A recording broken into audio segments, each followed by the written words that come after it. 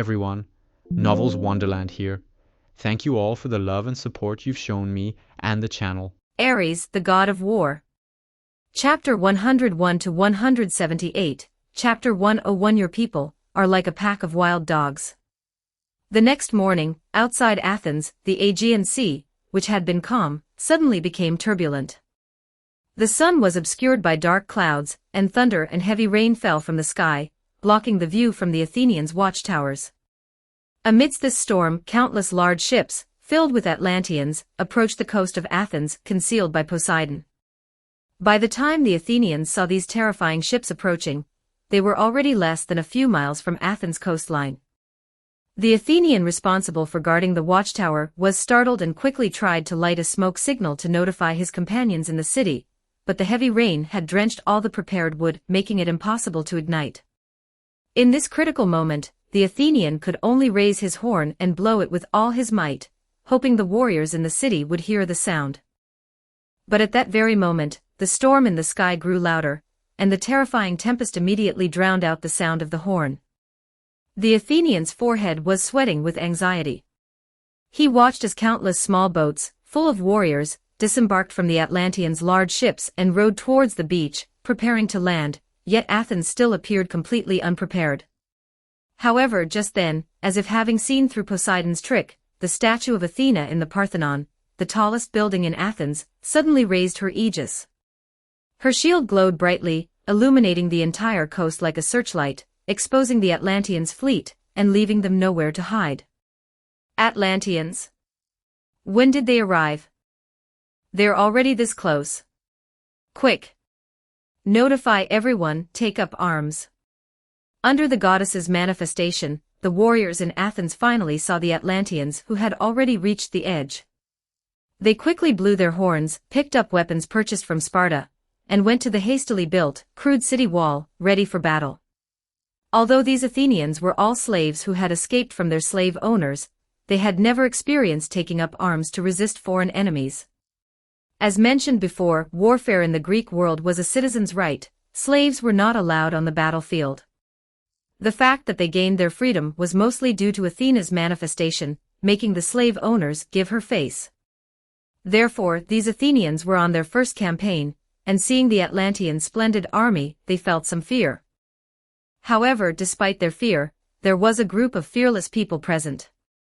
After seeing the Atlanteans' assault boats storm onto the beach, the Athenian leader, following Athena's instructions, winked at the Spartans' commander. The Spartans' commander, upon receiving this command, which was almost suicidal for the Spartans, showed no fear. He merely nodded calmly, then turned and walked outside the city, making his way into a forest on higher ground near the beach outside the city. Soon, the Atlanteans' vanguard completed their landing operation on Athens beach.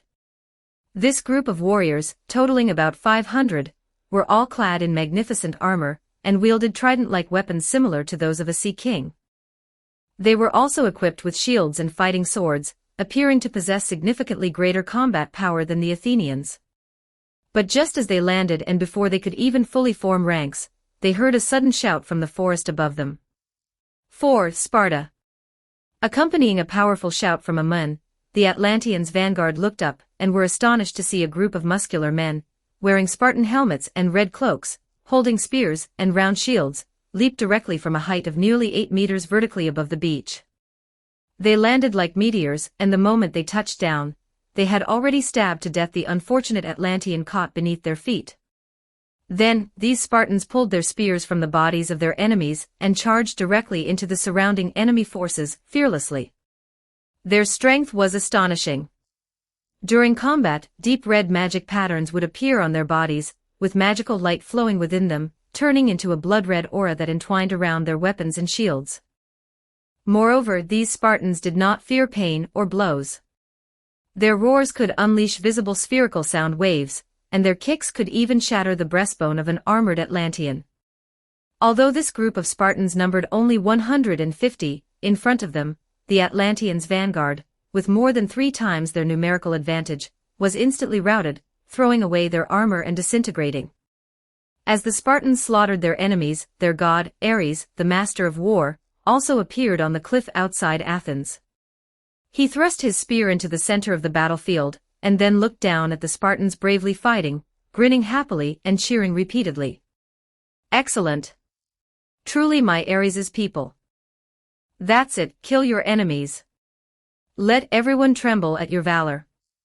For I shall be with you. Ha! Hearing Ares' encouragement, the Spartans' morale surged. They let out terrifying shouts and fought even more ferociously. Some even broke their well-crafted spears and short swords, then threw their shields directly and began to perform hand-tearing Atlanteans for the Athenians on the battlefield. After a chaotic battle, the Atlanteans' vanguard completely retreated.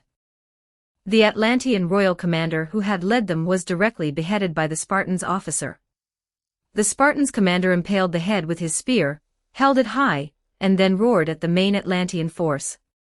Sparta will win! Sparta will win! The Spartans, who were in fierce combat, quickly dealt with their opponents, then raised their weapons and shouted along with their commander. Seeing these seemingly splendid and invincible Atlanteans being slaughtered like dogs in front of the Spartans, the Athenians watching from the city wall gradually developed the idea that the Atlanteans are nothing special. They showed eager expressions, looking at their leader, their eyes filled with anticipation and desire for military merit.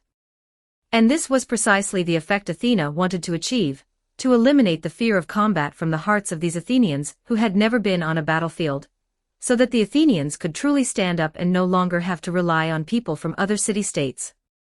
So upon seeing her objective achieved, Athena also conveyed her command to her devout leader.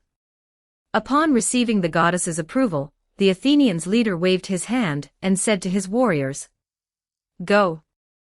Thus the city gates opened and a group of Athenians, cheering with weapons, rushed out like bandits, running to kill the retreating Atlanteans, wanting to snatch the Spartans' kills. Upon seeing the Athenians sally forth, the Spartans' commander also relayed orders to all the Spartans.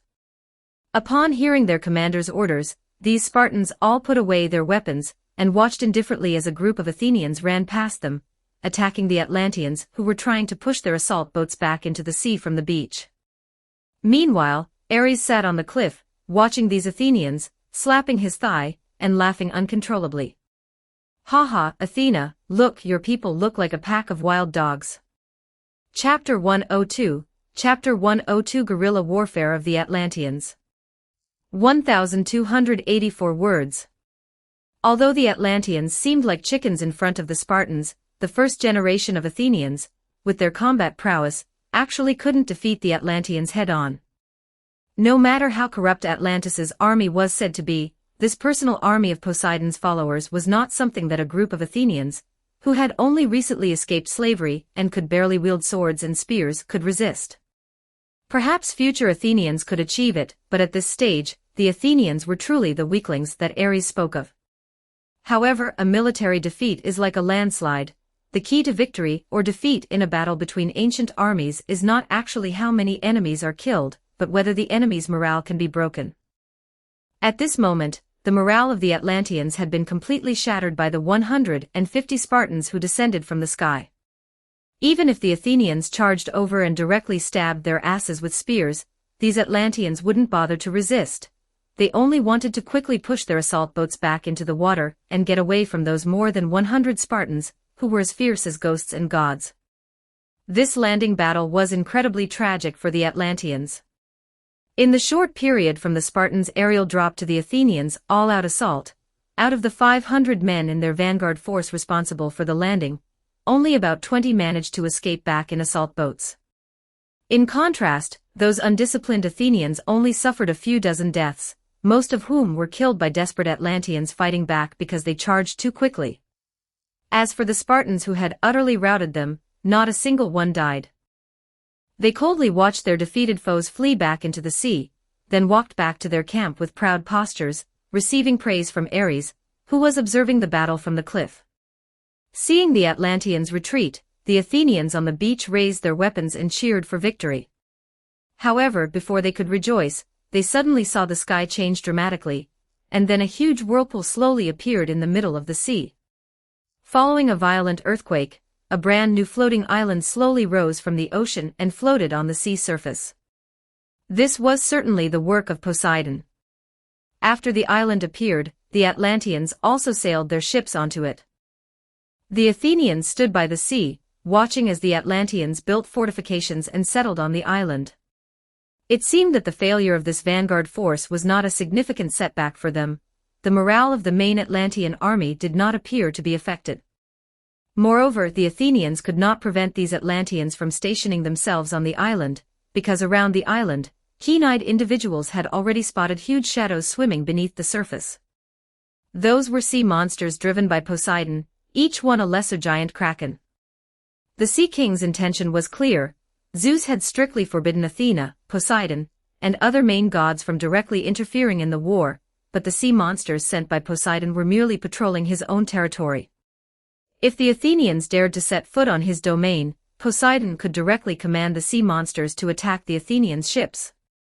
Furthermore, at present, the Athenians couldn't build any large ships. At best, they could go to the nearby forest, cut down some trees, and hollow out the trunks to make some canoes, which might not even be as effective as the assault boats the Atlanteans used for beaching. Not to mention the kraken in the sea, their boats were mere chickens in front of the Atlantean fleet. Athena clearly knew this, so soon, an order from the Athenian leader came from the direction of Athens, calling these Athenians back. Both sides sounded the retreat, tacitly confronting each other across an ocean. Sage, it's just as you predicted.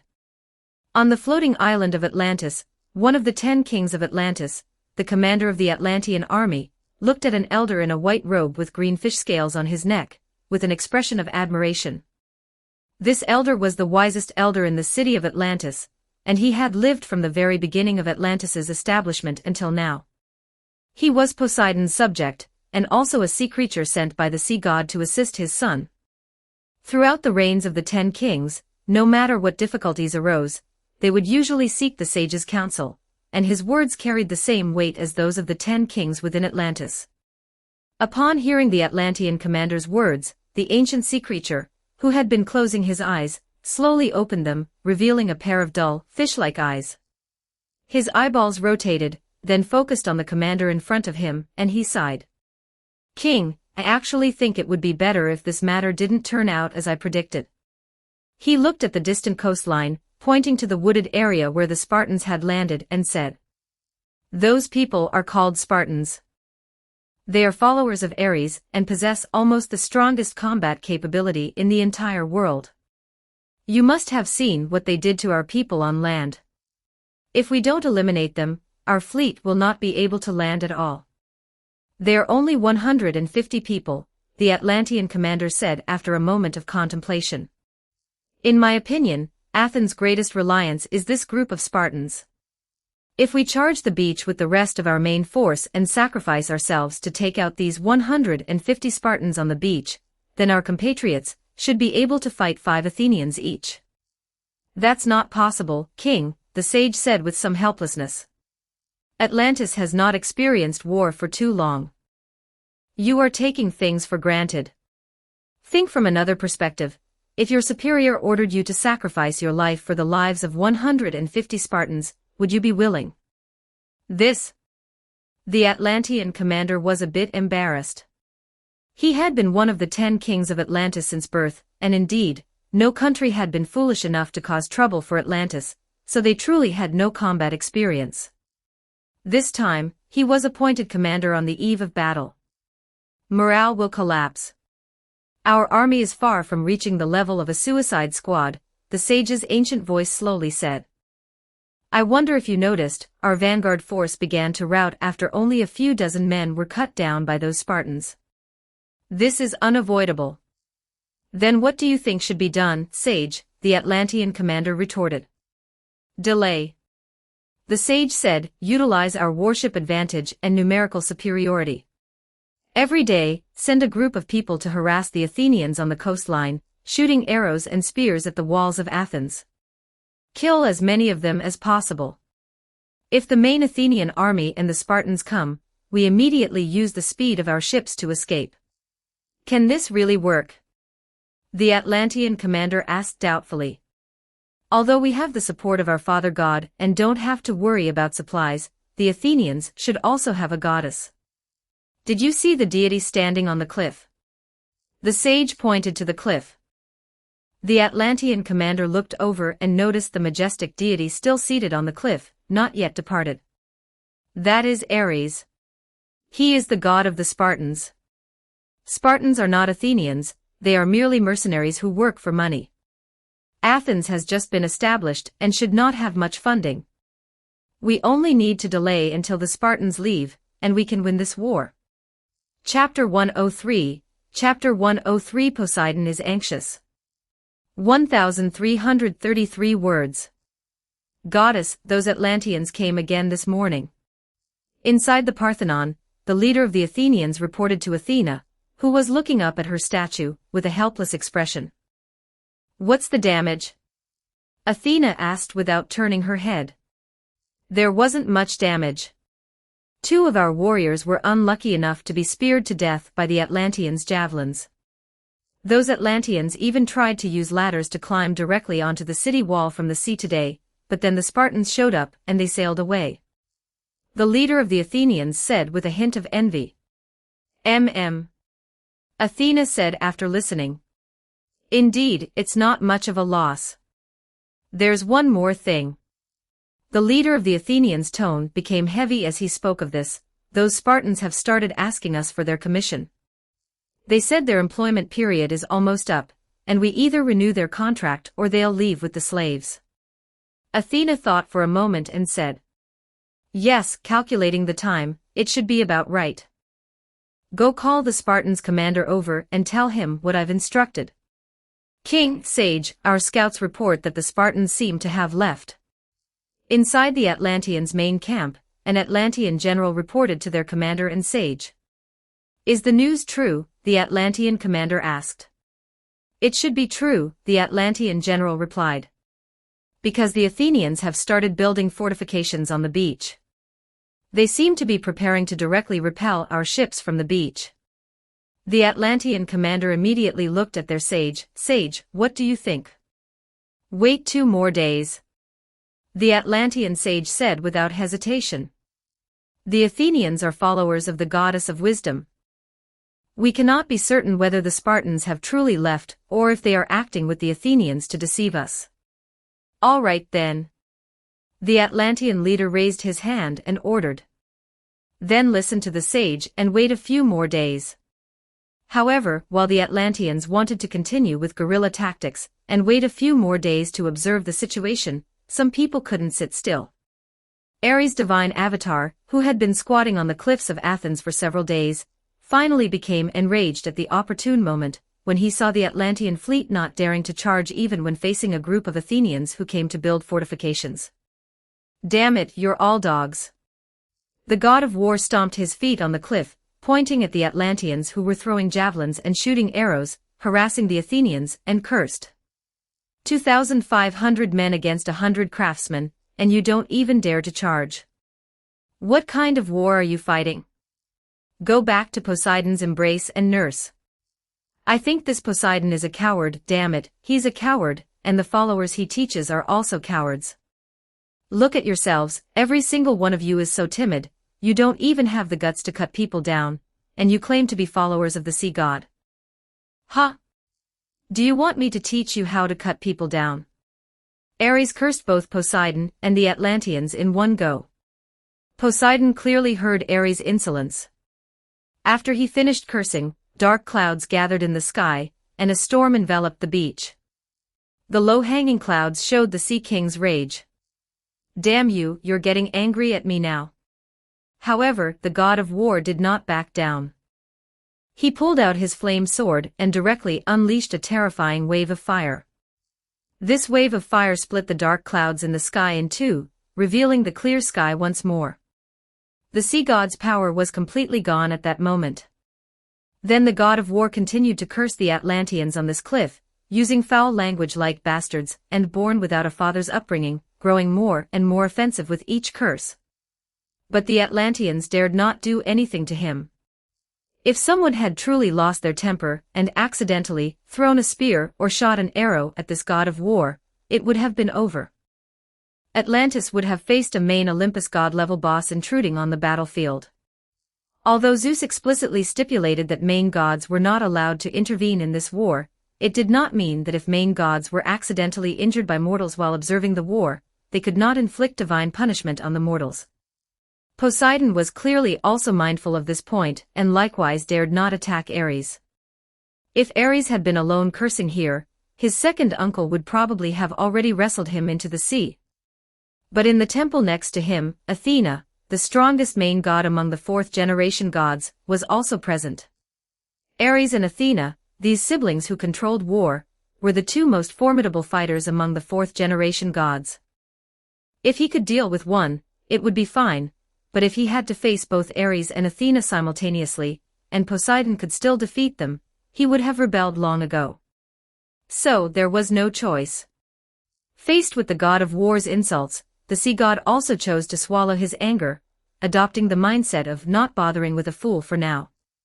However, Poseidon secretly gave orders to the Atlantean army. Can you speed it up? After receiving the divine oracle, the Atlantean commander looked at his sage with a troubled expression. Sage, Father God has given a divine oracle, we can no longer delay. Alas, at this time, improper, very improper. The sage sighed but ultimately could not change anything. For Poseidon, his face was far more important than the lives of the Atlanteans.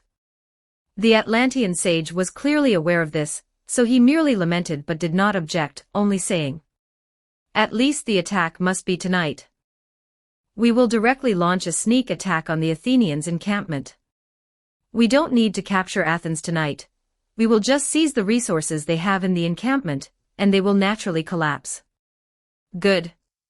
The 10 kings of Atlantis still held this much power, so the commander directly ordered, "Pass on my command, dinner will be postponed tonight. At midnight, all warriors will mobilize to attack the Athenians' encampment."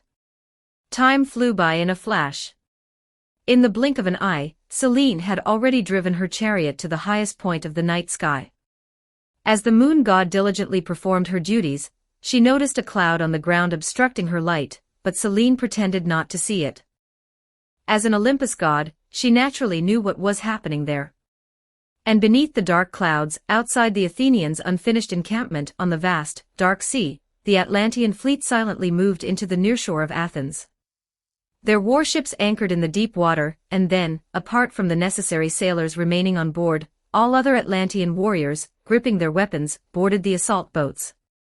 Propelled by the waves, these Atlanteans quietly rushed onto the beach. The 2 Athenian warriors patrolling the encampment entrance with torches were silently killed by 2 arrows before they could even react. In the darkness, large numbers of Atlanteans surged into the unfinished encampment, continuously taking the lives of the Athenians within. However, their numbers were vast, and even with Poseidon's cover, they ultimately could not remain hidden. Actually, it was mainly a certain god of war squatting on the nearby cliff who, upon seeing the Atlanteans charging the beach, couldn't help but slap his thigh and shout with a joyful smile. "Oh, you finally figured it out, not being cowards anymore." His voice was loud, like a crowing rooster to the Athenians.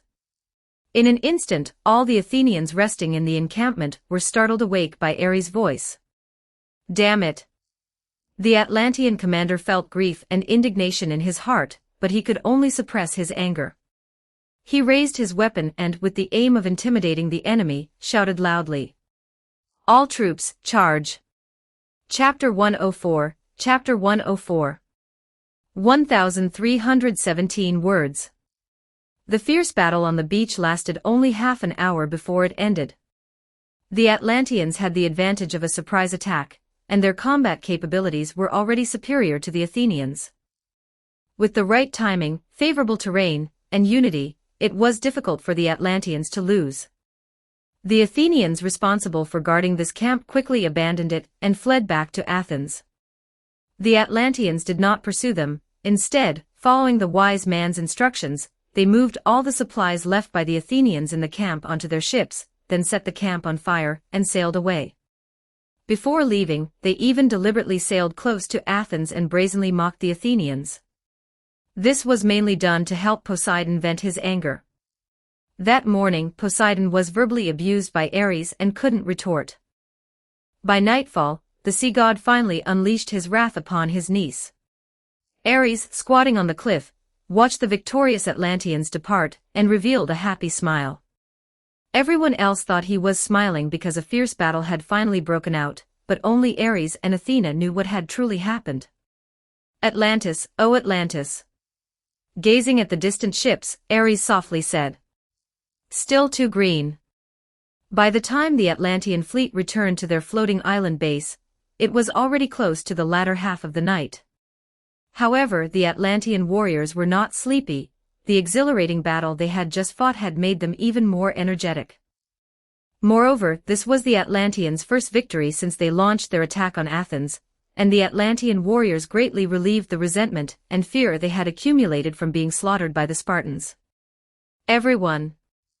The Atlantean commander, who had personally led the army and returned victorious, emerged from his tent shortly after entering. He raised his arm and announced to the Atlantean warriors. Today was a refreshing victory, and the sea god is greatly pleased. We have received the sea god's commendation. Tonight, the sea race will bring us delicious food and wine. Let everyone relax and drink to their heart's content. Oh oh! The Atlantean warriors cheered. Indeed, not long after the Atlantean commander announced the news, sea creatures and mermaids soon arrived around the floating island, bringing a large amount of fine wine and seafood to the Atlanteans. Among them, beautiful mermaid dancers leaped onto the floating island, their fish tails transforming into shapely long legs. They then came to the Atlanteans' main camp to pour wine, sing, and dance for the brave Atlantean warriors, and even spend a night of passion with the warriors there. With the appearance of these mermaid dancers, the Atlantean celebration reached its climax, and the entire Atlantean floating island was enveloped in a festive atmosphere. However, in a corner of this lively banquet, two Atlantean warriors were surprised to see their comrade, who was responsible for guarding the Athenian supplies, run out of the large tent where the supplies were stored, his face full of shock and doubt. Lorien, they called out their comrade's name, where are you going? You volunteered to guard the supplies earlier, wanting to make a good impression on the king and the wise men. Now that you've seen those mermaids, you finally can't resist, can you? After all, they are mermaids. Such beauties, you might never get to touch one in your life. The two Atlanteans exchanged glances, revealing expressions that all men understood, then burst into laughter and raised their cups. Thanks to the sea god's generosity. Their cups clinked and they gulped down the wine in one go. The two warriors let out satisfied burps, then waved to Lorien, who had been guarding the supplies earlier. Come on, you're out anyway, come have a drink, Lorien. Lorien walked over uneasily, sat down beside his two comrades, took the cup one of them offered and holding it asked. Don't you think this batch of supplies is a bit strange? What's so strange about it? One of the Atlanteans retorted. We usually use boxes to pack supplies, right? Lorien looked at the golden wine in his cup. But why do the Athenians use these large wooden barrels for everything? Maybe it's just different national customs. His comrade said indifferently. Our Atlantis is a nation founded by the great sea god himself. Do you really think that all city-states and nations in the world have the same treatment as our Atlantis? But when I was guarding just now, I seemed to see those wooden barrels moving. Lorien said somewhat uneasily. You must have seen wrong. His two comrades patted his back, laughing heartily. You're probably too tired. Drink some wine, eat something, and then find a mermaid beauty for a night of pleasure, and everything will be fine. Perhaps I should go explain this situation to the wise men or the king. Lorien mumbled softly. Explain what?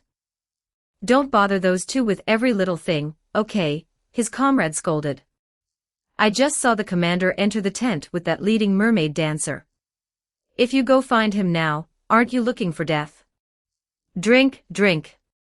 Don't think about those useless things. Lorien thought about it and decided he could only continue to sit there. After all, if he were to disturb the royal family's good time, he would truly be cut down by their commander's sword. So he raised his cup, preparing to drink as his two comrades suggested, and then later see if he could find a romantic encounter. However, just as his lips touched the surface of the wine, he suddenly heard a faint but distinct sound. Thump thump. Ah! Lorien was already scared, so upon hearing this sound, he was so startled that he immediately stood up. What are you doing? Being so jumpy. His two drunken comrades looked at him, their eyes filled with displeasure. I'm not drinking any more. Our supplies are moving. Lorien was about to go report to the wise men and the commander, but remembering what his comrade had just said, he abruptly stopped. I'll go into the tent and see what's really inside those wooden barrels. With that, he put down his cup, picked up a short sword, and walked into the tent where the supplies were stored. Sigh, what a coward. His two comrades turned their heads away in disdain. Come on, forget about him. Let's keep drinking. However, just as they raised their cups again, suddenly, two dark figures shot out directly from the tent where the Athenian supplies were stored. The two Atlantean warriors, with their backs to the tent, did not notice this. When the two dark figures pierced their necks from behind, the two Atlanteans still had drunken smiles on their faces. Their necks were pierced by two sharp spears, and then their souls were silently taken away by Thanatos to Hades' domain. With two thuds, the bodies of the two Atlanteans fell to the ground. Shortly after, a headless corpse was thrown out of the tent, and then, from inside the tent, a group of muscular men in Spartan helmets emerged first. Two of them walked to the two bodies, then reached out and pulled out the spears that had killed the two Atlanteans. The leading commander then turned his head and said to those inside the tent, "All right, then, as we told you earlier, start performing. For every Atlantean you kill on the battlefield, one of your compatriots will gain the rights of a Spartan citizen. Begin." As his voice fell, a cold wind blew, lifting the curtain of the large tent and revealing the scene inside. Inside the dark tent, besides the Spartan warriors, there stood a group of people wearing armor and carrying swords and shields. They all bore the marks of slaves. They were the Pelasgians, slaves purchased by the Spartans from the Athenians, and followers of the Gorgon sisters. Chapter 105. Chapter 105. Don't be afraid, there are only 150 of them. 1066 words. Tonight was destined to become a lifelong nightmare for many Atlanteans. In the first half of the night, they successfully ambushed the Athenians' encampment, causing the Athenians to suffer a crushing defeat, and securing a resounding victory. Poseidon himself praised their military achievements, even sending fine wine, delicious food, and beautiful women to host a celebration feast for them. In the latter half of the night, as their celebration feast was in full swing, with most of them drunk and many Atlanteans even having slipped into tents with the mermaid dancers, all Atlanteans suddenly heard a terrifying roar. For Sparta. This roar echoed through the night sky, as if a group of terrifying giants from the depths of Tartarus were attacking. Upon hearing this sound, many Atlanteans who were still somewhat sober were startled awake, and those friends who were busy trembled with fright. If they were to survive, they might develop some unspeakable ailments. Accompanying this roar, the Atlanteans saw a group of Spartan tough men, clad in crimson cloaks, and wielding long spears and round shields, charge out from the area where they stored the Athenians' supplies. They attacked all living beings indiscriminately along their path, whether Atlanteans, sea creatures or merfolk. In an instant, countless lives were lost and wounded before these rabid dogs of Ares. Hearing the commotion, the Atlantean commander, who was discussing a multi-million business deal with the leader of the mermaid dancers, also rushed out. He didn't even have time to put on his armor, only wearing his underwear. Seeing the crimson-cloaked warriors freely slaughtering and mercilessly taking lives with their spears at the feast, the Atlantean commander was utterly stunned. Spartans? Why? However, there was no time for him to ponder. The Atlantean leader quickly raised his sword and loudly organized the Atlanteans, who were already in disarray. Do not be afraid. Children of Poseidon, there are only 150 of them. Pick up your weapons and send them to Hades. Hearing his voice, the panicking Atlanteans seemed to find their backbone. Finally, some of them began to pick up their weapons, attempting to resist these ferocious Spartans. However, cruel facts followed. Just after the Atlantean commanders finished shouting, "There are only 150 of them," a large group of people suddenly rushed out from the Athenian supply depot. Although they were not Spartans, their eyes were fierce and full of fighting spirit, and their numbers probably totaled 400 or 500. These people, wearing armor and wielding swords, followed behind the Spartans and quickly joined the battle, causing the Atlanteans to be thrown into chaos. Although their fighting skills were far less refined than the Spartans, they exuded an aura of fearlessness. The Atlanteans saw more than once someone, even after being stabbed multiple times in the chest, desperately bringing their sword down on the head of an enemy in front of them. Seeing these wolf-like enemies charging, the Atlanteans, who had not yet completed their formation, were utterly unable to resist. In the end, only a few warriors managed to arm themselves fully and followed behind the Atlantean commander, desperately trying to delay the Spartans and Pelasgians, buying time for their allies who hadn't yet grasped the situation. Unfortunately, during this process, the Atlantean commander was targeted by the Spartan commander. Whoosh! Spartans are not verbose, and this was a battlefield. The Spartan would certainly not kindly remind the Atlantean commander to be careful. The Atlantean commander was entangled with a Pelasgian, wielding his trident. Just as he was about to slay this Pelasgian, a fierce wind, accompanied by a whooshing sound, attacked him from behind. The Atlantean commander only had time to quickly turn and horizontally hold his trident in front of his chest before he felt a tremendous force strike his trident. That was a spear. The most terrifying aspect of the Spartans, created by Ares himself in the Age of Gods, was that their strength was enough to arm wrestle with giants. Others' long weapons were made of wood, with only the sharp tip made of metal, but their spears, like Ares, were entirely forged from heavy bronze.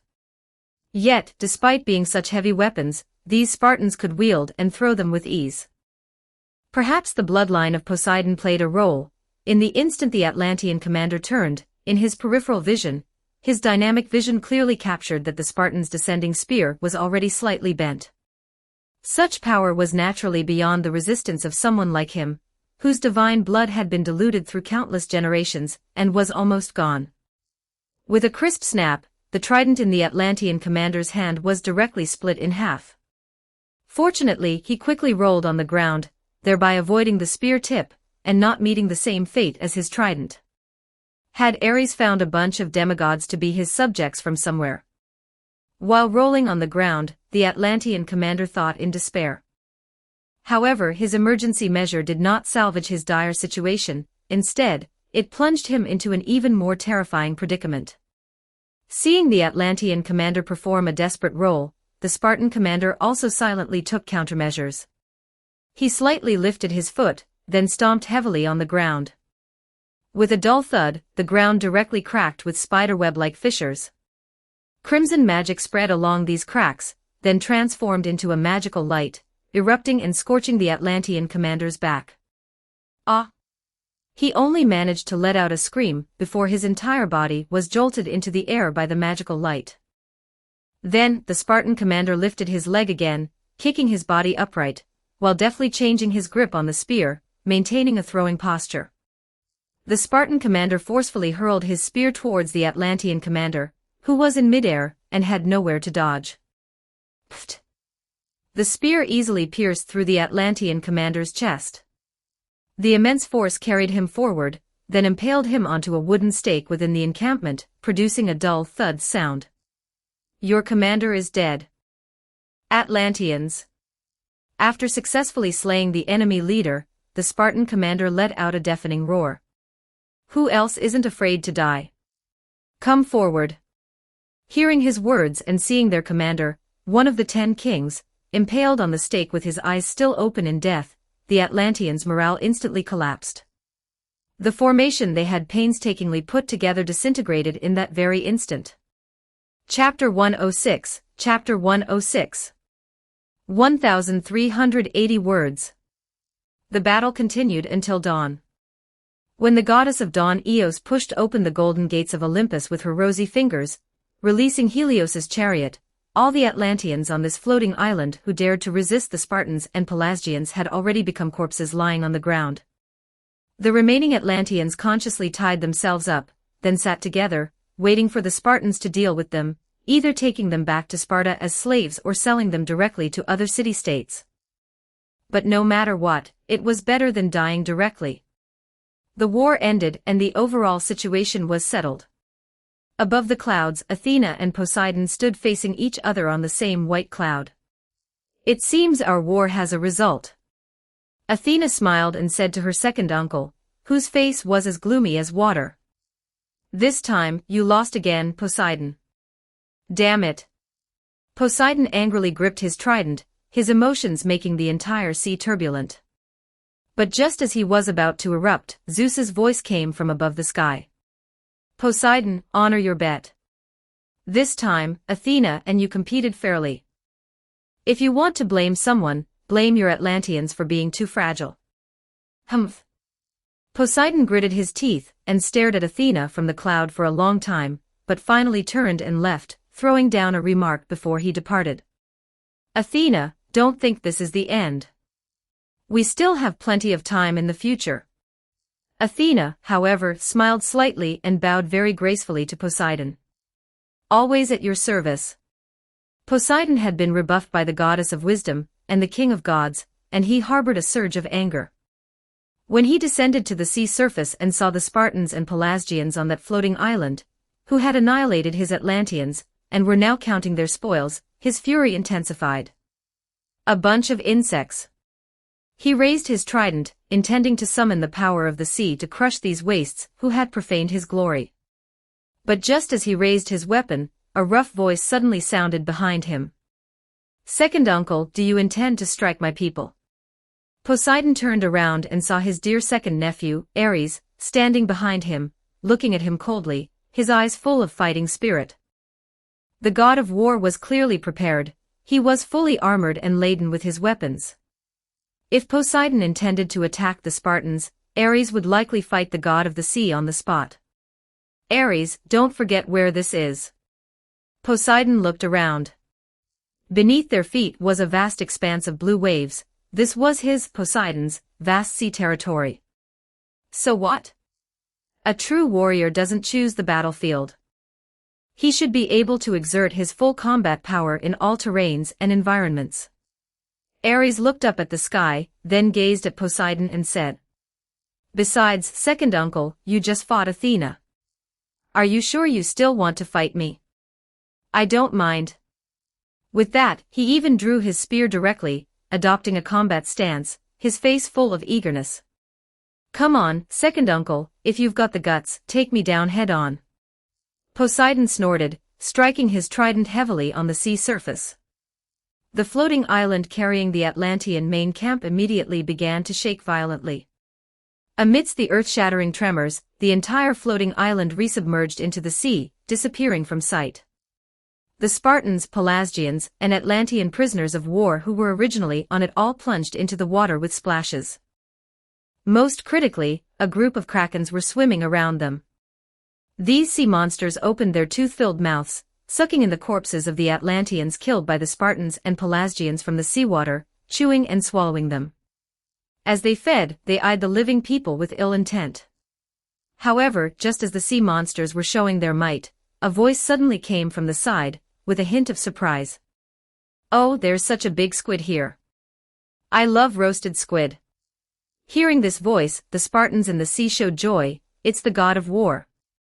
And those originally fierce krakens were so scared that they didn't even bother to eat the remaining corpses. They turned their heads and dived into the deep sea, fearing that the god of war would spear them with his long spear and drag them home to cook. Ares manifested himself before these mortals. Then, with a wave of his spear, the Atlantean blood on the sea surface ignited. From these flames, several huge warships sailed out, stopping before the Spartans and Pelasgians. Gangways automatically lowered from the ship's edge into the water. "Well done this time. This is your reward." Ares turned his head and found that the Sea King had long since vanished. So he said, "Take these Atlanteans back as well." Also, from now on, the Pelasgians will settle in Sparta, and they will be treated as Spartan citizens in every respect. Yes, your will. With Ares's help, the Spartans and Pelasgians, along with the Atlantean prisoners of war, boarded the warships. Then Ares gently pushed with magic, propelling the warship away from there, carrying them directly towards Sparta. As he made all these moves, above the clouds, Zeus and Athena observed everything. Zeus stroked his chin, and asked his daughter with some doubt. Athena, do you feel that Ares seems to have changed a little recently? What changes? Athena smiled, but there was little joy in it. To me, he's still as annoying as ever. You have to understand, Ares has always had that personality, stubborn as a mule. Zeus casually appeased his daughter, then continued to muse to himself. Let me think, I always feel that Ares has become more aggressive lately. Although on Olympus, he used to often contradict others, it was never as intense as it is now. Did he and other main gods ever come close to fighting like today before? Of course. Athena said without hesitation. Didn't he and I already fight? True. Recalling the duel between Ares and Athena, when she was just born, Zeus's face showed a hint of emotion. He thought for a moment, then said. Never mind, it might just be my imagination. On the boundless ocean, propelled by a strong wind gifted by Ares, the Spartans' warships swiftly sailed over the waves, leaving Athens and Atlantis far behind. The Spartan commander of this battle stood at the bow of the first warship, gazing at the waves before him, but there was no joy of victory in his eyes. Instead, he was lost in thought. Seeing this, his staff officer walked over and asked, Commander, is something on your mind? Yes. Hearing his staff officer's call, the Spartan commander came back to his senses. Then he tapped his spear on the deck and, looking out at the sky, said with a tone of emotion. The high priest always reminded us that although we Spartans are brave, we should not ignore the role of strategy, because the god of war's military strategy divine office was cunningly divided by the heavenly gods. Therefore, we Spartans lack strategy, and the god of war's oracle has always reminded us to seize every opportunity to learn military strategies from others. But I used to think that with our Spartan strength, any strategy could be crushed by valor until today. You mean? The staff officer thought for a moment, then said, the strategy where the Athenians had us hide in wooden barrels, disguised as supplies. Yes. The Spartan commander said, think about it, today Atlantis was greatly defeated by us because the battlefield was on their floating island. But if the battlefield were on the open sea, with sea monsters assisting and Atlantis's huge warships as support, even if we could win, how many brothers would we have to sacrifice? Indeed. The staff officer replied after some thought, not all of our warriors have mastered the god of war's secret techniques after all. With those sea monsters, it's possible our entire army could be wiped out. Exactly, that's the role of military strategy. I've learned it. The Spartan commander ordered, so record the Athenians' scheme from today. In the future, if we encounter such an impregnable city, we will use this method to confront them. Chapter 107, Chapter 107 Mars, Lord of Armies. 1163 words. It was naturally impossible for Poseidon to conceal the news of the Atlanteans' defeat, so the news quickly spread back to Atlantis, along with the sea god's punishment. Within just a few days, many people mysteriously disappeared from all three social strata of Atlantis, and even 3 of the remaining 9 kings were replaced. However, the wrath of the sea god Poseidon was mainly directed at the cleansing of the upper and middle classes, and had little to do with the common people of the lower class. Moreover, the sea god's wrath came and went quickly. After the royal family selected a beautiful princess to be offered as a sacrifice, Poseidon's anger quickly subsided. For the lower-class people of Atlantis, what was truly important was the prophecy that the bards had spoken in the taverns a while ago. Although at the time, no one took seriously what he said about angels and demons, their prophecy had now come true. Atlantis, which had the protection of the sea god and the strongest fleet in the world, actually lost a war to a group of slaves who had just been freed from their masters. Even with the help of those 150 Spartans, such a thing was unbelievable to the Atlanteans, who were accustomed to pride. Thus, the people living in the lower class couldn't help but begin to ponder the truthfulness of what the bards had said. Could it be that it was all true? These Atlantean commoners discussed in groups of 3 or 5 during their leisure time from work. If Poseidon is truly a god, then why was our army, which he protects, defeated by others? The rapid spread of these rumors was actually Poseidon's own undoing.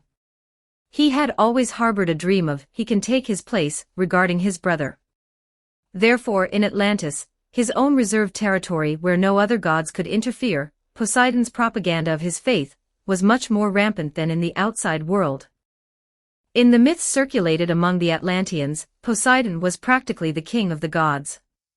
When he went out, Zeus and Hades had to show him respect, Ares and Apollo had to pull his chariot, Hephaestus had to carefully forge for him, and every so often, he would present his works to please him. As for the beautiful goddesses on Olympus, they were more like Poseidon's 3,000 concubines. Whether it was Hera or Demeter, compared to their original husband Zeus, they seemed to favor Poseidon more in their hearts. Some Atlantean myths even explicitly stated that these two goddesses were Poseidon's favored concubines, and that Poseidon would share a bed with them, while Zeus, as their husband, could only squat at the door, keeping watch for them while shedding tears in the wind. In short, the sea god myths circulating in Atlantis were a collection of Poseidon's fantasies. In these myths, he had become an omnipotent, omniscient, and ever-present supreme heavenly god. But now, his bluff had been mercilessly exposed by Ares and Athena. When faith collapsed, a storm of doubt followed. For a time, the entire lower stratum of Atlantis was shrouded in gossip. In every street and alley, any Atlantean who had been to a tavern and heard the bard's prophecies gathered together, whispering and observing the nobles and royalty who came to the lower class with strange looks. Of course, they haven't caused a riot yet, because they are still waiting for the Spartan bards to come out and make an official explanation. Sigh, that Ares fellow is getting more and more arrogant lately. He keeps throwing these troublesome matters to me. Does he even understand who the teacher is? Within the underworld, moon goddess Hecate sat on a soft chair in her magic workshop, gazing at the midair in front of her. There were countless light screens formed by condensed magic, displaying various scenes within Atlantis. When she saw that rumors about angels had begun to circulate in the streets and alleys of the lower class of Atlantis, Hecate cleared her throat, then looked behind her and instructed. "You may proceed." After her words fell behind Hecate, 4 tall mechanical deities, 5 or 6 meters in height, slowly raised their heads.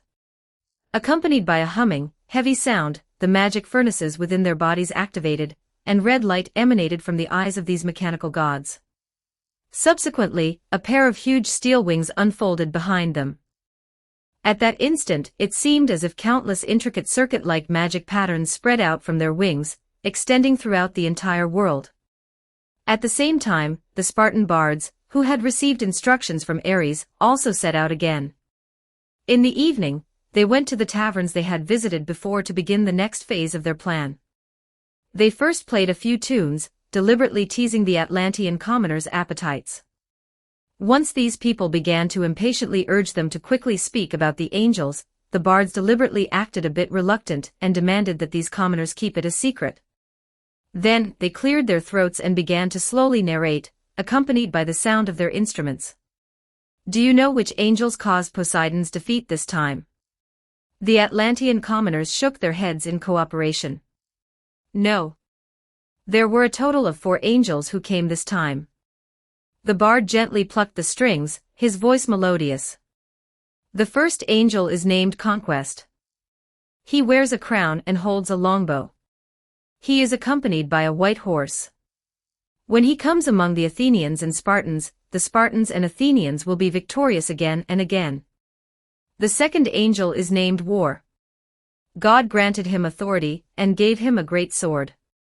He rides a red steed and can take peace from the world, causing people to kill each other. When he came to the earth, the war between Atlantis and Athens began. The third angel is named Famine. He rides a black horse and holds a balance in his hand. When he came to the earth, the food of the Atlanteans was taken away, the soldiers were terrified, and their morale collapsed for 1,000 miles. Next is the fourth angel. At this point, the bard paused to catch his breath before continuing. This angel has a green horse, named Death. He is the leader among these four angels, and Hades follows him. Therefore he has divinely bestowed authority to take the lives of the Atlanteans with the sword, famine, plague, and wild beasts. Oh, after listening to the bard, the Atlanteans present gasped, and then someone else asked. Then who is the god? Which god sent the four angels this time to defeat the demon Poseidon? God is God. He is omnipresent, omniscient, omnipotent, and no adjective can describe him. The bard stopped playing his instrument, thought quietly for a moment, and then said, however, if you wish to revere him, you may call him Lord of Armies, Mars. Chapter 108. Chapter 108. Respect him, and you will be spared death. 1155 words. Upon hearing the title Lord of Armies Mars, the Atlanteans all showed expressions of admiration, exclaiming that the title was extraordinary and far superior to that of Poseidon, god of the sea. Seeing their reactions, Hecate, who was in the underworld, couldn't help but reveal an approving expression. Where did this kid get such an awesome title? Mars never had a title like Lord of Armies before. The original god of war had already been torn apart by hand when Yoshing Vanguard No. 2 descended upon Earth, and his divinity was shattered and scattered across the world. It could be said that the current Ares also contained a part of the original god of war Mars's divinity within him. Of course, it was no problem for Ares to casually usurp his title. After all, Mars was thoroughly dead. Even if Ares urinated on his grave, it was unlikely Mars would crawl out to settle accounts with Ares. Meanwhile, in a tavern in Atlantis, the bard from Sparta also noticed that the Atlanteans' faces only showed admiration, with no other emotions, as if it was none of their business. They seemed to believe that whether Atlantis won or lost, and whether Poseidon was a god or a demon, it had nothing to do with them. Upon noticing this, the bard subtly frowned. It seems the impact isn't strong enough yet. These bards from Sparta had been personally trained by the high priest since childhood. On the surface, they were propagandists in Sparta, used to promote their city-state, heroic stories and deities. In reality, all bards originating from Sparta were professional instigators, provocateurs, and agitators, skilled at stirring up trouble and sowing discord. So upon noticing that these Atlanteans didn't take his words seriously at all, the bard from Sparta felt his professional integrity challenged, and immediately brought out his subsequent measures. He gently plucked a string, using the sound to halt the Atlanteans' discussions. When everyone's attention was drawn to him, the bard cleared his throat and asked, if I'm not mistaken, you still believe these matters have nothing to do with you, right? Isn't that so? The Atlanteans cried out. Matters concerning Poseidon and Lord of Armies Mars are beyond the purview of even the noble lords. Only the royal family living in the deepest parts of Atlantis has the right to know these things. What good would it do us to know? Can we influence Poseidon, or directly contact Lord of Armies Mars? You are truly foolish. Utterly foolish. The bard feigned an expression of disappointment, looking at the Atlanteans and saying, think carefully with your alcohol-soaked brains, Poseidon's army has been defeated. Where will the next blow fall? Of course, it will be the entire Atlantis. To the Lord of Armies, this is a city of heresy built by demons. Everyone living in this city, in this country, without exception, is an evildoer destined for hell. When the Lord of Armies' angelic armies arrive in Atlantis, do you think you can escape? His words finally scared the Atlanteans. Thanks to the highly unstable and easily enraged Poseidon, the high god, who often vented his anger on the Atlanteans whenever he was provoked by Zeus or other main gods, these people were no strangers to divine punishment. Just recently, Poseidon attempted to seize Argos, a city that originally belonged to him, from Hera. However, with the covert assistance of Zeus, the king of gods, the filial Hephaestus, and a certain god of war who preferred to remain anonymous, Poseidon finally suffered a crushing defeat at the hands of heavenly Queen Hera, whom he had always looked down upon. Argos was taken by Hera, and his statue on the city wall was replaced by a woman.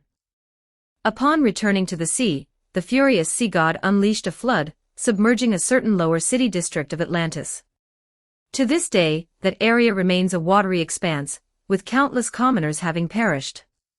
Therefore, regarding the gods destroying humanity, they understood it better and in more specific detail than Ares. Seeing that a mere mention from him had caused the Atlanteans to show expressions of fear, the bard from Sparta, while surprised, couldn't help but feel grateful to Poseidon, who constantly rained divine punishments down on the earth. After expressing his gratitude, he continued to stir up trouble for the god of war and humanity. Then, what should we do? The Atlanteans, completely terrified by the bard, immediately showed expressions of helpless fear. Perhaps only one person present could answer their doubts, so they all placed their last hope on the bard who had informed them of these matters. And this bard did not disappoint. Facing the gazes of the Atlanteans, he cleared his throat and then said, "As for a solution, of course there is." "What solution?" The Atlanteans quickly gathered around him, asking with a hint of pleading. "Good sir, if you tell us the solution, we will give you whatever you want." "What do you desire?" "Gold and silver treasures. Fine wine and delicacies. Or women?" "I want none of these," the bard shook his head and said, "because I cannot save you. Only you can save yourselves." He pointed at the Atlanteans and said, "The Lord of Armies will only bring down punishment upon those evildoers who collude with demons. If before the angels arrive, you offer your devout faith to him and his angels, then upon hearing your prayers, the Lord of Armies will naturally forgive you. Revere him, and you shall be spared death. Just praying is enough." The Atlanteans rejoiced at the news. They already offered daily sacrifices and prayers to the sea god Poseidon, so now it was just a change of target, a business they were very familiar with. Of course, just praying isn't enough. The bard shook his head and said, "You must truly believe in them." "This? We do believe, but will the gods truly feel it?" The Atlanteans were very hesitant. "Do you think gods are like a false god such as Poseidon, where it doesn't matter if you are humble to his face but curse and mock him behind his back?" The bard glanced at these people. "God is omniscient. He will naturally hear your devout prayers, and perhaps even bestow some benefits upon you, for example, like this." He stretched out a hand, and several red magic patterns suddenly appeared from the void for an instant. Then, in the bard's palm, flames formed out of thin air immediately condensed into a massive cleaver, falling into his hand. "This is the blessing of the angels and the grace of God." Holding the cleaver, the bard said to the Atlanteans, "Once your faith reaches a certain threshold, you will also be granted this power by God. At that time, if you use this power to help God eliminate more evil, God will naturally forgive your sins." Chapter 109. Chapter 109 can't even pull a 300-pound bow. 1428 words. In the underworld, inside Hecate's magic workshop, the moon goddess, wearing slippers, threw a stack of papyrus directly at Ares's face, who was sitting cross-legged on a soft bed. Here, the Atlanteans have taken the bait. The experimental data and debugging measures for the mechanical god are all here. See for yourself. Thank you, teacher. Thrown by Hecate, Ares, who had been daydreaming and simultaneously communicating with several small accounts in different places, came back to his senses. He thanked Hecate and then asked, "So does the divine art magic foundation work?" "I can only say that idol worship might be surprisingly effective for mortals," Hecate smacked her lips. "But I still find it more convenient to directly manipulate fragments of the god's authority. This is inherently a low-end application of magic, reducing operational difficulty and magic power requirements, specifically prepared for mortals." Ares neatly stacked the papers but did not look at them. Instead, he said, "Then, teacher, you should go rest first. You've worked hard these past few days. I still have some things to deal with. I'll look at these once I'm done." "What are you busy with? Are you still creating that all-female warrior race, the Amazon, that you mentioned before?" Hecate asked, puzzled. "I remember helping you create the first generation of Amazons, didn't I?" "That's already done. Ares replied. I'm currently busy confronting Athena. Just as his main body spoke with Hecate, in Athens, Ares's divine power clone stood beside a group of taciturn Spartans, confronting Athena, who stood beside the Athenians. Next to the Athenians were many wooden crates. Two of them had been opened, revealing exquisite weaponry inside. However, looking at these fine weapons and equipment, Athena showed displeasure. Ares, what is the meaning of this? She questioned her brother. The deal my people and your people agreed upon earlier regarding those Pelasgians. Your people must exchange the best weapons and equipment or manufacturing technology from Sparta. Are the Spartans trying to renege on the deal?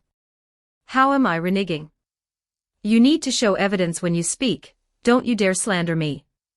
Ares also responded angrily, hands on his hips. I've given you the goods, all the best weapons and equipment. How can you say my people are welshing? Athena glanced at the contents of the box, then fumed. You call this the best weapons and equipment? Are these things for humans? Ares also looked into the box upon hearing this. The box contained only bronze weapons.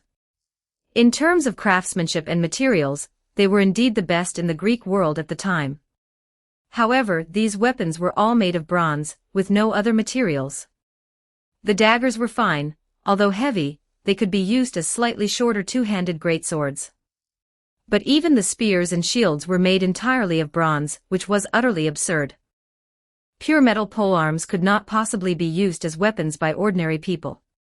If the Athenians were to use these weapons in battle, they might not even be able to lift them when the enemy approached. Ares clearly knew this, but he deliberately showed an innocent expression, looking at Athena, and retorted. These aren't for humans. Look at these weapons, how damn well made they are. I'm telling you, Sparta's craftsmen were personally trained by my elder brother Hephaestus. You indiscriminately beat my elder brother, the god of fire, back then, and now you dare to come out and slander his craftsmanship. Do you really think there's no one in this world who dares to stand up against you? Nonsense. You've been targeting me ever since I was born. Athena was furious inside. She gritted her teeth, enduring patiently, and said word by word. How many times do I have to tell you, you imbecile? No mortal in this world goes to battle with pure metal shields and spears. What do you mean, no? Ares pointed at Athena's nose and loudly exclaimed, You're talking nonsense. My Spartans, they all use these kinds of weapons on the battlefield. They just recently, right under your noses, slaughtered Poseidon's Atlanteans, making them abandon their armor and cry for their mothers. What now? The Atlanteans are gone, and you pull up your pants and want to go back on your word. Athena did not speak, but she cast a glance, and an Athenian warrior behind her immediately understood, stepping forward and shouting. Respected Ares, I do not believe there is any mortal in this world who can lift such heavy weapons to fight. What? You don't believe it? Good. You there, Ares casually pointed at a Spartan warrior to step forward, then commanded, Come, you show him how a Spartan fights with such weapons. Understood. This Spartan warrior, like the others, was taciturn. Hearing his god's command, he stepped forward without a word, approached the box of weapons, reached out, and easily picked up one of the bronze spears. The Spartan warrior effortlessly twirled the heavy spear in front of the Athenians, leaving them dumbfounded. Just then, Ares reached out again and said to the questioning Athenian. Just looking at it, you probably won't believe it. Come, sir, you can come up and feel the power of these weapons directly. Of course, if anything happens, we Spartans bear no responsibility, since you were the one who asked for the inspection. The Athenian looked at the Spartan warrior whose biceps were larger than his head, then looked at the god of war opposite him, and sweat broke out on his forehead in fear. Great god of war, I think it's not necessary. I believe you. What nonsense are you talking about? I've told you to come up, and you're not coming up. Are you looking down on me, huh? Ares raised his voice, fuming. If you ignore me, I'll throw a tantrum. Then I'll have my Spartans flatten your Athens and capture your wives and daughters as slaves. Goddess, save me. Hearing Ares's threat, the Athenian immediately knelt down in fear, but he knelt before his own goddess. Tisk, weakling. Ares scornfully pursed his lips when he saw the Athenian's reaction, then turned to his followers and said, "Do you see? This is Athena's follower, can't even draw a mere 300-pound longbow. Everyone, don't be like such a weakling." "All right, Ares, stop messing around with me here." Athena raised her delicate eyebrows, ignoring her follower.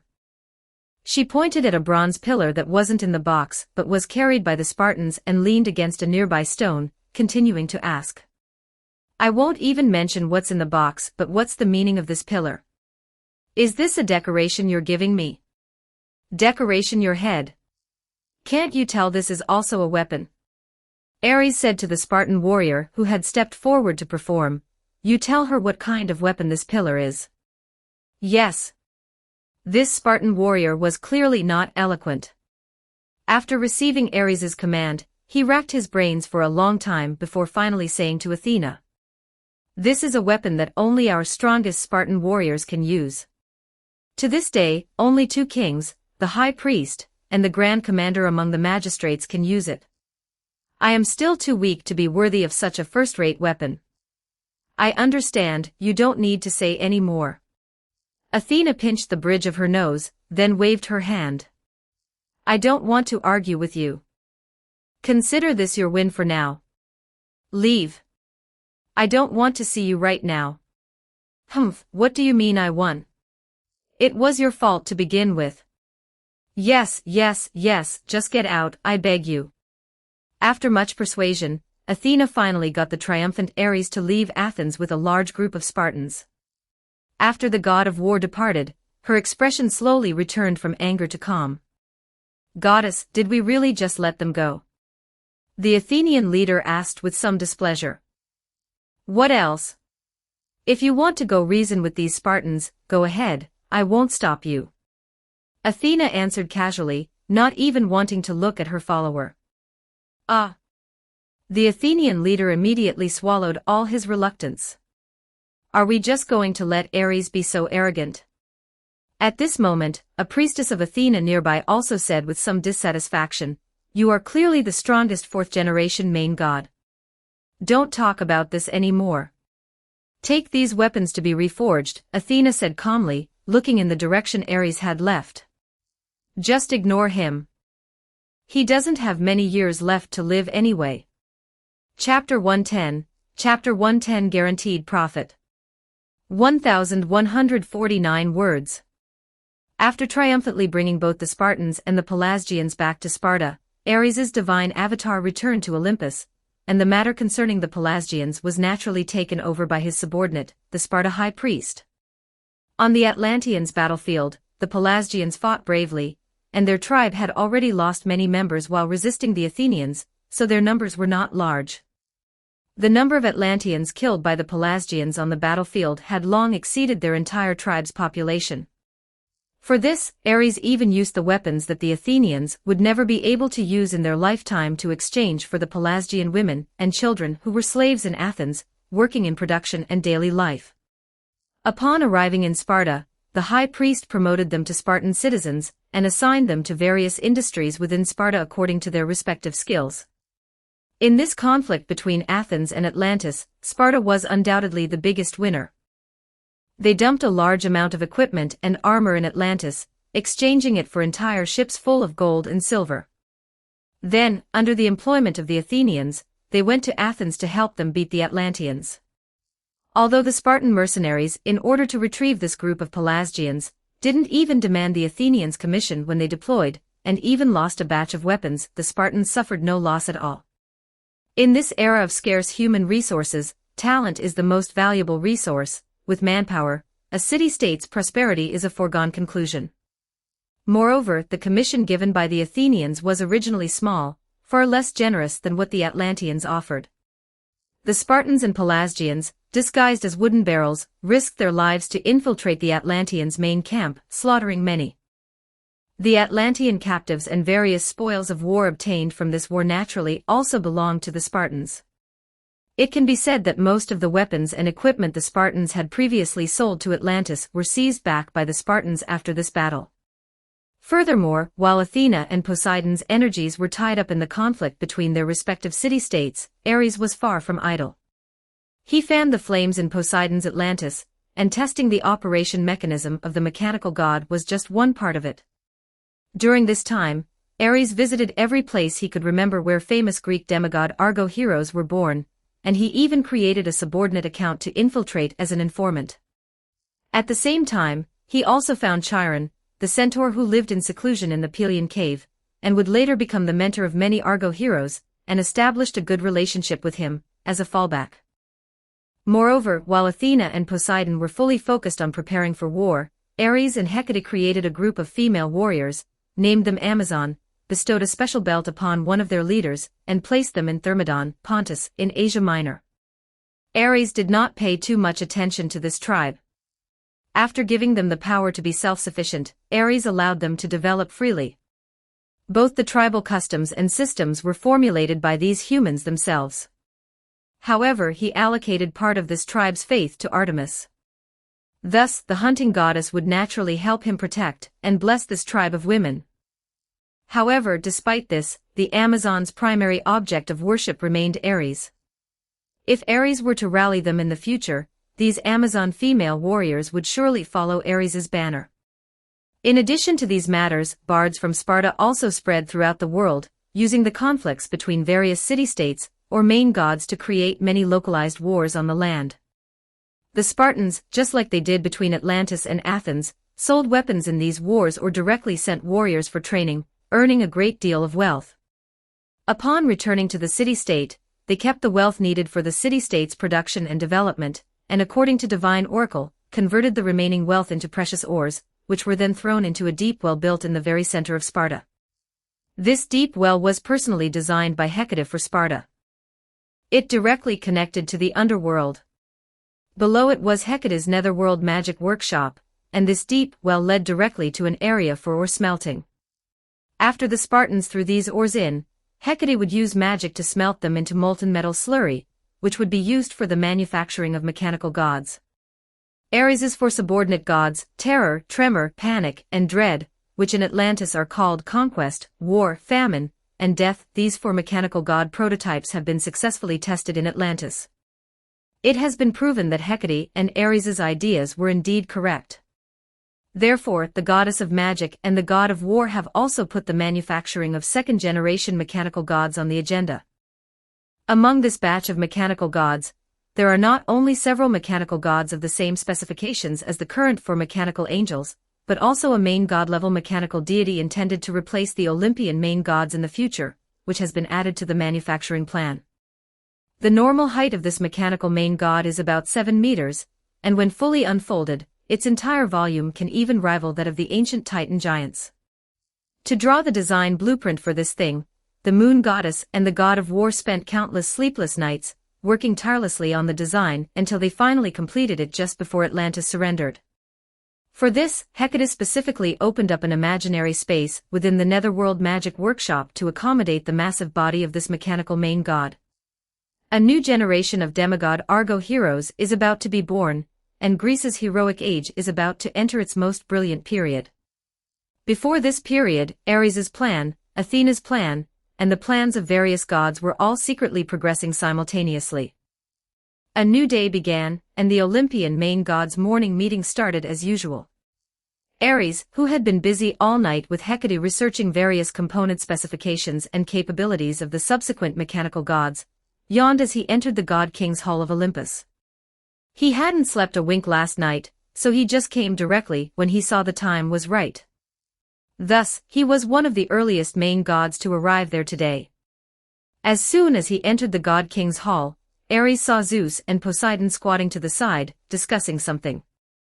The two old men, who caused the greatest damage to the image of the Olympian male gods, were now gathered together, finally behaving like a pair of drinking buddies.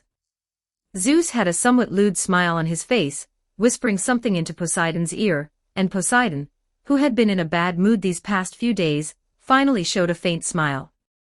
Curious, Ares walked over and asked, Zeus, Poseidon, what happy things are you two chatting about?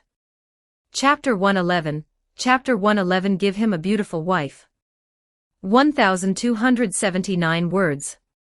Oh, Ares, you've come at just the right time. As soon as Zeus saw Ares approaching, he raised his head and waved to him. Come, come, come, I remember you recently started another tribe, something called the Amazon.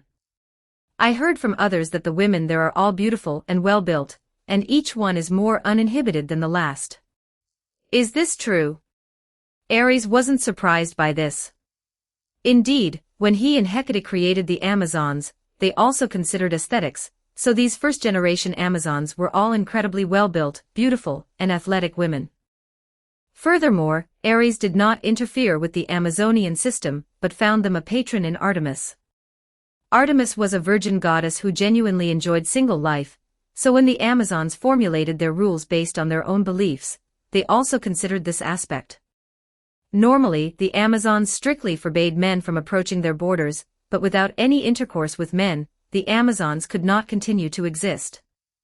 Therefore, the Amazons would visit the Gargarians in the Caucasus every year to hold a marriage ritual. They would engage in a contest there, and if there were strong men who could defeat the Amazonian warriors, these men would be temporarily accepted by the Amazonian women as intimate guests, where they would have a brief, dreamlike encounter with these beautiful female warriors. After the marriage ritual ended, the Amazonian warriors who participated in the ceremony would return to their capital, Themyscira, located on the Euxine coast, and give birth to the children they carried. If the child was a girl, the female warriors would keep her in the country, allowing her to become an Amazon. If it was a boy, these boys would be sent back to their fathers to be raised by their single fathers. Those qualified to participate in such marriage rituals were basically powerful warriors with names and reputations in the Greek world. Many of them were also followers of Zeus, and Zeus most likely learned about this rather enchanting marriage ritual from them. Ah, Ares, is there any way you could introduce us? Zeus then put his arm around his usually disagreeable elder brother, Poseidon, and urged Ares.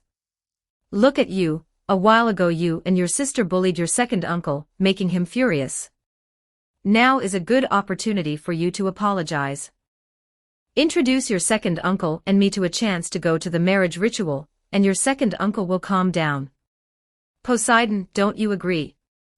Yes, yes, Poseidon also nodded with a straight face. Ares, it's up to you to show us.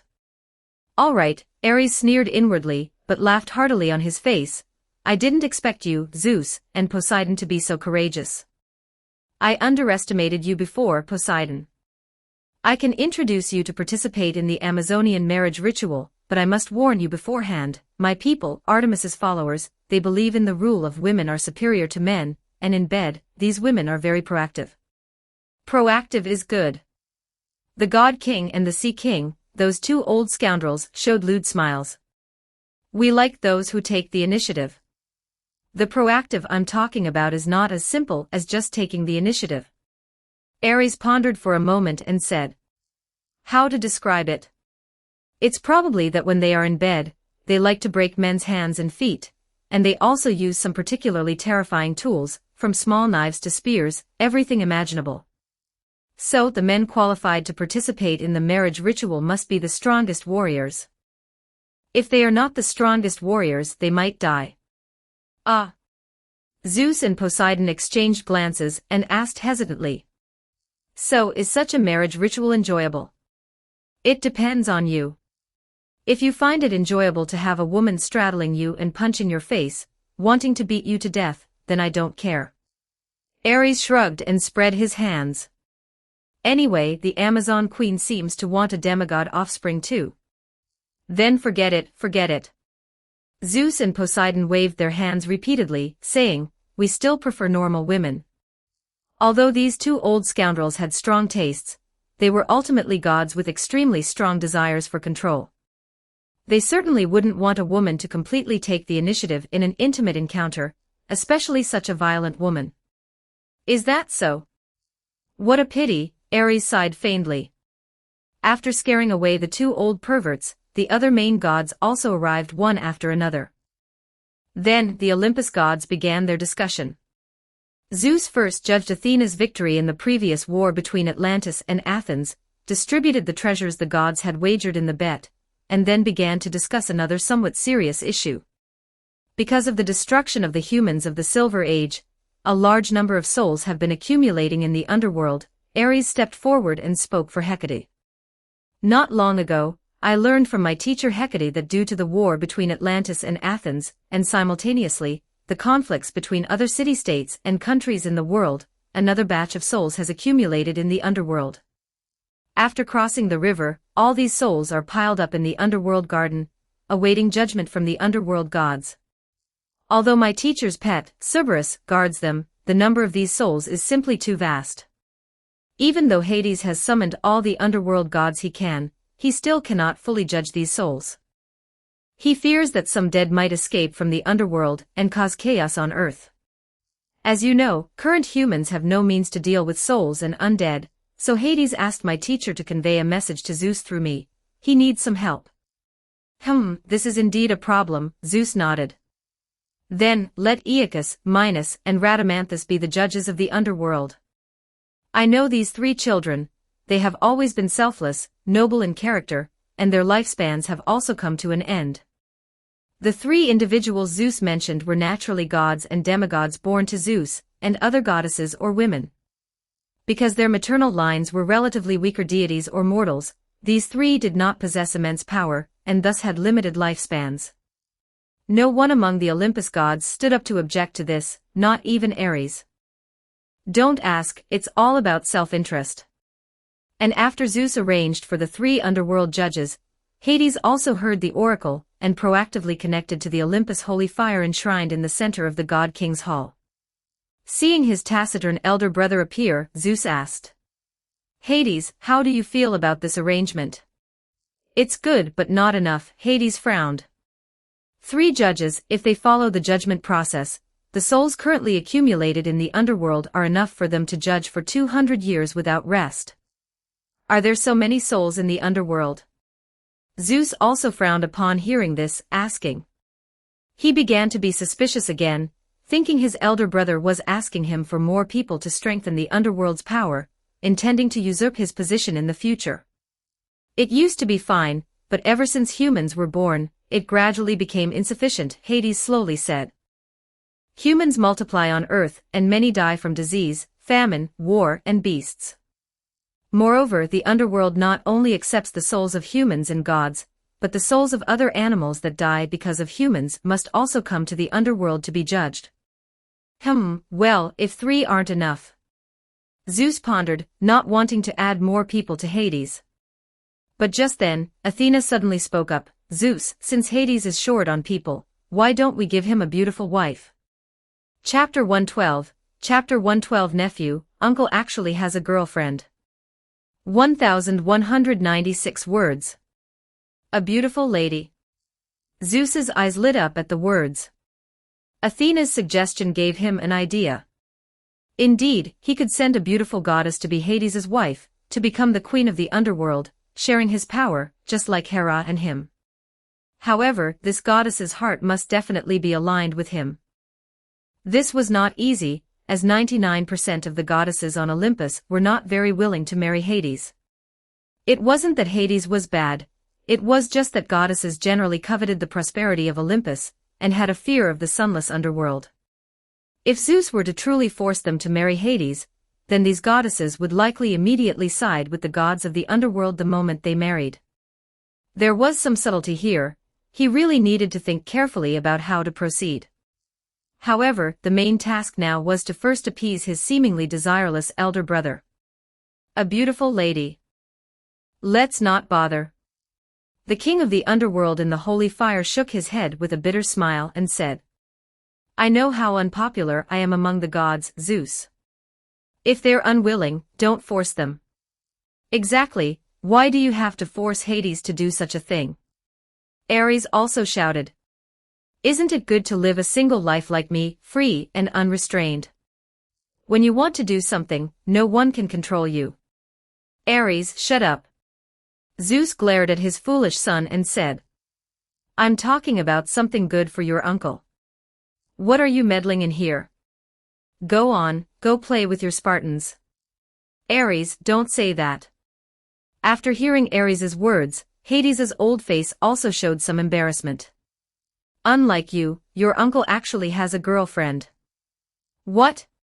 Traitor! Ares cried out to Hades in heartbroken indignation. I always thought you couldn't find a woman. Hades, how could you betray me? Damn it, Mother Rhea above, this kid's words are truly asking for a beating. Hades in the torch clicked his tongue and said to Zeus. Just like you and Poseidon back in the day. Alright, let's not bring up those things again. Hearing Hades bring up old matters again, Zeus was somewhat displeased. He felt that Hades was trying to assert his authority as an elder brother, so he interrupted the conversation between the king of the underworld and the god of war and continued to press. Hades, if you wish, you can choose any goddess on Olympus. As long as you fancy her, I, Zeus, will use my power as the king of gods to make her descend to the underworld to serve you. How does that sound? Let's not bother, let's not bother. Hades shook his head and said. I already have a candidate for the queen of the underworld. You should leave those beautiful goddesses for others. After speaking, he seemed afraid that Zeus would ask further, so he added, have the 3 judges report to the underworld early, and then hung up the communication with Zeus. Seeing his elder brother leave, a trace of unwillingness flashed across Zeus's face. Then, he looked around and asked. I think that since the heavens and the sea have their queens, the underworld should also have its mistress. What do you all think? Demeter, Poseidon, Hera, and other elder generation main gods present all expressed their agreement, while Ares and the younger generation main gods told Zeus, whatever makes you happy. So it's settled then. What methods do you have to make my stubborn elder brother fall in love? Zeus inquired. That's easy, Zeus. You go to the underworld, put a divine lightning bolt to Hades's neck, and directly threaten him. Ares cleared his throat, imitating Zeus's tone, and said fiercely, Hades, are you going to marry this woman or not? Are you trying to make Hades directly use his authority as the king of the underworld to trap me in the underworld? Practice makes perfect. Zeus had now become immune to Ares's behavior. Therefore, this time he simply smiled and ignored his son's disruptive suggestion. He looked at Aphrodite, who was in charge of matters of love between men and women, and asked. Aphrodite, do you have any good ideas? This. Aphrodite hesitated and said. Perhaps we can enlist the power of Eros. Eros is the god of love and desire, but he is not, as later legends claim, the child born from an affair between Ares and Aphrodite. Instead, he is one of the primordial gods who participated in the creation of the world at the very beginning of the planet's birth, and also the primordial god who endowed all things with desire and love. His divine status is higher than all the gods of Olympus combined, and naturally much higher than Aphrodite, who is a superficial main god. Moreover, it was inherently absurd that the son of Ares and Aphrodite could control the desires of great gods like Hades, the king of the underworld, and Apollo, the god of light.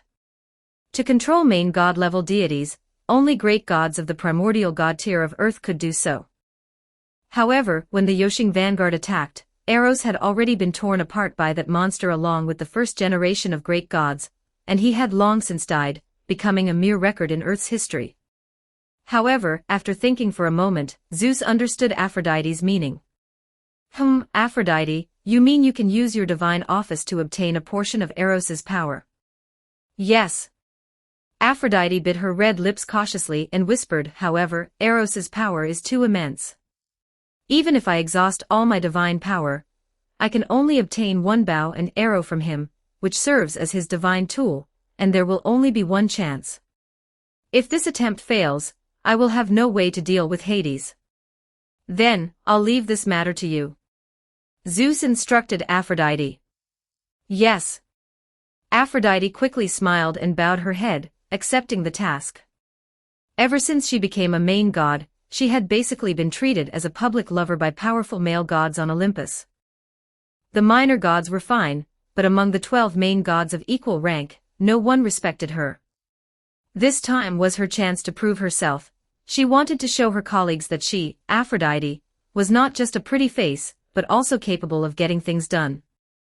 After explaining some specific details to Aphrodite, Zeus then asked the other main gods. I want this goddess who marries into the underworld to still have her heart set on Olympus even after she arrives there. Do you have any ideas? Didn't you just provide the solution, Zeus? Athena said softly with confidence. Since Aphrodite can incite Hades's desires, let his desires be incited even more intensely. If he were to seize a goddess as his wife by force, just as Poseidon forcibly seized the queen of the sea, and then you mediate, allowing this goddess to return to the mortal world every so often to enjoy the prosperity of the surface, then I think the one this goddess would resent would definitely not be you, but Hades, who forcibly took her. Chapter 113. Chapter 113. Find someone to take the blame first. 1227 words.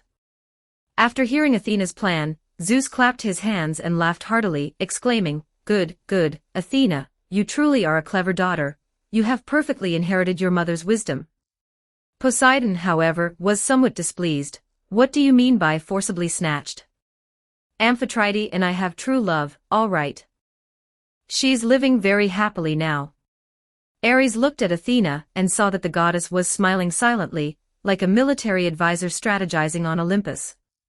However, Ares remembered the heartfelt words of Athena he had overheard from Prometheus, and he knew that the goddess's heart was certainly not as calm as she appeared.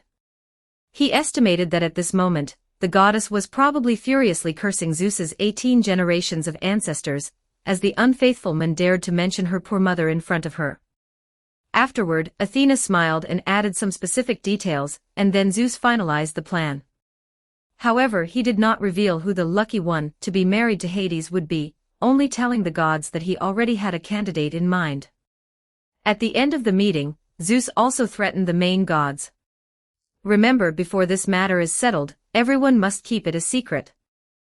No one is allowed to spread it to outsiders, and especially, Hades must absolutely not know about this plan.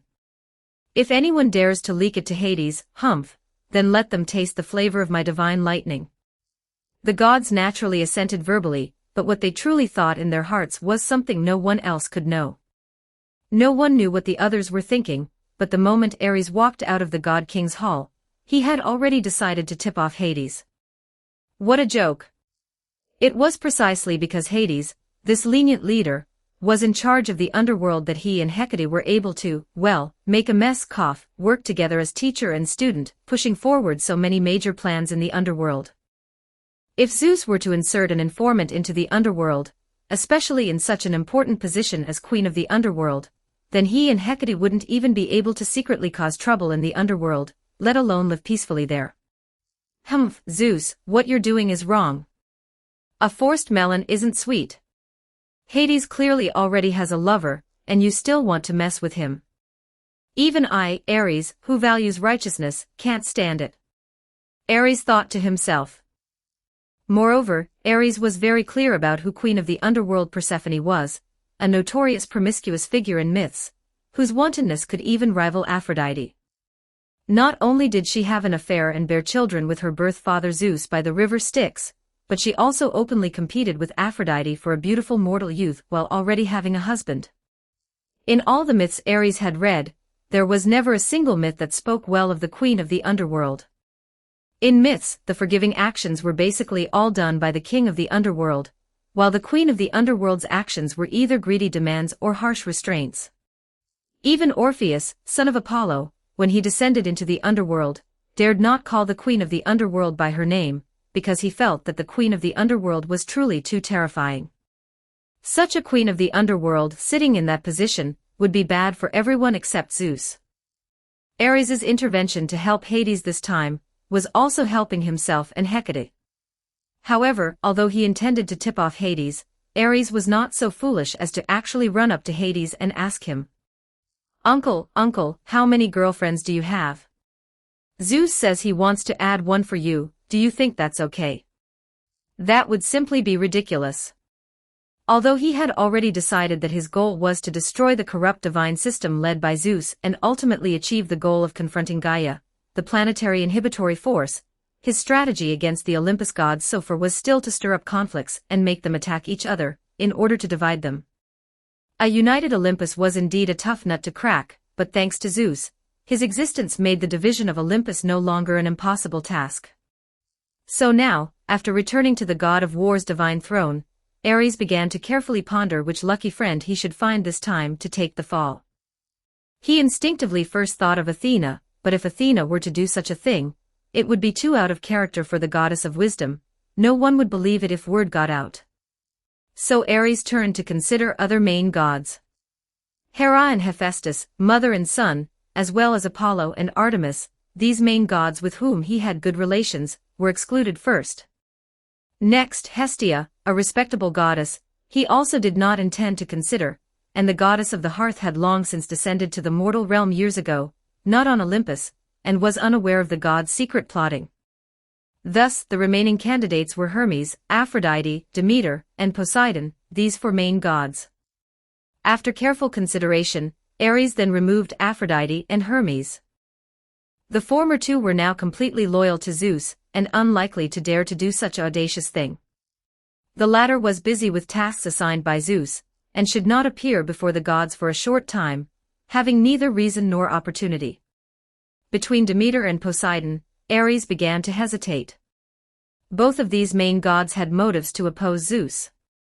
The latter had always regarded Zeus as an imaginary enemy, which was a semi-open secret among the gods. It would not be surprising for him to try to tell his elder brother this secret, and then win over Hades to oppose Zeus. As for Demeter, it was because the queen of the underworld chosen by Zeus this time was her most beloved daughter, Persephone, who was currently the goddess of seeds. The goddess of agriculture would certainly not agree to this plan after knowing about it, sending her lovely daughter to the cold underworld. However, after thinking for a long time, Ares still chose Poseidon, his old friend. After all, Demeter and Zeus were husband and wife. Given her temperament, she would likely directly confront Zeus about such a matter, rather than resorting to such behind-the-scenes scheming. Moreover, many of Poseidon's Atlanteans had recently died. First, they were attacked by the Spartans and Pelasgians when they went to war, and after returning, they were punished by an enraged Poseidon with divine retribution for their incompetence. The specters of these Atlanteans should have also arrived in the underworld, queuing in the barren garden in front of the underworld king's palace, awaiting judgment from the gods of the underworld to see if they would go to Elysium or Tartarus. Many of these Atlanteans harbored resentment towards the Sea King, especially the Atlantean commander who was speared to death by the Spartans. If Poseidon hadn't insisted on interfering and ordered them to attack quickly, they wouldn't have been cornered into such a predicament by the Spartans and Athenians. But after his death, Poseidon still wanted to blame him and his compatriots, which would certainly infuriate anyone. So, after some thought, Ares settled on a plan in his mind. Chapter 114, Chapter 114. Here it comes. 1063 words. A cold wind howled, and ghostly wails echoed. The vast wilderness before the Acheron River in the underworld, known as the Fields of Truth, was overgrown with black poplars and barren coconut trees. A ferocious beast, Cerberus, guarded the hell gate leading to this place. Originally, the souls would not linger here for long. They would soon arrive at the river Styx, and with the help of Charon, the ferryman of the underworld, cross the river to the Fields of Truth to face judgment. However, due to the overwhelming number of deceased on Earth, Charon, being the only ferryman, could not quickly transport all the souls across the river Styx. Consequently, a large number of souls were congested in this Fields of Truth. Some patiently waited in line, hoping for an early judgment and their final destination, while others, based on their relationships in life, gathered in small groups, chatting and bragging. Cerberus, who was dozing beside the Hell Gate, paid them no mind. As long as they did not escape through the Hell Gate, Cerberus's master, Hecate, would not punish him. Among these lingering souls were, naturally, the Atlanteans who had recently died in the war and divine punishment. The Atlantean commander who led 2,500 Atlanteans to fight against the Athenians was also here. They had been stranded here for many days. Initially, he made a profound self-critique to his subordinates, admitting his failure in command. However, the Atlanteans, who knew the inside story, did not blame him much. They all knew that the Atlantean commander's hasty deployment of troops was actually due to an oracle from Poseidon, which involved an unauthorized mobilization of the army.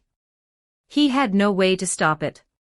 Afterward, the heroes reconciled and naturally elected him as the commander of this group of Atlanteans. However, not long after them, another group of souls from Atlantis arrived in this garden. Most of these souls were commoners, and upon inquiry, it was learned that they had all died due to Poseidon's divine punishment. This was not surprising. It would be strange if Poseidon did not blame the Atlanteans for the failed operation. So this former king of Atlantis, one of the 10 kings, again apologized to these Atlanteans in a gentle tone, and explained in detail how Poseidon had urged them to hurry up, seeking the commoners' forgiveness. After all, everyone was already dead, and before Hades, there was no distinction of noble or ignoble status, all beings were equal. This Atlantean king simply set aside his royal pretense. After some explanation, everyone tacitly blamed Poseidon for everything. The commoners and the Atlantean warriors also reconciled, gathering together in a huddle, quietly waiting for Charon to ferry them across the river, lest they be bullied by people from other countries in this garden. However, as the Atlanteans quietly huddled together, they were unaware that 2 gods had been observing them from above for a long time. Are those the Atlanteans? Through the magic circle she had opened, Hecate gazed at the thousands of people gathered in the garden below, and quietly asked.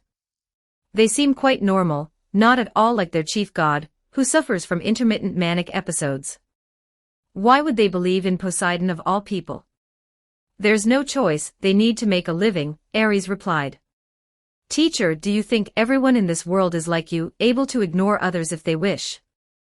They are mortals and they live in the sea, so naturally, they have to make a living from Poseidon. Hecate turned her head to look at Ares. At this moment, Ares was performing the final debugging. Beside him, a low-level spiritual familiar summoned by Hecate had transformed into the appearance of an Atlantean soul. It was now making corresponding movements along with Ares's actions. When Ares smiled, it would also smile. When Ares pretended to be angry, it would also show an angry expression on its face. Are you ready? Hecate urged. Time waits for no one. I still have to wait for Hades to hear the news and actively ask me about it. What if he falls for it before then? After the Olympus gods concluded their meeting, Ares immediately broadcasted the matter to the moon goddess. Like Ares, Hecate also disliked having Zeus's spy as a leader above her. Therefore, she and her disciple once again hit it off and began to plan this scheme. Coming. Ares said, stepping forward and manipulating the low-level familiar, which had transformed into an Atlantean commoner's soul, into this fields of truth. The moment the familiar landed, Cerberus perked up his ears, his fierce gaze fixed on it. However, he then saw his master Hecate and Ares standing behind the familiar, separated by a teleportation gate, smiling kindly at him. So he quickly curled back up, pretending not to have seen anything. The soul, controlled by Ares, pretended to be a newcomer, appearing dazed and bewildered. It looked around at the other souls in confusion, as it moved towards the Atlanteans' location. When it was halfway there, some of the Atlanteans noticed it. Then, a noble soul shouted. King, look over there, aren't those our people coming again? The Atlantean commander looked over upon hearing this, and also noticed the dazed soul. He looked for a few moments, then confirmed. Indeed, they are our Atlantean people. No other city-state wears such attire. Perfect, let's go ask him about the current situation in Atlantis. So this group of Atlanteans walked up and stopped the bewildered Atlantean commoner's soul. Hey, you over there. Hearing their voices, the aimlessly wandering soul stopped and turned its head somewhat confusedly, looking at them. When he saw that this group of souls in front of him also wore Atlantean attire, some of whom appeared to be nobles and royalty, he quickly exclaimed with surprise. You are, oh, I never expected to meet my compatriots even after death. You are indeed an Atlantean. Hearing the Atlantean soul's words, the Atlanteans present were also delighted. They asked one after another. You died after us. What happened to Atlantis after our death? Has Poseidon's divine punishment ended? Is Atlantis still safe and sound? Ah, that. Hearing the questions from his compatriots, the Atlantean soul sighed deeply, a bitter expression on his face. When I died, Atlantis was not doing well. Chapter 115. Chapter 115. Use gods to fight gods. 1101 words. Upon hearing the words, not exactly good, the Atlanteans around them grew anxious. Although they themselves were dead, their wives, children, families, and friends were still living in Atlantis, so they quickly pressed for more information. What do you mean? After Poseidon's divine punishment arrived, many people died. Although the remaining 9 kings of Atlantis gathered in the sea god temple to pray overnight, it had little effect.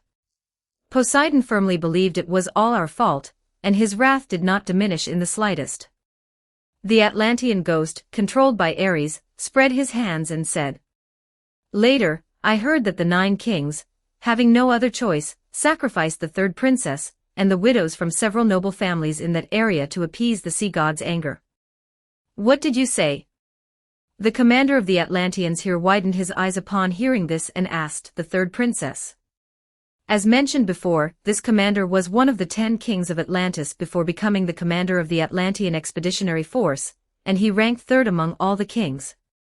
Naturally, the 3rd princess, who was offered as a sacrifice, was actually his daughter. Afterward, the commander further inquired about the specific, noble widows, and upon asking, he discovered that these noble widows were almost all the wives and daughters of the Atlanteans who had died in battle there. This fact enraged the Atlanteans present. "Damn it!" An Atlantean warrior shouted, "It was his own blind command that caused us to lose." Another Atlantean yelled, "If those Spartans weren't there, what would a mere Athenian amount to?"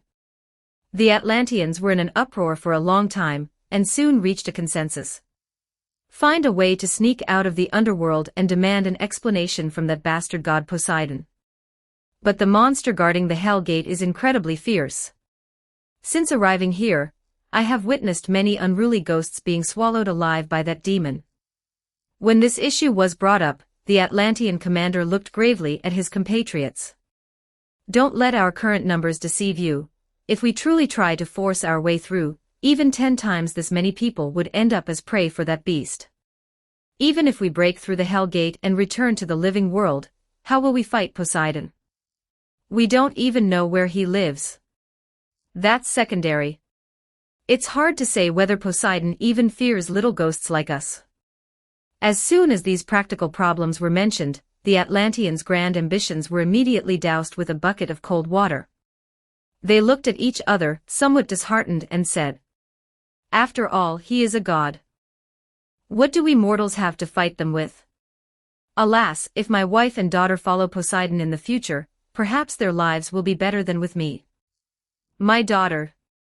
Seeing the Atlanteans' distressed expressions, Ares knew it was his time to appear. So he manipulated the familiar, which had transformed into an Atlantean commoner ghost, to step forward and address the Atlanteans. "Don't despair. In fact, there might be a way for us to deal with Poseidon." "What way?" The unwilling Atlanteans, upon hearing Ares's words, instantly perked up. They first cautiously glanced at the surrounding ghosts, then formed a circle with Ares at the center, and quietly asked, "We mortals currently have no way to deal with gods, so..." Ares raised an index finger. "We must use a god to deal with a god." "Use a god to deal with a god?" The Atlantean commander heard this, a look of hesitation on his face. "Do you mean we should try to incite other gods to deal with Poseidon? But which gods can we incite? Now that we are all dead, the only god we might be able to contact is Hades. Are we supposed to try to make Hades fight Poseidon? Poseidon is his own brother. Between us mortal ghosts and Poseidon, isn't it obvious who Hades would help?"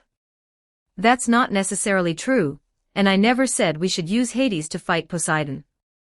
Ares pretended to look around, then lowered his voice and whispered to the Atlantean leaders, "Actually, before I died, I once heard a bard singing in a tavern that Zeus, king of the gods, was wary of his elder brother Hades, and therefore wanted to find a way for the gods to set a trap for him, to make him seize a queen of the underworld for himself, in order to curb his authority as king of the underworld.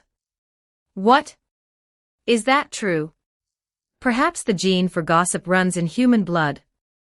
Upon hearing this news, all the Atlanteans present showed curious expressions.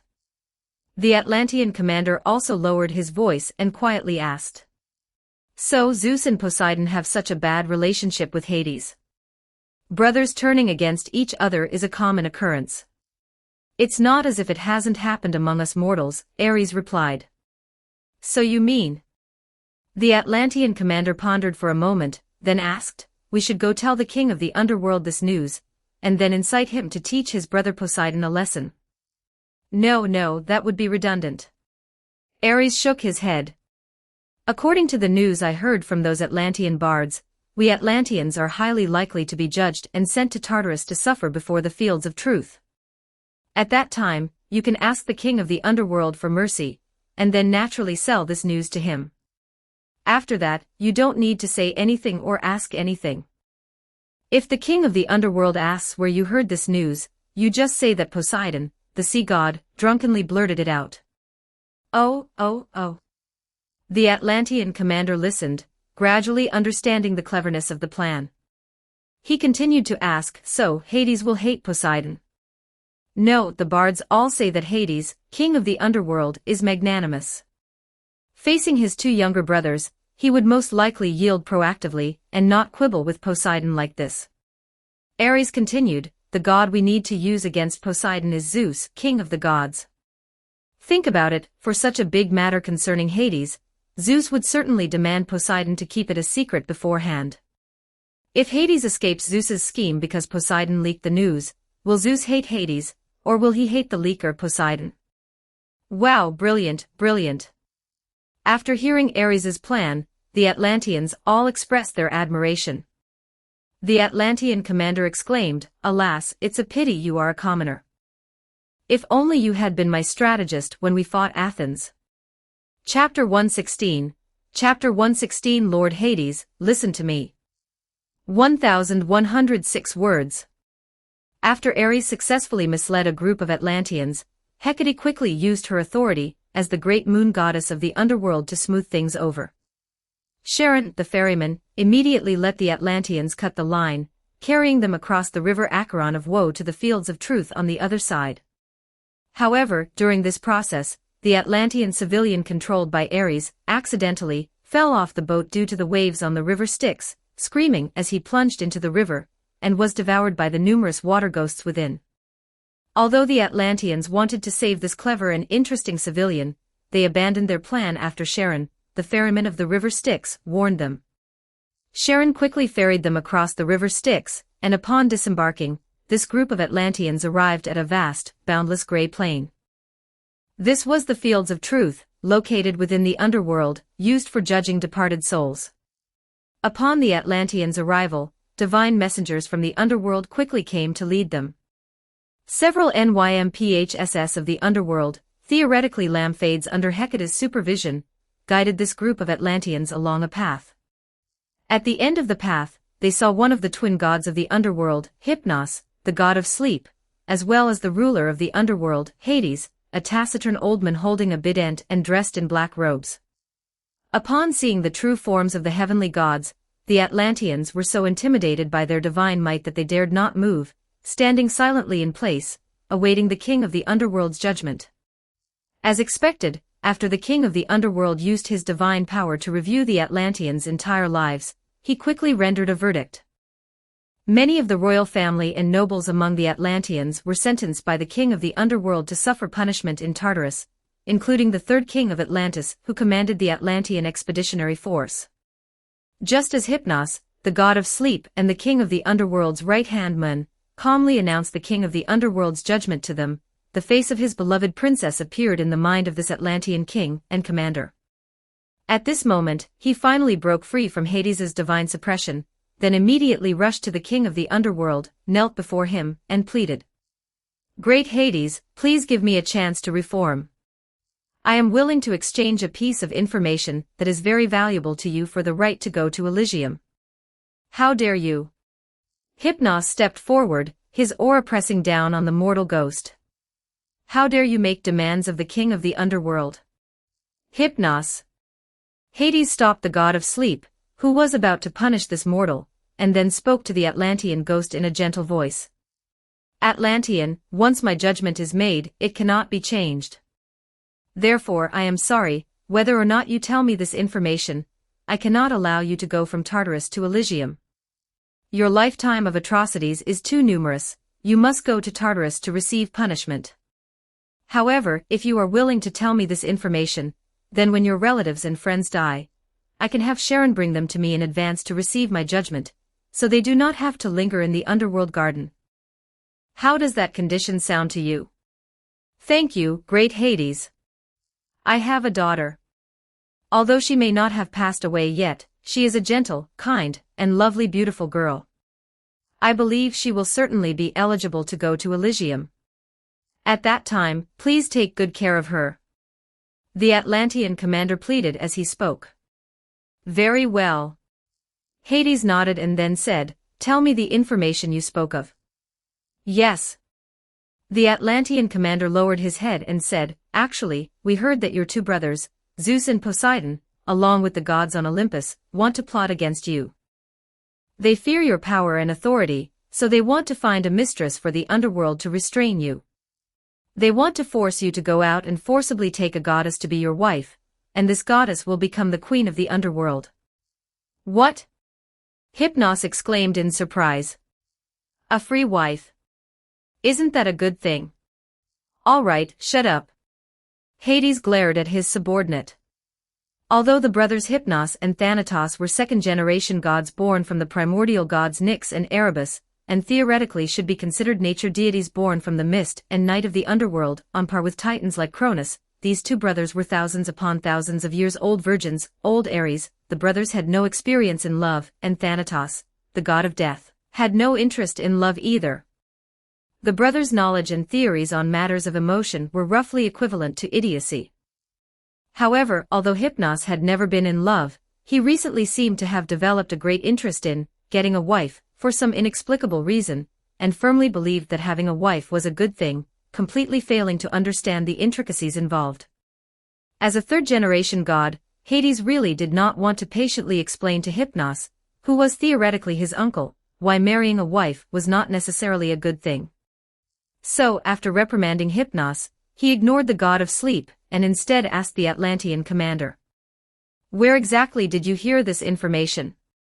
The Atlantean tavern, of course. The Atlantean commander said without hesitation. Going there feels just like coming home. Sleeping in the tavern feels much better than sleeping at home. All the old guys in there are brilliant, they even know what nonsense the god of the sea babbles when he's drunk. I absolutely love it there. I understand. Hades nodded, then instructed. Menoetes, take them to where they need to go. Behind Hades, his herdsmen respectfully nodded, then led this group of Atlanteans to the fork in the great road leading to their respective destinies within the fields of truth, guiding this group of Atlanteans to their appropriate destinations. After watching the Atlanteans disappear at the end of the road, Hypnos continued to ask. Hades, if this isn't a good thing for you, how will you avoid it? Should we go to Olympus and demand an explanation from Zeus? Sigh, no need. You two continue your work. The balance of life and death cannot be broken by such childish power struggles. Hades let out a long, helpless sigh, rubbing the bridge of his nose, and said very wearily. Where is the moon goddess these days? I want to go find her. Chapter 117, Chapter 117 Work Needs. 1136 words. After seeing Hades coming to find her from a peeping perspective, Hecate and Ares also hurried back to Hecate's garden from the underworld's magic workshop. As soon as she returned home, Hecate hid in her tree palace and began to dress up.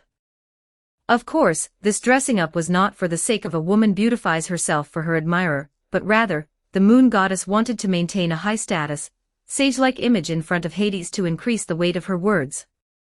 After all, she was meeting the supreme leader, so Hecate couldn't maintain her most childlike avatar, and wear a nightgown with slippers and messy hair, as she did in front of Ares. She, Hecate, was a goddess, not the fiery cloud evil god, she still needed to save face in front of outsiders. Moreover, this sudden incident was crucial to her and Ares' upcoming plans. Success or failure depended on whether Hecate could fool Hades.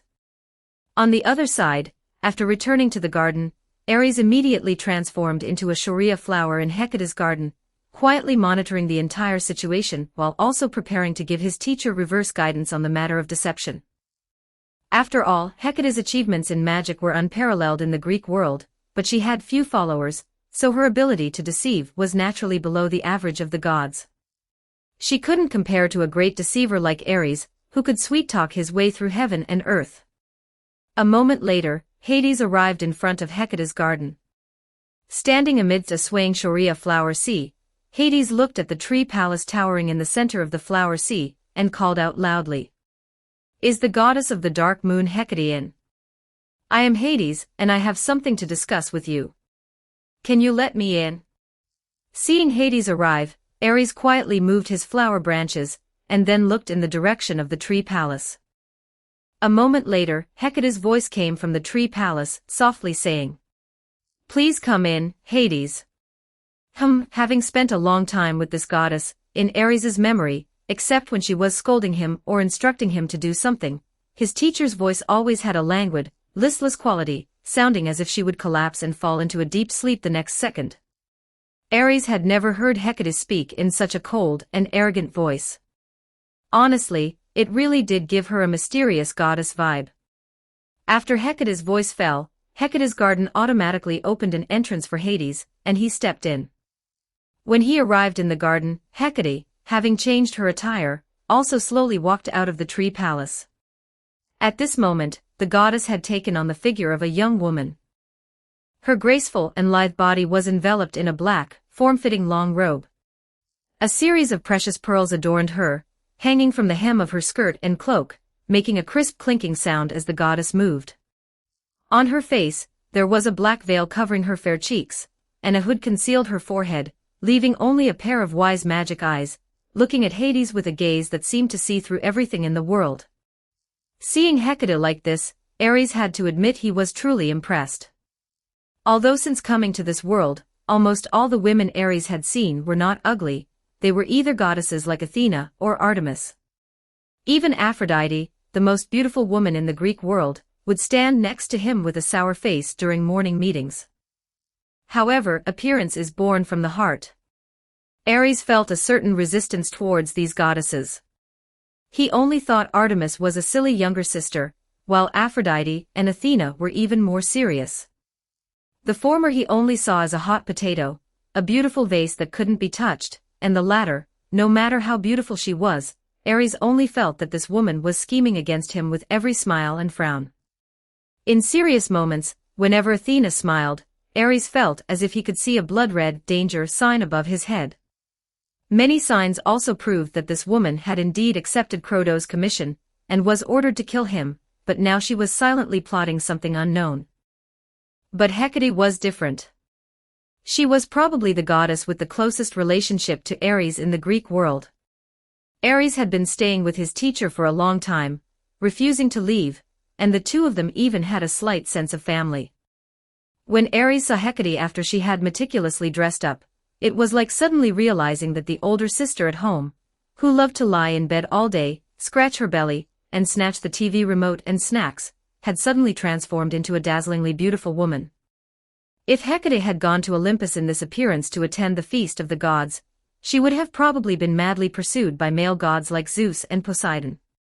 It was fortunate that the most honest and steady Hades was currently in front of her, so Hecate dared to dress like this to highlight her mysterious aura. And indeed, Hades's expression remained normal after seeing Hecate. Hecate spared no expense to put on a show this time.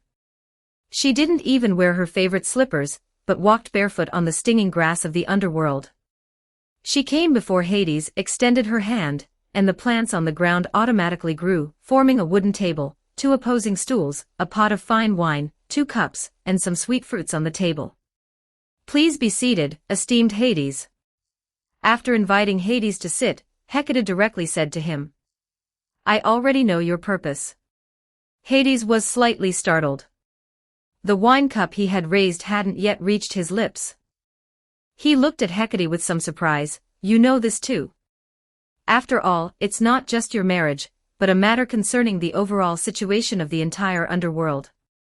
Hecate nodded slightly, and at the same time, Ares's voice sounded in her mind. Teacher, that's how you maintain status.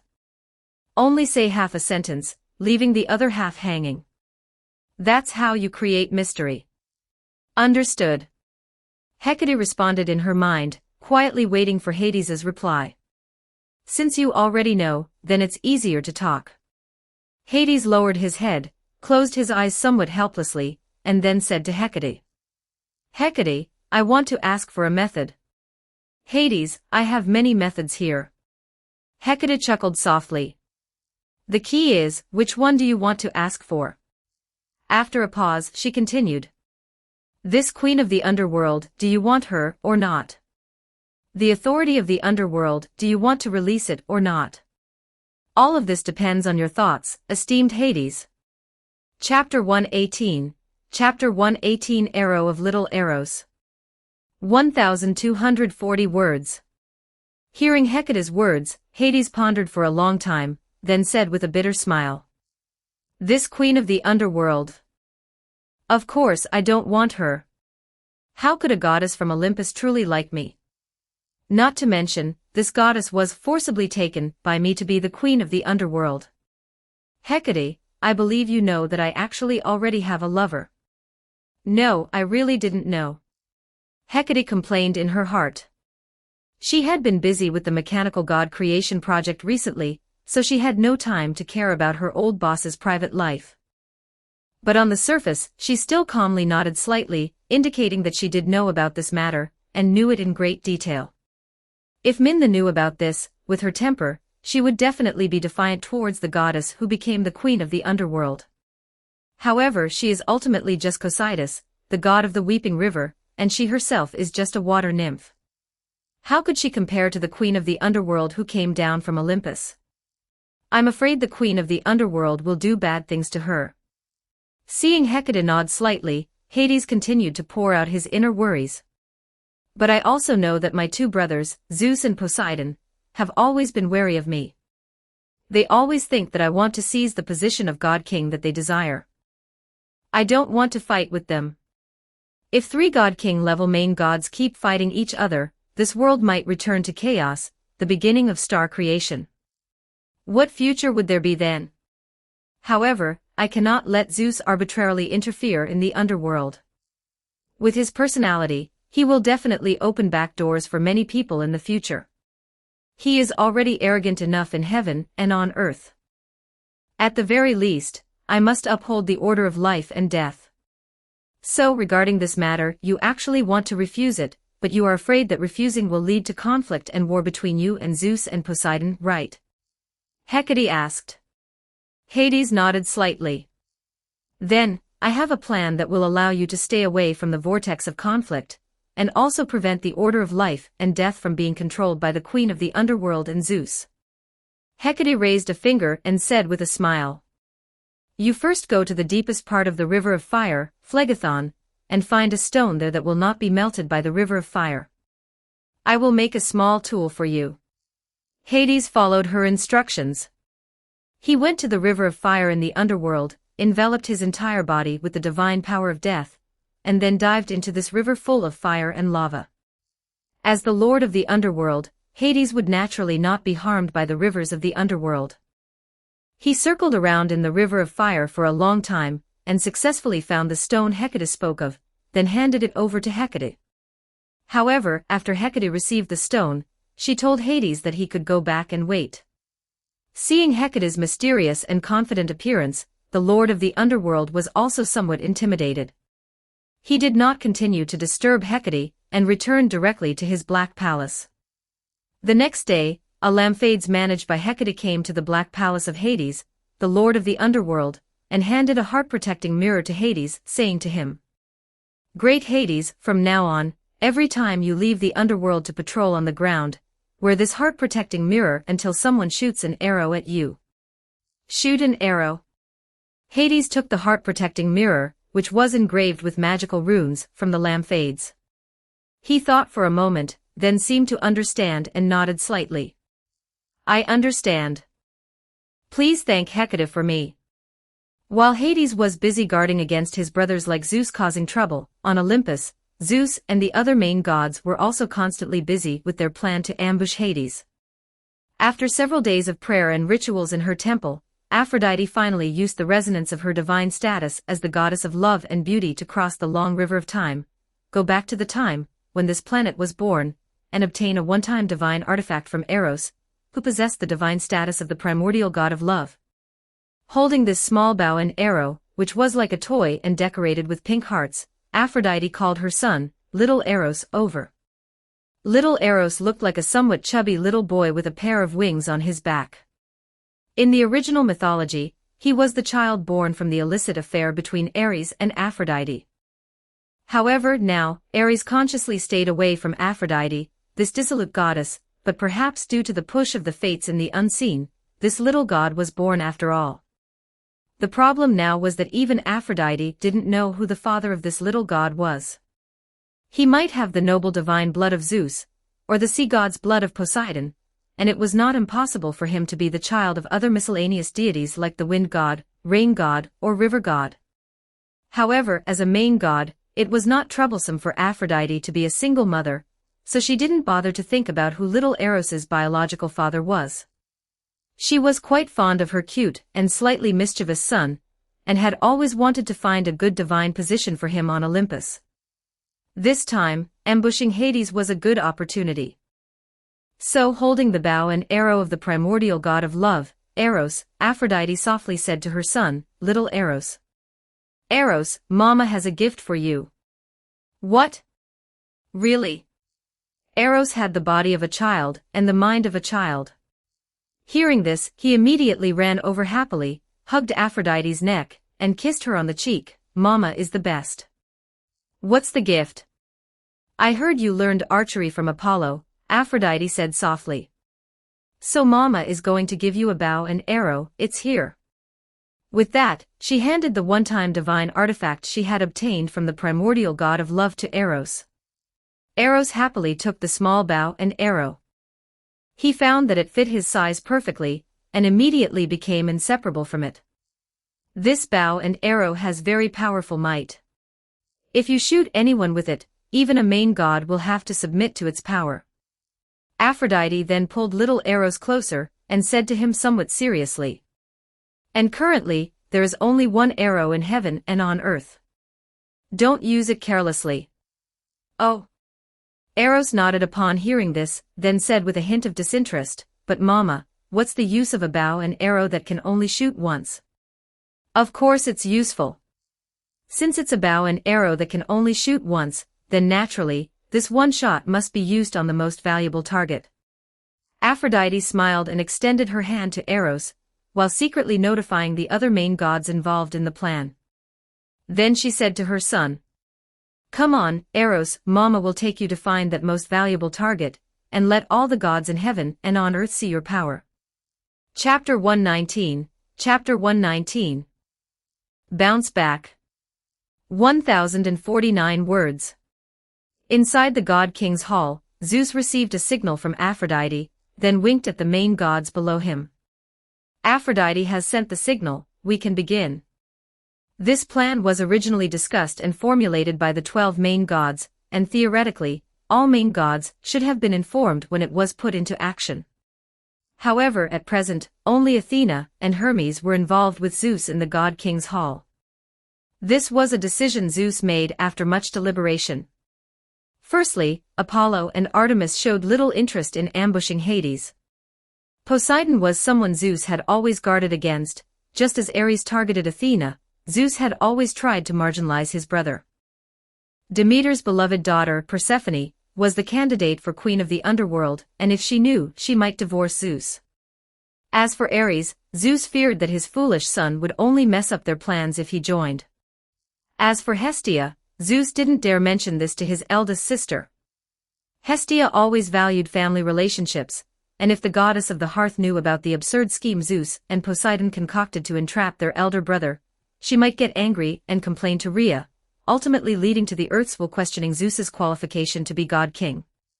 So, after much deliberation, besides Aphrodite, Zeus only enlisted Hermes and Athena to command this plan with him. Upon receiving Aphrodite's signal, Zeus immediately ordered Hermes to go to the earth. He first had Hermes issue a command to a city-state that worshipped him, asking them to hold a large sacrifice prepared for Hades. Then, he had Hermes go to the underworld to inform Hades of this, telling him to leave the underworld and enjoy his offerings on earth. After Hermes left, Zeus looked at Athena. "Athena, I'll leave Persephone to you." "Leave it to me, Zeus." Athena bowed. "I promise not to arouse Demeter's suspicion." Athena turned and walked out of the God King's hall, while Zeus continued to observe the overall plan using the Olympus holy fire within the God King's hall. He saw that after leaving the God King's hall, Athena went directly to Artemis's temple, inviting the goddess of the hunt to go pick flowers in Enna. Artemis, unsuspecting, readily agreed. Then Athena took her to Demeter's temple, calling upon Persephone, who was still Demeter's subordinate goddess. Throughout this entire process, Athena acted extremely naturally, showing no hint of anything amiss. Demeter also had no reservations about Athena and Artemis. After all, they were two virgin goddesses, and she believed they wouldn't do anything to her dear Persephone like those old perverts on Olympus. After Demeter nodded in agreement, the three goddesses chatted and laughed as they rode the clouds from Olympus. The three of them, like good friends, arrived in Enna, finding it lush and green everywhere. Under the influence of Demeter's divine power, even more flowers bloomed there for the three goddesses to pick. Upon seeing the esteemed Athena, Artemis, and Persephone arrive, the nymphs of Enna also flew out from their respective dwellings, actively following the three goddesses, picking flowers with them, and trying to make an impression on the three goddesses. Upon seeing Persephone arrive at the designated location, Zeus reluctantly averted his gaze from his beautiful daughter and looked elsewhere. He saw that shortly after Hermes arrived in the underworld, a crack appeared at the edge of the earth, and Hades, driving a chariot pulled by 4 black steeds, emerged from the underworld and moved towards Enna. Seeing this, Zeus quickly sent a message to Aphrodite and her son. "Aphrodite, Hades has appeared. Get into position quickly." "Understood." After Aphrodite ended her communication with Zeus, she also took her son, Eros, to the skies above Enna. The mother and son quietly hid in the clouds of Enna. Zeus then used his god-king authority to conceal the figures of the beautiful goddess and her son with more clouds, preventing them from being discovered by unrelated individuals like Demeter. Soon after, Hades's chariot, billowing black smoke, drove overhead. In the clear blue sky, the underworld king's chariot was quite conspicuous. The goddesses on the ground in Enna also noticed their uncle's chariot, but Persephone paid no mind. Her great-uncle had always been aloof, and she believed Hades was merely passing by. Hades, who was driving, also saw the goddesses. He frowned slightly, seemingly sensing something, but after touching his chest, he paid no attention and continued driving towards the location Hermes had informed him of. At this moment, Aphrodite, hidden in the clouds, leaned over and embraced her son, Eros's, shoulders. She whispered in her son's ear. "The time has come, my dear Eros. This arrow will make the gods recognize your power. Do you see? Your target is on that black chariot. Even the aloof Hades cannot escape love and entanglement." "Yes, mother, I understand." Eros, a newborn calf unafraid of tigers, had no idea what it meant to shoot an underworld king with a bow and arrow. He wholeheartedly believed his mother would not harm him. Thus, fearless in his ignorance, Eros picked up the bow and arrow of the primordial god of love, aimed from the clouds at the figure seated on the black chariot. He took a deep breath, relaxed, then, using the steady stance Apollo taught him, drew the bowstring taut, aimed at Hades's chest, and then gently released. Whoosh! The arrow of the primordial god of love, with its heart-shaped tip, cut through the air with a faint pink glow, flying directly towards Hades's chest at a visible yet unavoidable speed, successfully hitting him. But just as Zeus and Aphrodite were about to cheer, the arrow of the primordial god of love seemed to hit some hard armor, making a faint clang sound. Then, it was directly deflected by the underworld king's chest, changed direction, and flew straight down to the ground, shooting towards the three goddesses picking flowers in Enna. Danger! Seeing this, Athena quickly dodged, and Artemis was also pulled away by a hand suddenly reaching out from behind, leaving only Persephone, who didn't understand what was happening, frozen in place. Thud! The deflected arrow accurately pierced Persephone's chest, then transformed into a pink light and disappeared into the body of the goddess of seeds. Chapter 120, Chapter 120. Athena, Shashasha. 1229 words. After being struck in the chest by an arrow of love, Persephone froze in place. Hurry! Artemis hadn't yet recovered when the person who had just pulled her urged her again, grabbing her arm and quickly retreating into the distance. It wasn't until she was pulled by that person to a place where Persephone was no longer visible that Artemis finally came to her senses. With lingering fear, she looked back at the person who had just saved her. As expected, standing behind her was her dear brother, Apollo. The handsome god's face was filled with anger, mixed with a hint of lingering fear. He noticed his sister's gaze and replied. Thanks to Helios, who saw Hades' chariot from the sky and informed me, otherwise you might have been hit, Artemis. I warned you, don't play with Athena for no reason. I didn't expect it either. Artemis finally realized what had just happened, and a hint of indignation appeared on her face. Zeus didn't even notify us. He never trusted us anyway, Apollo sneered, then added, we just need to watch from afar, don't get involved. Artemis nodded, and then the siblings cautiously peeked out together, observing the situation with Persephone. Artemis had her brother Apollo to pull her, but Athena, one of the instigators, wasn't so lucky. The moment she saw Persephone get hit by the arrow, she thought, this is bad, and quickly tried to run, but by then, Persephone's gaze had already fallen on her. Persephone seemed unaware that she had been struck by an arrow. She just looked at Athena, and as she watched, two blush clouds suddenly appeared on her fair face. Danger! Athena, the goddess of wisdom, who feared nothing, felt an involuntary surge of fear in her heart as she met her best friend's gaze. She swallowed with some difficulty, then cautiously asked Persephone, are you all right? Athena. Persephone stared intently at her good friend, her eyes seemingly melting. Why do I suddenly feel that you are so beautiful? She sniffed, then continued, blushing, speaking slowly in a fanatical tone. I don't know why, but when I see your face, my heart beats so fast, and my body feels so hot. Ah, your hair smells so good too, see.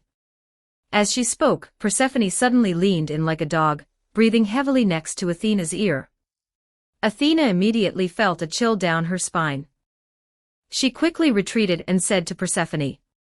Persephone, be normal, I'm a little scared.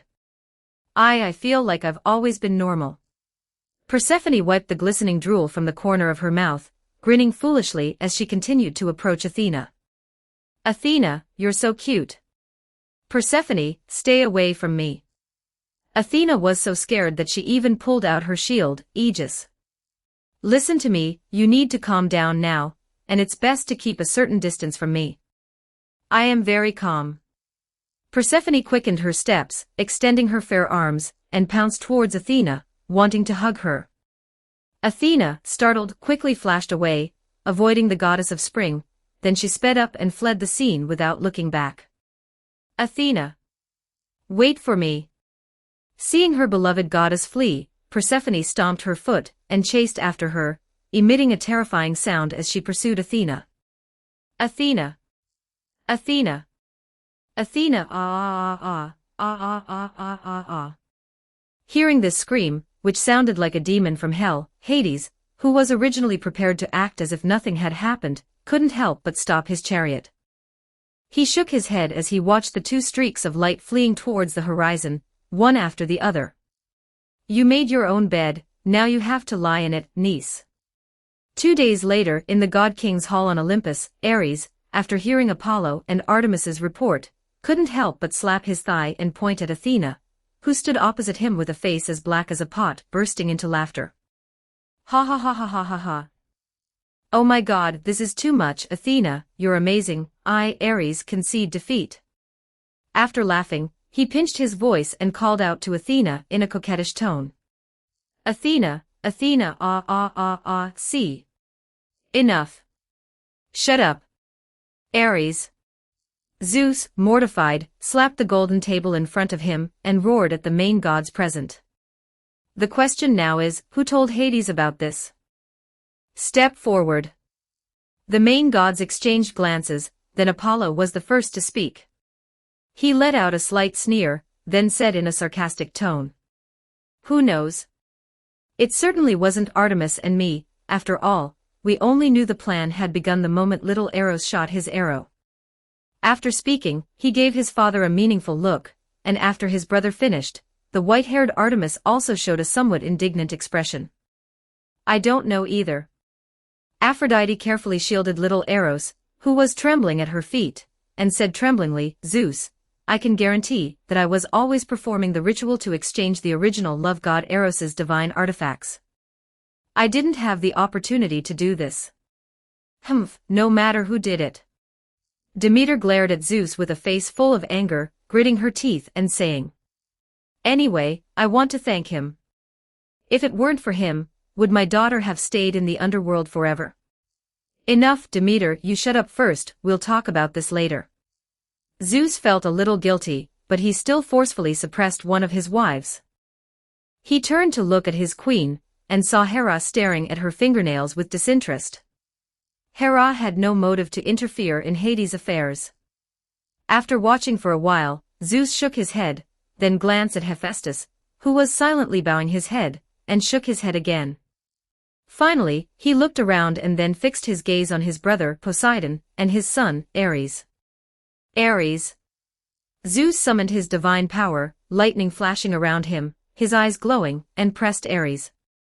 Tell me honestly, did you tell Hades about this? Huh? You suspect me? Ares couldn't help but laugh. Yes, Zeus, I won't hide it anymore. I just don't like your and Athena's sneaky tactics behind people's backs. But I, Ares, have always acted honorably. If I wanted to tell Hades, I would go to the underworld and shout loudly to him in front of all the gods of the underworld, Hades, Zeus is going to mess with you. I disdain to use such petty methods of backstabbing, okay? Hearing his forceful words, all the main gods present, except Athena, turned their heads away.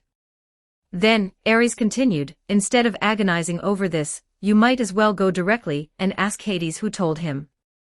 To be honest, Hades isn't afraid of us at all, he'll definitely tell you directly if you ask him. Hearing Ares' words, Zeus's face turned purple with anger, as if he had swallowed a large pile of excrement. However, Ares' words, though crude, were not without reason. Hades indeed was not afraid of him.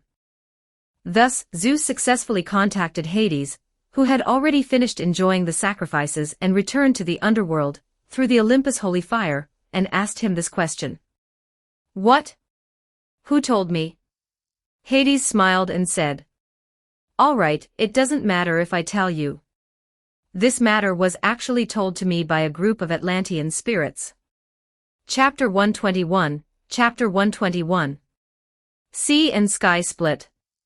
1106 words. Atlanteans. As Hades finished speaking, the group of main gods present all turned their gaze to Poseidon. What a joke. Poseidon also cried out in a panic. Hades, don't slander me. How could the Atlanteans dare to betray me? Why wouldn't they dare? Hades put away his smile and calmly said to his brother. Poseidon, have you forgotten? You fought against Athena's city-state before, and due to your command errors, a large number of Atlanteans died. After returning, you performed another divine punishment on Atlantis, and another group died in that. Moreover, you only appeased your anger by accepting a batch of their sacrifices afterward. I remember the offerings Atlantis gave you were a group of beautiful women, right? These women, whom you consumed as offerings, happened to be the wives and daughters of the Atlanteans who died in the war and divine punishment. Some of them were your priests, some were Atlantean royalty, so it's not strange that they knew these things. After you did such things to them, do you think they would still fear you? Their anger towards you has long surpassed their fear. Facing Hades's questioning, Poseidon was speechless for a long time. That's why Hestia, and I have always been telling you to be more lenient with your subordinates and more merciful to your believers. Why won't you listen? Hearing Hades start lecturing them again, Zeus impatiently interrupted him.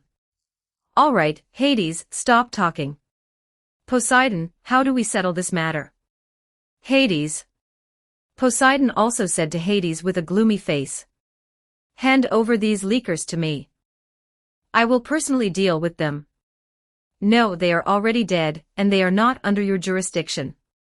Hades didn't take his brother's threat to heart at all. He resolutely refused Poseidon's request and added. What's more, most of these Atlanteans have already been sentenced by me to Tartarus for punishment. There is basically no more tragic punishment than that. All right, Poseidon, don't try to shift the blame for this matter onto a group of mortals. They cannot bear this responsibility. Zeus said in a deep voice. Only the main gods who were in the God King's hall that day knew about this initially. If the Atlanteans knew about it, it must have been you who revealed it. But I didn't tell the Atlanteans. Poseidon argued forcefully. Then have you told other sea gods or sea creatures about this? Athena also unhappily added insult to injury. This. Poseidon was speechless, because after he returned to his golden palace, he had indeed mentioned this matter to other minor sea gods and sea creatures while drinking and boasting. It's not impossible that these people, in turn, told their confidants, and some of those confidants might have been Atlanteans. If you didn't tell anyone else, how could the Atlanteans possibly know about this? As Zeus spoke, he had already raised his divine lightning. Poseidon, receive your punishment. Zeus, as brothers, do you really have to be so ruthless? Poseidon also picked up his trident, looking warily at the sizzling, high-heat divine lightning in Zeus's hand. Zeus, Poseidon is your elder brother. Hades in the holy fire said. Even I didn't blame you and him for plotting against me, so why are you blaming him? Exactly. Demeter also folded her arms and said sarcastically from the side. Some people even sell their own daughters, truly shameless. Enough. As the God King, I must keep my word, otherwise how can my authority be established? After Zeus finished speaking, disregarding Hades and Demeter's persuasion, he raised his hand and hurled the divine lightning.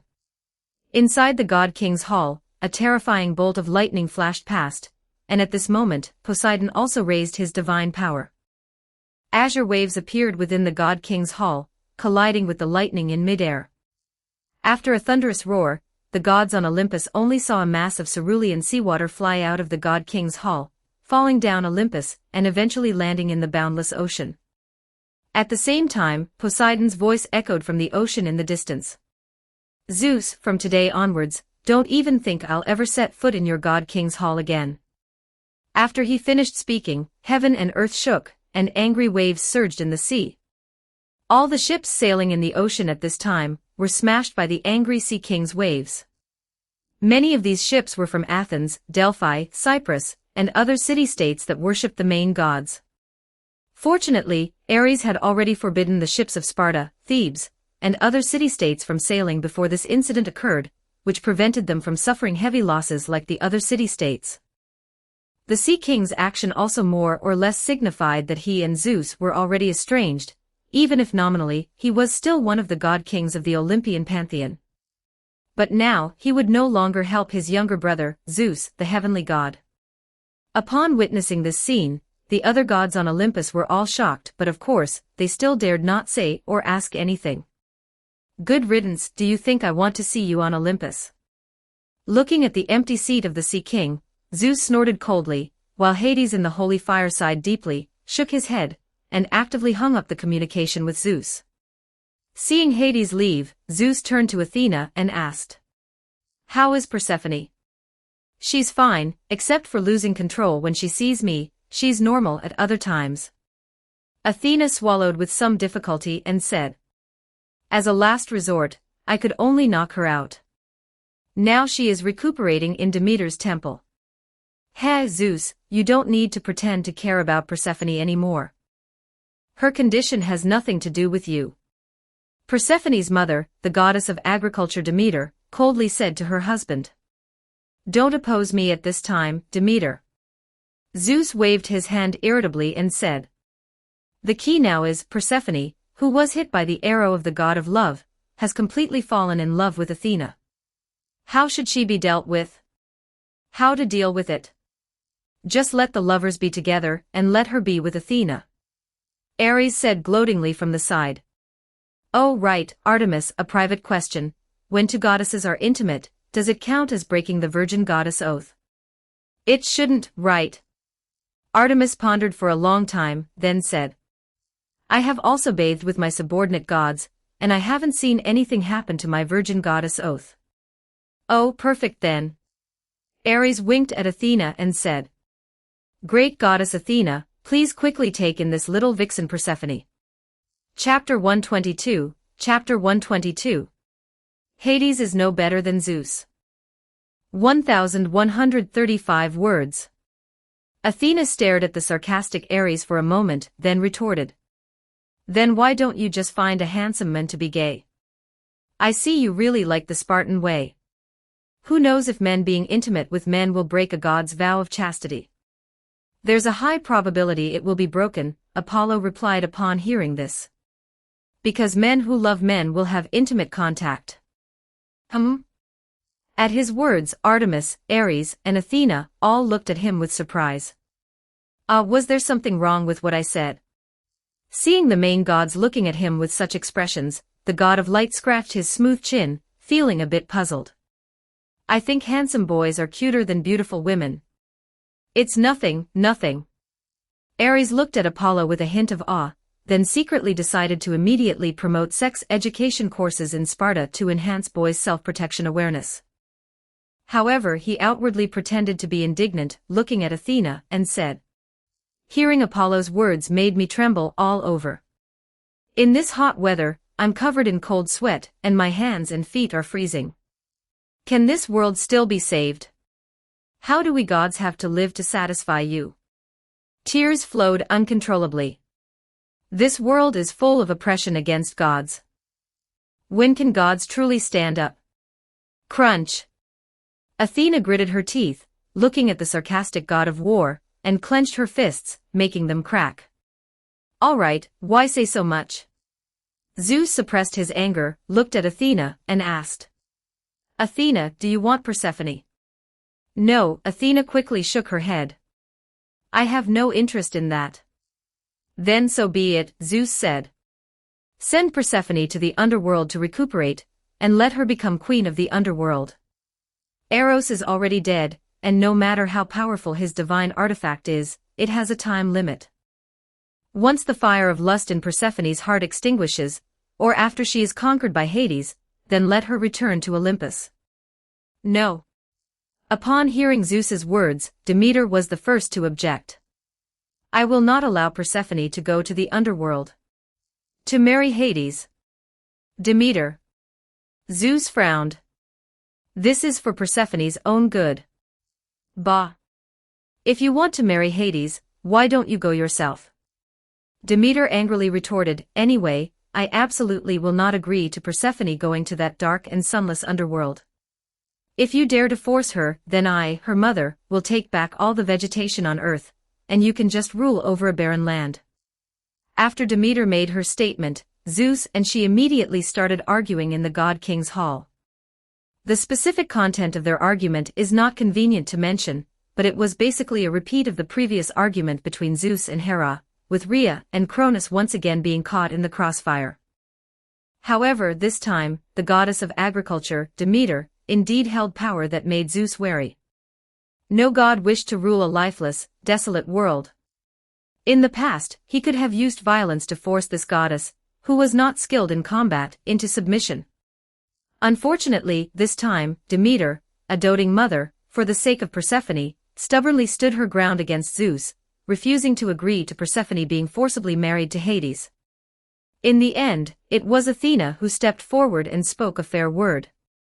Goddess Demeter, I stand on a neutral ground to speak a fair word. She raised her arms, stopping the bickering god-king and his wife, then said gently. Currently, the best treatment for Persephone is still for her to quietly stay in the underworld. What kind of fair word is that, you ass? Demeter angrily retorted. Ultimately, isn't it because of what you and Zeus did together that my poor Persephone was afflicted? If you really want to take responsibility, then strip naked and use yourself to alleviate Persephone's symptoms. Goddess Demeter, please calm down. I admit this is my fault and I apologize to you. Athena waved her hand and continued to persuade. But please think carefully, is it really good for me and Persephone to be together? Are you sure that after she follows me, I won't take advantage of her? This. Demeter thought for a moment, then said coldly, that is indeed a problem. Consider this again, if she follows Hades, then she will be queen of the underworld. Hades, by both reason and emotion, will have to protect her. We all know what kind of person Hades is. He values family ties the most and is the most responsible. Athena subtly glanced at Zeus, coughed, and then said, following Hades is always better than following Zeus, right? Demeter hesitated upon hearing this, while Zeus loudly exclaimed. Athena, what are you saying? I am the god king.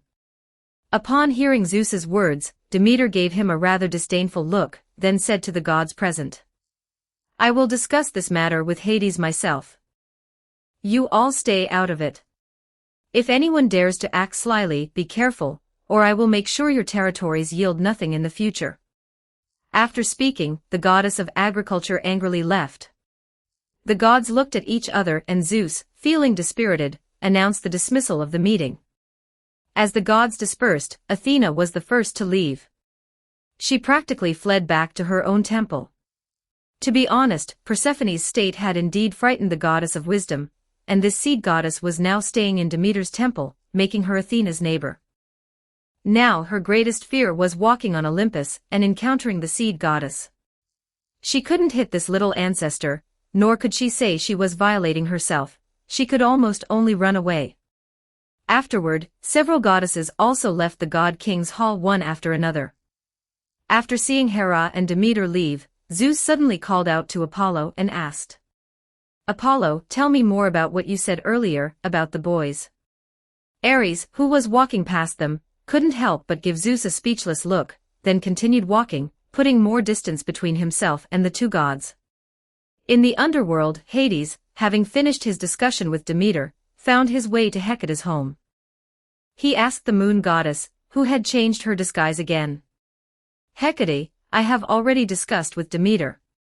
As for Persephone's matter, you agreed to marry her as queen of the underworld. Following Ares's hint, Hecate asked. Yes, after all, she and Athena are both my nieces, I'll help if I can.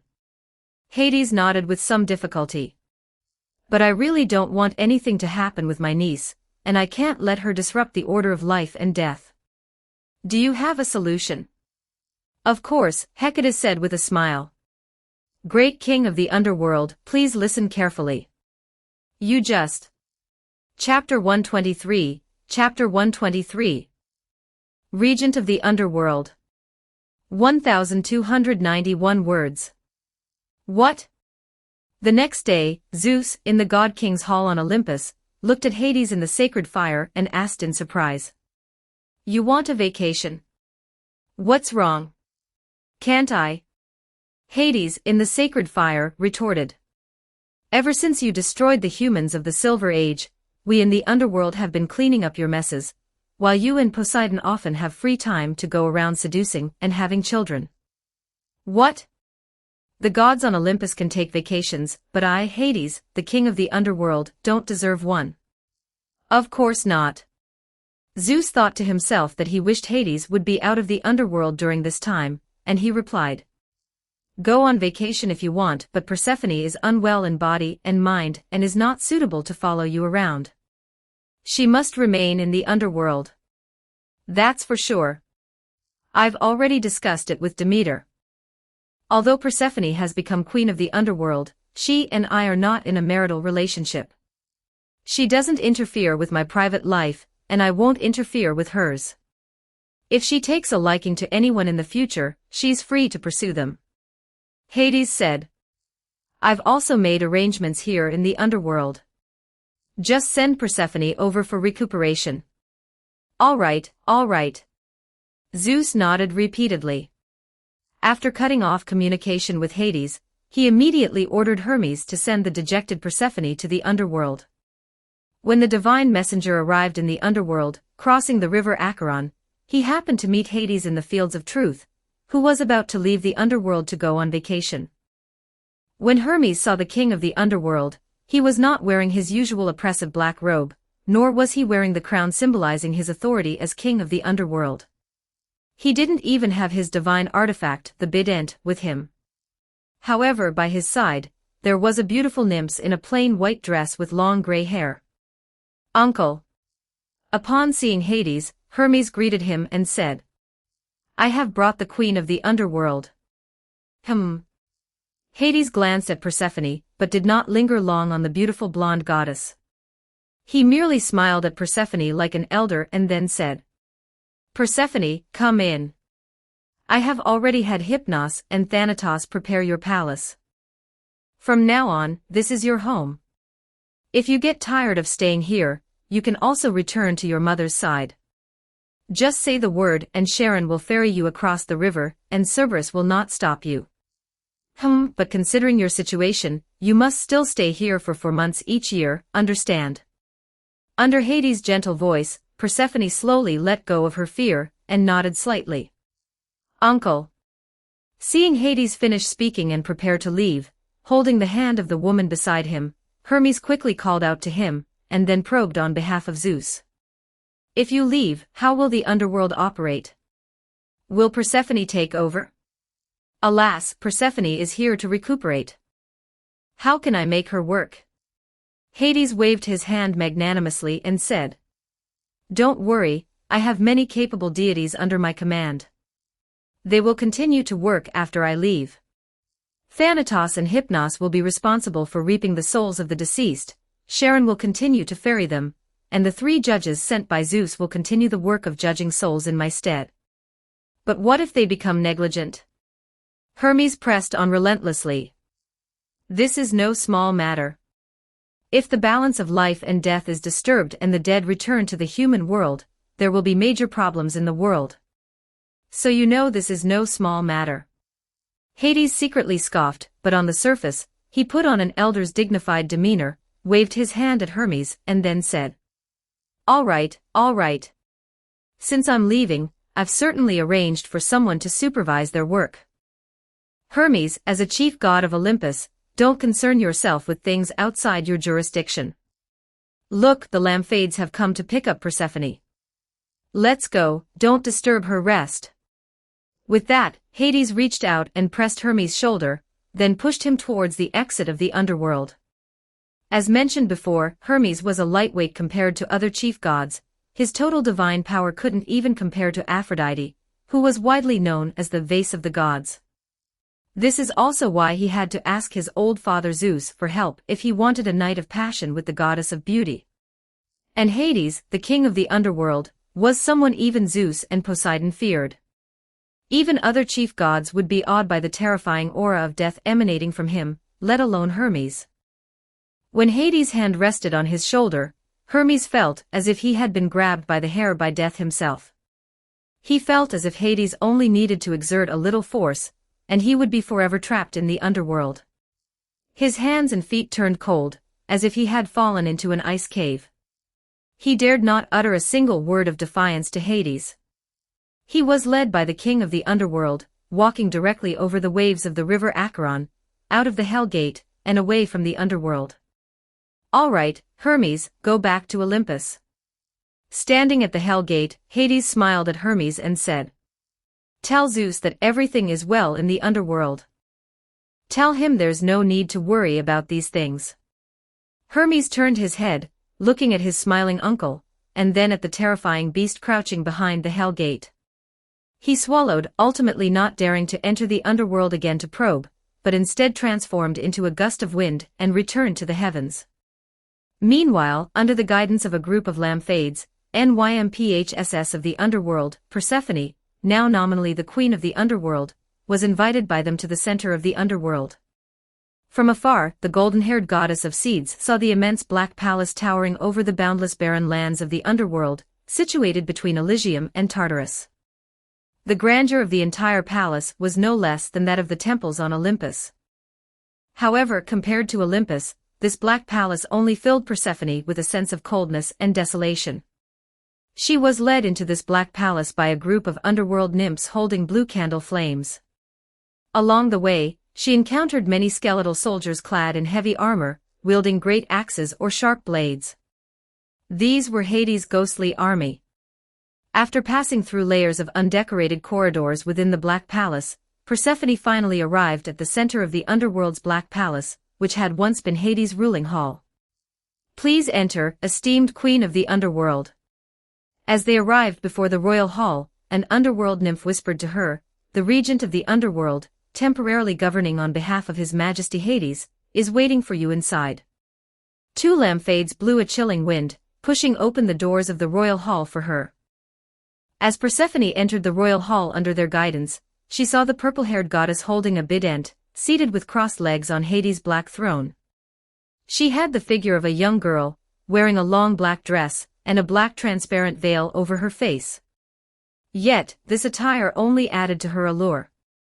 Looking at Persephone, Hecate, seated on Hades' throne, rose with a smile and softly said to her, "Welcome to the underworld, dear queen of the underworld Persephone.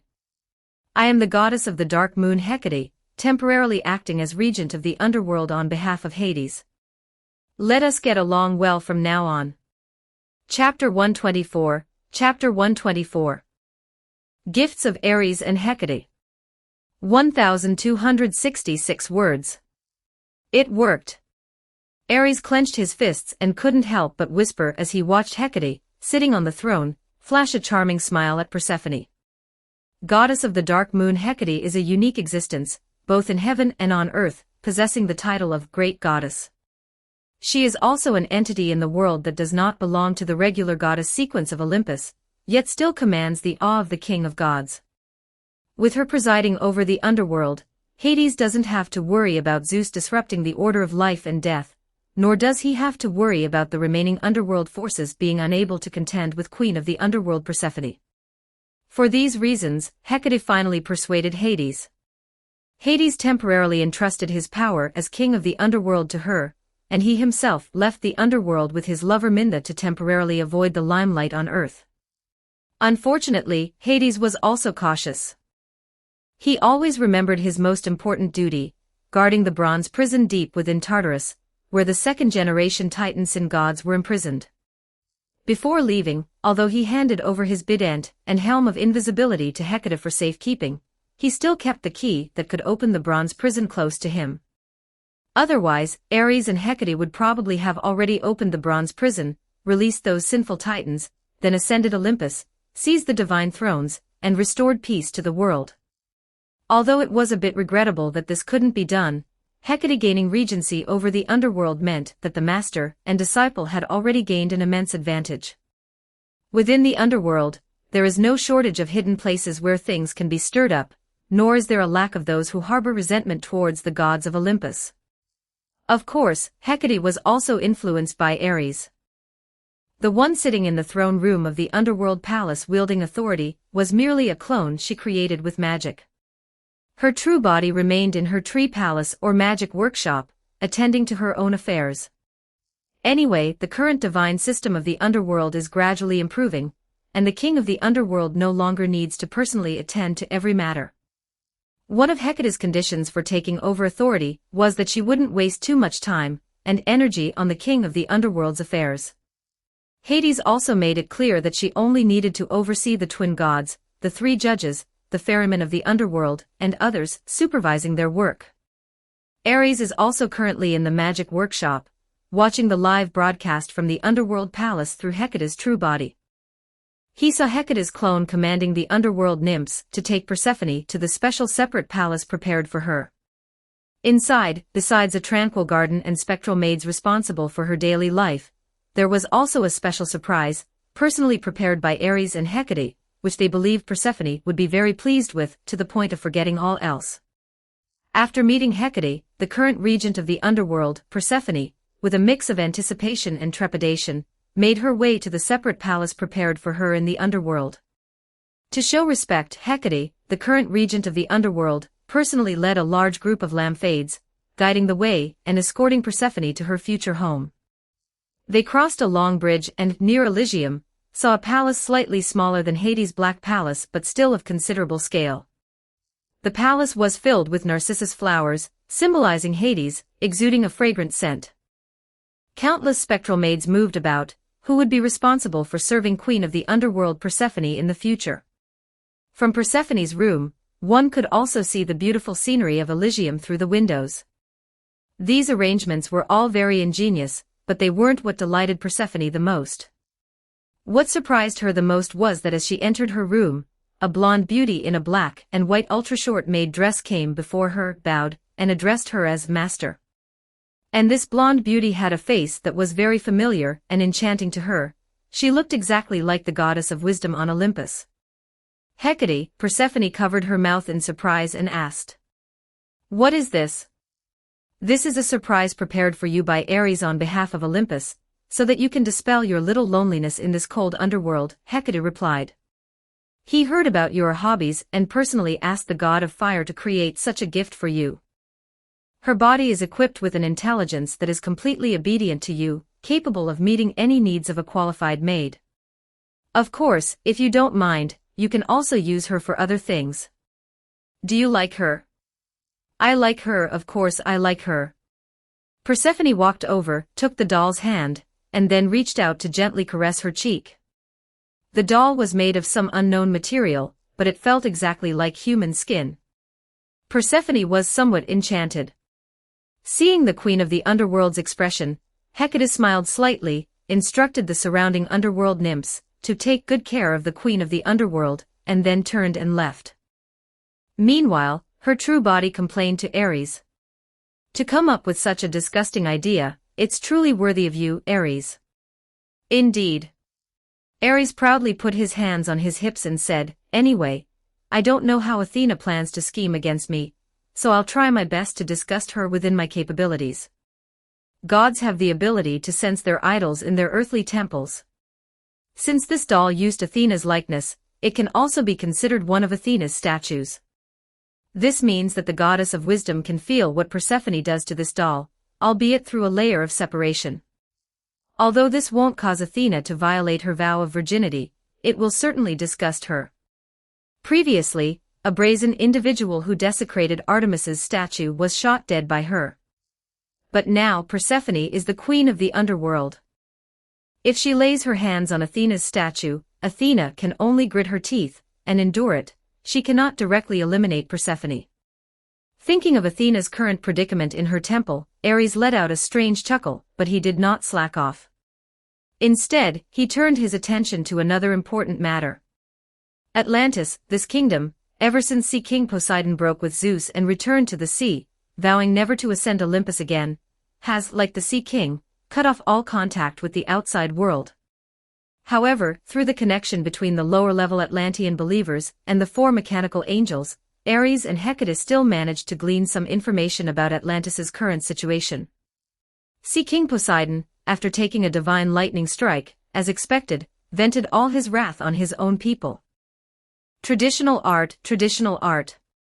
His oracles became increasingly harsh. First, he demanded that the royal family offer princesses, then that queens be offered to his golden palace for his pleasure. Moreover, none of these women returned safely to Atlantis after entering the golden palace. Now he even demands that all noblewomen from the middle class must be offered to him to beg for his forgiveness. Ares estimated that if this continued, Atlantis, this powder keg, would explode, and then, just like its original fate, it would rebel, and then be submerged into the depths of the sea by the irresistible divine power of the main god, becoming a legend in history. Under these circumstances, the next step of Ares's mechanical god-making plan should proceed. Chapter 125, Chapter 125. Atlantis Revolt. 1063 words. Within the lower city of Atlantis, a ritual that was utterly blasphemous to the sea god Poseidon was secretly taking place in an alleyway. A group of commoners from the lower city of Atlantis gathered in this alleyway. They placed the best meat they could acquire onto the crude altar in the alley. However, they were not worshipping Poseidon, the creator of Atlantis, but another entity completely unheard of by the Greek gods. Great Lord of Armies Mars, please grant us your guidance. The leading commoner, draped in a white linen cloth, dressed himself to resemble the royal priests in the sea god temple. He led the group of commoners, standing before the altar and praying devoutly. The tyrannical and lawless demon Poseidon and his royal pawns have recently demanded that the nobles offer all the women in their households to appease his wrath. Such a demand will soon fall upon us, the lowest commoners. But if all the women of Atlantis are taken by him, how can we Atlanteans continue to procreate? Great Lord of Armies, please grant us revelation. The group of commoners continued to chant and pray devoutly, hoping their words would be heard by the ethereal deity. Just as they repeated their prayers for the 7th time, the leading commoner's eyes suddenly rolled back, and he fainted on the spot. His consciousness abruptly left his body, and then a terrifying vision appeared in his mind. He saw a colossal and terrifying figure rising in the distance of Atlantis. This figure, composed entirely of seawater, was immeasurably tall, and in his hand, he held a trident formed from condensed seawater. Clearly, this figure was their sea god Poseidon. After this figure appeared, 4 steel-constructed bodies swiftly flew from the horizon. These were 4 winged steel giants with blood-red eyes, riding various mechanical horses, treading through the air. These 4 steel giants came around Poseidon, immediately drew their weapons, and engaged in a fierce battle with Poseidon. Monstrous waves rose, almost reaching the sky, and countless terrifying fire clouds appeared in the sky. Meteorites fell from these fire clouds into the land and sea, scorching the entire ocean red. Amid such terrifying upheaval, Atlantis also tottered, eventually being torn apart by these heavenly powers, crumbling into pieces. The continent sank into the ocean, and the entire nation perished. However, just as this man was frozen with fear, unable to move, by the apocalyptic scene before him, one of the 4 angels entangled with Poseidon in the distance suddenly flew before him. This mechanical angel was 5 meters tall, and its outstretched wings were so wide that the man could barely perceive their span. It held a scale in one hand, and a long sword inscribed with runes in the other. It appeared to be Famine, one of the 4 archangels. After arriving before the moon, it suddenly turned sideways, and then pointed its long sword at a certain place on the slowly sinking Atlantis. The man's gaze followed the direction pointed by the angel's long sword, and found that it was pointing to a building slowly collapsing into the ocean. The design of this building was very unique, allowing the men to recognize it at a glance. The Lower City Assembly Hall. This was almost the only place where the commoners of Atlantis could voluntarily meet the middle-class nobles. Normally, when something major happened in Atlantis, the nobles and royalty would gather the commoners here to announce the commands of the royalty or the sea god, and it was also a public building where Atlantean commoners were not prohibited from entering. As the man's gaze fell upon the Lower City Assembly Hall, the assembly hall slowly collapsed under the pressure of the seawater. However, miraculously, just as it collapsed, a golden light suddenly burst forth from its ruins. Subsequently, a massive treasure ship was born from these collapsed ruins. It rode the wind and waves amidst the tsunami and earthquake, then sailed towards the horizon. Immediately after, these visions disappeared, and the man's consciousness returned to his body. He heard anxious shouts from all around. "Noah? Noah? Are you all right?" The man opened his eyes and saw his companions, who had just been gathered and praying with him, surrounding him, looking at him with worried expressions. Seeing Noah wake up, the group also breathed a sigh of relief. Someone in the crowd said, "What happened to you? Why did you suddenly faint while praying?" "Oh, about that, listen to me, we are saved." Recalling the scene he had just witnessed, Noah scrambled up from the ground with a spring in his step. He said to his companions with great excitement, "Just now, I received a revelation from the great Lord of Armies Mars. He told us that the destruction of Atlantis is inevitable, but there is a place that can save our lives. What? Hearing Noah's words, the surrounding Atlantean commoners asked in surprise and excitement, "Is that true?" "Of course it's true." Noah nodded with certainty. "Go quickly and inform our companions in other areas, and tell them to gather here with us then." Several more days passed, and the royalty of Atlantis indeed summoned all the commoners of Atlantis, and announced to them the oracle that the sea god Poseidon demanded they offer their wives and daughters as sacrifices to appease the sea god's wrath. As soon as this command was issued, the lower-class people of Atlantis became enraged. They had never enjoyed much of the sea god's blessings, but they had fully endured the sea god's wrath. Every time the upper class of Atlantis angered the sea god, they, the lower class, had to serve as scapegoats to allow the sea god to vent his anger. Moreover, this time, as commoners, they had no right to participate in the battle. The failure of this battle, by rights, should not have been blamed on them. But now, these nobles and royalty of Atlantis actually wanted them to offer their wives and daughters to Poseidon as playthings to appease this despicable main god. In addition, during this period, under the influence of the Spartan bards, the Poseidon demon theory had been circulating among the lower class of Atlantis. Therefore, this time, instigated by a group of Spartan poets and Atlantean Mars believers, the lower-class commoners of Atlantis directly revolted. Chapter 126, Chapter 126 Latin. 1576 words. Initially, when the news of the rebellion by the commoners of Atlantis reached them, from Poseidon, lord of the sea, to the royal family and nobles of Atlantis, no one took it seriously. After all, the commoners of Atlantis had no right to participate in external wars, although the upper and middle classes of Atlantis were equally superficial.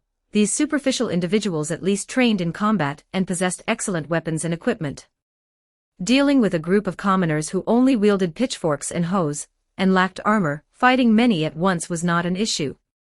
However, when the lower classes of Atlantis rose in rebellion, these nobles and the royal family of Atlantis realized how thoroughly mistaken they had been. These commoners of Atlantis had somehow acquired a large quantity of excellent weapons and equipment. Initially, the nobles and royal family of Atlantis could still suppress them with their superior military training, but after a period of time, these commoners of Atlantis seemed to awaken. They not only began to organize well-coordinated attacks, using their numerical advantage to force the nobles and royal family of Atlantis into continuous retreat, but also some strange individuals ran behind the noble and royal lines, starting to preach the worship of some heretical gods to them. They spoke of Lord of Armies Mars and Lord of the Surging Waves Neptune. Not only that, but they also persuaded these nobles and the royal family to think about their wives and daughters who had been taken by Poseidon. Under such a two-pronged offensive, it wasn't long before some of the royal family and nobles of Atlantis simply joined the commoners in rebellion. They attacked their colleagues from behind with the commoners, then opened the gates of the middle and upper levels, letting the commoners of Atlantis in. Subsequently, this group of royal family members and nobles who betrayed their own colleagues openly became the leaders of these Atlanteans. Instigated by some commoners who believed in the Lord of Armies, they toppled all statues of Poseidon in the city, smashed all items related to Poseidon, and even set a fire that destroyed the symbols of Poseidon's authority within Atlantis. This made Poseidon gnash his teeth in anger, so the Lord of the Sea drove his golden chariot directly to the coastline near Atlantis, preparing to unleash a tsunami to utterly destroy this nation. However, at that moment, he encountered an uninvited guest. His dear nephew, Ares, the god of war, was happily squatting on the outermost circular city wall of Atlantis, watching the chaos within the city. "Ares, what are you doing here?" Seeing his foolish nephew, Poseidon also thought of his father, so his mood worsened, and he shouted at Ares without ceremony. "Oh, it's Poseidon." Ares smiled, turned his head to look at Poseidon, then turned back, chuckling. "Is that even a question? Of course, the smell of blood here attracted me. Poseidon, it's really interesting here. There's fighting every day. After fighting Athens, you fight among yourselves. After the upper class fights, the middle class fights. After the middle class fights, the lower class fights. Then, a part of the middle and upper classes fight the upper and middle classes together with the lower class. The people here are quite spirited. I really like it here. Humph, get lost. Poseidon drove his chariot past Ares, simultaneously warning him. Atlantis is my city. I know, that's why I haven't intervened, right? Ares spread his hands, showing an innocent smile, watching his victim, Poseidon, drive his chariot past him. Then, his true body in the underworld manipulated for mechanical gods, sending revelations to their believers. Poseidon has arrived, quickly go to the lower assembly hall for refuge.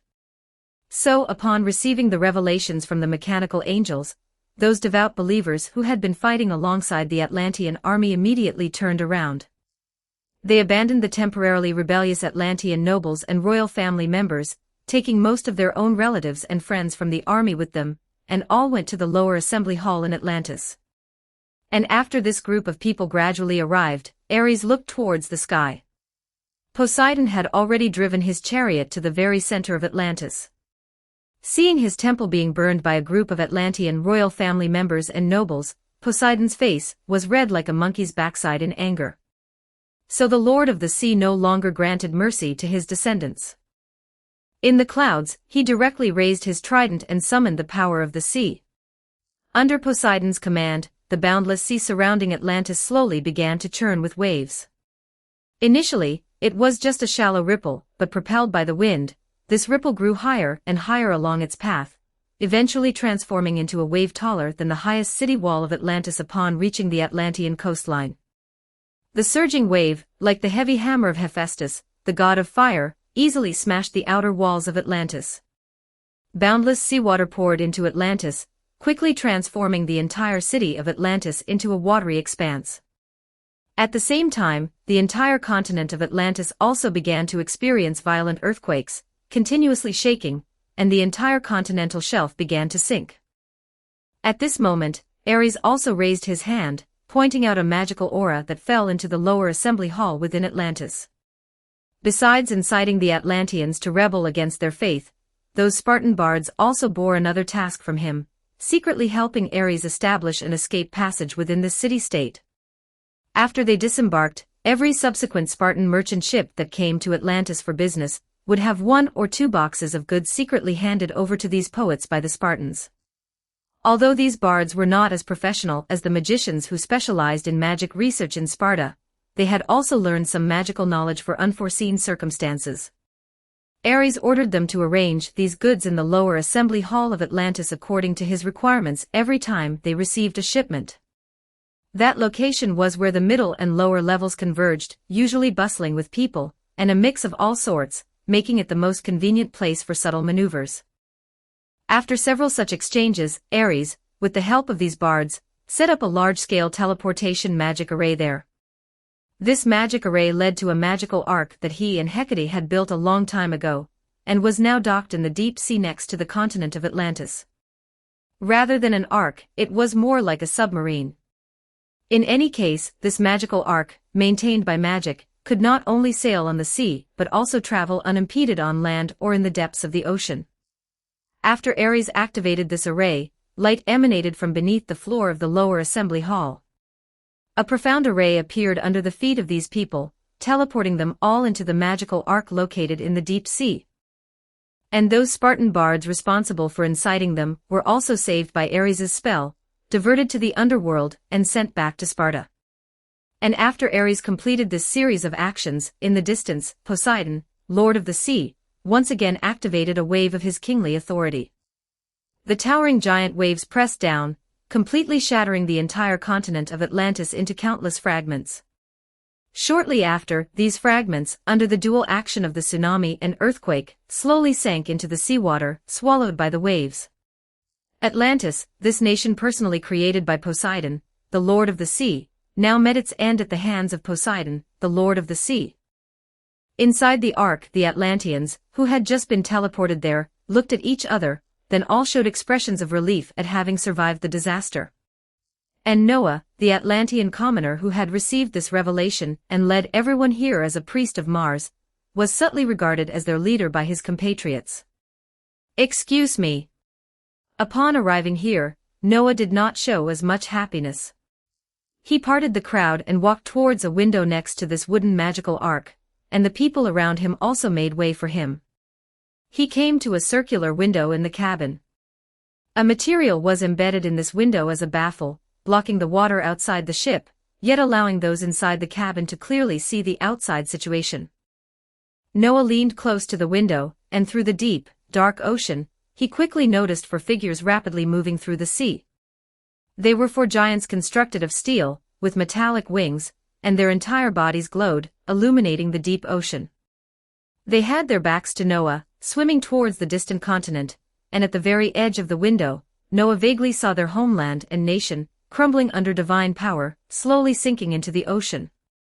Seeing this scene, Noah let out a soft sigh. He withdrew his gaze, then turned to look at his companions. "Everyone," he said softly, "from today onwards, we are no longer Atlanteans. To avoid retaliation from the minions of the demon Poseidon, we should no longer refer to ourselves as Atlanteans to outsiders." "Then what should we call ourselves?" the people asked. "Latins," Noah said after a moment of thought.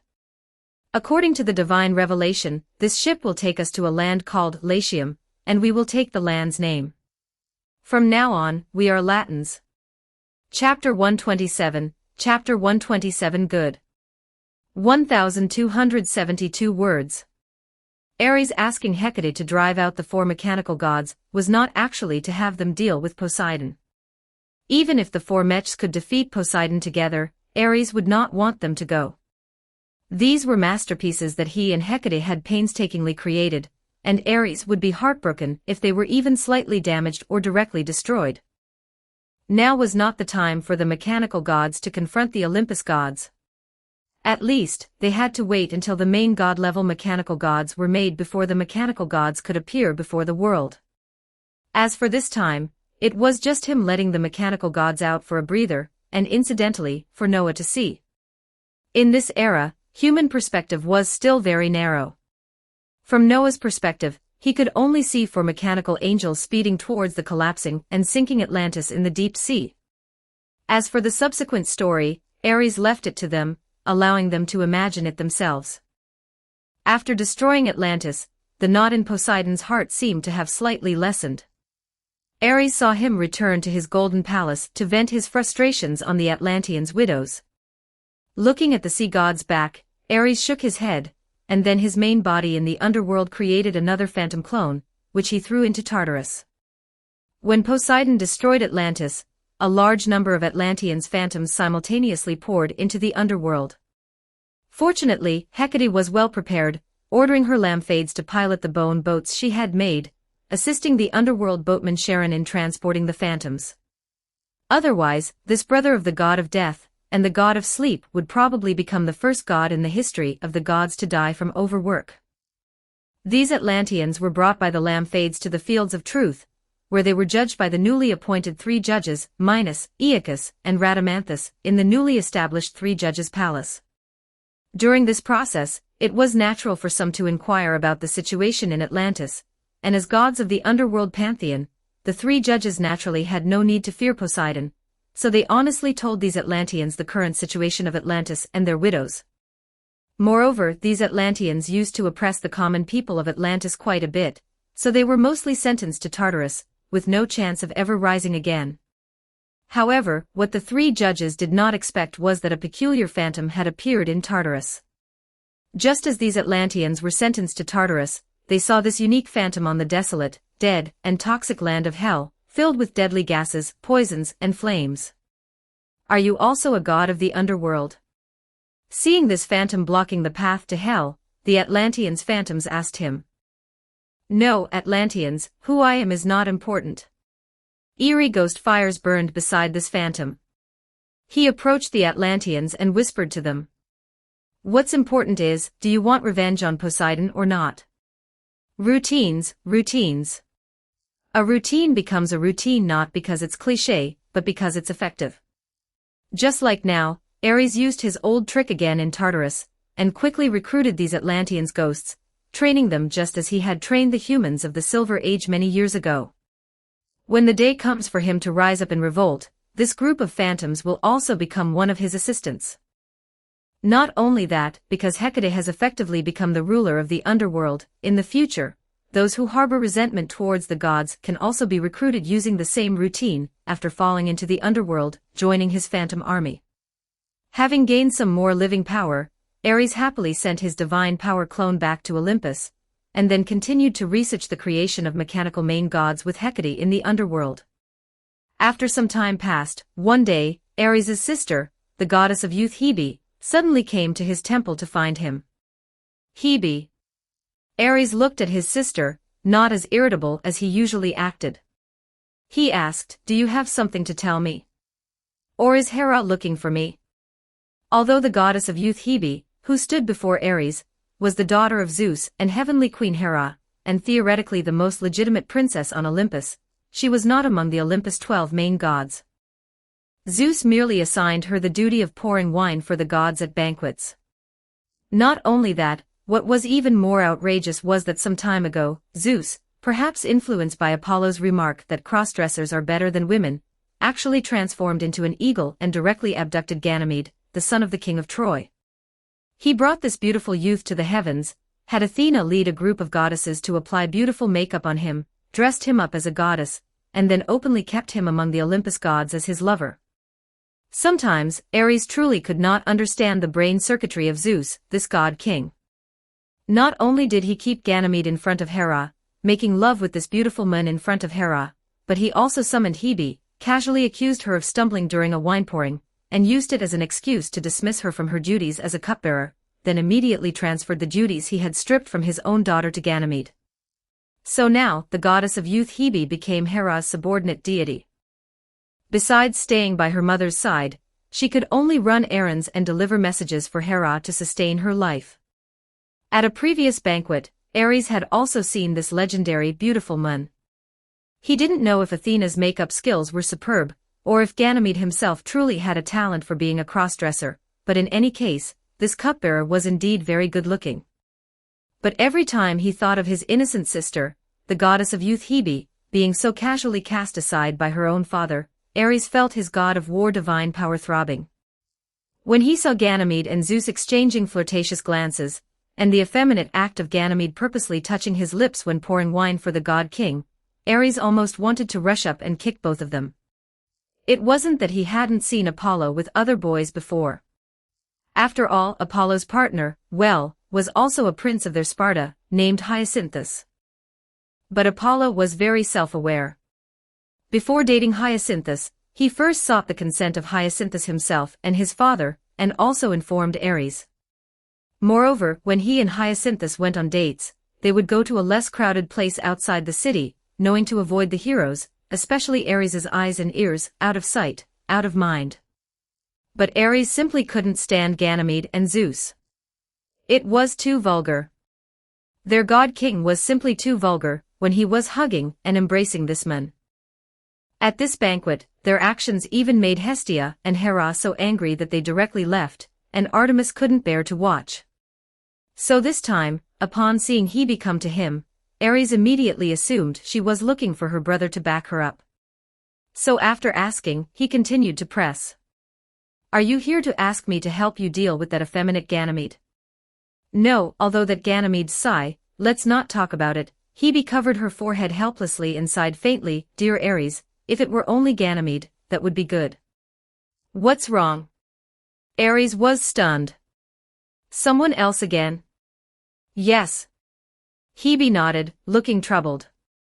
"Zeus went and harmed another queen. Hera looks a bit strange now, you should go see her quickly." Chapter 128, Chapter 128. Do you want to rebel? 1083 words. When Ares followed Hebe to Hera's temple, Hephaestus had also arrived. It seemed that the goddess of youth, Hebe, had not only notified Ares but also the god of fire, as the eldest son. When Ares and Hebe arrived at the temple, they saw him standing to one side, while Hera sat on her queen's throne, staring silently into a pool of water in front of her. No anger, sorrow, or joy could be seen on her face, her eyes seemed dead. Ares glanced into the pool, and saw a familiar man receiving a wailing infant from a midwife. On the bed next to him lay a beautiful woman. However, strangely, neither the man nor the woman showed much happiness at the sight of the newborn. The beautiful woman looked at the men beside her with deep shame, while the man's mouth twitched, unsure whether to cry or laugh. Ares found the men somewhat familiar, so he looked more closely, and then discovered his true identity. Amphitryon, Heracles' adoptive father. Greece's most honest man. After recognizing his identity, Ares seemed to faintly see a hint of green above Amphitryon's head. However, even though he recognized Amphityon and understood the whole story, Ares still asked to start a conversation. Hera, who are this couple? The king of Thebes, Amphityon, and his queen, Alcmene. A very well-matched couple, aren't they? Their marriage also received my blessing, but that infant is the child of Alcmene and Zeus. Hera said these words without anger. In fact, as she spoke, a smile even appeared on her face. Again and again, that man not only disregards our sacred marriage, but now he even destroys a marriage I have blessed.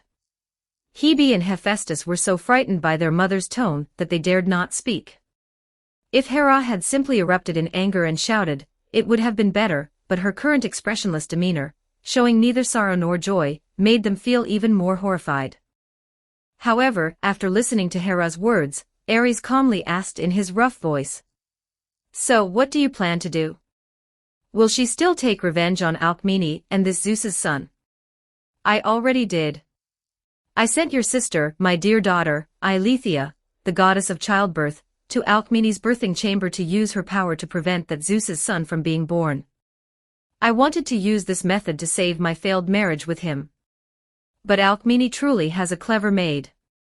Her maid, dear Garantus, actually dared to falsely transmit my command to Eileithyia, causing Eileithyia's power to fail, and this Zeus's son was ultimately born." Hera murmured. "Is it true that everyone in this world will side with that man? What do you think, Ares?" "No." Ares pointed at Hebe and Hephaestus, then at himself. "Aren't the brothers and sisters here all devoted to you? By the way, what did you do with that maid?" Hera showed a rather alluring smile. Then, she reached out and, surprisingly, pulled a black cat from behind her throne and threw it on the ground. The black cat, thrown to the ground, lay still, not daring to move. Its deep blue eyes gleamed with human-like fear. Clearly, this was Garantus, who had deceived the goddess of childbirth and falsely relayed the queen's oracle. She had been transformed into a cat by the enraged Hera. Ares reached out and grabbed the cat by the scruff of its neck, lifting it up, and said to Hera, "Hera, I'll help you deal with it. Send it to the underworld." Hera nodded and said, "Ares, tell me, what should I do now?" "Directly killing this Zeus's son, that's impossible. Zeus is clearly watching him too." Ares looked at the figures in the pool and shook his head, "And if you ask me, if you truly want to preserve your marriage, killing him is only treating the symptoms, not the root cause. Zeus will not fear these methods of yours. The only way to treat the root cause is to curb Zeus, the source." "Curb Zeus?" Hearing Ares's words, Hephaestus and Hera showed no reaction, but Hebe was startled. She cautiously looked at her two brothers and whispered, "Ares, don't make mother do something foolish." "Hebe, don't worry about your brother. He is the god of war, after all," Hera said softly. Ares, continue. "Hera, indeed, with our power, even united, we are too weak to contend with Zeus, who holds the authority of the king of gods and divine lightning," Ares said. "Therefore, what we need to do is unite all the victims in this world." "Victims?" Hera raised an eyebrow slightly, as if she had thought of something. "That's right. How many of the women he has taken were willing to fall in love with him? How many of the children he has sired truly love him from the bottom of their hearts, rather than fearing him because of his power and status? These people, like us, are all victims. Their individual strength is very small, but once we unite them, their power will be immense." Ares said, nodding towards the pool, "This child, Alcmene, and Amphitryon, they are all victims too. Are you asking me to help this bastard?" Hera sneered. "Why not? Becoming Zeus's son is not something he could choose himself. He is not at fault in this matter," Ares persuaded. "Now is the time for you to show your magnanimity as queen.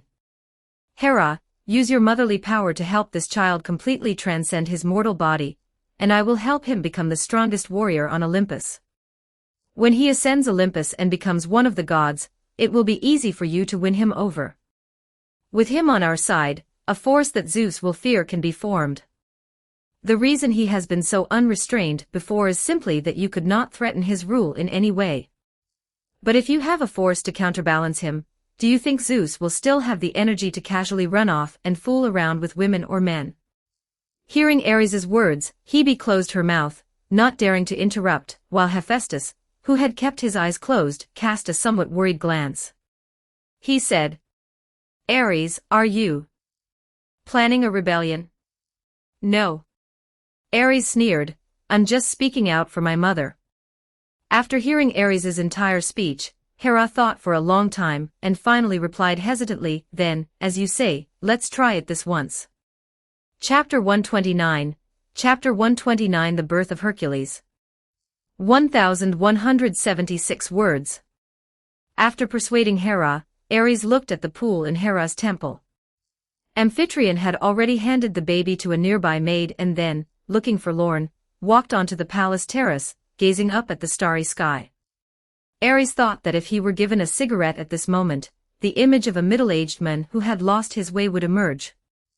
Amphitryon was probably struggling at this time, wondering whether to accept this illegitimate child, and whether to retaliate against his unfaithful wife. His wife Alcmene had clearly thought of this as well. She feared that Amphitryon and Hera would harm her child, but as a mother, she was unwilling to watch Heracles die at the hands of Amphitryon and Hera. So, while her husband was on the terrace smoking, she called an old woman who served her, and had her take Heracles out of Thebes, abandoning him in the wilderness outside the city. She herself only kept Eurystheus, Amphitryon's biological son, by her side. Seeing the old woman carrying Heracles leave the city through the pool, Ares said to Hera, "Hera, since that's the case, let's go." Hera nodded and rose from her divine throne. Ares handed Gerantis, who had turned into a black cat, to his sister, Hebe, the goddess of youth, asking her to hold him temporarily, and that he would retrieve him later. Afterward, Ares and Heavenly Queen Hera went together to the wilderness where the baby had been abandoned. Seeing the old woman sent by Alcmene place Heracles on the ground and hurry away, Ares and Hera approached the infant. Ares somewhat roughly grabbed the swaddling clothes of the infant Heracles, lifted him up, and said to Hera, "Hera, please use your motherly power to help him shed his mortal body." Hera took the baby from Ares's hand and said, "Ares, turn your head." "Oh." Ares turned his back, and Hera unfastened her bodice, beginning to nurse Heracles. Hera, representing the Heavenly Queen, was also the mother of all gods. If she wished, she could secrete milk, and if anyone drank her milk, they could shed their mortal body and become a god. Heracles already had a portion of Zeus's blood flowing within him, and with Hera's milk, this not only allowed him to shed his fragile human part, but also made him a god with powerful divine energy flowing through his body.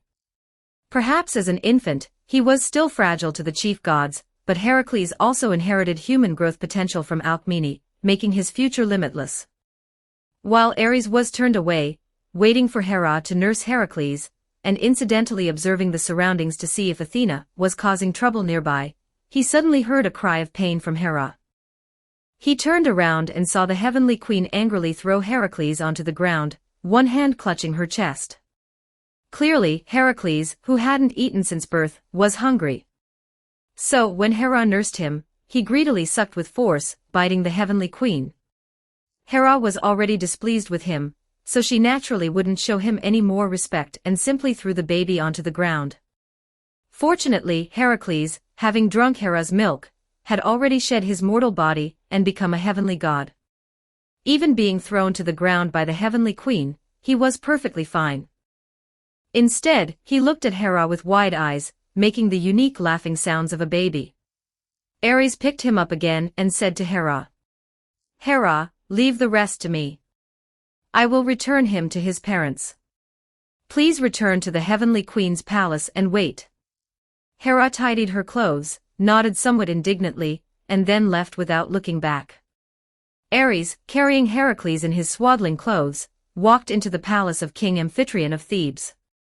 Hearing of Ares's visit, King Amphitryon of Thebes dared not be negligent. He quickly came out to greet him. Ares had him dismiss everyone around, then placed Heracles, still in his swaddling clothes, into his hands. "Here, this baby, he's your wife's son, isn't he?" "This." Amphitryon held Heracles, his face alternating between green and red. He was a smart man and quickly understood the cause and effect. Clearly, his wife Alcmene also feared his retaliation against this child, so she had quietly had her subordinates send the baby out of Thebes while he was cooling down on the palace terrace. It was just a coincidence that the baby immediately encountered Ares, who was wandering nearby, and was thus sent back by him. Seeing Ares's actions, Amphitryon thought he understood the god's intentions. He bit his lip in humiliation and bowed to Ares, saying, "I will raise this child, Ares, please rest assured." "Alas, you make it sound like I'm forcing you." Ares sighed, then pointed a finger, and a barrier of fiery divine power formed around him and Amphitryon. "All right, now the other gods shouldn't be able to hear us." Having done all this, Ares sat down cross-legged in front of Amphitryon. "Sit down, we can now have a good talk about Zeus's problem, Amphitryon."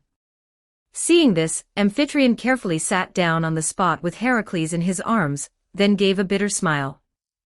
"I wouldn't dare to criticize the king of the gods, great Ares. You merely fear his power and authority, Amphitryon. Let's not dwell on that for now, and stick to the facts. What Zeus did, if he weren't the king of the gods, you would have killed him long ago, wouldn't you?" Ares asked. "It probably wouldn't be up to me." Amphitryon sighed with a very complex expression. "Alcmene would have directly killed him. In fact, I learned the full story from Alcmene, and this, it really isn't her fault. It's good that you understand. And it's not the fault of the child in your arms either." Ares nodded.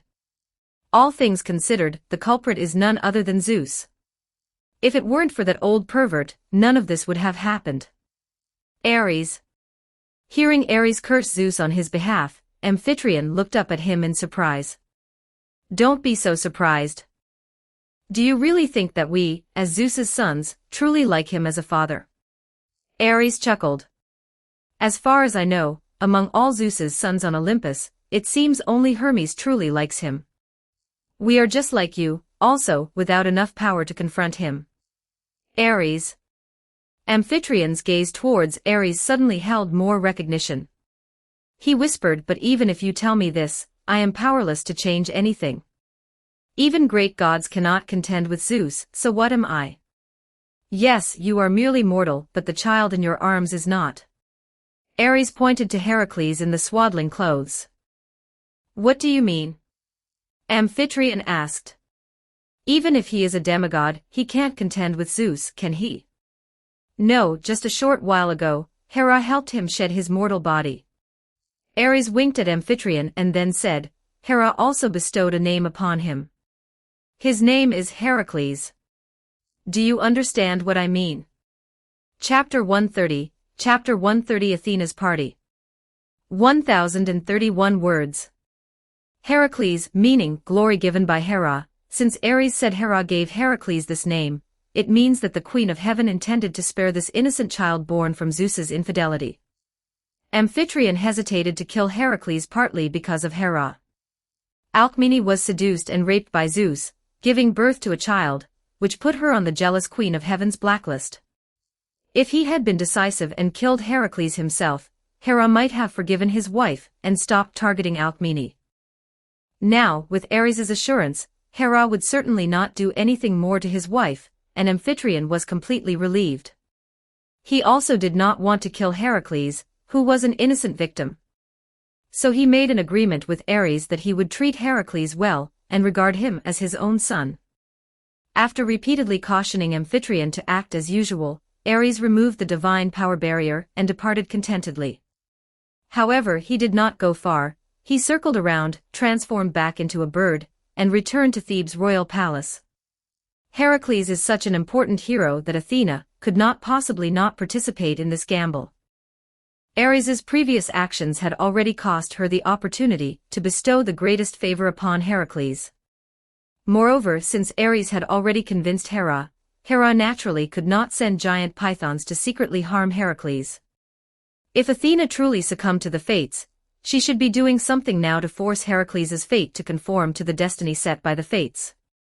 Ares stood on the eaves of Thebes' royal palace, quietly waiting for a moment, and then, as expected, he saw Athena.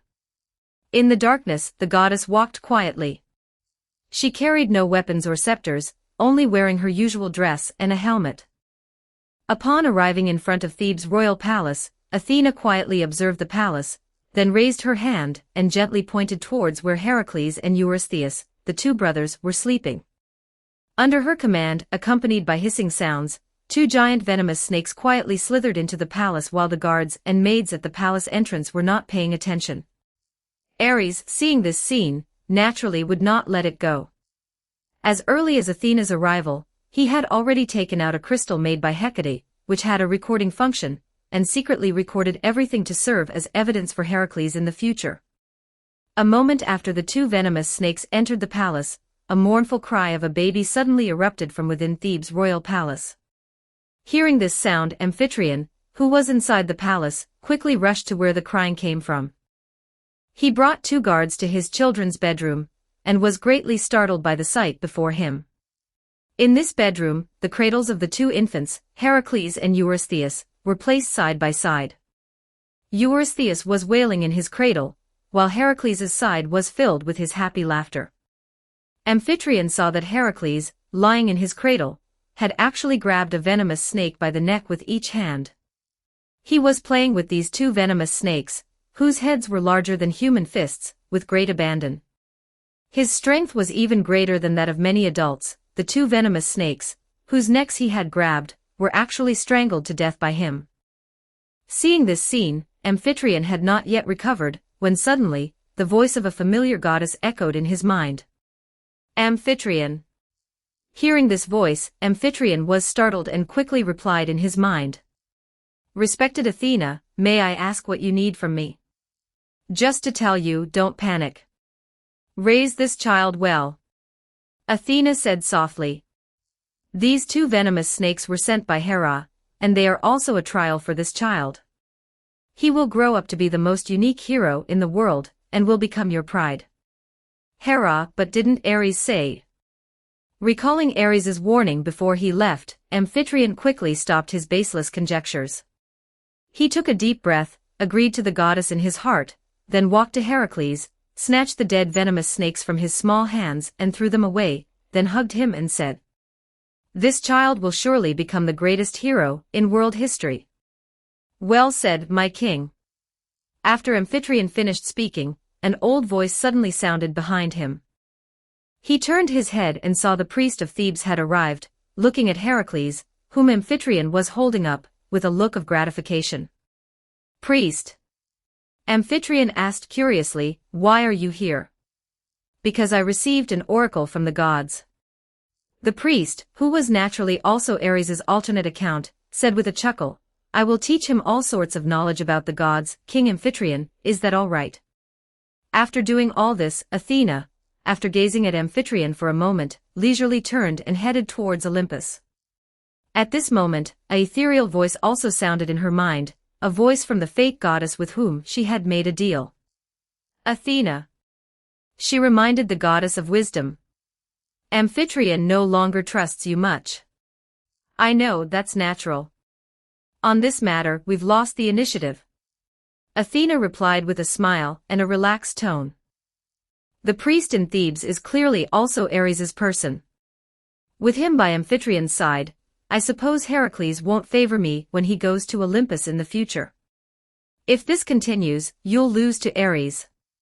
Atropos, the fate goddess, said to her. If even you lose, then we will have to consider giving up on you directly. Oh, that's unreasonable, isn't it? Athena blinked and retorted, no matter what, the priority should always be to ensure history stays on track. For that, even the priority of dealing with Ares can be pushed back.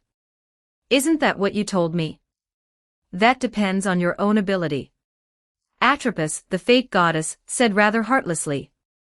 Remember your place, Athena. To outsiders, you are a supreme goddess, a power second only to Zeus, but before fate, even Zeus must yield. Yes, I understand, of course.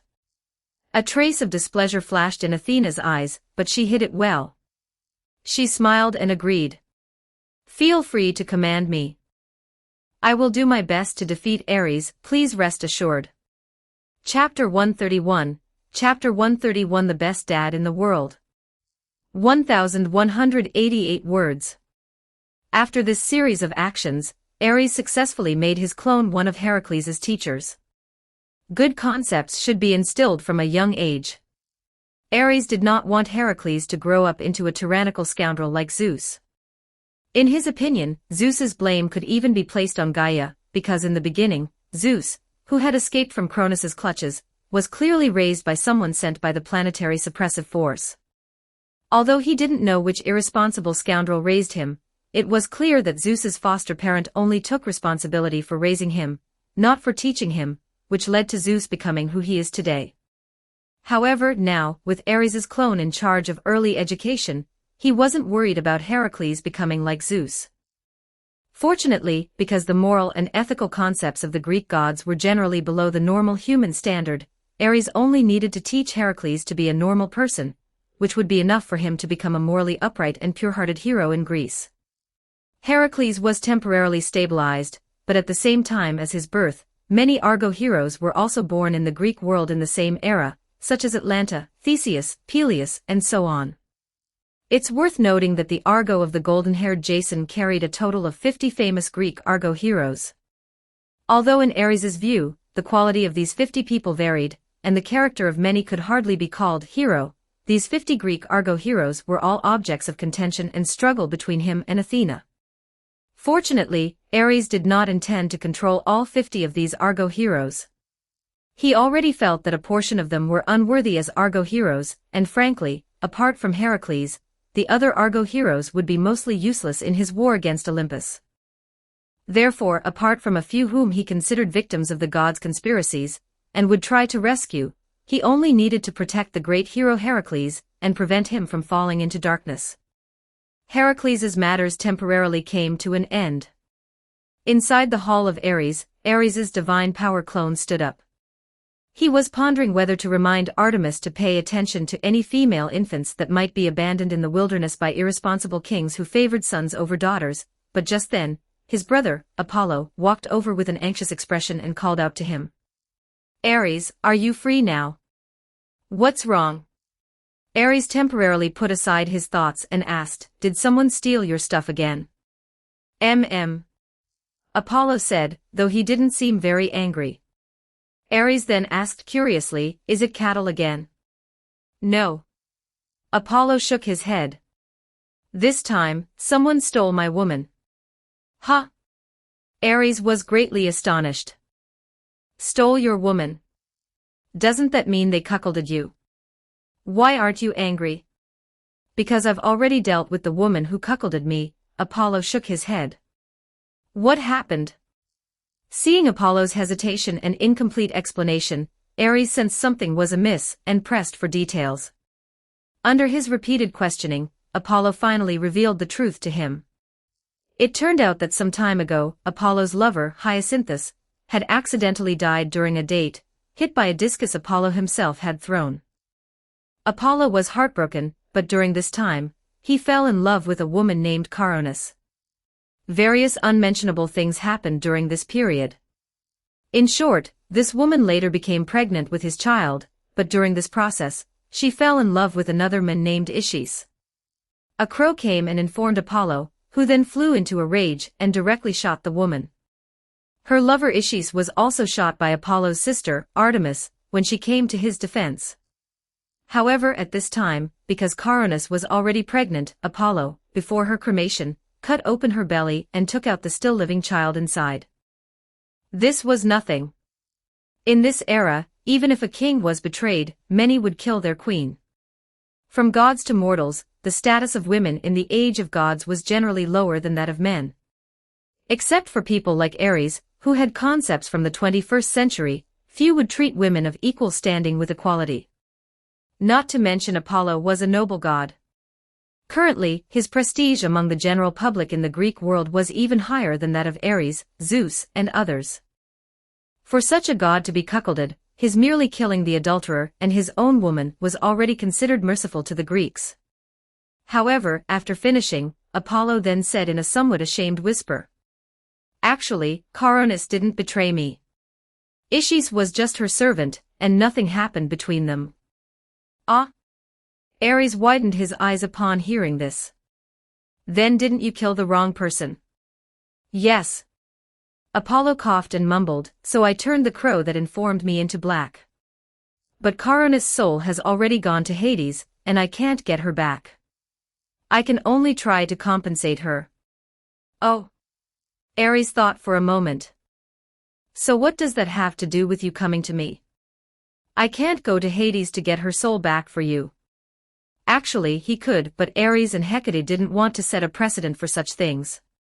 "This." Apollo hesitated, then beckoned to Ares, "You'll know if you come with me." Ares, full of suspicion, followed Apollo to his temple of light. Inside the temple, Ares saw a small cradle, and in it, a white-haired male infant was quietly sleeping, sucking his thumb. "His name is Asclepius, my child with Coronis." Apollo scratched his golden hair, somewhat distressed, and said, "But he's just a demigod. Olympus can't accept him, and I don't know where to raise him." "Why didn't you consider this when you were busy doing the deed?" Ares questioned with a pair of dead fish eyes. "Hee." Apollo chuckled softly, a bit embarrassed. At that time, who had the mind to think about that? Ares stared at the infant and asked again, "What did you say his name was just now?" "Asclepius."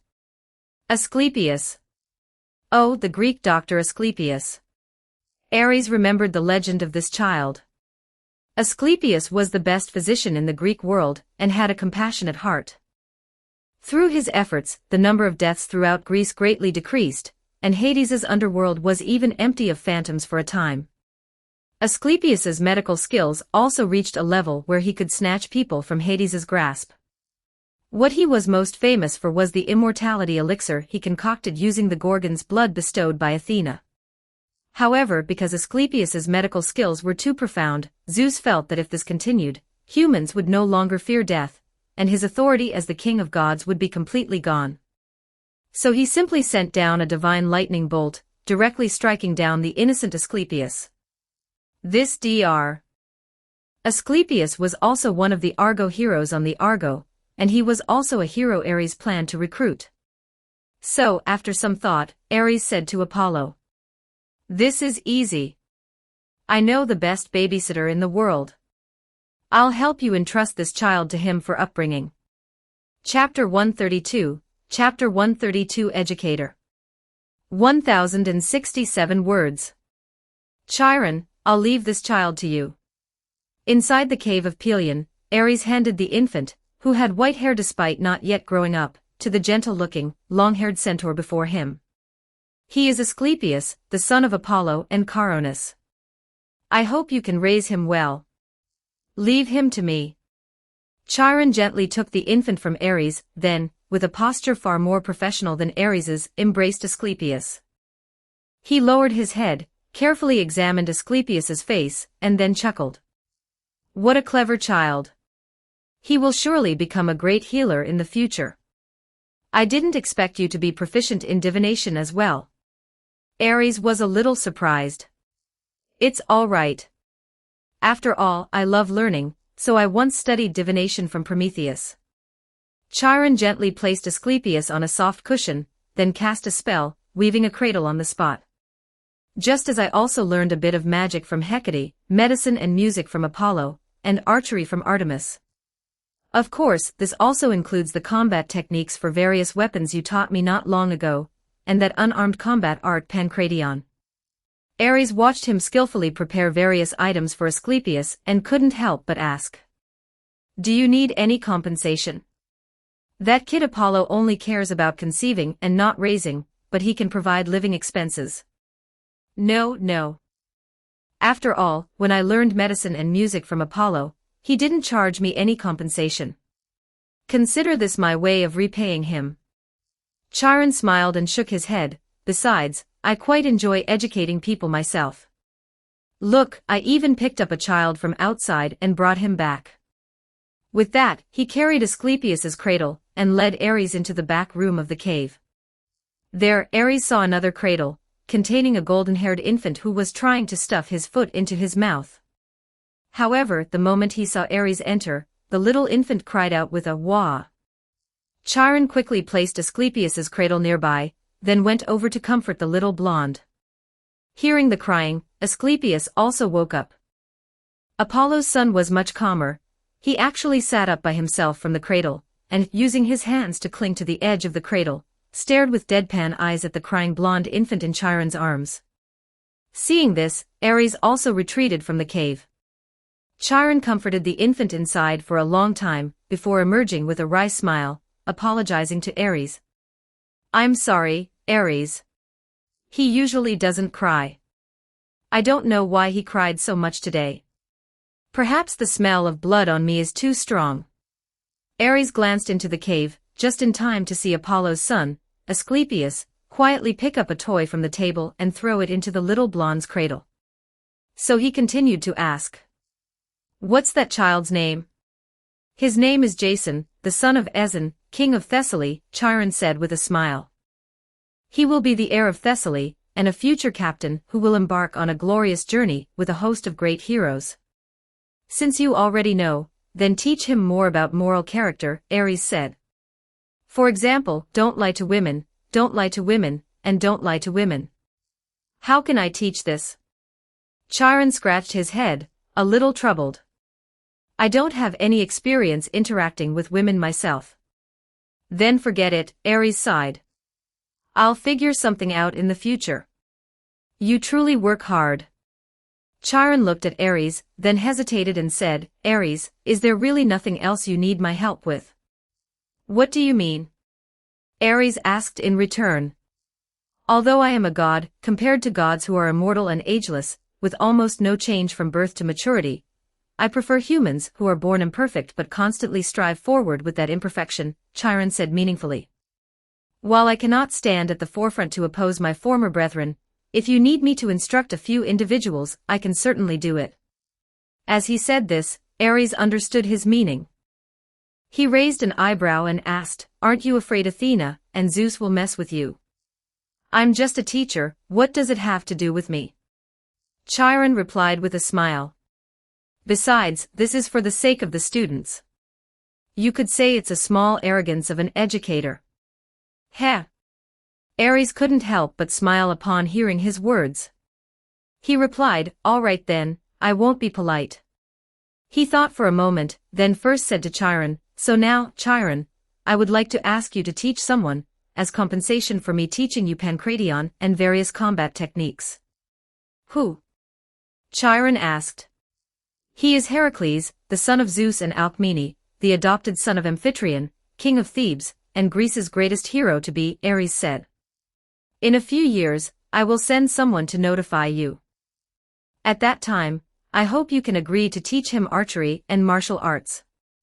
"No problem," Chiron readily agreed. "And then, I hope you can raise the next infant I send." Ares stroked his chin, and continued to make his request. Chiron, being an enthusiast of education, naturally did not refuse and quickly agreed. After settling the terms with Chiron, Ares's true form went directly to Hecate's garden in the underworld, and asked his reclusive teacher, who was relaxing in a rocking chair, "Teacher, would you mind telling my fortune?" "Huh?" Hecate heard him, removed the blindfold from her eyes, blinked, and asked in surprise, "What fortune are you asking for now?" "I can't calculate anything involving powerful figures, go find Apollo or Prometheus yourself." "It's not about any powerful figures."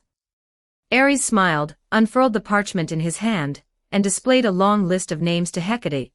"I just want to ask you to see which of these people haven't been born yet." Several years passed in a flash. Years later, on the lawn in front of the Pelian cave, a few young children were sitting properly, watching the tall centaur in front of them lead another boy of similar age. This boy was robust and his physique could almost rival that of Heracles, the strongest among them. Chiron led him close to the group of children, and then announced to the heroes, "This is Perseus, my new student, your new companion. Everyone, please treat him well." Chapter 133, Chapter 133 Perseus. 1920 words. Perseus of the constellation Perseus, Zeus's son with Danae, was imprisoned in a high tower by her father, Acrisius, due to a prophecy that the child born to Princess Danae would eventually kill his father. During this time, Zeus transformed into Golden Rain and met with her, and from their union, Perseus was born. He was also, in the original myth, the goddess of wisdom Athena's foremost sycophant. After Hecate's calculations, Perseus had not yet been born in this world. Oddly enough, Heracles' mother, Alcmene, was supposed to be Persephone's granddaughter in legend. After Ares told Hecate about this, the moon goddess thought for a moment and then replied, "Perhaps the flow of this world was altered the moment Ares transformed into Cadmus." The course of history was forcibly accelerated by him, and the stories of numerous Argo heroes were rapidly pushed to the forefront by an unseen hand. This matter itself was not a big deal.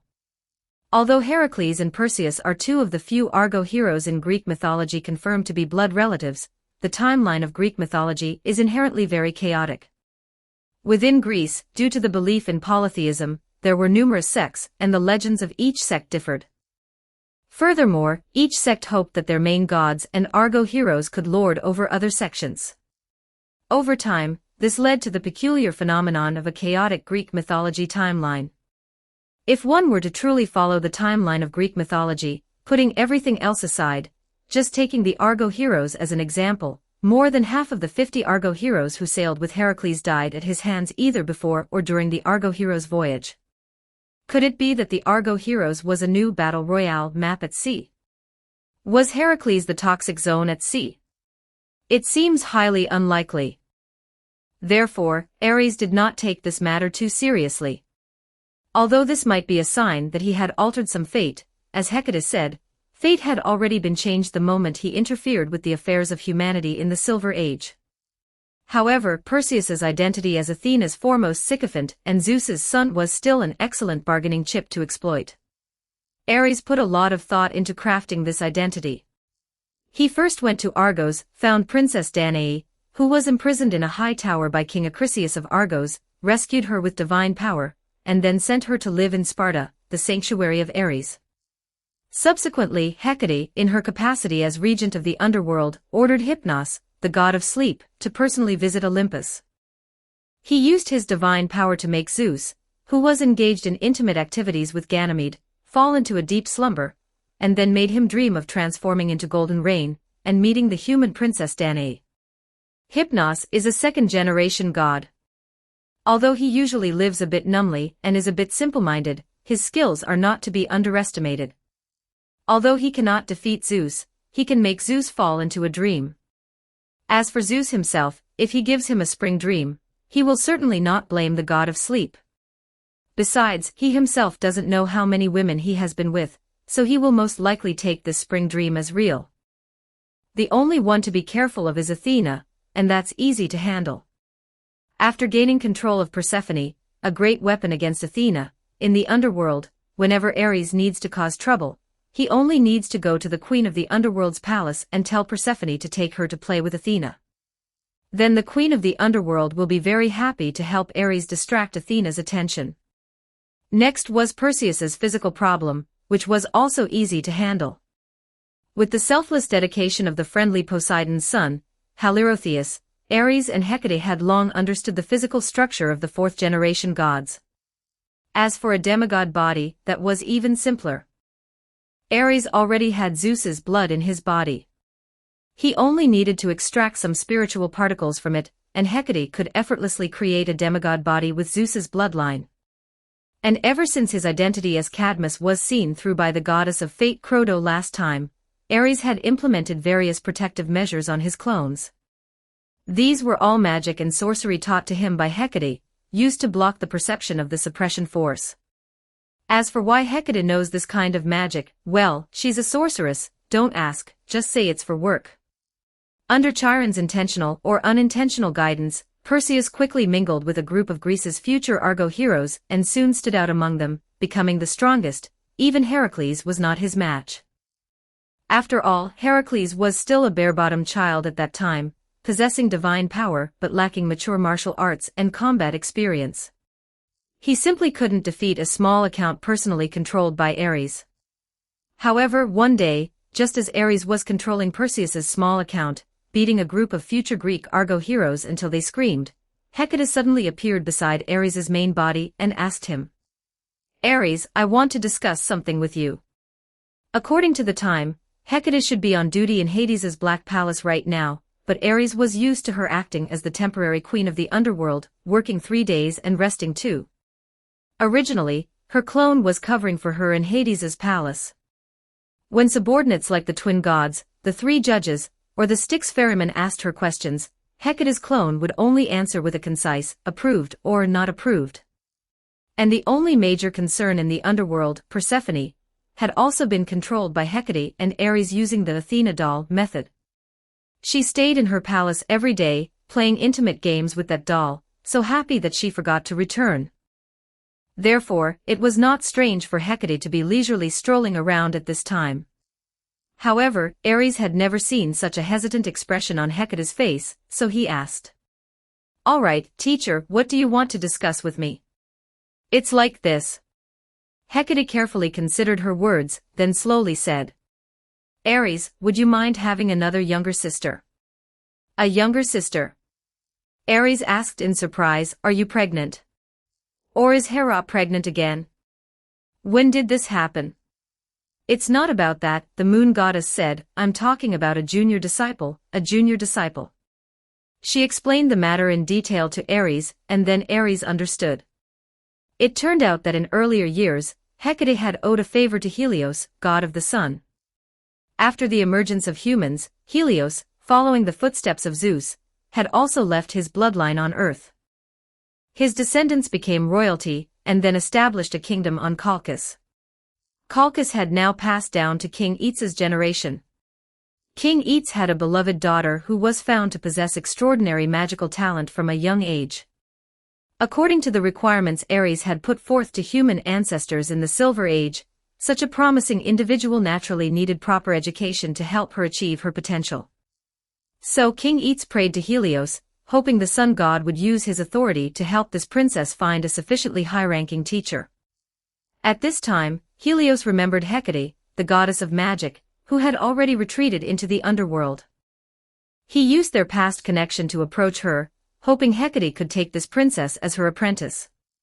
"King Aetes' sister Circe is also one of my subordinate deities. I taught her some magic in the early years," Hecate said. "This family is also my distant relative, so when Helios came to me, I couldn't ignore him." "So that's it." Ares thought for a moment and couldn't help but find it amusing. He said, "Teacher, I didn't expect you to even ask for my opinion on taking on an apprentice. Isn't taking on an apprentice something you should decide on your own?" "Yes," Hecate said, narrowing her eyes at Ares. "If my first disciple hadn't provoked the planetary suppression force and only had 200 years to live, forcing me, his teacher, to help him hide things, I would have already brought in a second disciple." Hearing Hecate's words, Ares awkwardly rubbed his nose and, changing the subject, asked, "What's this princess's name?" "Medea." Hecate thought for a moment and replied, "I remember that's the correct name. Medea." Hearing this name, Ares was startled. This princess was closely connected to the myth of the Argo heroes, and in the future, she would be a prominent figure on the heroic spirit throne. Her magical skills were indeed very superb and exquisite. The myth did not elaborate on who Medea learned her magic from, but now it seems her magic was very likely taught by Hecate, the goddess of magic. And the birth of this princess also indicated that the Argo heroes on the Argo heroes would begin their adventures within a few years. So, after thinking for a moment, Ares said to Hecate, "Teacher, taking on this apprentice is no problem, but please allow me to prepare first." "What do you need to prepare?" Hecate asked with some curiosity. A new identity, Ares replied without looking back. Teacher, it's better to be safe than sorry. Although Princess Medea is just an innocent little girl right now, I don't want to expose our secret in front of her. If she were to reveal it in the future, our master-disciple duo would probably have to go study magic with the Titans. Medea can become Hecate's disciple, but she must be the third disciple. After hearing this, Hecate agreed with the reasoning. So she waved her hand and said, "Do as you please then. I'll go bring Medea over now. Hurry up. During the time Hecate left the underworld to go to Colchis to pick up her new apprentice, Perseus, who was originally chasing and hitting Heracles with a spear, suddenly threw down his spear and looked towards the horizon. Heracles, who was desperately swinging a wooden stick, trying to block Perseus's spear, stopped in surprise when he saw this. He looked at him and asked, "Perseus, what's wrong?" "Heracles, there's a limit to martial arts," Perseus said with a weathered tone. "I've learned one thing from this short life. The more humans delve into martial arts, the more they perceive its limits and fall into difficulties, unless they transcend the limitations of martial arts." "What do you mean?" "Perseus, what are you talking about?" Heracles asked, confused. "What I mean is..." Perseus stomped his foot abruptly, pointed at a group of Argo heroes he had beaten black and blue, and loudly declared, "I'm not learning martial arts anymore." Heracles. After speaking, he laughed heartily and ran into the distance, leaving only his words in the wind. "I want to transcend martial arts. With magic." Hearing Perseus's wild laughter, a group of young Argo heroes were terrified, and Heracles put down his wooden stick, turning to Chiron, who had walked out, and was looking at Perseus's retreating figure. He asked, "Teacher, has Perseus gone mad?" "Don't mind him, let him be." Chiron gently lowered his head, stroked Heracles' head, and then said loudly, "Even if Perseus leaves, don't slack off on your training. Come, continue. The most important thing in learning is constant review, and this is the same in martial arts. Pick up your weapons, today's training is far from over." Chapter 134. Chapter 134. A good magician is one who does not hold a wand. 1126 words. While Ares secretly opened a back door for teleportation, bringing Perseus's alt account to Hecate's garden, he also communicated with Hecate via magic private message. The two coordinated their stories, and then Hecate began to use some mysterious spatial magic techniques to directly pull the young Medea from Colchis to the netherworld. Taking advantage of this, Ares hid his true body, leaving only Perseus's clone here to await Hecate and Medea. A moment later, within the barrier of Hecate's garden in the netherworld, a spatial teleportation gate opened out of thin air, and then Hecate, now in the form of a young woman, slowly arrived here, leading a lovely little girl. The lovely little girl was wearing a beautiful white long dress with a faint purple trim, and like Hecate, she also had long, beautiful purple hair, though slightly lighter than Hecate's. Her long hair was tied into a single ponytail with a beautiful hair tie, falling behind her. Perhaps due to her divine bloodline, the little girl's ears were somewhat pointed, and her fair face also had a pair of beautiful purple eyes. While Ares observed Medea through Perseus's eyes, Medea was also looking at him with curious eyes. Hecate led Medea to Ares and introduced him to her. "Medea, let me introduce you. This is also my disciple. His name is Perseus." Ares interjected. "Yes, his name is Perseus." Hecate's face flushed slightly, she coughed, exchanged a glance with Ares, and then, with a seasoned demeanor, instructed Medea, "He started earlier than you and knows more magic. If you have any questions you don't understand later, you can ask me, but if you can't find me, you can also ask him." "I understand, teacher," Medea nodded, replying clearly. "Oh, and if you have any difficulties in life, you can also go to Perseus." Hecate thought for a moment, then said, "After all, you two are human, while I am a deity. I can't understand some of the physiological needs you have." Medea nodded rapidly. "Good." Hecate patted the little girl's head, then pushed her towards Ares. "Today, let your senior brother take you through the introductory magic lessons, Perseus. Hey, teacher, Ares caught the little girl Medea, who Hecate had pushed towards him, and then asked using voice transmission, "Are you really going to make me teach her?" "Why not?"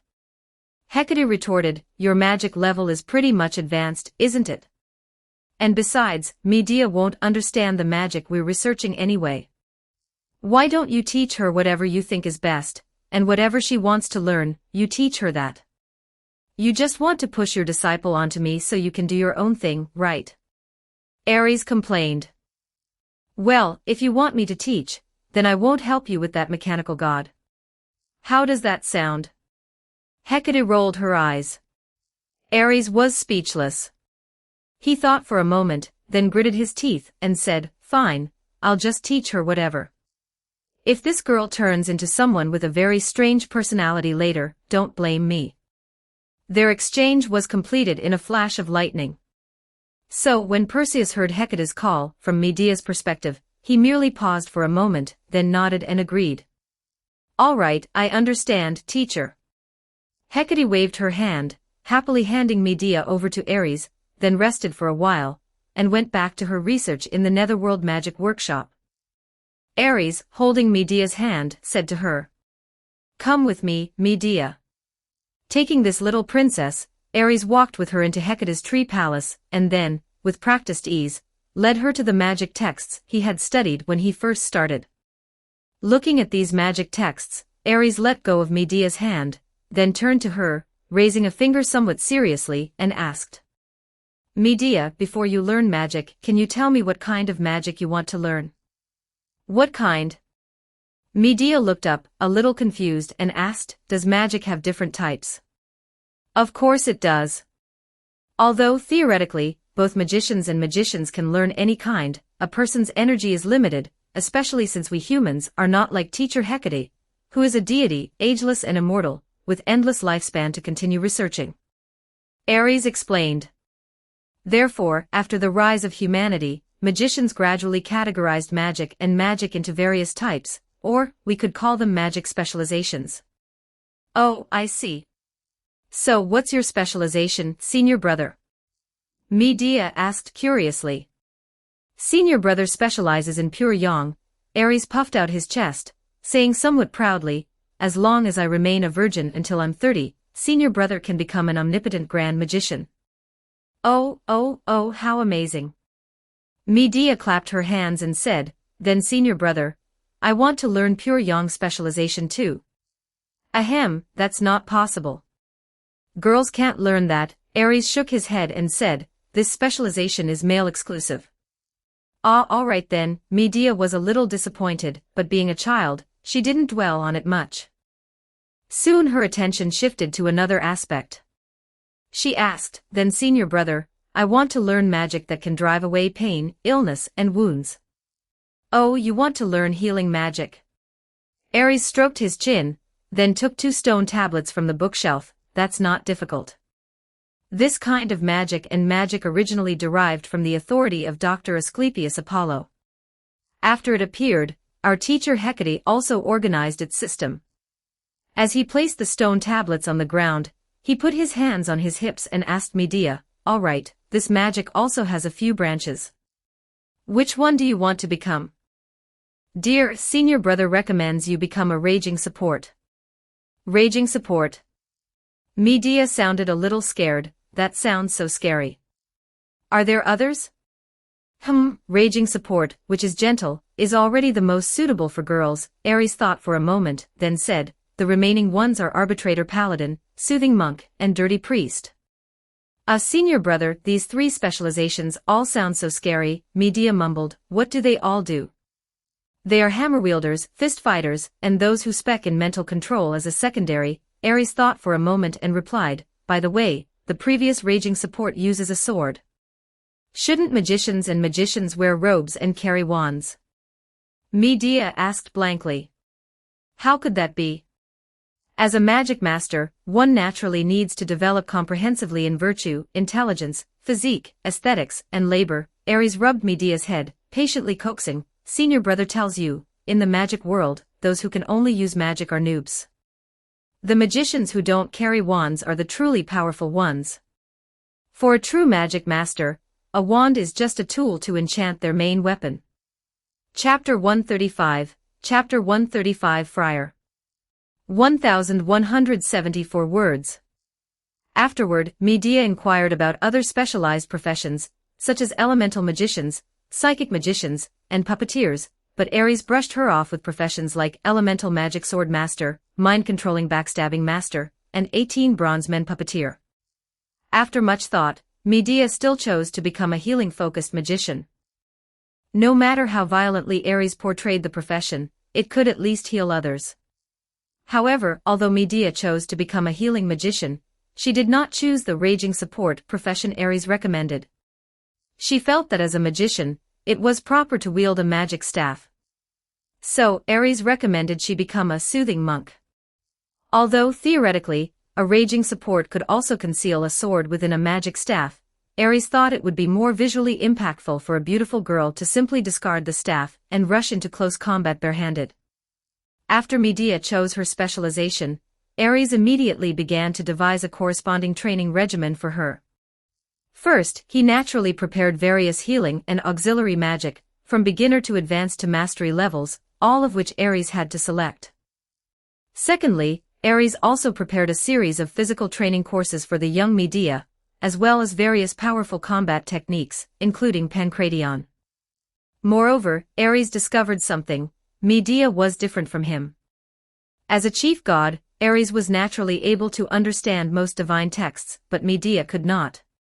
And the magic written by Hecate was mostly recorded in divine texts to maintain its mystery. Therefore, before Medea could learn magic and sorcery, Ares also had to take on the role of a language teacher, teaching her divine texts. After Ares finished noting down Medea's future plans on a papyrus, he looked up and found Medea sitting quietly beside him, obediently staring at him. What a good child! Ares sighed inwardly. In truth, it was the fault of Olympus that Medea, this lovely princess, would later degenerate into a sorceress who wouldn't even bat an eye at killing her own kin. When Jason sailed to Medea's kingdom, Colchis, he was met with difficulties by King Aetes, Medea's father. To help Jason and the Argo heroes on the ship escape their predicament, the gods simply had Aphrodite bring her annoying son, Eros, and shoot an arrow at Medea while she was looking at Jason. Thus, the naive sorceress fell hopelessly in love with Jason. This love, forcibly induced by the gods, could be said to be no less than a curse of madness. Medea, caught in the whirlpool of love, forgot everything: her subjects, parents, and siblings. Her eyes saw only Jason, which led her to madly commit a series of evil deeds later, causing such a great tragedy. With Ares present this time, he certainly wouldn't allow his junior sister to suffer such a tragedy again. Alright, without further ado, let's begin. Ares rolled up the scroll on the table and stood up. Just as he was looking for a place to start teaching Medea divine texts, he suddenly heard two soft gurgles. Ares turned his head and saw Medea blushing deeply, her head bowed, her hands tightly clenching her dress, not daring to meet his gaze. Hungry? Ares looked at her for 2 seconds, then asked.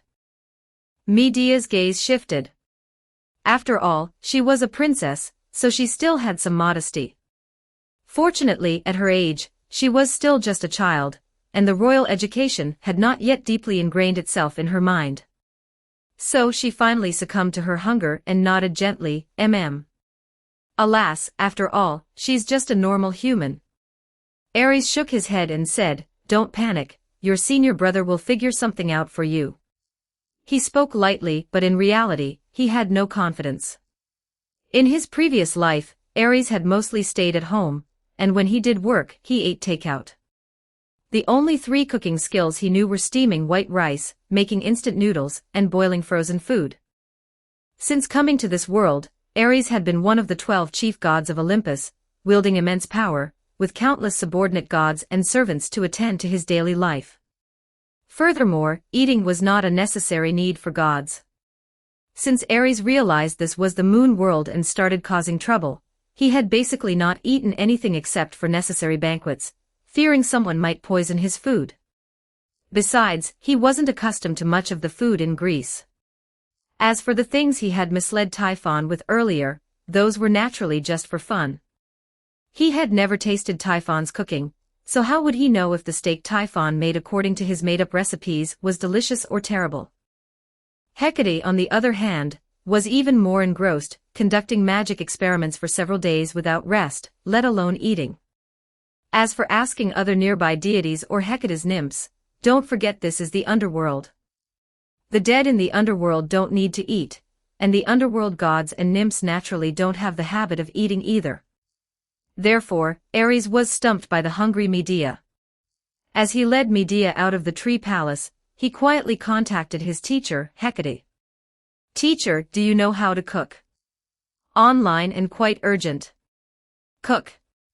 Hecate was probably busy with something. After Ares sent the message, she responded several seconds later, "Cook what? Why do you suddenly want to cook? If you want to eat, go ask your followers for sacrifices." "Don't you have many followers, I recall?" "It's not for me to eat," Ares said. "It's Medea. She's human, unlike us." "Medea. Oh, that's right, I almost forgot." Hecate thought for a moment and replied. "Wait a moment, I'll come back and figure something out for you." A moment later, as Ares brought Medea to Hecate's garden, the moon goddess also returned. She walked along the path, carrying a piece of steak she had somehow acquired in one hand, and a stack of papers in the other, frowning as she read them. Upon nearing her, Ares saw her expression and quickly asked, "Teacher, do you have a plan?" "Ahem, rest assured." Seeing Medea's hopeful eyes, Hecate puffed out her chest forcefully, cleared her throat, and then said, "There's nothing my great goddess Hecate cannot do. Perseus, get the pot and light the fire." Ares received the order and immediately used magic to dig a pit in the ground, then threw a ball of flame into it. He then took out the iron pot from Hecate's tree palace, which hadn't been used for who knows how many centuries, cleaned it, and placed it over the fire. Let me see. First add some olive oil, then wait for the oil to heat up, then throw the meat in to fry. Hecate spoke and operated simultaneously. Just as everything was proceeding smoothly and orderly, the sharp-eyed Ares suddenly saw Hecate pour in a can of strange seasoning. The next moment, flames shot skyward, accompanied by a loud bang. The iron pot was directly blown into the sky by the massive explosion, shattering into dust. Chapter 136, Chapter 136 Hercules kills someone. 1154 words. Clap, clap, clap, clap. After Heracles threw the heavy Nemean lion's corpse back to the ground, accompanied by a round of applause, Ares's divine power avatar naturally walked out from behind the tree. "I admire your bravery, brother. I shall reward you." As Ares spoke, he bent down and lifted the Nemean lion's claws, using them as blades to dissect its corpse. He skillfully peeled off a complete lion hide from the lion, and then detached all four of its paws. Next, he used his divine power to directly blow out flames, using them as a furnace, and crafted the lion hide into a leather armor. He made the lion's head into a majestic helmet and fashioned 2 of the 4 lion claws into a pair of gauntlets, while the remaining 2 were made into leather boots. These pieces of equipment, while retaining their original functions, were reinforced by Ares using Hephaestus's smelting techniques and Hecate's magic, making them even more powerful than the originals. After the forging was complete, Ares presented these pieces of equipment to Heracles. The latter, of course, did not decline, expressing his thanks and also thanking all the gods of Olympus. This, of course, was the result of their prior agreement. Afterward, Ares casually mentioned to Heracles, "There's currently an athletic competition being held in Athens. If you're interested, you can stop by and take a look on your way back." "I understand." Heracles comprehended, lowering his head and saying, "Thank you for the reminder, god of war. Then I'll be going back." Ares patted Heracles' shoulder with satisfaction. "Perform well, my brother." With that, his divine power avatar returned to the sky. However, Ares did not go far, instead, he followed behind Heracles. Since Athena knew what Heracles' first task was, it was impossible for her not to guard against this. Heracles' journey to Athens would likely encounter many twists and turns. Although they certainly couldn't stop this great hero, they could slow him down. Sure enough, as Heracles was about to reach the outskirts of Athens, a fierce wind suddenly arose in the sky. Notos, god of the south wind, who had been thoroughly tormented by Ares, reappeared in the clouds, blowing winds towards the ground and causing a huge downpour to fall in Heracles' path. The heavy rain made the ground extremely muddy and difficult to traverse, forcing Heracles to somewhat impatiently take shelter in a cave. Seeing this, Ares silently circled behind Notos, god of the south wind. He gestured behind this poor deity, who was still wearing shackles as he came out to blow the wind, found a suitable angle, and then suddenly kicked him down from the clouds. Ouch! Notos, god of the south wind, was caught off guard and tumbled directly from the cloud. He only managed to turn his head and see a familiar golden flash disappear from the cloud where he had just been. Afterward, amidst a dizzying haze, he directly fell onto the muddy ground. He rolled several times in the mud and water, not knowing where he had ended up. When he finally stopped, Notos, covered in mud, was astonished to find himself inside a cave, and in front of him, a burly man wearing lionhide armor and a lion head helmet was sitting with his arms wrapped around his knees, staring directly at him.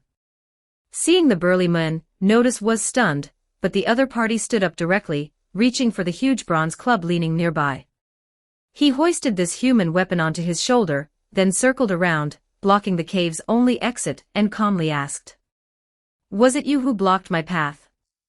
"Wind and rain, what do you mean by blocking your path?" Hearing the burly man's question, Notos, god of the south wind, recovered his senses and sneered. He tidied his clothes, used his divine power to wash off the mud on his body, and then said to the burly man with disdain, "Move aside, mortal, I am Notos, the god of wind, fulfilling the oracle of the higher gods. I advise you not to try and block a god's path, otherwise." Since Zeus took the lead in messing around in the mortal world, the gods on Olympus followed suit, and there were also many demigods in the Greek world. However, the strongest of these demigods could only rival the weakest of the minor gods, while the weaker ones, apart from being extraordinary in certain aspects, were otherwise like mortals, such as Linus, Apollo's son, who was casually killed by Heracles with a lyre. Notos inwardly believed that the burly man before him was merely an ordinary demigod, and could never be a match for a powerful minor god like himself. However, after he issued his threats and warnings, Heracles merely lowered his head, looking at him with a seemingly dazed expression. "What? You don't understand human speech. Are you perhaps an idiot?" Notos walked aggressively in front of Heracles and forcefully pushed Heracles' chest. However, the latter remained motionless, his body not even swaying. Normally, upon seeing Heracles' overwhelming physical strength, most people would understand the disparity in their combat power, and would not dare to provoke Heracles easily. However, Notos, considering himself a deity, was accustomed to arrogance and did not regard these demigods and mortals. Seeing Heracles motionless, he felt insulted and then angrily raised his eyebrows, cursing, "You audacious mortal! How dare you offend a god? Let me teach you a lesson." With that, Notos rolled up his sleeves and walked towards Heracles, who was blocking the cave entrance. A moment later, Notos, bruised and swollen again, had his hands and feet bound by Heracles with a leather rope. Heracles tied his hands and feet together, then threaded a wooden stick through the gap between his hands and feet, lifting him up and carrying him on his back. At this moment, Notos, god of the south wind, looked exactly like a slave. "Mortal! You are desecrating a god." Even after being beaten by Heracles for a long time, Notos, god of the south wind, remained stubborn. With a thick tongue, he slurred his threats, "You will die a miserable death. I swear in the name of the father of the gods." "Ah!" Heracles casually slapped him, and then stuffed a stone he picked up from the roadside into Notos' mouth, forcing him to shut up. Seeing this withered god, Heracles, who had been feeling depressed lately, couldn't help but feel a surge of satisfaction. He patted Notos, god of the south wind's arm, and then said to him as Ares had instructed, "You said you came to block my path by divine decree. Then, in the name of my father, Zeus, I will seek an explanation from the gods. Athens is nearby, so why don't you come with me to Athena to judge who is right and who is wrong in this matter? Chapter 137, Chapter 137 Athena's Backhand. 1043 words.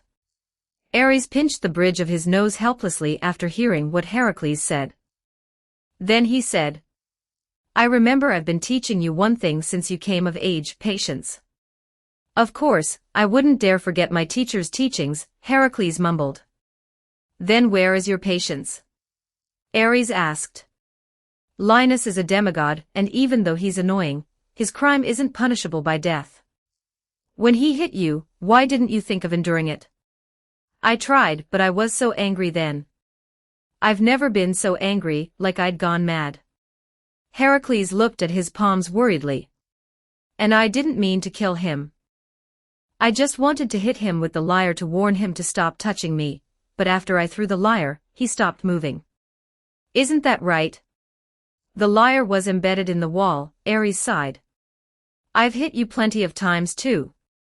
Why aren't you angry at me? That's only if I could beat you, Heracles muttered softly. Enough, Heracles, listen carefully, I'll only say this once. Ares said to Heracles very seriously, rein in your temper, learn patience, control your emotions, otherwise, one day, you will regret it. Oh. Seeing how solemn Ares was, Heracles didn't dare to be negligent and quickly lowered his head in agreement. Here, take this. After Ares finished speaking, he pulled out a pendant made of transparent crystal from his sleeve and placed it in Heracles' hand. Keep it close to you. When you lose control in the future, it might help you. Heracles solemnly accepted the pendant and kept it close to him as Ares instructed. Afterward, Ares left, leaving Heracles to continue his self-reflection. 2 days later, Amphitryon prepared rich offerings and summoned Rhadamanthus, the judge, from the underworld to adjudicate Heracles' case.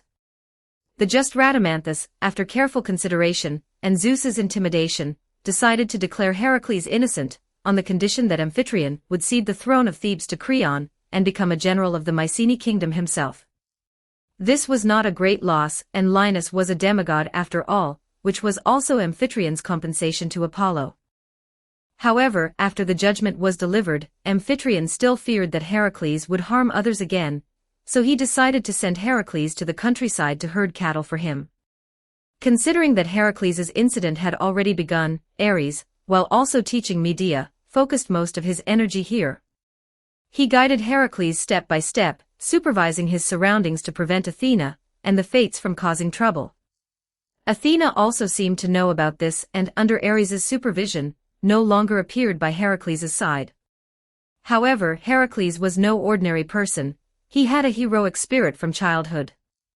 While herding cattle in the countryside, he met an envoy sent by King Erginus of the Mycenae kingdom, and learned that the Mycenae kingdom was imposing an unreasonable annual tribute on Thebes. So, as the liberator of all oppressed people, he quickly struck down these abusive envoys, then tied them up and sent them back to their king. This incident ignited the war between Thebes and the Mycenae kingdom. Creon, the new king of Thebes, was a coward and was already prepared to compromise with Erginus. However, he did not expect that Heracles, with Amphitryon's help, had mobilized a group of brave youths from Thebes. Ares, through his temple, provided them with a batch of excellent weapons and equipment from Sparta, and also freely gifted Heracles a giant bronze club. Thus, wielding these weapons, the invincible Heracles marched directly to the capital of the Mycenae kingdom, and clubbed the tyrannical King Erginus to death. However, his adoptive father, Amphitryon, was also wounded in this battle. Although Ares helped him avert certain death, he could no longer be a general in this life. Ares sent him and his wife Alcmene to the rear of Thebes, where they were carefully looked after by his priests.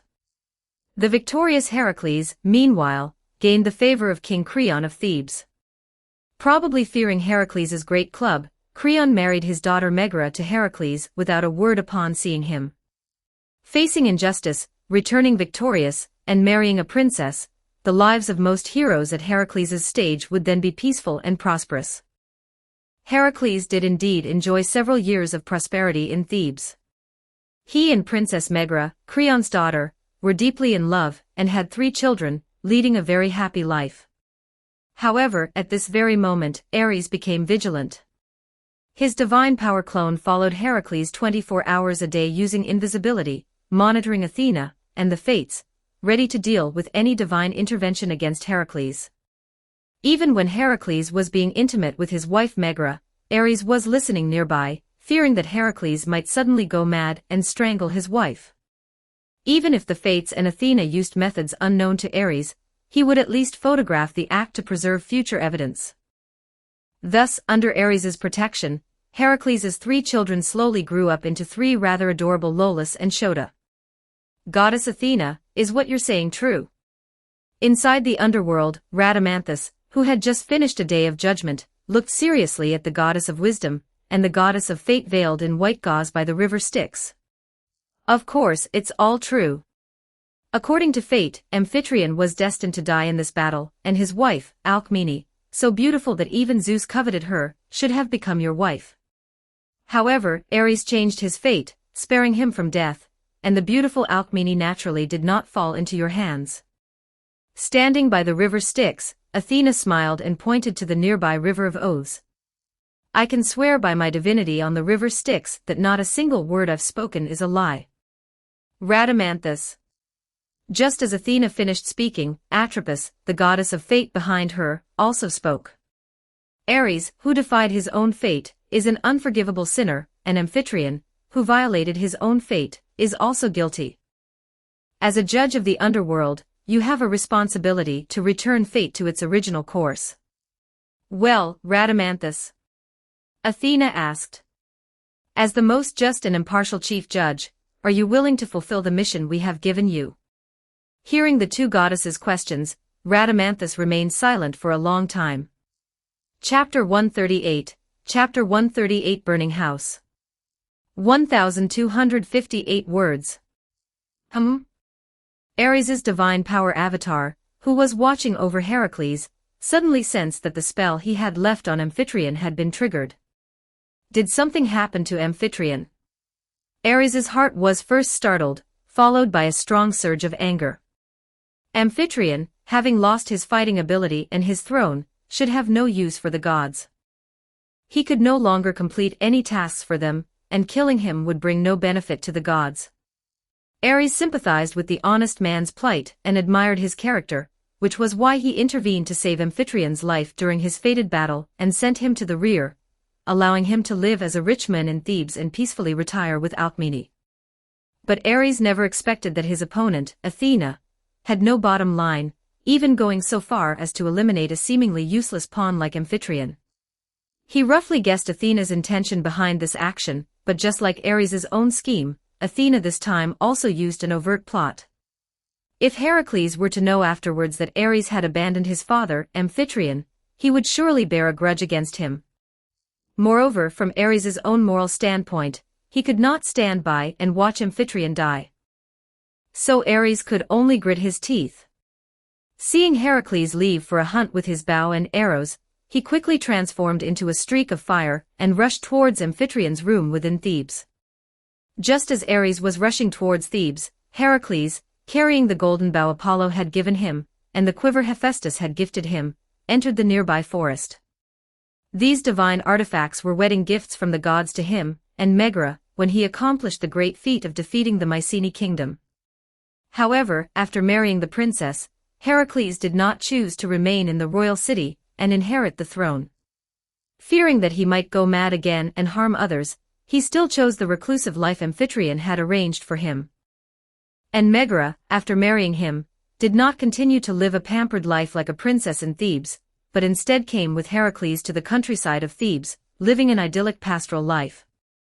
Although in this era, humans in the Greek world could not yet be called the lords of all creation, in the age of gods in Greece, there were dangerous jungle swamps and barren mountains and treacherous waters everywhere, and these areas were filled with wild beasts and monsters that threatened human lives. The countryside of Thebes was, of course, no exception, but it also depended on who lived in that area. For ordinary people, losing the protection of sturdy city walls indeed made it easy to fall into danger, but for a humanoid powerhouse like Heracles, there were very few things in the entire Greek world that could threaten him. For him, the wild beasts and monsters scattered throughout the Theban countryside were, on the contrary, a very important food source. A typical meal in Heracles' home usually contained the meat of some fierce beast or monster, all hunted by Heracles from the forest.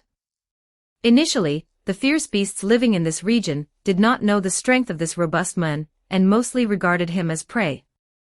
At that time, Heracles did not even need to track his prey. He would enter the forest, and wild beasts would essentially offer themselves up. But as such incidents happened more often, these animals gradually began to understand the difference in their positions on the food chain compared to Heracles. Therefore now Heracles cannot even enter the forest to hunt with his most convenient bronze club, but instead has to use a bow and arrow, and usually has to track for half a day using hunting skills learned from Chiron. However, this did not extinguish Heracles' passion for hunting in the slightest. He was a born warrior and hero. While he could do herding or farming as a job, when it came to what he truly loved, Heracles preferred passionate combat and hunting. Moreover, today he had also promised his children to hunt a bear or a wild boar for them to taste fresh meat. Heracles moved through the forest with great speed, startling birds and beasts. Soon, he locked onto his target by the footprints left on the ground, an abnormally large wild boar. Among the heroes of the Greek world, two figures were widely recognized for their superior hunting skills.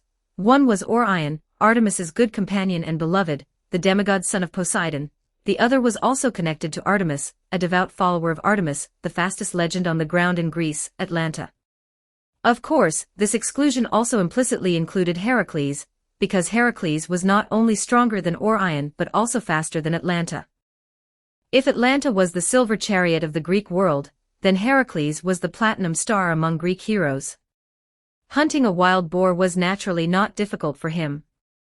After some tracking, Heracles successfully found the demonic boar lowering its head to drink by a small stream, and easily and happily dispatched it with Apollo's golden bow.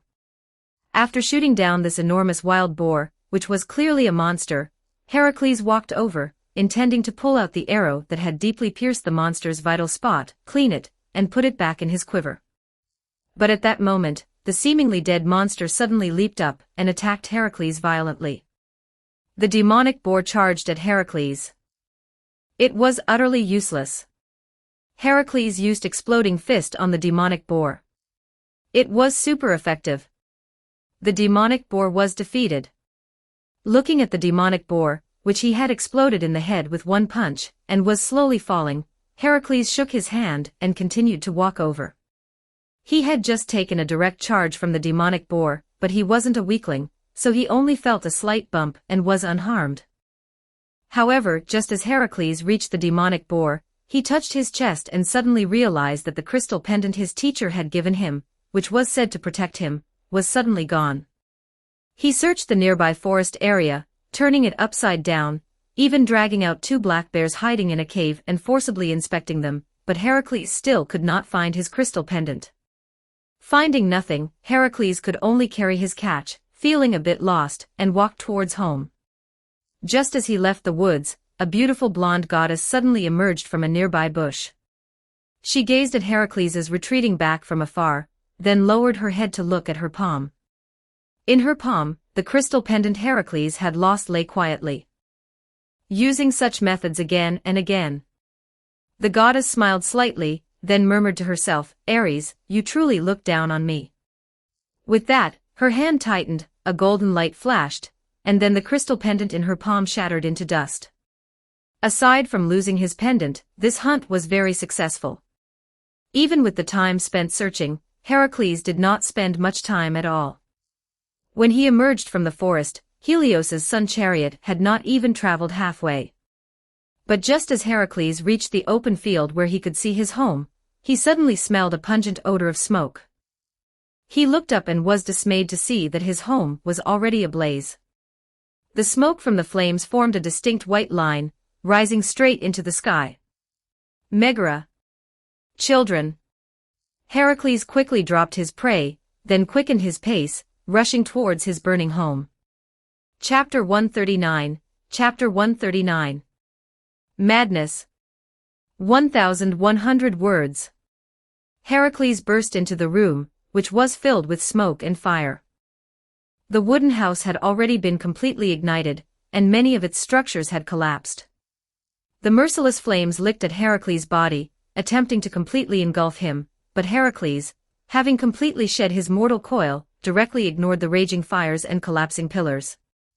Like a war machine, he smashed through walls and fallen debris with his shoulders, charging all the way to the innermost room where his wife and children were. Busting open the door, Heracles, however, did not see his wife, Megra, or their 2 children in the room. There were only 3 soldiers holding short swords, and wearing helmets, standing in a pincer formation. As Heracles burst into the room, they turned their heads, looking at him in surprise. Heracles noticed the style of armor on these 3 soldiers. It was precisely that of the Mycenae kingdom soldiers he had dealt with before. Remnants of an enemy nation. Have you come to avenge your king? Heracles roared, where are my wife and children? Where have you taken them? But these 3 Mycenae kingdom soldiers did not answer him. They merely tightened their grip on their swords, shouting slogans he couldn't understand, and advanced toward him. You won't listen to me? Heracles' expression darkened. Then don't blame me, soldiers of the enemy nation. He took 2 steps forward, and the 3 Mycenae kingdom soldiers immediately charged. The first soldier, leading the charge, had already gripped his short sword and thrust it at him. Heracles did not dodge or evade the blade. The short sword struck his smooth chest, producing a loud clang as if hitting a steel plate, and then broke into 2 pieces. Next, Heracles directly extended both hands, and lifted the Mycenae kingdom soldier. He grabbed the soldier by the neck and leg, and with a gentle twist, a crack sound was heard.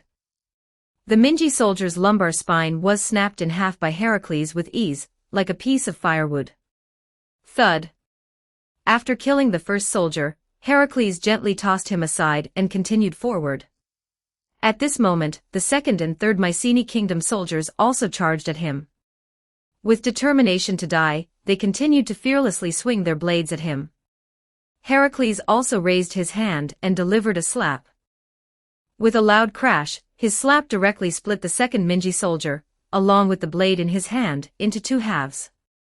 Then, he took another step, grabbed the third soldier's blade, crushed it into 2 pieces, and then, gripping his neck, lifted him up. Speak, Heracles asked coldly, where are my wife and children? However, upon hearing Heracles' interrogation, the Mycenae kingdom soldier merely kicked his legs incessantly, uttering a series of incomprehensible sounds. You won't speak. Heracles gradually tightened his grip. Then you shall die. Even battle-hardened soldiers were no different from infants in front of Heracles. As he gradually tightened his hand, the Mingi soldier's neck quickly succumbed to the pressure, emitting a crisp sound. But during this process, the Mycenae kingdom soldier continued to repeat the word he didn't understand. It wasn't until Heracles completely crushed the soldier's neck that he finally, somewhat vaguely, understood the meaning of the word in the Mingi soldier's mouth. He was shouting in the language of the Greek world, and the word was father. Father, father.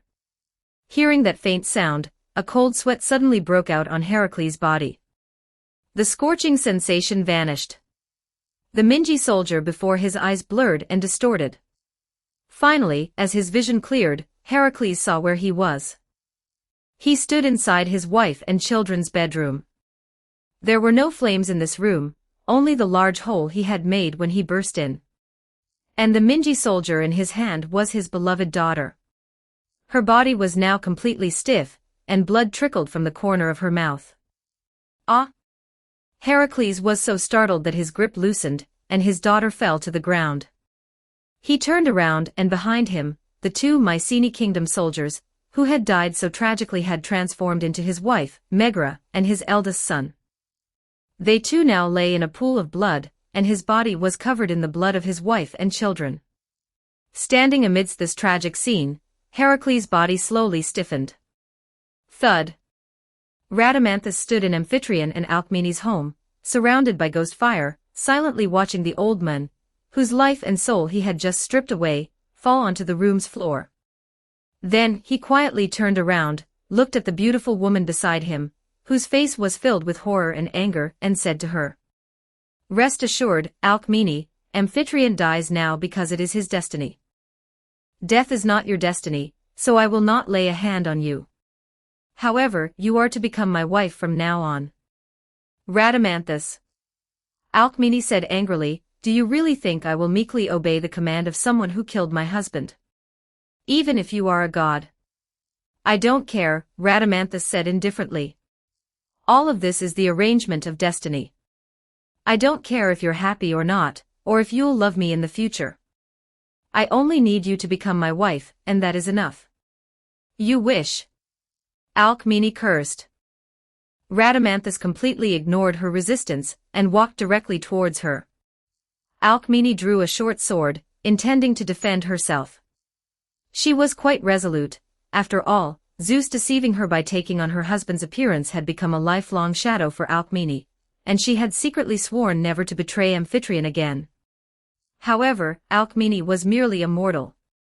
How could she resist Rhadamanthus, who had already become one of the underworld gods? Her blade couldn't even touch Rhadamanthus' body. After she fruitlessly swung her short sword several times and realized she couldn't harm the three judges, Alcmene prepared to commit suicide with her sword. At that moment, Rhadamanthus also grabbed her arm. "Come with me to the underworld." Rhadamanthus snatched Alcmene's short sword, and was about to take her down into the earth, but just then, he suddenly felt a sharp pain in his foot, and quickly re-emerged from the ground. He looked around and found that the room had, at some unknown point, become filled with divine flames. These flames were as vibrant as blood, carrying a power that horrified him. Creak. The door creaked softly as it was pushed open from outside. Then, a robust, handsome man with fiery red hair walked in from beyond the door, and stood in front of Rhadamanthus. Chapter 140. Chapter 140. I hate it most when people threaten me. 1101 words. Ares? Seeing this tall, strong, and handsome man, Rhadamanthus's expression remained unchanged, but a slight cold sweat broke out on his back. Although they were both Zeus's sons, a demigod like him, who was born from Zeus and a mortal and only elevated to godhood after death, certainly couldn't compare to Ares, the legitimate son of the king of gods and the queen of heaven. Moreover, Ares was the god who most perfectly inherited Zeus's combat prowess, so his fighting strength was naturally self-evident. Therefore, when Rhadamanthus realized that Ares had completely sealed off the room, he gave up the idea of a direct confrontation, and pulling Alcmene's hand, said to Ares, "Ares, listen to me, Amphitryon's death was fate's arrangement. Even Zeus has no right to change it. I was merely following fate's arrangement, so don't blame me." Ares tilted his head and glanced at Rhadamanthus, but didn't speak. Instead, he turned around and firmly sealed the door behind him with divine power. Ares. Seeing Ares's actions, Rhadamanthus's eyelids twitched, and then he shouted, "What do you want to do? Are you really going to defy fate's arrangement?" As he spoke, Ares had finished closing and sealing the door, and without heeding any of his words, he walked towards him step by step. Rhadamanthus retreated a few steps and then yelled, "I am also Zeus's son, and a legitimate hell's judge. If you dare to touch me, Zeus, Hades, Hecate, none of them will let you off." As he spoke, Ares had already closed in on him. Seeing this, Rhadamanthus quickly pulled Alcmene, whom he was holding, in front of him, and then, grabbing her, he shouted, "Ares, if you dare to come any closer, I'll..." Bang! A fist wreathed in fiery red flames shot past Alcmene's cheek like a streak of fire, then heavily smashed into Rhadamanthus's face. The Rhadamanthus, who was not skilled in combat, fell directly to the ground after being hit in the face with this punch. Tears, snot, and blood streamed down his face, smearing into a mess. Ares supported Alcmene's shoulder, gently pushing her aside, then came before Rhadamanthus and, without a word, continued to clench his fist. Lightning flashed on his fist, but it wasn't Zeus's lightning, it was something much deeper. The power of magnetic field rotation at 100,000 horsepower, combined with magic, was completely concentrated by Ares onto his fist. He then used it as a weapon, forcefully striking Rhadamanthus's face with punch after punch.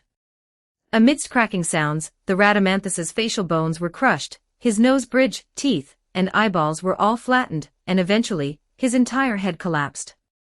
During this process, Rhadamanthus's body also continuously bounced up and down like a patient suffering an electric shock, until it finally became completely still. After smashing Rhadamanthus's head until it merged with the ground, and was indistinguishable, Ares then reached into his body and extracted all of his divine authority and divine power as a Hell's judge. Then, he straightened up, wiped the blood from his face and fists, and while running his hand through his slightly disheveled hair, he said with a slight gasp, "Damn it, the thing I hate most in my life is being threatened." Then, he turned around and looked at Alcmene, smiling at her, "Sister-in-law, don't worry, I don't hit women." Alcmene swallowed. Although she wasn't afraid of these gods, Ares's recent violent actions had still somewhat startled her. Ares ignored Heracles' mother. He held the orb of light formed by Rhadamanthus's divine authority and divine power, and came to Rhadamanthus's corpse, squatting down to search carefully. Found it. After searching for a moment, Ares's eyes lit up. He then pulled out a grayish-white crystal from Rhadamanthus's body. Like Athena, he crushed this crystal, and then a stream of light shot out from the white crystal, transforming into Amphitryon. Alcmene watched this scene with both surprise and joy. Amphitryon had now returned to his youthful appearance. He still looked a bit bewildered, and only after noticing Ares and Alcmene beside him did he regain his senses, then quickly bowed to Ares. "Ares, thank you for your help." Ares waved his hand, then sighed, "What's there to thank? I was still a step late.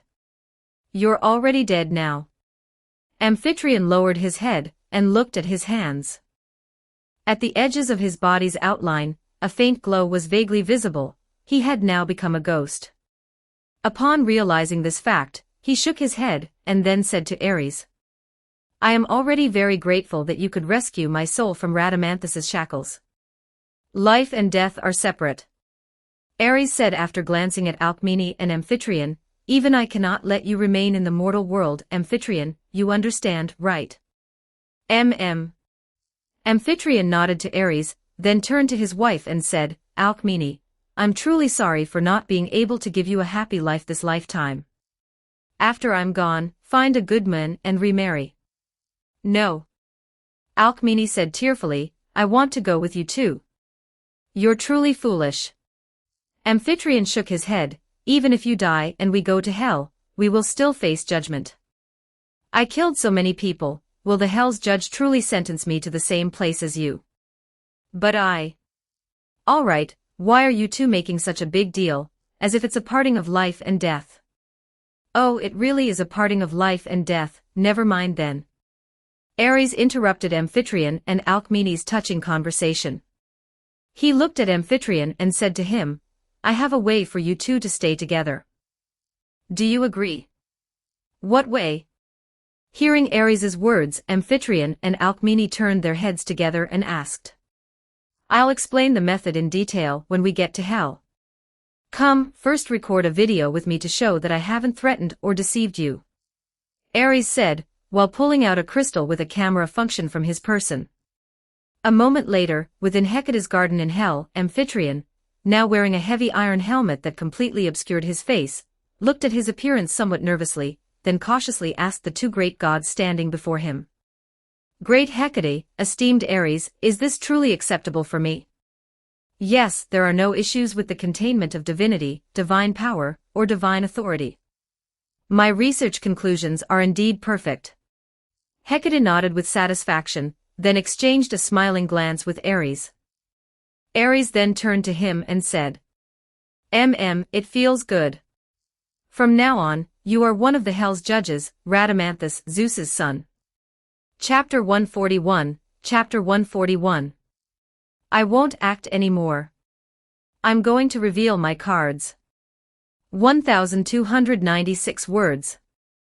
After arranging Amphitryon and Alcmene, leaving behind a stack of action guidelines, and entrusting the couple to the great regent of the underworld, Hecate, this divine avatar of Ares, hastily departed the underworld. On the other side of Thebes, there was a youth in desperate straits, waiting for him to comfort and guide. Ares quickly arrived before Heracles' residence.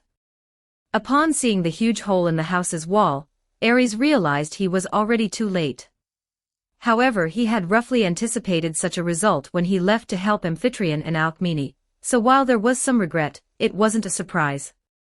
Ares first stood outside Heracles' home, transforming himself into Heracles' mentor, the elderly priest of Thebes, before stepping into Heracles' house.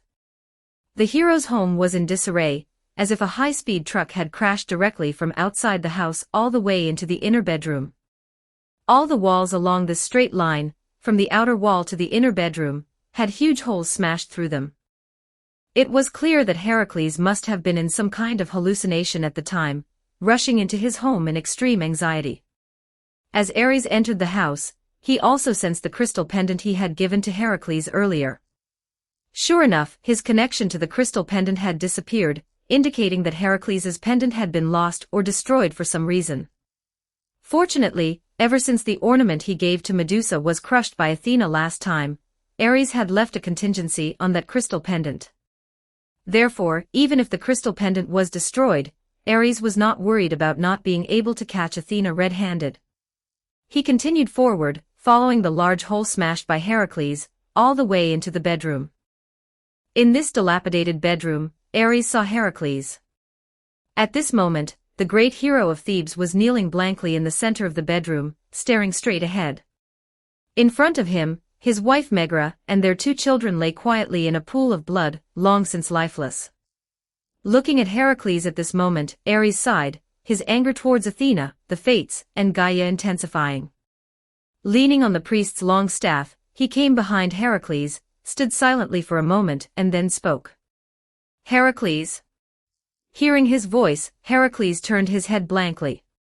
After staring straight at Ares for a moment with those empty eyes, hot tears suddenly welled up. Teacher. He choked, trying not to cry out loud, and said to Ares. I still couldn't control myself. I actually committed such a mistake. That's not your fault. Ares patted his shoulder, then asked. The crystal I gave you, you lost it, didn't you? Heracles nodded, tears streaming down his face. It was knocked off by a wild boar while I was hunting today. Then the matter is clear, Ares said. You've been set up again. Upon hearing Ares's words, Heracles stood up. He lowered his head and glanced at the bodies of his wife and children, then clenched his fists, and asked Ares in a voice filled with rage. Who is plotting against me? If you knew, what would you do? Ares asked. Heracles did not answer, merely glancing at the large bronze club he kept in the bedroom. His actions clearly conveyed his meaning. He would use this great club, gifted by Ares, to smash the skull of the one who plotted against him. I can tell you, but you must promise me that this time, you will follow my teachings, Ares stated his condition. The person plotting behind the scenes is not someone you can handle right now.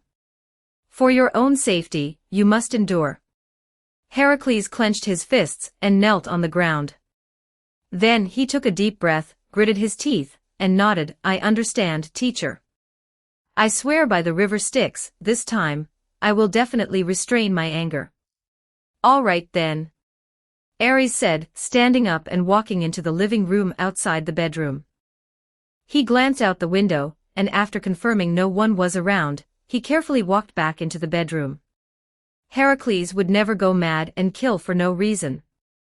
There must be Athena and the Fates behind her manipulating this. After all, the man who would appear in the future also killed his most beloved relatives in a fit of madness. This is considered a traditional art of the Greek gods. And this killing also indicated that the great and tragic journey of destiny belonging to the hero Heracles was about to begin. Ares found it difficult to interfere with Heracles' destiny, because from the very beginning, embarking on this arduous journey of atonement was actually Heracles' own choice. Given Heracles' current mental state, if he were to force Heracles not to take this difficult path of atonement, it would instead be helping Athena. Heracles' temper was quite stubborn. If Ares really forced him, this fellow might just stubbornly go against Ares, and then, he might directly defect to Athena's side. However, no matter how clever Athena and the Fates' schemes were, they were ultimately underhanded tricks. Ares also had a trump card against them, which was his stance and purpose. His current stance has always been on the side of Argo heroes and humans, and his purpose has always been to help himself and humanity liberate from the planetary suppressive force Gaia and its lackey gods.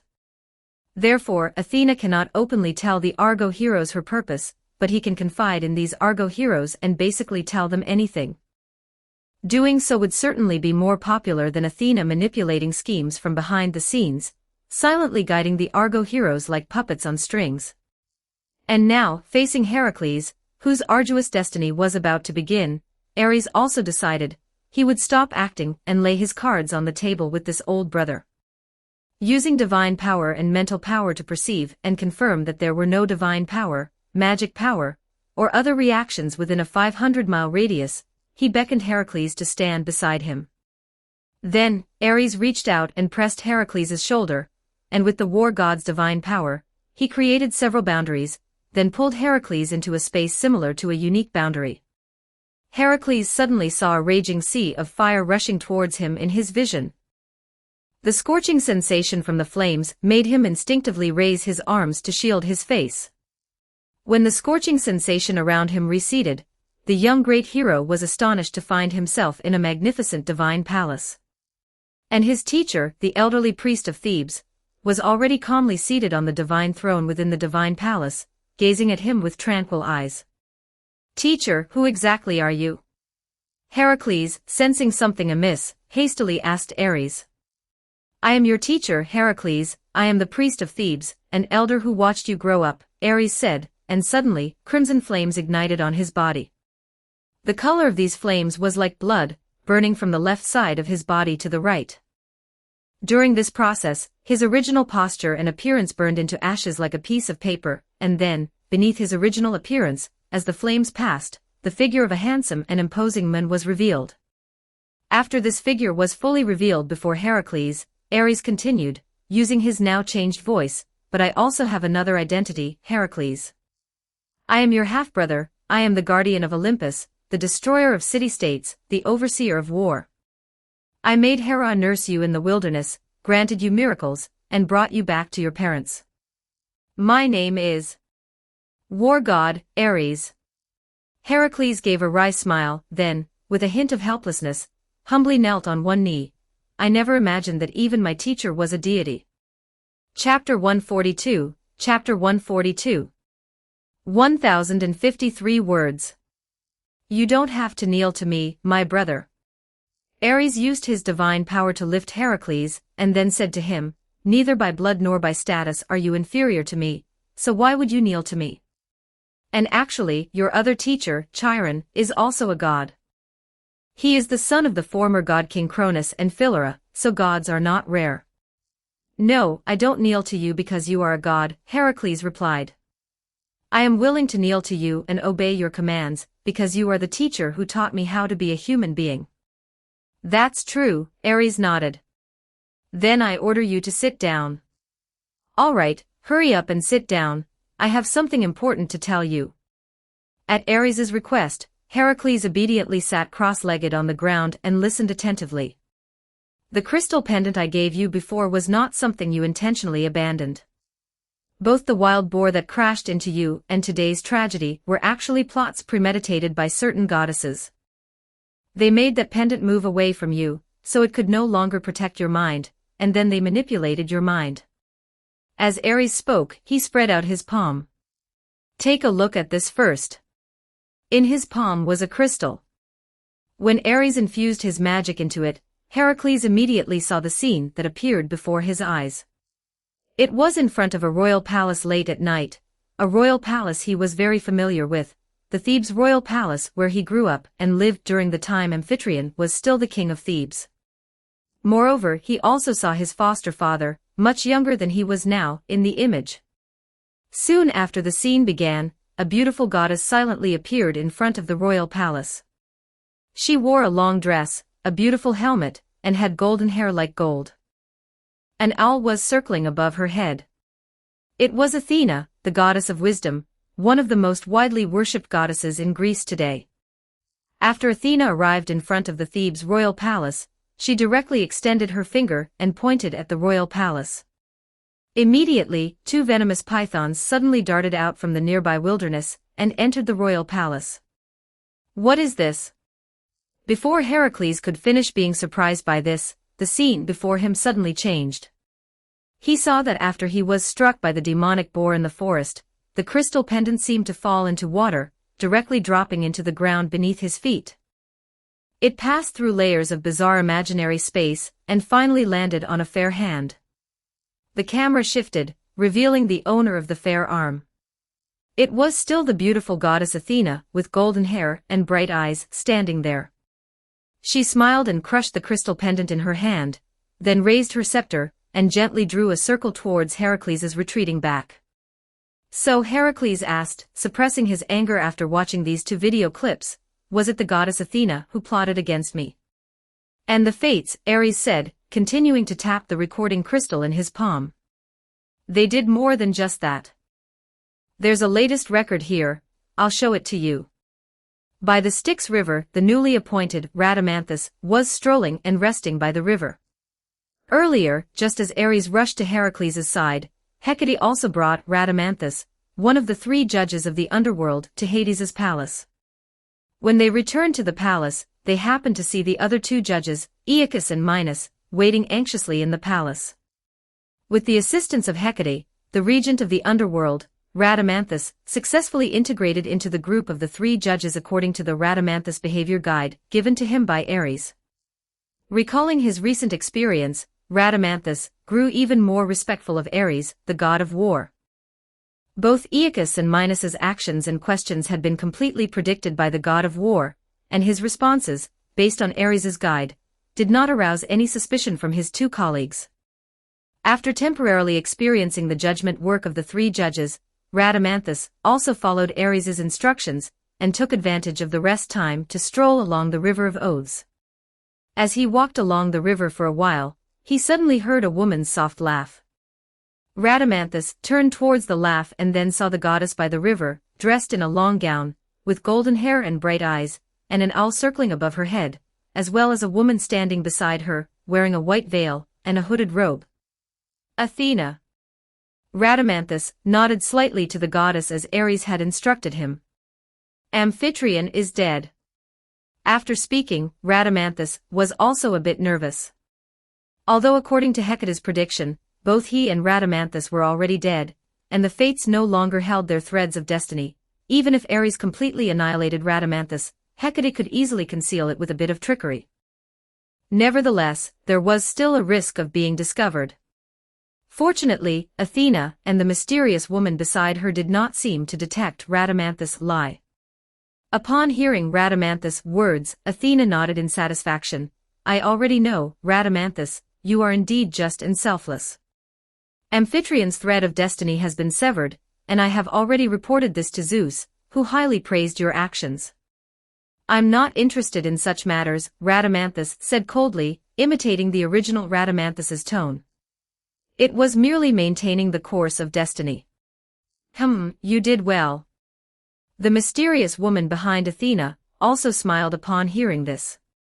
It would be great if everyone in the world were as sensible as you. Alcmene is a gift from destiny to you.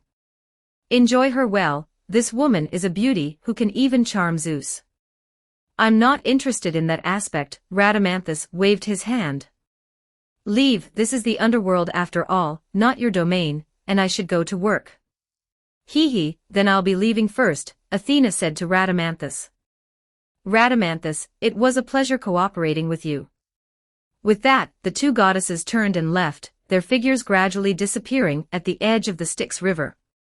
After seeing the 2 goddesses' figures vanish, Rhadamanthus also gently raised his hand, tapped his left eye, and softly asked.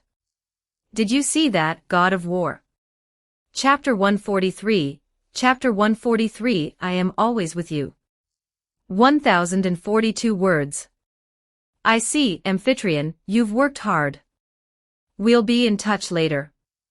Ares said, turning off the image Amphitryon had sent, then looked at Heracles, whose face was twisted in rage.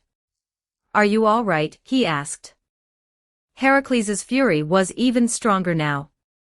In the recordings Ares had just shown him, Athena and the Fates had treated his birth mother, Alcmene, as if she were a toy, laughing as they did so. Heracles found this utterly unbearable. Hearing Ares's words, he struggled to suppress the anger that was about to erupt, then asked, "So, all the misfortunes I've suffered in my life were caused by Athena and the Fates behind the scenes?" "You could say that," Ares nodded. "But you can't deal with them yet. Forget the three goddesses, you can't even get past Athena." Heracles asked with a grim face, "Teacher, shouldn't you gods be our protectors?" "Protectors?" The proper Olympian gods have never considered humans as objects of protection. To them, humans are their property, no different from their cattle and livestock, and also tools for their venting and props to achieve their goals, Ares sneered. "Be glad, Heracles, that you have a god-king for a father, and that you met me first. Otherwise, no one could say what you'd be like now." Seeing Heracles' silence, Ares continued, "You'd best prepare yourself mentally. I will now tell you everything, the causes and effects and the reason Athena targeted you." After Heracles was mentally prepared, Ares then told him everything, from his own intervention in human affairs during the Silver Age to Heracles' future destiny. Of course, he still held back a lot. After all, Heracles didn't need to know too much about the matters between him and Hecate. However, everything Heracles should know, including Ares' current objectives, he told him in meticulous detail. After listening to Ares' words, Heracles fell into a long, long silence. After a long while, he finally asked with difficulty, "Why? Why are the Fates and the goddess of wisdom so unfair to me? Did I ever profane or offend them when I wasn't paying attention?" "No, they target you simply because it is your destiny." Ares rose from his divine throne and came to Heracles' side. He stretched out a finger and drew a line of fire in midair. From the perspective of the planet's inhibitory force, the trajectory of destiny is predetermined, just as this world beneath our feet will one day meet its end. Gaia has accepted its destiny, and therefore it hopes that we, the beings nurtured on it, will also follow our destinies. This destiny has been established. The destinies of humans in many parallel worlds converge, weaving together into a pan-human history that appears on the Fates' weaving loom. Gaia and the three goddesses want us to obey it. So my life script was already written before I was even born. Heracles looked at his palms, a mix of tears and laughter on his face. How ironic. However, after a moment's pause, he asked again, "But teacher, you telling me these things isn't just to make me despondent, is it?" "Ha, at least I didn't teach you for nothing," Ares chuckled and continued, "As I said before, everything on this planet is a puppet under predetermined destiny.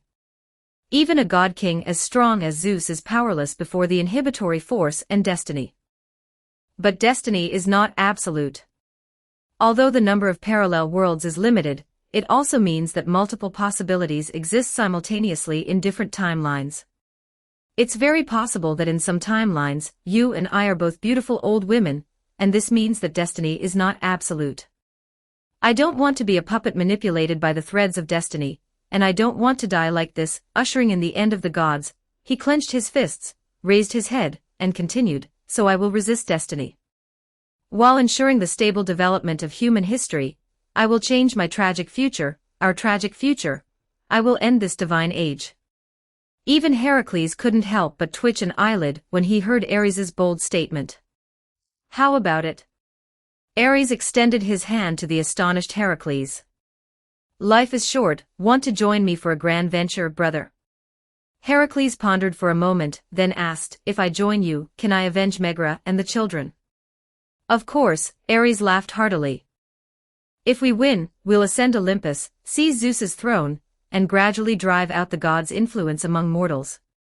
Then, Athena and the three goddesses, what can they do, no matter how you deal with them?" "Good." Heracles nodded, "Then I'll follow your arrangements, teacher. But if you dare to deceive me, then I'll cut off my own head and give it to you to play with," Ares immediately replied. In the independent space created by the god of war, the two swore an oath in the name of the Styx River, the River of Oaths, forming the firmest alliance. Afterward, Ares roughly informed Heracles of the subsequent battle strategy. The two discussed for a while and agreed on a method of contact. Ares then transformed back into his original Thebes priest appearance and lifted the spatial blockade used for their secret talk. Ares helped Heracles bury his wife and 2 children, building small tombs for the 3 behind the house, and placing a copper coin in each of their mouths for Charon's fairy fair. "Don't worry, your father is also a judge now," Ares said, patting Heracles' shoulder as they stood before the 3 tombs. "He recognizes your wife and children. They will surely go to Elysium to enjoy happiness." Heracles nodded.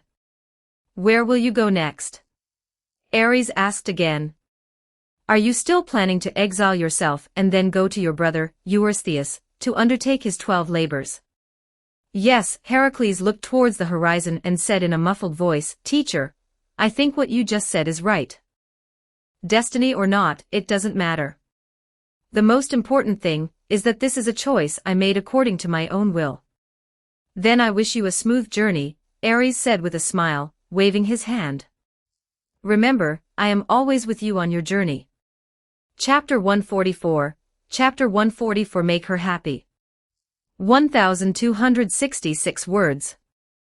"Though I'm always with you" that Ares spoke of was not a lie other gods used to deceive their followers. In fact, during Heracles' journey, his alternate accounts truly followed him every step of the way.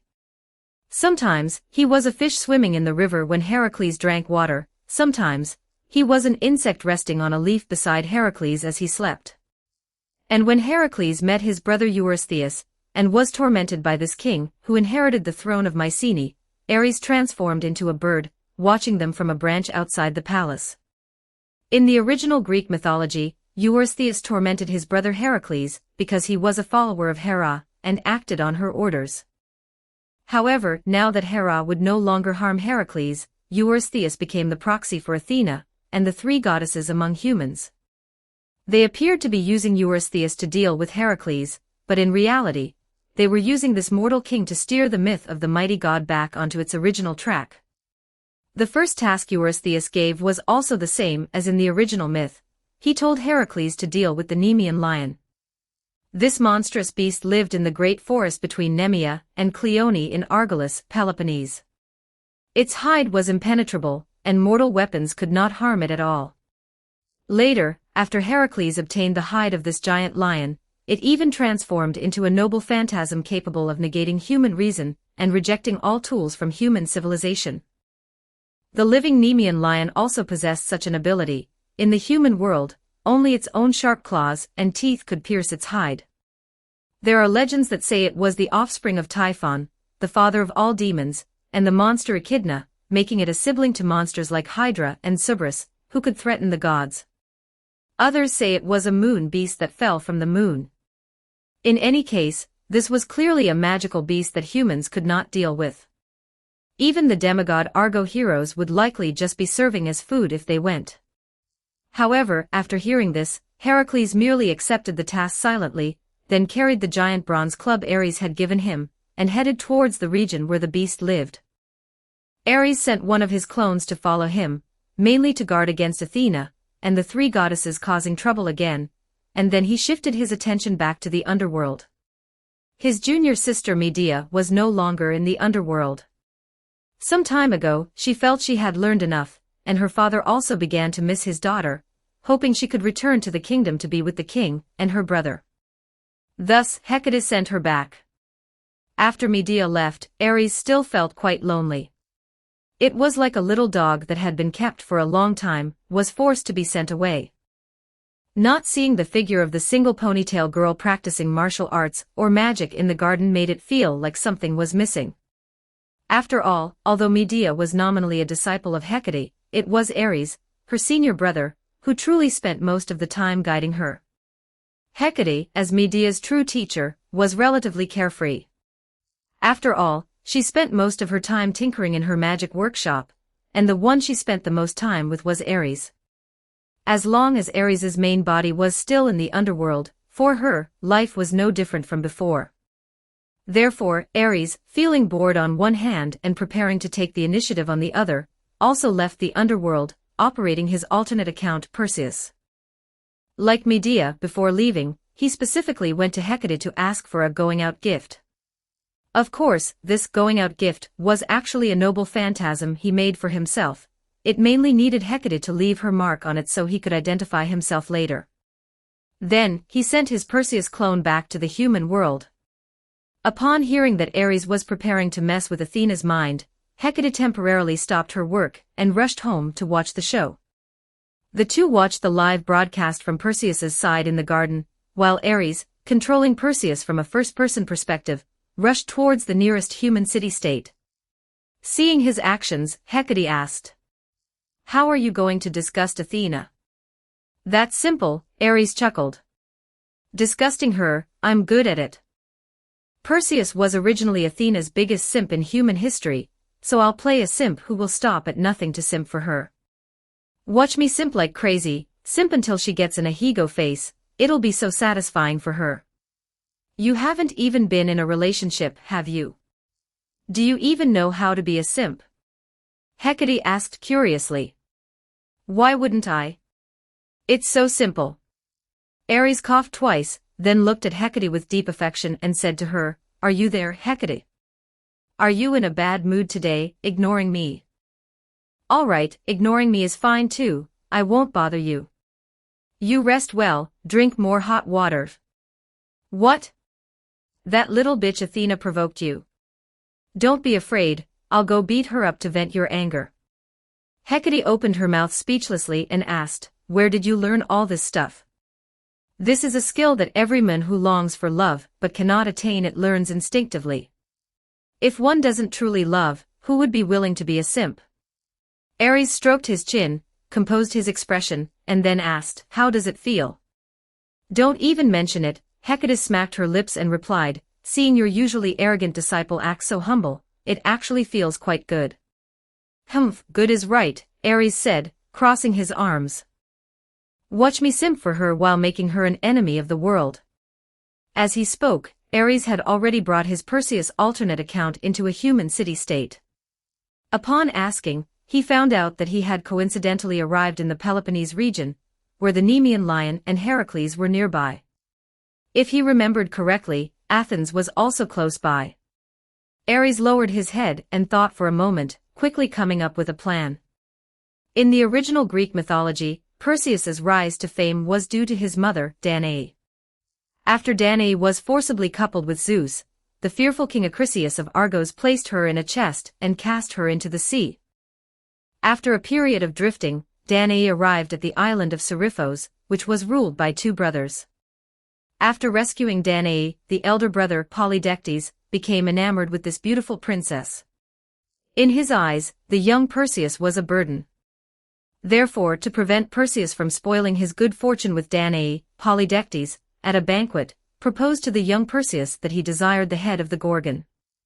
It was also because of this task that Perseus embarked on his journey, received help from the gods, and eventually completed a series of heroic deeds, becoming a famous hero in Greek mythology. However, now Danae had been taken in by Ares to Sparta, where she also met her beloved, married, had children, and lived an ordinary and happy life. Polydectes of Seriphos naturally had no connection with them, Danae had not even been there. But Ares was not afraid. Judging by the patterns of the three goddesses' actions he had observed twice, he believed that as long as he bore the title of Zeus's son, Perseus, these things would eventually fall upon him. So he set off, heading towards the nearby city-state of Athens. Chapter 145. Chapter 145. Poseidon tried to do something wrong. 1376 words. In the Greek world, athletic competitions were a very popular activity. Thanks to the Olympus gods who enjoyed a good show, a form of athletic games flourished in Olympia, where the statue of Zeus stood. Initially, these games were rituals led by priests to commemorate the gods, but they have now developed into a grand event enjoyed by everyone, from gods to mortals, throughout the Greek world. Apart from Olympia, its place of origin, other city-states in the Greek world gradually built huge arenas, and began to host various activities independently to attract people, and worship their city-states' guardian gods. Besides slaying monsters and defeating enemy nations in war, athletic activities also gradually became a way for Argo heroes of the Greek world to gain renown. Currently in the Greek world, apart from the Olympia Games, the most flourishing place for athletic activities is Athens. It is said that within Athens, there are comprehensive combat competitions no less significant than those in Delphi, protected by Apollo. If a victor performs exceptionally, they might even receive the personal blessing of Athena. Ares intended to use this combat competition in Athens to establish the reputation of Perseus. He entered Athens and after some inquiries, learned that a competition was about to begin soon.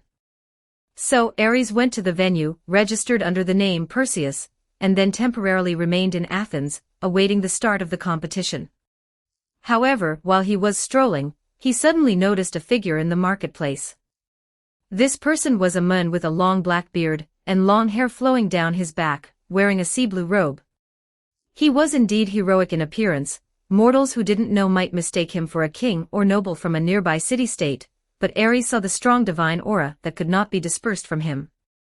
See King Poseidon, this man was clearly a disguise of his avatar. The moment Ares recognized him, his heart tightened. Since he was tricked by him last time, and Poseidon and Zeus completely broke off relations, the gods had not seen Poseidon anywhere else for a long time.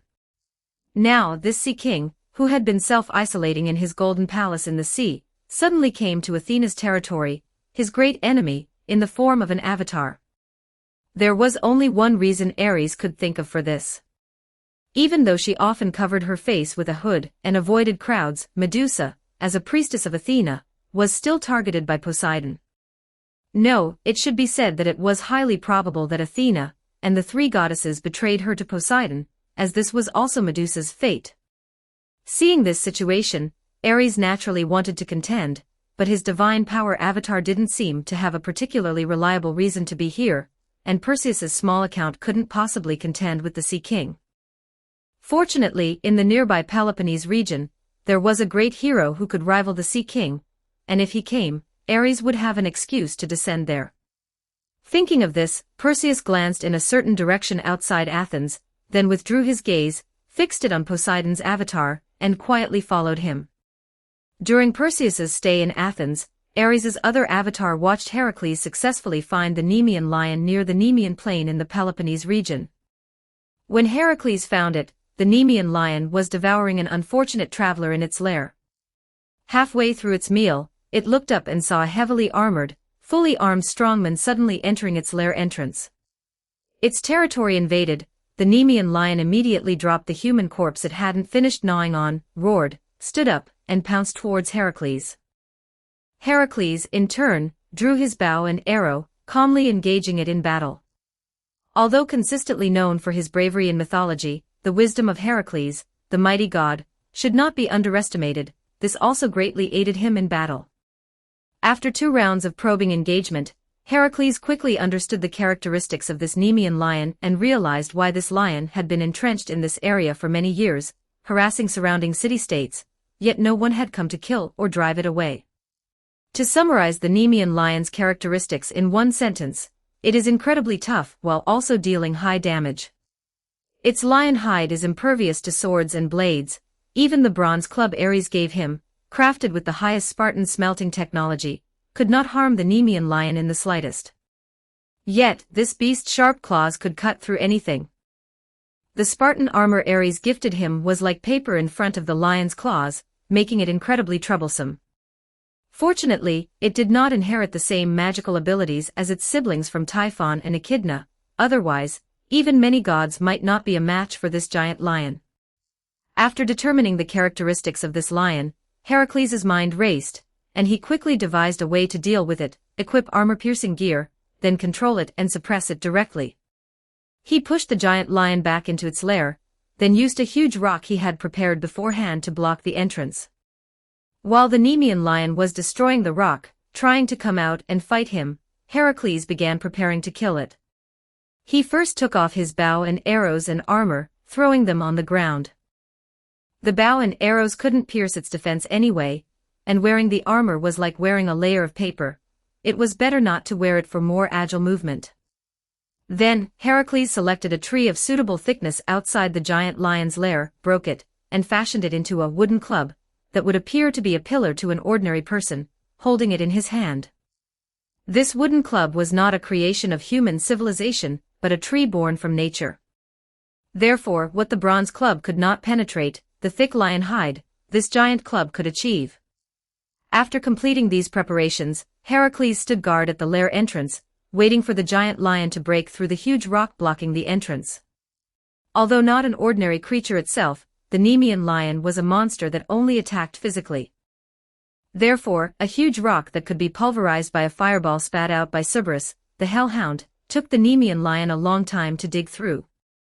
When its claws shattered the last piece of bedrock and it saw the light of day again, the sunlight before it was suddenly obscured by a tall shadow.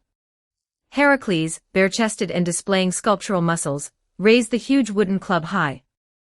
Before the Nemean lion could react, he mustered all his strength and savagely smashed it onto the lion's head. With a loud bang, the Nemean lion's head was struck down like by a crane's heavy hammer, slamming violently onto the ground and sending out a circle of air shockwaves.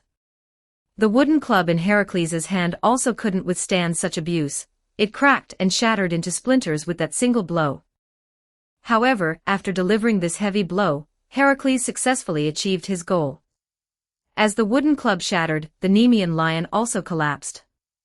Although this completely natural and unpolluted wooden club, 100% sourced from the natural environment, could not directly penetrate its thick lion hide to kill it, the impact force of the club had completely penetrated its natural armor, piercing into its skull and shaking its entire brain. The Nemean lion reeled, seeing stars, completely disoriented. Heracles, seizing the opportunity, agilely moved behind it, extended his strong arms, and directly clamped the Nemean lion's neck. Heracles applied a powerful chokehold to the Nemean lion. The effect was outstanding. The Nemean lion suffocated. Heracles roared, his arm muscles bulging, and with a sudden burst of strength, he actually lifted the giant lion, which must have weighed several tons, directly into the air. The Nemean lion desperately kicked its limbs, but in terms of pure strength, it was already a notch weaker than Heracles, that freak among the fourth-generation divine children. Moreover, after Heracles throttled its throat, he also cut off its intake of magic and oxygen. The lion's struggles became increasingly weak, and finally, Heracles tightened his arms again. With a snap, the Nemean lion's neck was twisted clean off by him. Chapter 147, Chapter 147 Athena, the best. 1,208 words. As Heracles escorted Notus, rushing towards the Parthenon in Athens, Ares, on his end, also mobilized his alternate account, Perseus, to follow closely behind Sea King Poseidon, who had arrived in Athens in his avatar form. Although Poseidon had arrived in Athens, he did not immediately make a move. It seemed he himself had some reservations about his current situation.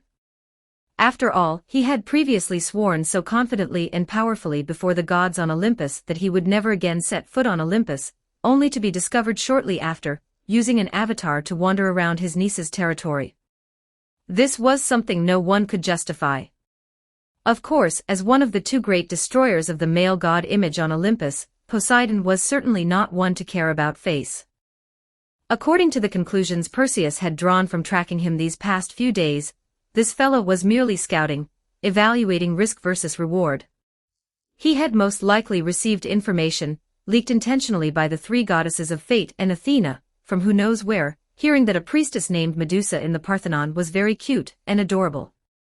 Thus, he wanted to come and see if Medusa's cuteness and adorableness could make him cast aside his old face and go to any lengths to possess her. Upon realizing this situation, Ares also secretly informed Medusa of the matter.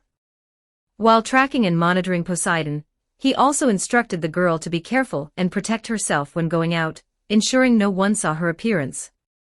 Thanks to Ares, Medusa, when going out these past few days, in addition to her usual hooded robe, also added a black scarf. She used this scarf to cover her face, revealing only a pair of large eyes. And because these eyes were magic eyes, Medusa usually avoided eye contact when speaking to others, which further reduced the risk of her exposing her appearance. However, such methods were only temporary. To correct the twisted fate trajectory caused by Ares, Athena, and the three goddesses of fate behind her would certainly find ways to expose Medusa's beauty to Poseidon. It was only a matter of time. Therefore, Ares also quickened his pace, waiting for Heracles to arrive in Athens with notice, while simultaneously manipulating Perseus, striving to gain as much fame as possible within the city-state of Athens during this period. Therefore, he specifically switched to another alternate account to keep an eye on Poseidon, while his Perseus alternate account was busily participating in the comprehensive combat arena competition in Athens. When registering, Ares only filled in his name and the weapon he would use in combat. The competition system in Athens was also very simple. During the matches, each contestant would be randomly assigned a teammate to form a temporary team, engaging in 2-on-2 duels with other teams. They would progress from preliminaries and elimination rounds all the way to the semifinals. If a 2-person team won in the semifinals, the final would be a 1-on-1 showdown between the 2 winners of that team, to determine who would be the dual king of the Athens arena competition. In arena combat, the poor in martial virtue Athenians naturally did not use real weapons, but rather training equipment specially made by the Athenians according to the methods bestowed by Athena, such as wooden swords wrapped in cloth, long staffs, etc. The arrowheads were also wrapped in a layer of gauze for cushioning. Moreover, most importantly, perhaps because the Athenians had been provoked by the Spartan warriors under Ares' command, they melted down all the excellent weapons previously given by the Spartans and remade them into weapons usable by normal people. However, the highest-grade Spartan bronze pillar was uniquely preserved and erected next to the entrance of the Athens arena.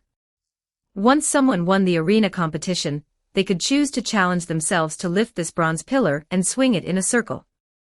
If someone succeeded, that person would be directly crowned the goddess warrior of Athens and would enter the Parthenon to receive a personal audience and blessing from the goddess. Ares' goal this time was to achieve this title of goddess warrior. Speaking of this title, he had casually mentioned it to Artemis in a conversation before, and Artemis had then inadvertently leaked it to Athena. While Ares' other alternate account was keeping an eye on the sneaky Poseidon, the comprehensive combat arena competition in Athens quickly began. After all, it was only the ancient city-state period, and Athens did not have such large-scale hosting capabilities, nor did the audience have such long patience. Therefore, even for such a grand event, all matches were completed within half a day. In this battle, Perseus, controlled by Ares, was naturally invincible. This physical body was originally of demigod hero specifications, and with a war god operating it, throwing him into this arena was simply crushing weaker opponents. So half a day later, Perseus became the victor of the Athens Comprehensive Combat Arena competition, and incidentally, in front of all the spectators, he successfully used all his strength to lift the bronze pillar and spun it twice, earning cheers from the entire audience. The king of Athens immediately invited the priest of the Parthenon, asking him to inform the chief goddess Athena of this matter, and also had Perseus deliver a victory speech in front of the entire audience. Ares did not waste this opportunity. Led by the king of Athens, he came to the center of the arena, and, with a strong voice, proclaimed to all the spectators, "Citizens of Athens, who have watched my battles and shared with me the joy and glory of victory, bathing in the goddess's radiance. I am Perseus, son of the great Zeus and Princess Danae, disciple of the wise Chiron and goddess Hecate, and heir to the kingdom of Argos." As he announced his name, the audience began to cheer his name. Perseus! Perseus! Perseus! Perseus raised his arm, and the entire crowd fell silent.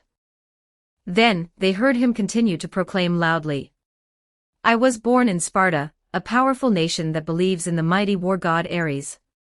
However, I believe that while war god Ares is powerful, he is barbaric and tyrannical, only loving blood and war, not civilization and wisdom. This is unacceptable. So when I heard of goddess Athena, I traveled thousands of miles to come here, wanting to strive for glory and shine before the goddess, making my glory a tiny gem on the goddess's crown. Everyone, while Ares is good, he is far inferior to Athena. She is the perfect goddess. She is more beautiful than Aphrodite, more compassionate than heavenly Queen Hera, more skilled in battle than war god Ares, wiser than Apollo, and more agile than Artemis. I, Perseus, swear here and now, she is my lifelong faith. Even if I die, even if I am nailed in a coffin, I will use my decaying vocal cords to shout, Athena. She is the best. Most of the audience were citizens of Athens, and naturally, there were many loyal followers of Athena among them. Upon hearing Perseus's words, they all felt a deep connection and joined him in shouting loudly, "Athena! She is the best!" Chapter 148, Chapter 148 Athena's Rebellion. 996 words. Inside the arena, Perseus's speech resonated with a large number of Athena's followers in Athens, and the king of Athens seized the opportunity to logically have the priest take Perseus to Parthenon for a baptism, hoping to tie this powerful demigod hero to Athens' war chariot. Ares was naturally pleased with this, because under the surveillance of his other alt account, Sea King Poseidon had already met Medusa, and it wouldn't be long before Medusa's appearance would be exposed right under his nose. To rescue Medusa, Perseus had to be in position quickly. Ares then checked Heracles' itinerary and found that this great hero, carrying notice, had already arrived outside the city-state of Athens, and was heading towards Parthenon, so he relaxed, confidently beginning to dispatch Perseus to the designated location. At this moment, Athena or the Fates indeed began to cause trouble again, just as the veiled Medusa, wearing a hood, hurried past Poseidon's incarnation. A gust of wind suddenly arose from nowhere, lifting her veil. If you ask Ares why he knew this wind was their trick without anyone appearing, Medusa's veil was actually a scarf wrapped 3 times around the lower half of her face, and for such a wind to blow it up, it would be strange if there was nothing wrong with that wind. This scene also fell into Poseidon's eyes. Upon seeing Medusa, he paused slightly, but Medusa had already hastily pressed her veil back down, recovering her face. She looked at Poseidon with some fear, then turned and ran towards Athena's temple.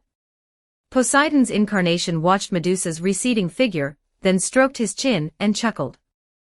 "Wow, perfect." Then, he looked around and finding no one paying attention, he also followed Medusa into Athena's temple.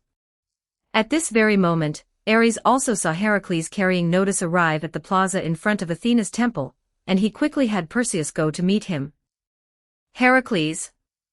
Perseus waved as he approached Heracles, looking up at Heracles, who was a head taller than him, and asked, "Are you Heracles?" Heracles nodded, then carefully looked at Perseus and asked with some hesitation, "Are you Perseus?" "Yes, yes." Perseus laughed heartily and patted Heracles' arm. "It's truly nostalgic. Back when we were with Teacher Chiron, I was always the one chasing you all to fight, and only you could fight with me then." "Indeed, it's quite nostalgic." Having finally met an old friend from childhood, Heracles, who had become taciturn since the death of his wife and children, couldn't help but show a slight smile. "When shall we spar again?" "I'm busy now, next time for sure." The two chatted casually for a few moments, then Perseus pretended to accidentally see Notos, god of the south wind, carried by Heracles. He walked over, patted the wind god's shoulder, and then asked, "Oh? Is this your slave? He looks quite sturdy, he should fetch a good price." "No." Heracles calmly stated something quite unbelievable for a normal human. "He claims to be Notos, god of the south wind. I don't know if it's true or false. He caused rain on my path, trying to stop me, and then I beat him up. I'm taking him to Athena's presence to confront him, and see if he is indeed Notos, god of the south wind."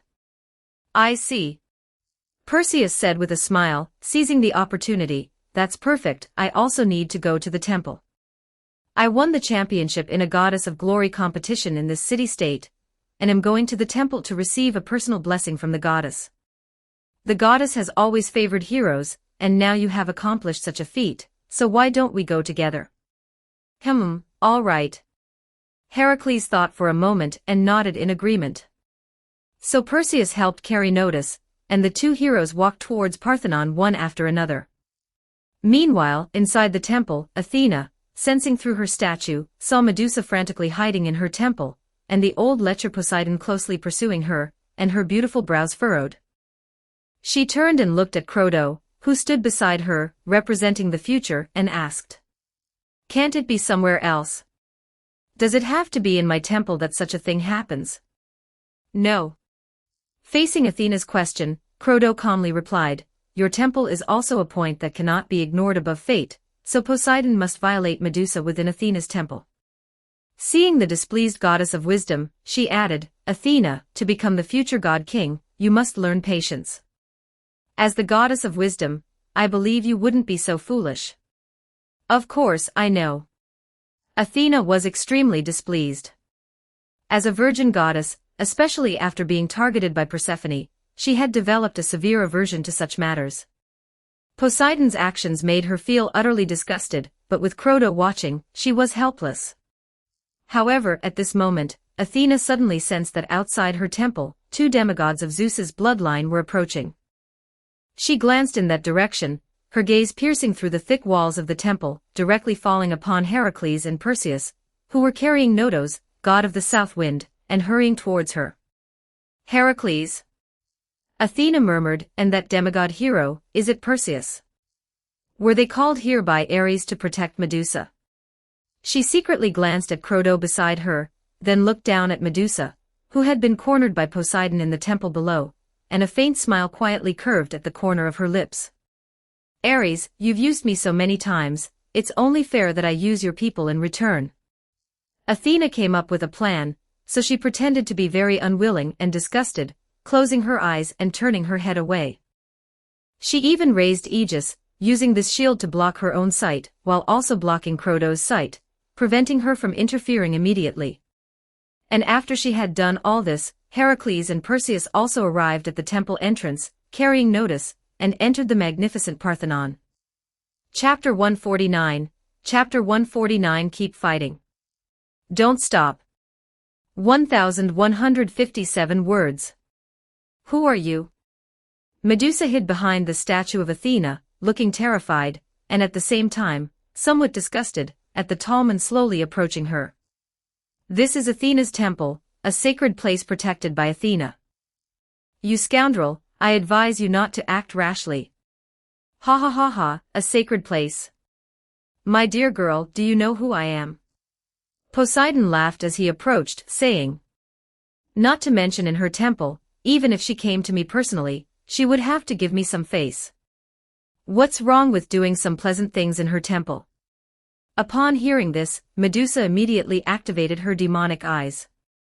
As magic power flowed, her pupils instantly turned red. The highest grade demonic eye, Cybele, instantly activated, transforming into a purple demonic light that shone directly upon Poseidon's avatar. Poseidon's avatar was instantly petrified by the demonic eye, turning into a stone statue with cracking sounds. But before Medusa could even sigh in relief, an endless divine aura suddenly surged from Poseidon's petrified avatar. Terrifying divine power instantly broke through Medusa's curse. Poseidon burst out of the petrification.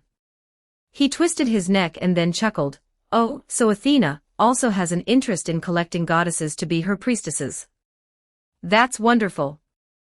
After speaking, Poseidon continued forward. He ignored the weapon Medusa swung at him, and directly grabbed her arm. Due to the huge disparity in divinity and power, Medusa was unable to resist. She was held firmly by Poseidon's arm, struggling desperately but unable to move. Little beauty, let me see you. Poseidon revealed a lewd smile and reached out to snatch away the scarf Medusa had wrapped around her face to conceal her features. When he saw Medusa's lovely face, his heart was immediately filled with endless possessiveness and desire for conquest. He licked his lips and chuckled softly, it seems this trip was truly not in vain. Stop. Medusa kicked him hard with her leg and shouted, if you continue, I will call upon Athena. Call her, Poseidon reached out and grabbed Medusa's clothes, tearing them forcefully. With a ripping sound, a large piece of cloth was torn off, revealing a large expanse of Medusa's fair skin. He sniffed Medusa's fragrance and shouted wildly, even if you scream until your throat breaks, no one will come to save you. However, what Poseidon didn't expect was that just as his words fell, two men's voices came from outside the temple. By the way, Heracles, what if Athena says this fellow is really a god later? One of them said. The other man, with a deeper voice, replied, even if he is a god, it doesn't matter. You and I are also Zeus's sons. We will discuss the matter as it stands. He was rude to me first, and I believe Athena will give me a fair and just judgment. As they spoke, the two men carried Nodos, god of the south wind, like a pig into the temple. The crucial point was that Poseidon had always been incredibly arrogant and naturally wouldn't pay attention to these two demigod heroes, especially when he heard they were Zeus's children, which made him even more disdainful. Therefore, he didn't stop his hands and prepared to continue assaulting Medusa. Thus, the moment Heracles and Perseus entered the temple, they saw a lewd man forcefully pressing one of Athena's priestesses to the ground, preparing to commit an atrocity. Audacious mad man. The moment he saw this scene, Perseus was enraged. He pulled out the magic staff Hecate had given him. With a flick of the staff, it instantly transformed into a long spear. He carried it and rushed towards Poseidon. Heracles, without a word, was even faster than Perseus. He directly threw down Nodos, god of the south wind, put on the gauntlets made from the Nemean lion's claws, and his body moved like a hurricane behind Poseidon, delivering a full-force punch to Poseidon's back. Feeling the two men attacking him from behind, Sea King Poseidon merely covered the surface of his body with divine power and paid no mind. As one of the three great divine kings, he was accustomed to his unparalleled supremacy, always having only his two other brothers in his eyes, not even caring about other main gods. As for these two brats behind him, they were merely Zeus's bastards. How could they possibly harm him? Not only that, Poseidon also planned to take this opportunity to violate her priestess right in front of Heracles and Perseus, in their beloved Athena's temple, to vent the anger he had suffered from Zeus. But when Heracles' fist landed on his back, Poseidon regretted it. This punch felt nothing like those weak demigod heroes, but rather like he was participating in a boxing match among the gods, and the opposing Ares or Apollo had viciously delivered a body blow to him. With a muffled crack, Poseidon's waist was forced to arch in a twisted posture. Medusa, who had been held motionless in front of him, even heard the sound of the divine king gasping in pain. However, what angered Poseidon was that this pain was not over. The power of the spear-wielding demigod who had charged in from the other side was only slightly weaker than that of Zeus's bastard who had punched him. But what was more troublesome than Heracles was that Perseus used divine weapons personally crafted by Hecate and Ares. Before attacking, he ruthlessly imbued the spear with a highly venomous magic attribute. Poseidon's super armor was broken by Heracles' heavy punch, leaving him in a severe stun in midair. Facing Perseus's fierce charge, there was no way to avoid it. Perseus immediately stabbed him in the waist with the spear. The terrifying spear blade directly pierced through his old waist, emerging from his lower back, bringing with it dripping blood. The potent venom on the spear blade instantly spread throughout Poseidon's body through the blade. Although it couldn't kill him, it was enough to make him wish he were dead. Ah! Poseidon, held aloft by Perseus's spear blade, screamed in pain, but the next second, he immediately faced a combo attack from Heracles. This future god of strength's immense power, even after his ascension to godhood, was unrivaled on Olympus. He directly raised his palm and slapped Poseidon's right cheek, instantly knocking out a row of Poseidon's teeth. Poseidon was filled with regret. He knew he had underestimated them and wanted to use his divine power to resist, but at that moment, Perseus didn't give him a chance to speak. Seeing Poseidon attempt to raise his hand, he immediately cast a spell, summoning several shadowy tentacles to bind Poseidon's movements. At the same time, he loudly shouted to Heracles. "Keep hitting. Don't stop. He dared to commit violence inside Athena's temple. He deserves to be beaten by us.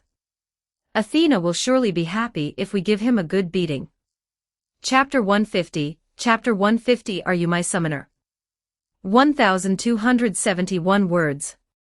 After Perseus shouted those words, Heracles immediately cast aside his reservations. His attacks became even more ruthless, and soon Sea King Poseidon was so disoriented he didn't know which way was up. However, as the Sea King, Poseidon still had some tricks up his sleeve. At least he wouldn't be as embarrassing as Nodos, god of the south wind. In fact, if he hadn't underestimated his opponents, Heracles and Perseus wouldn't have been able to beat him so badly. Just then, even in his dazed state, he accurately located the only water source within Athena's temple, the small fountain built in the central courtyard of Athena's temple. Having pinpointed the key to his comeback, Poseidon deliberately took a heavy punch from Heracles. Struck by the blow, he flew backward and landed right beside the fountain. Perseus noticed this and quickly shouted, "Stop him. He wants to get close to the water." Upon hearing this, Heracles' feet seemed to sprout wings, and he lunged towards Poseidon. However, even with the fastest speed in all of Greece, having just cracked the floor tiles from his furious sprint, he still couldn't match Poseidon's speed, who was already right beside the fountain.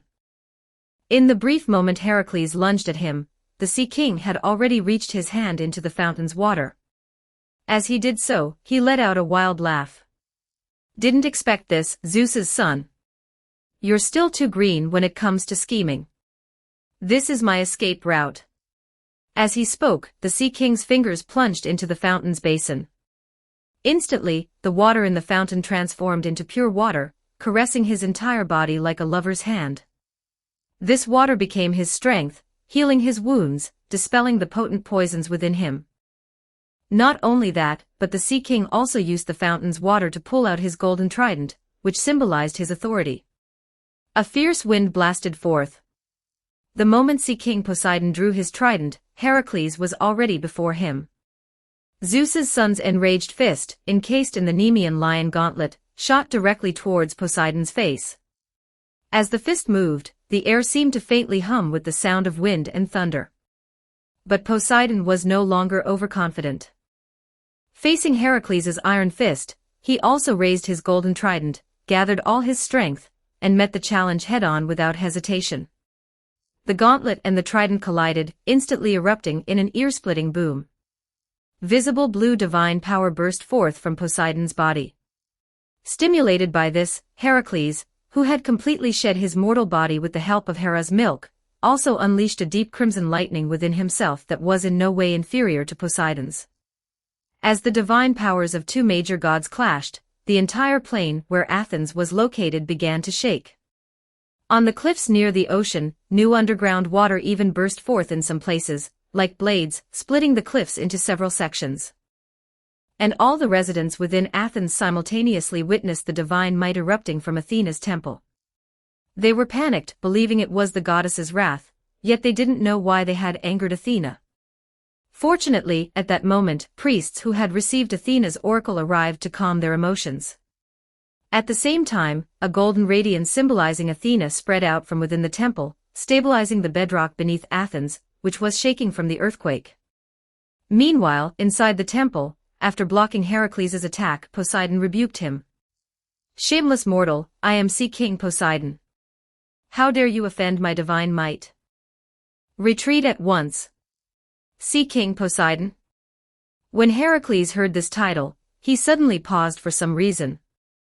Then, feeling the force coming from the trident he was holding in a standoff, he couldn't help but mutter. "One of the three great god kings, and this is all you've got." Poseidon immediately became enraged and embarrassed. He forcefully pushed his trident, knocking Heracles away, and at the same time, he shouted, "Shameless mortal. I will let the sea crush your bones. Witness the power of the sea god. Don't listen to his nonsense. This is Athena's divine domain. He can't summon the sea here." No sooner had Poseidon finished speaking than Perseus, who was circling nearby, shouted. If he were truly so capable, he wouldn't have been driven down from Olympus by Zeus. "Mortal, you. You what, you? Why are you glaring at me? You scrub, can you even compare to our Athena?" Perseus was glared at threateningly by Poseidon, but he remained unafraid. He jumped up and down, cursing. "Someone driven into the ocean by Zeus, daring to act presumptuously within my Athena's divine domain. If I were you, I would have already committed suicide out of shame. I'm going to kill you." Provoked to fury by Perseus, Poseidon swung his trident and charged in his direction. Perseus exchanged a few blows with him, but began to feel overwhelmed. If his physical body had been specialized in close combat like Heracles's, he might have been able to withstand it. But for the sake of the act, Ares had instead made Perseus learn magic and deliberately suppressed Perseus's close combat abilities, to prevent him from overshadowing Heracles in the future.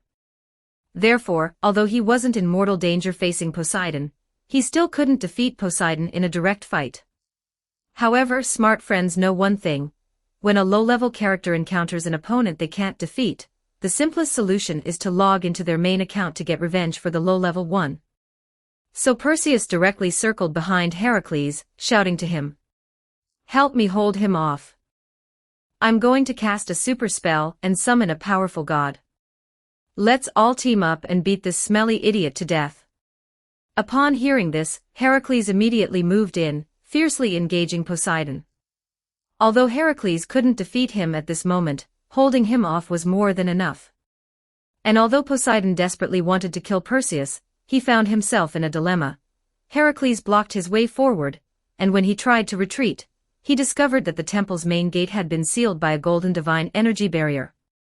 Needless to say, this was certainly the work of a certain goddess of wisdom, who had not yet appeared.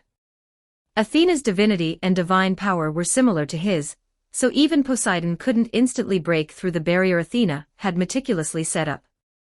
While Poseidon lunged left and right but still couldn't break through Heracles' defense, Perseus, standing behind him, had already drawn the ritual magic circle on the ground and laid out the offerings and magical materials.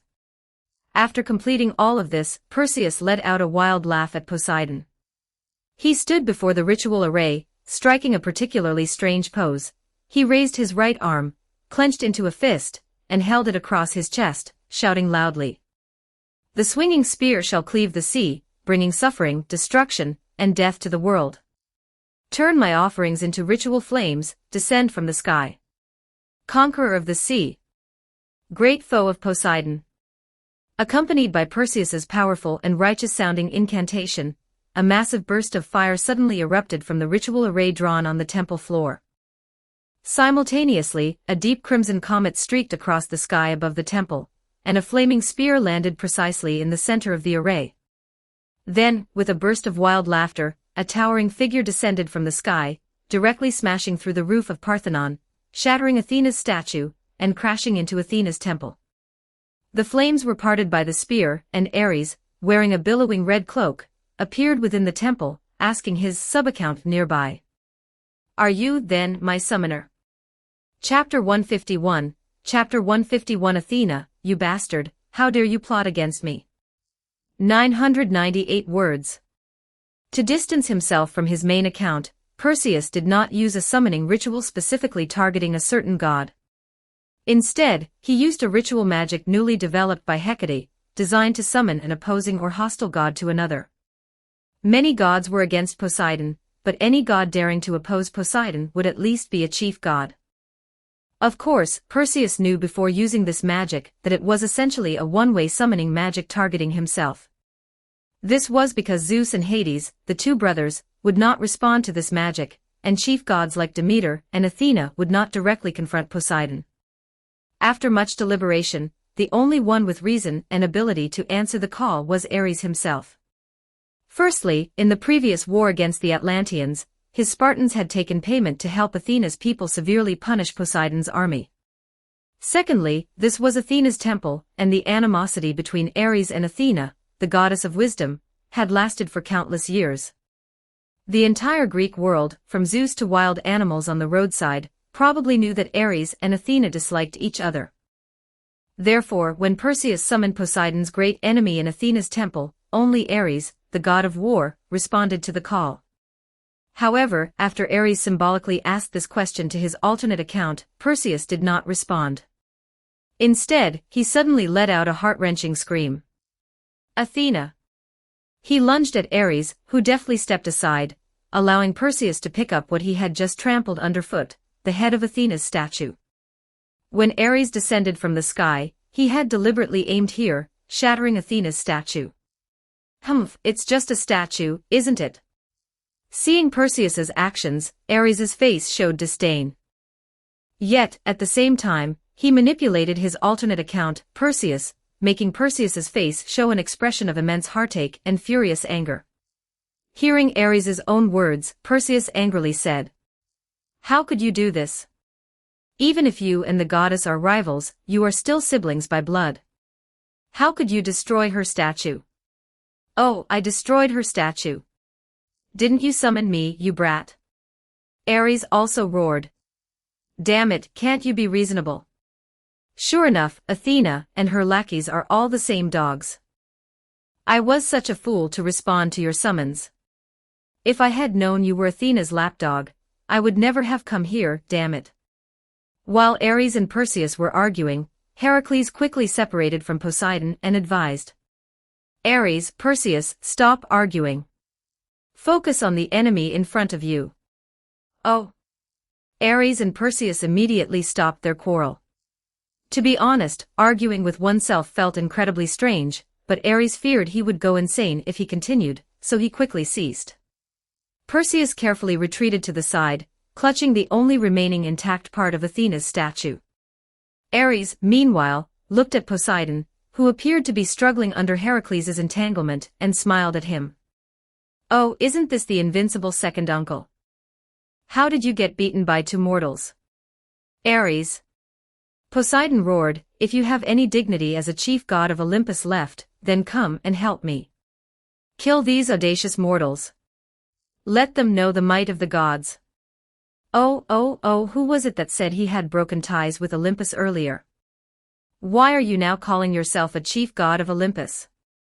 Ares looked at Poseidon's face, which was alternating between green and red, and mockingly said. And you've misunderstood, second uncle.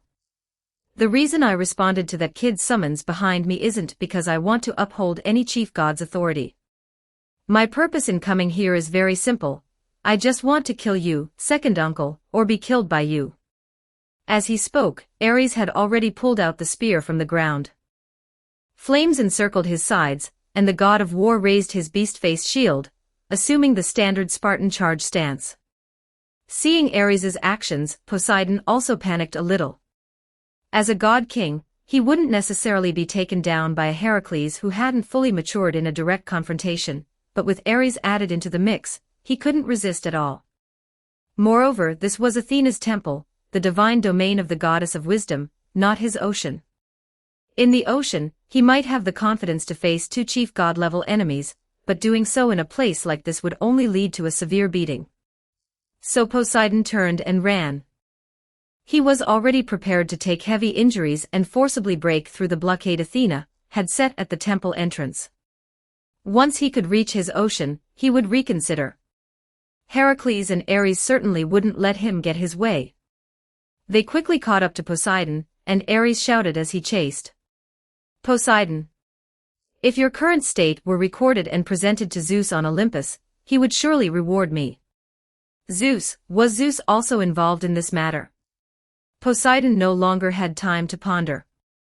He fled with all his might towards the temple entrance, but just as he endured two punches from Heracles and a sinister, precisely aimed fiery thrust from Ares at his vital spot, and reached the entrance of Athena's temple, the figure of the blonde goddess appeared before him. This goddess, who had been hiding ever since he had acted against Medusa, finally appeared outside the temple. She stood at the door, fully armed with helmet, divine shield, and weapon, smiling as she looked at him. When Poseidon saw the knowing smile on Athena's face, he clearly misunderstood something.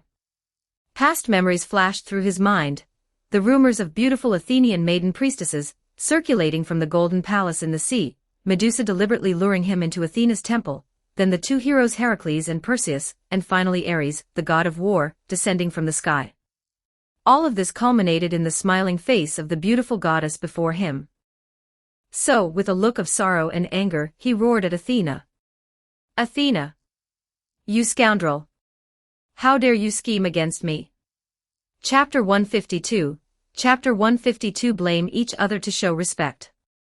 1141 words.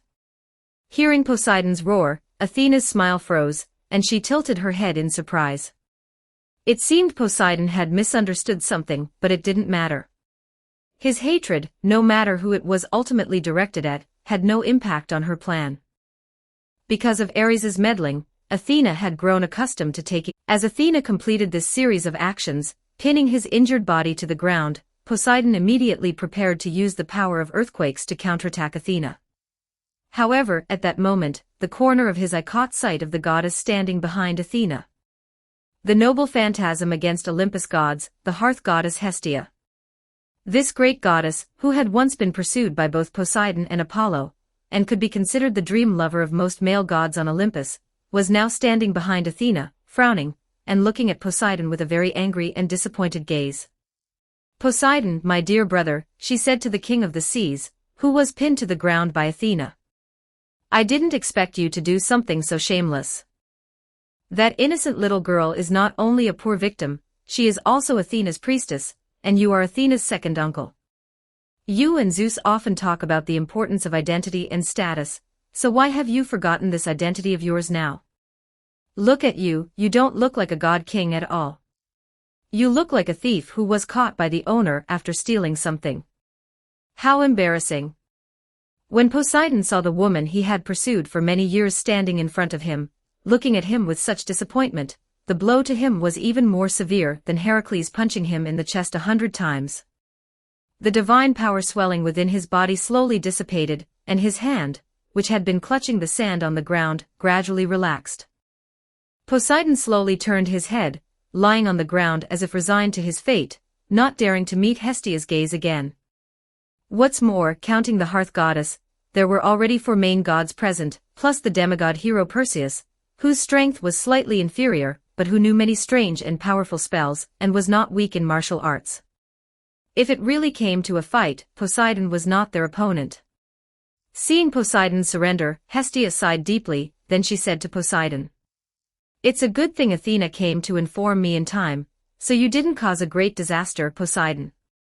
Apologize to Athena, and then go back. Regarding your matter with Zeus, I will go to Olympus later, and have a good talk with Zeus."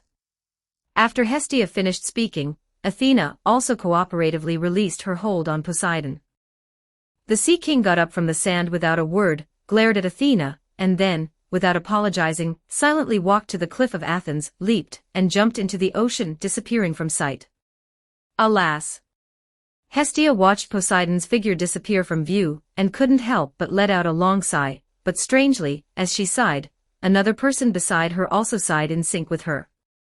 Hestia turned her head in surprise, only to see her great-nephew Ares, who had arrived beside her at some point, looking at the cliff where Poseidon had jumped into the sea, sighing at the vast ocean. "Alas, what a pity, why couldn't he be killed? It's all your fault, Athena, why did you let go? Coward. Ares." Hestia helplessly covered her forehead, then looked at Athena, who was looking at her innocently, and then sternly admonished. "You two, stop arguing with your sister. Although she snatched your divine office, it was Zeus who gave the order, wasn't it? As a family, you should live in harmony, so that our Olympus gods' rule can continue." "Oh, so Hestia, you mean this matter is ultimately Zeus's fault?" Ares pretended to be naive and nodded seriously. "Understood, let's go, Athena, we'll reconcile now and then go confront Zeus." Athena turned her head, not wanting to bother with Ares. She bowed to Hestia and said, "Hestia, I'll go back first. Athens is in chaos and needs my comfort." Hestia nodded to Athena, then softly said, "Let that frightened priestess child rest well. Also, those 2 children in the temple who helped her are extraordinary heroes, Athena. This time, you must reward them well. If it weren't for them, who knows what absurd things Poseidon would have done." "I know." Athena bowed slightly to Hestia, showing her respect, and the hearth goddess turned her head to look at Ares and said to him, "Ares, I've heard from Athena about what happened between Poseidon, Hades, and Zeus before. The biggest mistake in this matter is still with Zeus. I'm going to Olympus to see him, would you be willing to come with me and see me off?" "Of course, I'd be delighted, Hestia." Facing this noble and morally exemplary elder sister among the Greek gods, Ares no longer acted like his usual defiant self. Instead, he uncharacteristically showed some humility. He also bowed slightly to Hestia, then summoned his chariot from the sky, and invited the hearth goddess to board. Hestia politely thanked her nephew, then gracefully sat in the back seat of the chariot, maintaining a not too far, not too close distance from Ares. Ares, at this point, also proactively took on the role of charioteer. He drove the chariot, carrying Hestia towards Olympus. It wasn't until the chariot's light disappeared from sight that Athena turned around to look at her half-collapsed temple. At this moment, the somewhat annoyed voice of the goddess of fate, Crodo, echoed in her mind. Athena, can't you even handle something like this? What are you saying, respected Crodo, can you blame me for this? Athena blinked innocently and replied, it's not that Athena didn't try, but Ares is too cunning. 3 goddesses, I swear, besides me, you won't find anyone else, whether in heaven or on earth, who can contend with Ares. So it's all Ares's fault, right? Chapter 153, Chapter 153. A dog that licks you will not die well. 1174 words. Although Crodo, the youngest of the goddess of fate, felt indignant about Athena's words, she had to admit that Athena had a point. Despite the goddess of fate appearing formidable as they control destiny, they are merely slaves to fate and the planet's inhibitory power. Their authority can only be applied to predetermined destinies. If they were to twist fate, they would suffer a backlash and die. As for directly confronting Ares, that is even more impossible. Therefore, they had to choose a representative. In the current Greek world, there are indeed few gods who can contend with Ares. Hecate is a staunch supporter of Ares, Hades has withdrawn from disputes and is indifferent to worldly affairs, and Dionysus, the god of wine, who was destined to succeed Zeus as the 4th-generation god-king, died in the womb due to Ares. As for Sea King Poseidon, judging from recent encounters, if he were chosen as a representative, Poseidon would likely be severely tormented by Ares. As for Zeus, the god-king who is destined to be replaced, although his current combat power and authority are still sufficient to defeat Ares, it is impossible for the 3 goddesses to cooperate with him. After all, ever since Prometheus's prophecy, Zeus understood that he had been betrayed by the 3 goddesses. If the 3 goddesses were to ask him for help now, the arrogant Zeus would never agree. Therefore, after much consideration, it seemed that only Athena in the Greek world could be called upon to help fight Ares, and this was why Athena dared to act in such an outwardly compliant but inwardly defiant manner. After all, for the 3 goddesses, this was a seller's market, and she had completely monopolized it. Thus, upon hearing Athena's words, Crodo could only indignantly rush back to the 3 sisters' hidden temple and begin to modify the threads of Medusa and Poseidon's destinies, attempting to repair this event that had completely deviated from the historical trajectory. After seeing the fate goddess leave, Athena gracefully walked back to her temple. Upon seeing Hestia appear and Poseidon subdued by Athena, Heracles and Perseus did not leave, but chose to remain in her temple. After all, outside the temple was the Olympus gods' family affair, and given their current status, they couldn't interject. When Athena walked back to the temple, Heracles was helping Perseus clean up the statue of Athena that Ares had shattered, and Notos, god of the south wind, whom she had previously called out to stop Heracles, was still tied up in place. His mouth was still stuffed with a large stone, but after witnessing Heracles brutally beat Sea King Poseidon earlier, he had become much more obedient and no longer dared to act presumptuously in front of him. Upon seeing Athena enter the temple, Heracles and Perseus also stopped their work. They approached the radiant Athena. Heracles merely nodded slightly to her in greeting, treating his enemy as an equal, as if just saying hello, while Perseus immediately knelt down. Athena, I am truly sorry. The destruction of your statue is all my fault. I never expected the god of war to be so vengeful. It's all right, I forgive you for this, Athena said with a smile, waving her hand and patting Perseus's shoulder. She gently told him, it's not the first time he's done this to me, I'm pretty much used to it. Get up. With Athena's help, Perseus stood up with a frown, though his face still showed an expression of disbelief. However, Athena didn't pay attention to him for the moment. Instead, she looked at Heracles and smiled gently at him. Thank you very much for your righteous assistance to my priest, my brother. You don't need to thank me. I saved that little girl not because she was your priest, but simply because I can't stand strong individuals bullying the weak with their power. Heracles replied impolitely to Athena. Moreover, this matter should be your dereliction of duty. Being unable to protect your own followers within your own temple is a disgrace, whether for a king or a god. I accept your lesson. Athena looked at Heracles with a smile, showing no anger at his disrespectful words. She continued. Even so, I still want to thank you, my brother. I happen to have a few items here that I would like to give to you. With that, she retrieved 2 treasures from an underground room in the temple and placed them before Heracles. One of the treasures was a bronze jar, and the other was a bronze chariot. Athena first pointed to the chariot and introduced it to Heracles. This chariot was forged by our brother, Hephaestus, the most versatile of the Olympus gods. I have also blessed it. Riding it, you can soar through the sky like the gods. Then, she pointed to the bronze jar and continued to introduce it to Heracles. As for this jar, it is even more powerful than the chariot. I have enchanted it, and it contains the hair of a goddess. When you encounter an enemy army, you only need to take out the hidden hair of the goddess and wave it 3 times without looking forward, and the enemy army will retreat without a fight. After introducing these 2 treasures, Athena approached Heracles. She adopted a very humble posture before the great hero, extended her hand, and blinking, said to him, I'm giving both of these treasures to you, Heracles, my dear brother. Can we put aside our past grievances and become friends? Heracles looked down at the beautiful goddess for a moment, then suddenly let out a disdainful snort from his nostrils. Noble, beautiful Athena, whether we can still be friends, you should be very clear about what you did before. He walked to the 2 treasures Athena had given him, then pointed at them and said, Consider these my compensation for protecting your priest and repelling Poseidon today.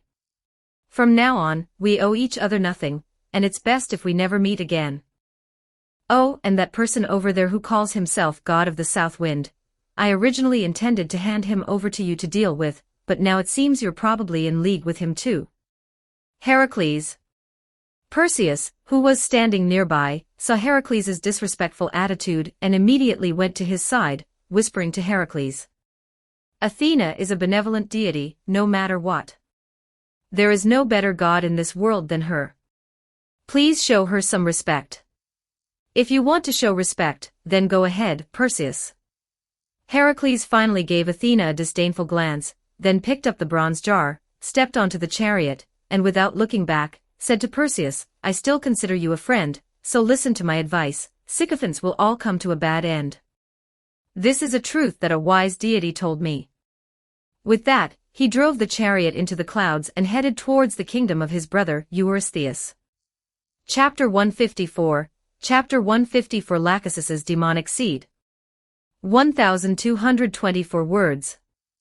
Gazing at Heracles' receding figure, Athena sighed with a hint of melancholy. As a deity, Athena was arrogant. Although she was currently the closest among the gods in the Greek world to the Argo heroes on the surface, with some unnamed individual even giving her the title, Argo Heroes Nanny, in Athena's heart, she and these Argo heroes were ultimately not of the same kind. However, Heracles was different.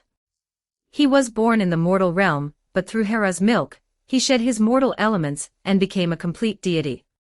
Yet, he grew up in the mortal realm, receiving education from his mortal adoptive father Amphitryon, and the centaur sage Chiron, and had not yet been corrupted by Olympus.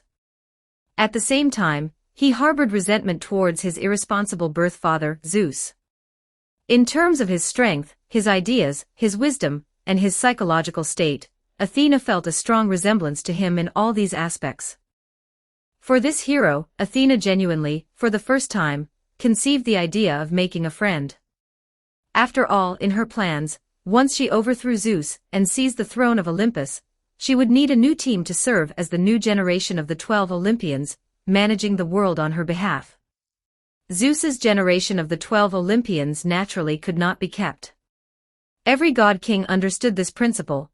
After defeating the Titans, Zeus didn't take long to replace all the previous generation of Titans with his own children, siblings, and wife. Athena also needed to do the same, but awkwardly, thanks to a certain scoundrel, she had already made a virgin's vow to the inhibitors, and would likely remain a virgin goddess until the destruction of this planet. Therefore, even if she defeated Zeus, she couldn't follow Zeus's example, and have her own children occupy important positions like the 12 Olympians. Thus, the goddess of wisdom could only settle for the next best thing, using her charm, cunning, and leadership to win over a group of heroic figures with divine blood, hoping to use them in the future. Unfortunately, regarding Heracles, Ares had probably already told him the whole story. With the revenge for his wife and children's murders, Heracles couldn't simply let it go with a laugh. The strong man's path here was likely a dead end. Thinking of this, Athena felt very aggrieved. She was the one who came first, whether it was introducing Alcmene to Zeus or planning how to trick Hera into feeding Heracles. But then, the three goddesses' series of absurd actions directly pushed the pinnacle of the Greek world's Argo heroes to the opposing camp. Are the representatives of the planet's inhibitors all so foolish? They're impossible to lead, impossible to lead. If not for her ultimate goal, Athena would never have cooperated with the three goddesses. Having such an ignorant and bossy party A's father, A-side boss, was truly unbearable. However, she had just sent off a dejected Perseus and hadn't even had time to sigh when she saw Lachesis, the goddess of fate who controlled the cutting of destiny threads, and the present, approaching her with a grim expression, holding a purplish-black condensed object. Athena, I have a remedial task for you. The veiled goddess, with a maidenly demeanor, handed the purplish-black condensed object to Athena and said, "This is a cursed demonic seed. Make Medusa eat it." Is this really a good idea? Athena frowned as she took the demonic seed, examining it carefully in her hand, then said, "Medusa's fate of being raped by Poseidon has already been rewritten by Ares. I also have no reason to curse her again. If we still force her to swallow this curse, she is very likely to become an innocent monster, affecting my reputation in the Greek world. Ares will definitely not miss this opportunity." "I don't care," Lachesis replied decisively, "but Medusa must become a demon. This is the arrangement of fate." With that, the fate goddess did not bother to tell Athena how to implement the plan, merely dropping a "figure it out yourself," before hastily returning to the secret temple where the three goddesses wove destiny, acting very much like an irresponsible hands-off boss. Athena held the demonic seed, feeling both angry and amused. At this point, she was going all out. Anyway, according to the three goddesses, she just needed Medusa to eat this demonic seed. As for whether Ares or others would ruin the matter in the end, she took no responsibility whatsoever. If Medusa ultimately didn't transform into the monster of her original destiny, then it was due to the poor quality of the demonic seed given by the three goddesses, and had absolutely nothing to do with her beautiful and pure goddess of wisdom. Deciding to act immediately, after confirming that Perseus had dejectedly gone to a guest house in Athens to rest, Athena held the demonic seed, and went to Medusa's residence next to the temple. After all, Medusa was also a goddess, an unchangeable fact. Therefore, she did not live with the other priestesses. Athena still maintained her in a very high position among the priestesses, and provided her with a separate residence.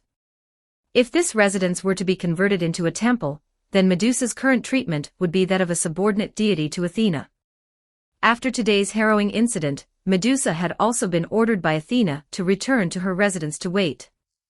Athena arrived at her door, sensed the familiar divine aura within, and then, she lightly blew on the demonic seed in her hand, casting a spell to transform it from a purplish-black, seemingly monstrous lump into a fresh, juicy, deep red apple.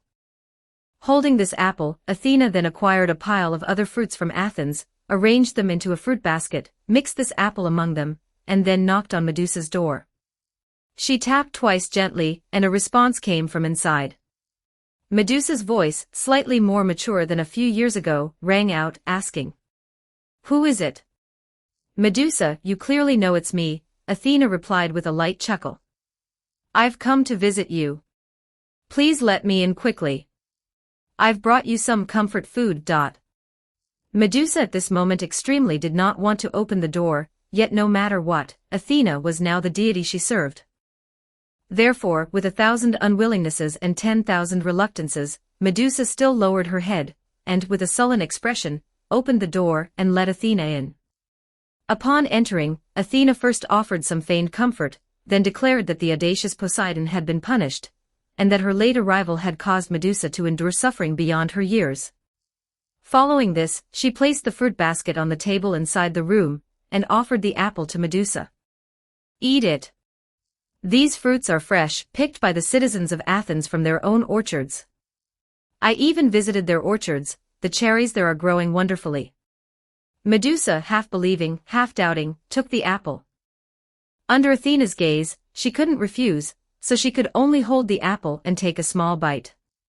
Seeing her action, Athena nodded in satisfaction and then said, "Then I won't delay your rest. Take good care of yourself. I'll leave these fruits here for you to eat slowly. After you finish them, have a good sleep and forget all these troubles." Chapter 155, Chapter 155 Demonization. 1,200 words. Deep in the night, with everything quiet, Medusa, who had been on edge all day, lay in bed, tossing and turning, unable to sleep. She rolled around in bed, wondering if it was because of the apple Athena had given her that day. She felt her body was burning, unreasonably hot. The fruit basket Athena had given her was still on the table. Fearing Athena might harm her, Medusa had only eaten that one apple the goddess had offered. In fact, she hadn't even wanted to eat that apple, but with Athena personally watching, she had no way to refuse. Another half an hour passed, and Medusa gradually felt parched. So she decided to get up temporarily and drink some water. She put on the robe by her bed and sat up. She wasn't sure if it was her imagination, but as she got up, she felt as if her perspective was slightly farther from the ground. However, Medusa, whose consciousness was rather hazy at this moment, didn't pay attention to such a minor detail. Due to her different nature, she was already growing, and would soon grow taller than her sisters by a head.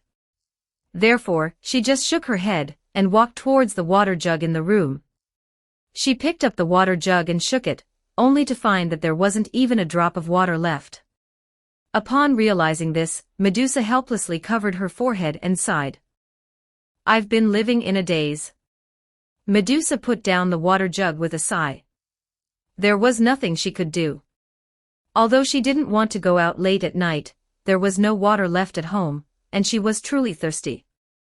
Therefore, she could only go to the well outside to fetch some water for daily use.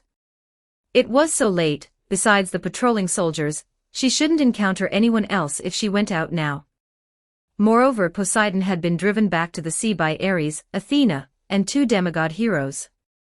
He shouldn't return to Athens. Therefore, Medusa, going out tonight, did not wear her hood and scarf that concealed her face, for the first time in a long while. She just took a water jug and walked towards the nearest well in Athens. Halfway there, Medusa encountered a squad of soldiers carrying torches, patrolling at night. In this era, night was quite dangerous for humans.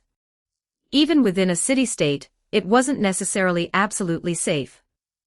Besides other humans who would come to raid city-states and abduct people at night, humans also had to face various monsters and demons living in the age of gods. These creatures would also come to prey on humans under the cover of night. Therefore, almost every city-state had military forces assigned to patrol at night. So Medusa didn't pay much attention when she saw these patrolling soldiers. She even greeted them. After all, she was Athena's direct priestess, holding a high position in Athens. Many of these soldiers had also seen her face at various ceremonies and sacrificial activities. However, what Medusa didn't expect was that after she politely greeted these soldiers, she not only received no response, but instead heard their screams. Monster! Monster! Where?" Upon hearing the soldiers' screams, Medusa also tensed up, ready to help them deal with any monster daring to break into Athens at night. But after looking around, she found that all the soldiers were looking at her with terrified eyes, drawing their bronze daggers and spears, keeping a certain distance, and surrounding her. "Why are you surrounding me?" Seeing the soldiers' actions, Medusa asked, confused and a little flustered, "I am Medusa, the priestess of Athena. Don't you recognize me?" "Shut up!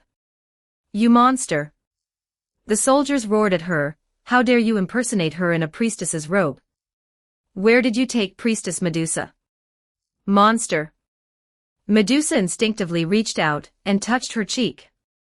To her horror, what she felt was not her fair and smooth, lovely face, which even her 2 sisters, the old woman selling fruit in the market, and even Athena couldn't help but touch, but something hard, cold, and somewhat sharp. It felt like scales. How could this be?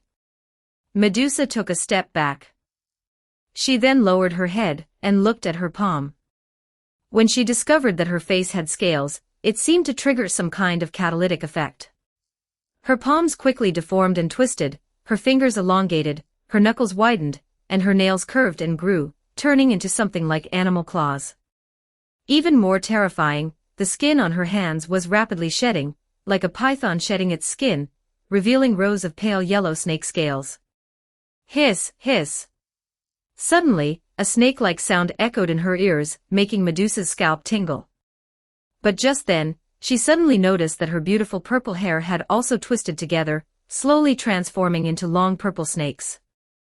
One of these snakes turned its head, flicked its red forked tongue at her, and licked her cheek.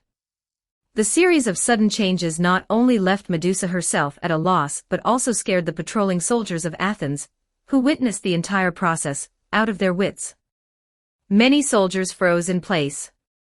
The aura of a superior monster, directly fallen from a deity, emanating from Medusa, made them tremble all over, unable to move. Some even wet their pants from fright. However, a few braver soldiers, led by their captain, charged forward. They drew their daggers, ready to deal with Medusa, intending to cut off her head while this monster was stunned. Several soldiers bravely charged forward and fiercely struck Medusa with their bronze daggers. However, their blades only tore through Medusa's robe, and when they struck Medusa's body, they only produced a few sparks. In this short time, Medusa's body had also undergone a shedding phenomenon, covered in pale yellow snake scales. These snake scales formed a protective layer on her body, like a biological armor, making her look like a fully armed warrior, impervious to mortal weapons. Ah! Don't come near me. Although she was not injured, being struck by swords scared Medusa. She quickly retreated, but during this process, her feet had unknowingly transformed into a thick, heavy snake tail. The soldiers' attack missed, but seeing Medusa actively retreat, seemingly scared by them, their courage rose. They gripped their daggers, ready to continue their assault, but just then, their gaze met Medusa's panicked eyes. Crack! The completely out of control, rampaging highest-level petrification demonic eyes erupted at this moment. Several soldiers of Athens instantly turned into stone statues, standing motionless. Why is this happening? Seeing these soldiers accidentally killed by her, Medusa felt sorrow in her heart, but she could only desperately flee from there. She had now completely degenerated into a monster, and her vision was gradually turning red. A desire to tear apart all the humans before her surged within her, and she felt she was about to lose control of herself. Therefore, Medusa shook off the soldiers behind her, swung her snake tail, and swiftly glided to the city wall. With a fierce flick of her snake tail, she shattered the city wall, and then escaped from the city through the crack in the wall. Chapter 156, Chapter 156 I hit myself. 1058 words. Rustle, rustle, rustle. The wind whistled in her ears as Medusa swayed her waist, swiftly gliding through the olive groves outside Athens. Her serpentine lower body rubbed against the dry branches and fallen leaves on the ground, creating a peculiar sound. If she didn't care about aesthetics and losing control, the physical capabilities of her current monster form were actually much stronger than when she was a goddess. It seemed Ares's frequent remarks about going dark making you 3 times stronger, and turning good making you 5 parts weaker were true. However, this was not the time to worry about such issues. Medusa had to find a quiet, deserted place to hide. On one hand, it was to avoid the Argo heroes who sought glory by killing powerful monsters. On the other hand, it was to prevent her uncontrolled self from accidentally harming other ordinary people. Although Medusa still didn't know where to go for now, she just needed to escape Athens. Speak of the devil, just as Medusa was worrying whether the 2 Argo heroes who helped her repel Poseidon today would come after her, she heard the sound of wind in her ears. Turning her head, Medusa saw Perseus rushing towards her, enveloped in lightning like magic. In his hand, he held a moon-like staff, already charged with a spell, and locked onto her. Medusa quickly lowered her head. The next moment, Perseus's staff unleashed countless purple light ribbons. These ribbons transformed into powerful flashes, landing on the ground in front of Medusa, causing huge explosions and flames. If Medusa hadn't lowered her head just then, her scales would have been shattered. Although Medusa reacted quickly, this was only Perseus's first wave of attack. As a demigod hero capable of exchanging blows with Sea King Poseidon, Perseus's combat power was superior to Medusa's in her normal state. After realizing his flash attack had been dodged, Perseus immediately swung his staff. The purple spear blade at the tip of the staff extended, and under his control, it traced several hazy moon rings, spinning and slashing towards Medusa. These were fragments of Artemis and Selene's authority, light rings imbued with the moon goddess's divine power, which even Medusa's scales couldn't withstand.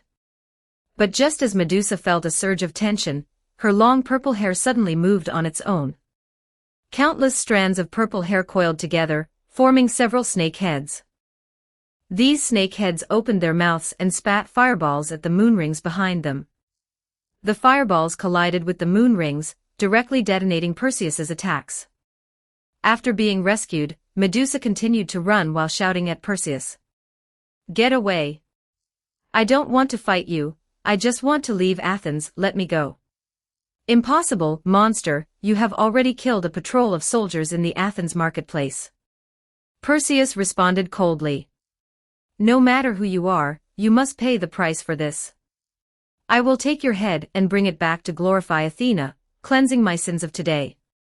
It seemed negotiation was impossible. Medusa gritted her teeth, hardened her resolve, and actively opened her mystic eyes of Cybele, glaring at Perseus behind her. A visible purple light curtain erupted from her eyes. Trees and grass leaves struck by this light instantly turned into stone. However, Perseus was clearly prepared. The moment Medusa looked at him, Perseus had already conjured a stone wall with magic, blocking the terrifying mystic light. Having missed her attack, Medusa had no desire to prolong the fight, and turned to flee.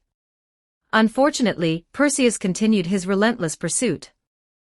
The blood of Zeus within him seemed to have specialized his speed, and combined with his swift movement and body-altering magic, Perseus was able to stay firmly on Medusa's heels, constantly bombarding her with magic. Medusa first symbolically prayed to Athena, the chief deity she had served for a time, but received no response. So she gritted her teeth, hardened her resolve, and loudly prayed in her heart. "Great Ares, please save me." In stark contrast to Athena, Medusa's prayer this time had an immediate effect. After she finished praying, she immediately felt connected to a great being in her heart. This great being said to her, "Your prayer, I have received." The moment the words fell, just like the group attack on Poseidon during the day, a comet once again flashed in the sky. A flaming spear plunged into the earth, and the moment it landed, a wall of fire shot up into the sky. The earth cracked, forming a huge chasm several kilometers long, blocking Perseus's path forward. Medusa looked back and saw Perseus fearlessly casting magic to protect his body, then crying out as he leaped high into the air, jumping towards her, attempting to cross the wall of fire directly and continue the pursuit. But just as he jumped into the wall of fire, a foot immediately extended from the flames, then kicked Perseus violently several miles away. Perseus's body bounced back and forth on the ground like a ball, shattering countless patches of earth. Even with the resilient body of a demigod hero, he was severely injured. He finally collapsed into a deep pit several miles away, clutching his chest and groaning in pain. From within the flames, Ares's voice emerged, tinged with a hint of arrogance, as he shouted at Perseus. "Go back and tell your goddess, this woman, I, Ares, will protect her." Medusa did not see the subsequent scene, as the flames had already surrounded her, forming a fireball that enveloped her and soared high into the sky. Medusa didn't know how far she flew with the fireball. When she finally landed back on the ground, she found herself on an island. The flames that enveloped her dissipated into sparks, forming the figure of Ares beside her. On the other side of the beach, two small and familiar figures were running towards her, shouting, "Medusa! Medusa! Are you all right?" Medusa's two sisters, Stheno and Euryale, upon receiving Ares's message, rushed out of the temple in the center of the island and came to the beach to greet their sister. And upon seeing Medusa, now completely mutated, with snake hair, her body covered in pale yellow snake scales, and even her legs transformed into thick snake tails, these two outspoken goddesses couldn't help but exclaim, "Oh my God, Athena made you so ugly." Chapter 157. Chapter 157. It is recommended to go against Athena. 1275 words. Inside the temple on Invisible Island, Ares personally placed a specially made blindfold over Medusa's face. Watching Medusa's demonized body gradually return to human form, Ares nodded in satisfaction. He then picked up a suitable piece of clothing, threw it to Medusa, and turned his back. The rustling sound came from behind him. Ares looked at the two petite goddesses in front of him and said, "This blindfold won't affect your sight, but it will seal your petrifying demonic eye, Cybele. This place is the only part of you that was a monster when you were born, and it's also the source of your demonization. As long as you don't use it frequently, this blindfold should allow you to maintain your goddess form for a long time without falling." Hearing his words, Medusa's dressing motion paused slightly, and then she said gratefully, "Thank you for your help." "It's nothing. I said, as long as it can disrupt Athena's plan, I'm willing to do anything." Ares glanced at the two goddesses standing in front of him, looking up at him with curiosity, as if carved from the same mold, and then said, "But you need to be careful from now on. It's best not to kill too many people, otherwise, that blindfold still won't be able to seal your demonic nature. When the demonic nature accumulated in your body completely erupts, you might not be able to retain your sanity as you have today. Kill people." Medusa had already put on her clothes. She looked down at her current appearance, then shyly walked to Ares's side, went behind her two older sisters, and asked at the same time, "Why would I go kill people? I just want to hide here now. Do you think Athena will just let you go?" Ares retorted, "You killed someone in Athens. In the next few years, Athena will probably release news, inviting Argo heroes from all directions to land on this island. At that time, you Gorgon sisters will face challenges from countless Argo heroes and warriors, and you will never have peace." "Ah?" Medusa immediately asked nervously, "Then what should we do? Should we escape to Ladon's island next door?" "It's best not to do that. That dragon will die even more miserably." Ares said casually, then told Medusa, "Don't be afraid. Since I'm here, it means I've already thought of the next strategy. By the way, Medusa, I remember among your three sisters, you're the only one with combat power, right?" "Yes." Medusa replied, "My sisters were generated as goddesses based on idols and perfect women. They themselves don't have much combat ability, and their divine authority isn't reflected in combat." "Perfect women." Ares glanced at Stheno and Euryale, who were clearly too lowless, and then sighed, "Are the Greeks' dream of perfect women lowly con? This world is truly a cesspit. Although it is said that there is a mythical creature called Lowly who can become a mother, in this world, Stheno and Euryale did not seem to have that level of maternal instinct. These two goddesses were rather mischievous, always liking to bully their younger sister Medusa, but when danger struck, they relied on Medusa to save them. For example, now, while Ares and Medusa were seriously discussing business, Stheno and Euryale began secretly drawing something on Medusa's backside again. Ares told Medusa about this, causing her to shriek, but she was instead subdued by her two older sisters and even had a mouthful of blood sucked by each of the two goddesses. "You're clearly the strongest, why don't you beat them up?" Ares, who was observing, couldn't help but mutter when he saw Medusa surrender before fighting, like a Frenchman. "What do you know?" Euryale responded while holding down Medusa's arm. "This is a symbol of love between us sisters. All in all, you should train yourself well from now on.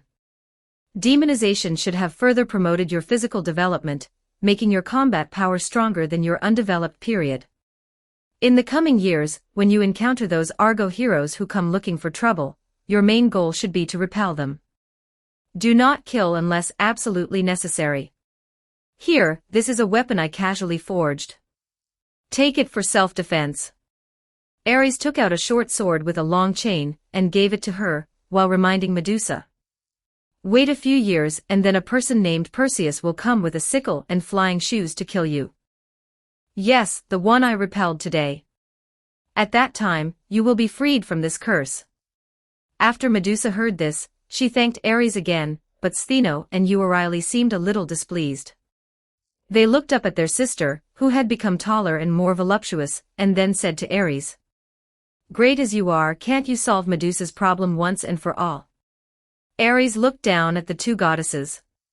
He was not surprised by Euryale's somewhat presumptuous behavior.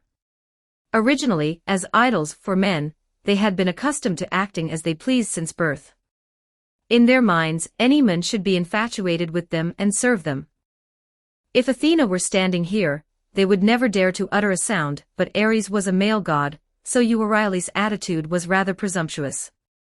However, understanding is one thing, but Ares still had to show his attitude. He stopped Medusa, who wanted to speak up, with a look, and then unleashed his divine power as a chief god upon Euryale. In an instant, the powerless Euryale felt a suffocating sensation, as if her neck was being squeezed, and the tall male god in front of her seemed to transform into a terrifying demon god, standing tall in the fires of hell, staring at her with a predatory gaze. Euryale immediately fell silent, and Ares stared at her, enunciating each word. "I'm helping Medusa because I pity her, not because I'm obligated to serve you sisters. I could completely stand by and do nothing in this matter. Don't push your luck, understand?" Gulp. Euryale swallowed hard, then nodded vigorously, retreating in a grand manner. Seeing her retreat, Ares nodded in satisfaction and then said, "This is almost the most permanent solution. You just need to endure a few more years, and then you won't have to worry about anyone disturbing your sisters' peaceful lives."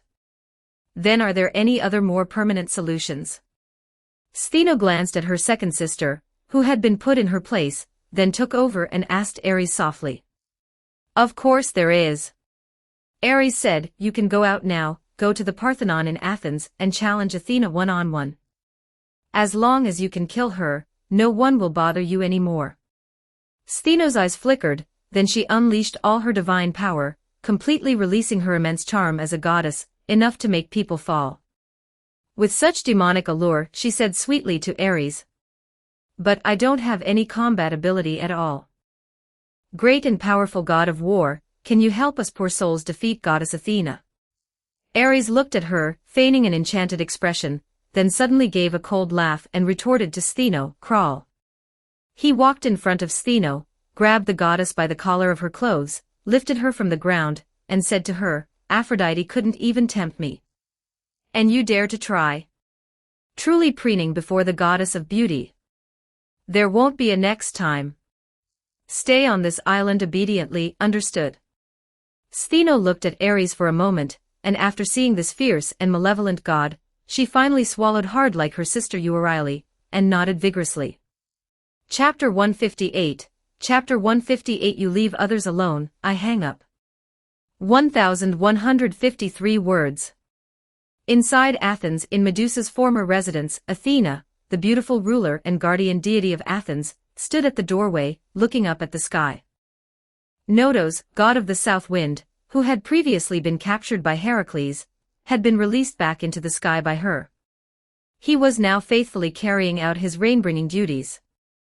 As for why he specifically chose to bring rain to Athens, it was likely his way of expressing dissatisfaction with Athena. He had been tricked by Athena into blocking Heracles' path. During the persuasion process, Athena had promised him many benefits, such as interceding for him before Zeus and trying to exempt him from eternal servitude.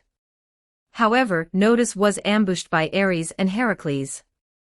Even Athena had not expected Heracles, trained by Ares, to be so audacious as to brutalize Notus, who was clearly a deity, and tie him up like a slave. One must remember that this was the age of gods. In this era, reverence for the gods was the most universal value in the Greek world. Heracles' actions were beyond even the description of heretical. By now, Notus had been beaten for nothing. Athena, in an attempt to mend her relationship with Heracles, had directly forgiven Heracles, and she hadn't given Notus many of the benefits she had promised him. At most, she paid for Notus's medical expenses through Apollo, which caused Notos, god of the south wind, to completely lose trust in Athena. Athena estimated that Notos, god of the south wind, was probably thinking something along the lines of, "Did Athena trick me from the start to boost that demigod's achievements?" However, she didn't care. When she initially sought out Notos, god of the south wind, she never intended to include him in her next divine court. Notus was indeed right about one thing: in Athena's eyes, he was merely a tool, and not a very effective one at that. Athena continued to gaze outside the door. Although it was raining heavily, there were still many people on the streets of Athens. They were the city-state slaves maintained by Athens, primarily responsible for providing public services to the entire city-state. A few days ago, during the daytime, Poseidon and Heracles had a fierce fight, and Ares directly smashed her temple and statue. The aftershocks caused by the earthquake then collapsed several houses. On the evening of the same day, the demonized Medusa, while escaping, also broke a gap in the city wall. These places needed these slaves to work overtime to repair them, otherwise, by nightfall, the citizens of Athens could be threatened by the monsters outside the city. Several days had passed since Medusa's escape. That night, a fierce supernatural battle took place outside Athens. Various fires, flashes, and explosions rose from the olive grove outside the city, and a large area of the garden was turned into stone by some strange magic. No one knew exactly what happened, but on the morning of the next day, the soldiers of Athens finally found the demigod hero Perseus, severely wounded by Ares, outside the city. Athena silently calculated the time. At Ares's speed, Medusa had probably already been taken by him to Invisible Island and settled with her sisters, and Athena had also timely released the news of Medusa's demonization into a gorgon, just as Ares had intended. Although they were enemies, there was an unspoken understanding between the two. After all, before their mutual conquests, their primary goal was to escape the Fates who were trying to manipulate everything from behind the scenes. While she was deep in thought, a general wearing a feathered helmet suddenly arrived outside Athena's house. He knelt before Athena, bowing deeply in the wind and rain, and reported, "Goddess, that person has been kneeling in front of the temple ruins for an entire day." Athena's gaze shifted towards her temple. The stone walls did not obstruct her vision, and she clearly saw the figure kneeling in front of the pouring rain-soaked temple ruins. The demigod hero, her half-brother Perseus. After watching for a while, Athena withdrew her gaze and then asked softly, "Have his injuries healed?" "They are completely healed." When this topic came up, a hint of surprise flashed in the Athenian general's eyes. He replied, "The demigod hero's physical constitution exceeded the doctor's imaginations. By yesterday, his injuries had already healed as good as new. He healed and came straight to kneel." Athena murmured softly, then instructed the general, "You've worked hard. For now, leave him be. Go and continue supervising the repair work." "Yes." After the general left, Athena waited a while longer. Then, from the void within the house, the figure of Lachesis, one of the Fates, slowly emerged from the air, transitioning from ethereal to solid, and appeared behind Athena. "How is it?" Upon hearing Lachesis's footsteps, Athena asked without turning her head. "Is there anything wrong with this Perseus?" "Cannot confirm, due to the distortion of the fate line. The first half of his life is already vastly different from his original destiny." Lachesis shook her head gently and replied, "However, it can be confirmed that his fate line indeed has no intersection with Ares." Athena lowered her head in thought for a moment, then said, "Then let him stew for a while longer. We'll test his loyalty a bit. Ares has that great goddess backing him, and even if their fate lines don't intersect, it doesn't mean they can't control Perseus." "All right." Lachesis also looked in Perseus's direction. "Then shouldn't you tell him to get up now?" "Let him kneel for a while longer," Athena said. "This is for me, and it is for him." In the underworld, within Hecate's garden, Ares glanced at Perseus kneeling on the light screen before him, then immediately shifted his attention to his other avatars. To the Athenians, This was a heroic and moving ode to the loyalty of the demigod hero Perseus. But for Ares, the account holder, it was merely him operating Perseus's physical body, striking a kneeling posture in front of Athena's temple, and then going offline. Your operation is really convenient, Hecate couldn't help but remark, watching the Athenians coming and going in the light screen, casting respectful and sympathetic glances at Perseus.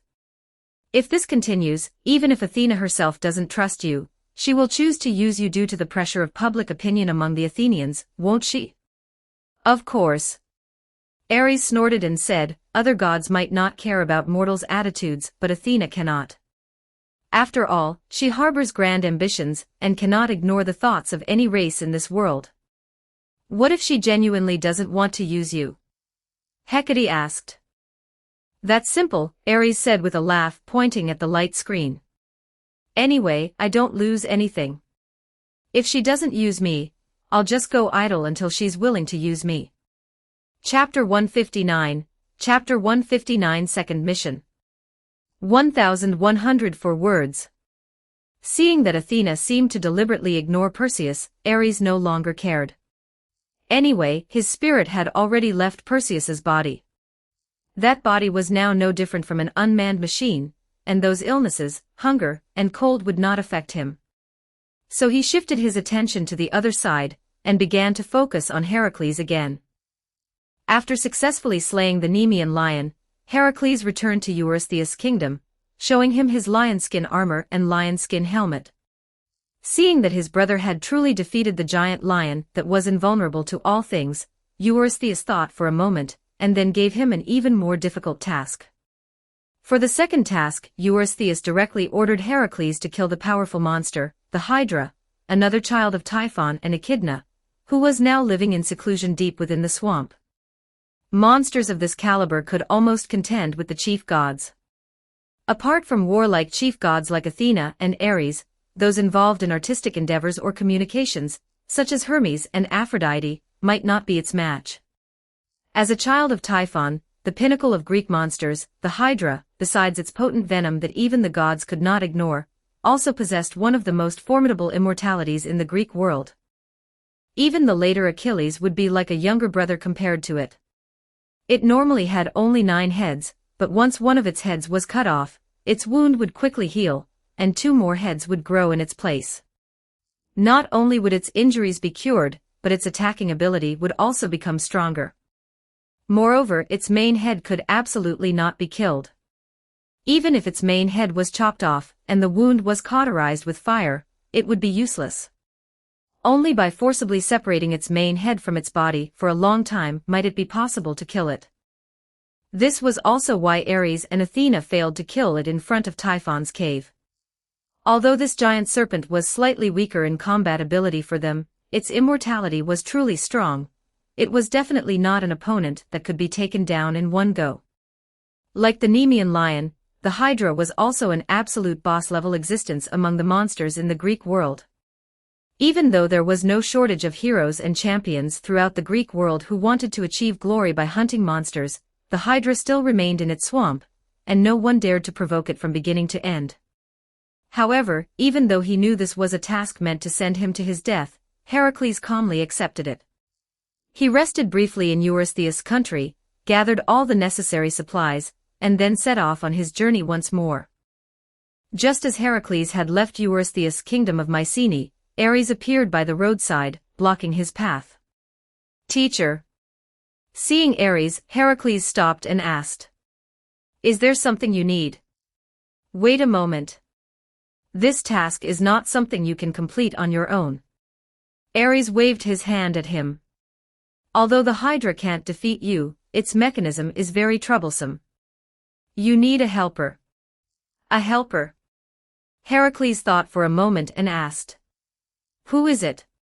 Following the usual pattern of the Greek gods, he had expected Ares to tell him to go to a certain city-state in a certain country, find a certain person running naked in a certain room on a certain street to be his companion, and incidentally turn him into a hero. However, Heracles didn't expect Ares to take an unconventional path. After Heracles finished asking his question, Ares directly pulled out a handsome, somewhat effeminate male body from the illusory space behind him, placed it on the ground, patted its shoulder, and said to Heracles, "I will go with you personally." Several days later, in front of a treacherous swamp at the southern end of the Greek world, Heracles somewhat awkwardly asked the man beside him, who was carrying his weapons and leading his horse, "Teacher, is the Hydra in the swamp ahead?" "That's right. I heard that ever since Typhon was suppressed many years ago, it has been hiding in this swamp and hasn't come out." Ares, controlling the body beside Heracles, gazed at the swamp in front of them and said with some dissatisfaction, "Also, I told you, I am now Iolaus, the son of your half-brother Iphicles. Call me Iolaus." "Oh." Heracles turned his head, couldn't help but scratch his head, and muttered, "How many half-brothers do we have anyway?" "You ask me, how would I know?" Ares rolled his eyes. "Even Zeus himself doesn't know the answer to that, okay? Perhaps you can only ask the judges of death in the underworld to see how many demigods are Zeus's offspring." After speaking, Ares couldn't help but move a little further away from Heracles, reminding him repeatedly, "Oh, and I'll remind you again, don't even think about laying a hand on this body of mine." This body of Ares was created based on Hecate's estimation of Iolaus' original appearance in human history, so it looked somewhat effeminate. Although it didn't affect his combat effectiveness, Ares remembered that in some later legends, the relationship between Heracles and Iolaus was not as simple as uncle and nephew or comrades in arms. Western countries, from ancient times to the present, seem to have a particular fondness for male-male relationships, and in the current Greek world, there's also the king of gods, Zeus, and the chief god, Apollo, setting an example worldwide. Therefore, Ares was a bit afraid of what would happen if Heracles one day said something like, "Let me see you." Hearing Ares's words, Heracles replied with a wry smile, "Teacher, why would I lay a hand on a man? Who knows?" Ares sighed. "You should know that I've seen our old father and his cupbearer exchanging glances, and touching each other quite a bit on Olympus. I'm afraid too." "That's him," Heracles said, somewhat annoyed upon hearing this. "I would never do such a thing." "It better be." Ares was quite reassured by Heracles' promise. Although this hero sometimes lost his mind for various reasons, he generally kept his word. However, Ares wasn't afraid. He had already prepared himself. If Heracles truly lost his mind, Ares would directly detonate this body, and then send his divine power clone to severely beat Heracles. This was a loving personality correction from a teacher, not displaced anger. While contemplating these issues, Ares also continued to advance with Heracles. With Heracles leading the way, the two entered the perilous swamp. Chapter 160, Chapter 160 Scumbag. 1127 words. Just as Heracles and Iolaus, played by Ares, broke into the swamp, Hydra, who was holed up in the bottomless Lernaean marsh deep within the swamp, opened her 18 scarlet snake eyes. She suddenly had an ominous premonition, as if an electric current had passed through her body, which jolted her awake from her slumber. This was unusual. Ever since her father, Typhon, was sealed away, Hydra had returned to this swamp, living a pleasant life of eating and sleeping. She would sleep for at least 12 hours a day, and her sleep was as sound as a newborn baby's. There was no way she would suddenly wake up without reason, unless her life was threatened, and something capable of killing her had entered her territory. This reminded Hydra of Athena, who had suddenly sought her out recently. Although the goddess's beautiful marriage with her father, Typhon, had fallen through due to Zeus's meddling, Hydra still regarded Athena as a potential stepmother. After all, both of them were victims of a certain unscrupulous scoundrel, and there was a saying, "A day as husband and wife is 100 days of kindness." Tui, how could she believe anything that scoundrel said? In any case, perhaps due to their shared misfortune, when Athena arrived in the swamp, Hydra still treated her with courtesy. During their conversation, this stepmother informed her that a hero with Zeus's blood was about to come and slay her, and that this hero was most likely guided by Ares to find her, urging her to be vigilant. Upon hearing this news, Hydra was naturally both anxious and enraged. She never expected Ares to not only deceive her but now also plan to wipe her out. Athena then played on her emotions, even patting her chest and promising to save Hydra, easily drawing this easily deceived great serpent into her own camp. And thinking of what Athena had told her earlier, Hydra also raised her guard. Her massive body floated up from the bottom of the deep swamp pool, and her 9 heads extended out of the water like submarine periscopes, taking in the surrounding situation in all directions. After confirming that Ares and his hero had not yet reached her doorstep, Hydra, as Athena had instructed, crushed the talisman Athena had given her. After the talisman shattered, it immediately transformed into points of light that fell onto the dark green water of the swamp. A whirlpool immediately appeared on the water's surface, and then a gigantic crab, only slightly smaller than Hydra herself, crawled out of the whirlpool and stood before Hydra. Hydra briefly tested the crab's strength, and nodded with satisfaction. It was indeed as Athena had said, though slightly weaker than herself, it could still wound Heracles. More importantly, this monster sent by Athena completely obeyed her commands. If she told it to go east, it would go east, without a single word of complaint. For now, hide where they can't see you, Hydra commanded the giant crab, following Athena's suggestion. I'll distract Heracles and that scoundrel first. When you see me fighting Heracles, quietly emerge, circle behind him, and use your pincers to fiercely clamp his ankle, breaking his leg. After hearing Hydra's command, the giant crab nodded slightly, then quickly dug a large pit in the mud by the swamp water and buried its massive body inside, leaving only 2 dark eyes exposed, indistinguishable from the mud at the edge of the swamp.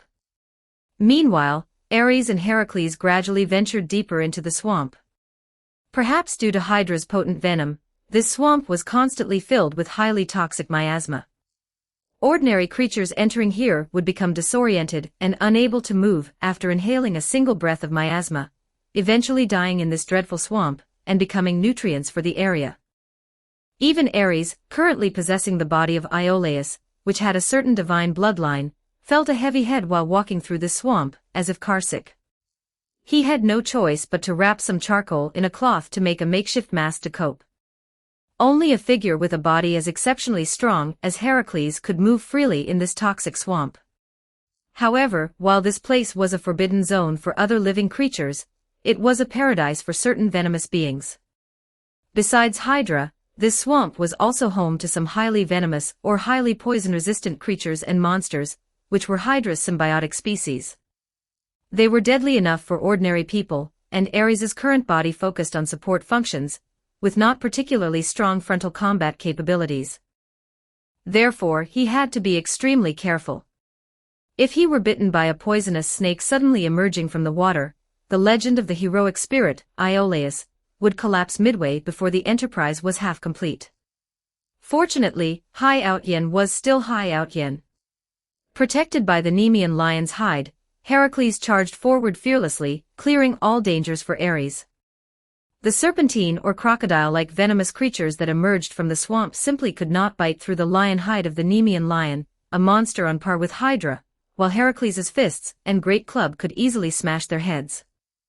The two followed a river named Amymone deeper into the swamp, finally finding Hydra's lair beneath a plane tree, at the legendary 7 Springs of Amymone River. Next to this lair was a huge, bottomless pool of water, which was the Lernaean Marsh, Hydra's favorite dwelling place.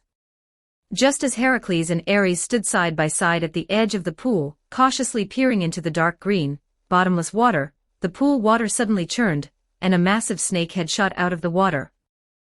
Its huge fangs, dripping with deadly venom, lunged at the two of them. "Look out!" Heracles pushed Ares away with a backhand, then charged forward himself. He held the club Ares had given him in one hand, while his other arm was extended horizontally, actively thrusting it into Hydra's gaping maw. With a muffled crunch, Hydra's venomous fangs bit into the lion hide bracer wrapped around Heracles' arm. However, they failed to pierce through this layer of hide armor. The moment she bit into the hide, Hydra understood whose skin this bracer was made from. With Athena's warning, she had already prepared herself. She retreated immediately after the attack, thus dodging Heracles' immensely powerful club strike, and her head quickly retracted back into the pool. After this head retreated, even more violent splashes soon churned in the pool.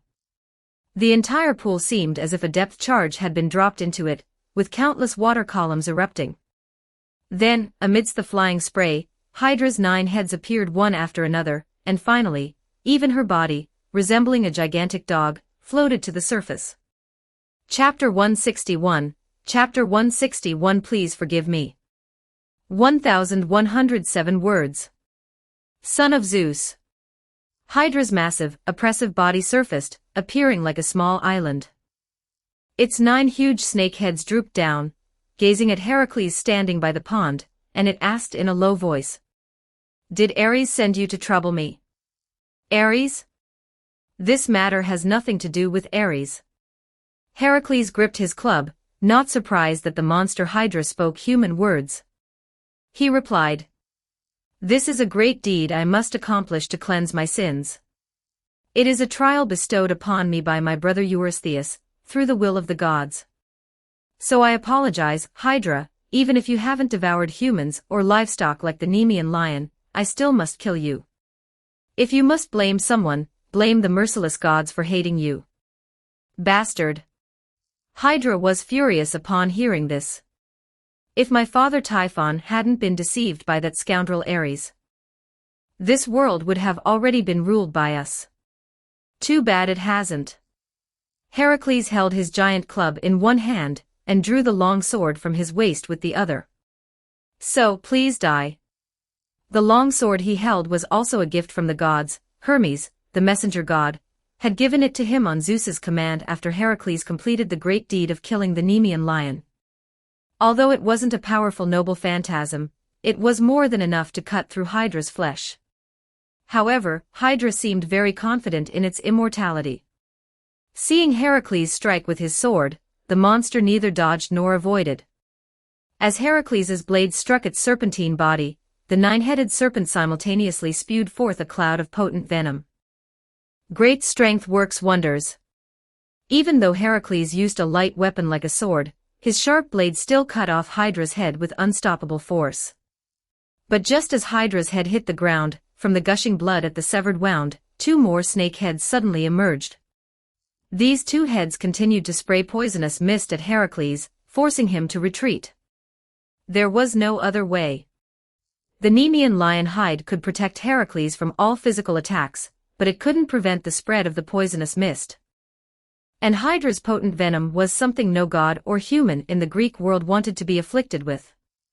Even figures with such resilient wills as the centaur Chiron and the future Heracles, unable to endure the torment brought by this fierce poison, one willingly gave up his immortality for release, and the other had his wife and subordinates burn him alive. This poison was indeed terrifying, far more potent than the fierce poison Ares used to stab Poseidon's kidney that day. Just as Hydra's 10 heads swayed triumphantly, indiscriminately spraying poisonous mist in all directions, Ares, behind Heracles, went into the bushes growing in the dry part of the swamp. He broke off some branches from these trees, smeared them with grease, lit them to make torches, and then waved them, shouting, Heracles, on the count of 3, 2, 1, we attack together. All right. Heracles casually lifted a huge rock beside the swamp pond and hurled it at Hydra's massive body, causing it to halt and shriek in pain. Then he took out his golden bow and fired 3 arrows in quick succession, precisely shooting off 3 of Hydra's heads. In its pain, its movements were slightly hindered, and the surrounding poisonous mist, deprived of its source, was quickly blown away by Heracles with a gust of breath. At this moment, Ares had already approached, holding a torch. Heracles drew his divine sword and struck again. 2 of Hydra's heads immediately fell. However, just as the flesh at its wounds twisted, attempting to regenerate, Ares's torch had already been swung over. These wounds, seared by the flames, instantly turned a charred color with a sizzling sound, and their healing ability was temporarily hindered. Because Iolaus' body was being controlled by Ares, Heracles didn't have to worry about Ares's movements keeping up with his martial arts. As the god of war, Ares was probably the strongest god in one-on-one combat in this world. This was his divinity and divine nature. So soon, 9 of Hydra's 10 heads were chopped off by the 2 of them, leaving only the last, and largest, main head swaying there. now missing its other heads, and if one ignored the circular wounds on its body, it truly looked like a giant plesiosaur. Seeing that it was no match, Hydra rapidly moved its limbs, wanting to escape back into its deep pool to hide. Heracles, seeing this, anxiously gripped his divine sword, wanting to pursue, but just then, from beneath a patch of mud he ran over, an enormous crab claw suddenly extended, clamping towards his ankle. A crab claw of this size, if it clamped onto an ordinary person, could easily cut their waist in two. But just as the giant crab monster felt assured, believing it had secured its prey, its claw clamped onto a pair of hard leather shoes. These leather shoes, like the leather armor and helmet on Heracles, were also made by Ares from the Nemean lion's hide. Therefore, the giant crab's claw was naturally blocked. It clutched Heracles's foot as if an ordinary crab, overestimating itself, had tried to clamp onto a steel bar. Heracles, while appearing anxious on the surface, was actually well prepared. For the moment the giant crab clamped onto his foot, the bronze giant club, which Heracles held in his other hand, and had not yet used, was raised by him. With a heavy smash, the club landed with a boom, and the giant crab that had clamped onto his leg, before it could even react for a moment, was already smashed, its shell shattered, and it died bleeding from its orifices. Afterward Hydra, who had just seen the giant crab clamp onto Heracles, and was preparing to extend its main head to deliver a finishing blow, was also sent flying by a casual swing of Heracles's hammer. He then followed up with another strike, and Hydra's main head immediately fell. The severed wound of the snake head was also quickly sealed by Ares with fire, preventing its healing ability. Although its head had fallen, Hydra was still alive. When it saw Heracles and Iolaus, played by Ares, approach it, casting a shadow over it, the monster's eyeballs rolled, and then it actually welled up with tears.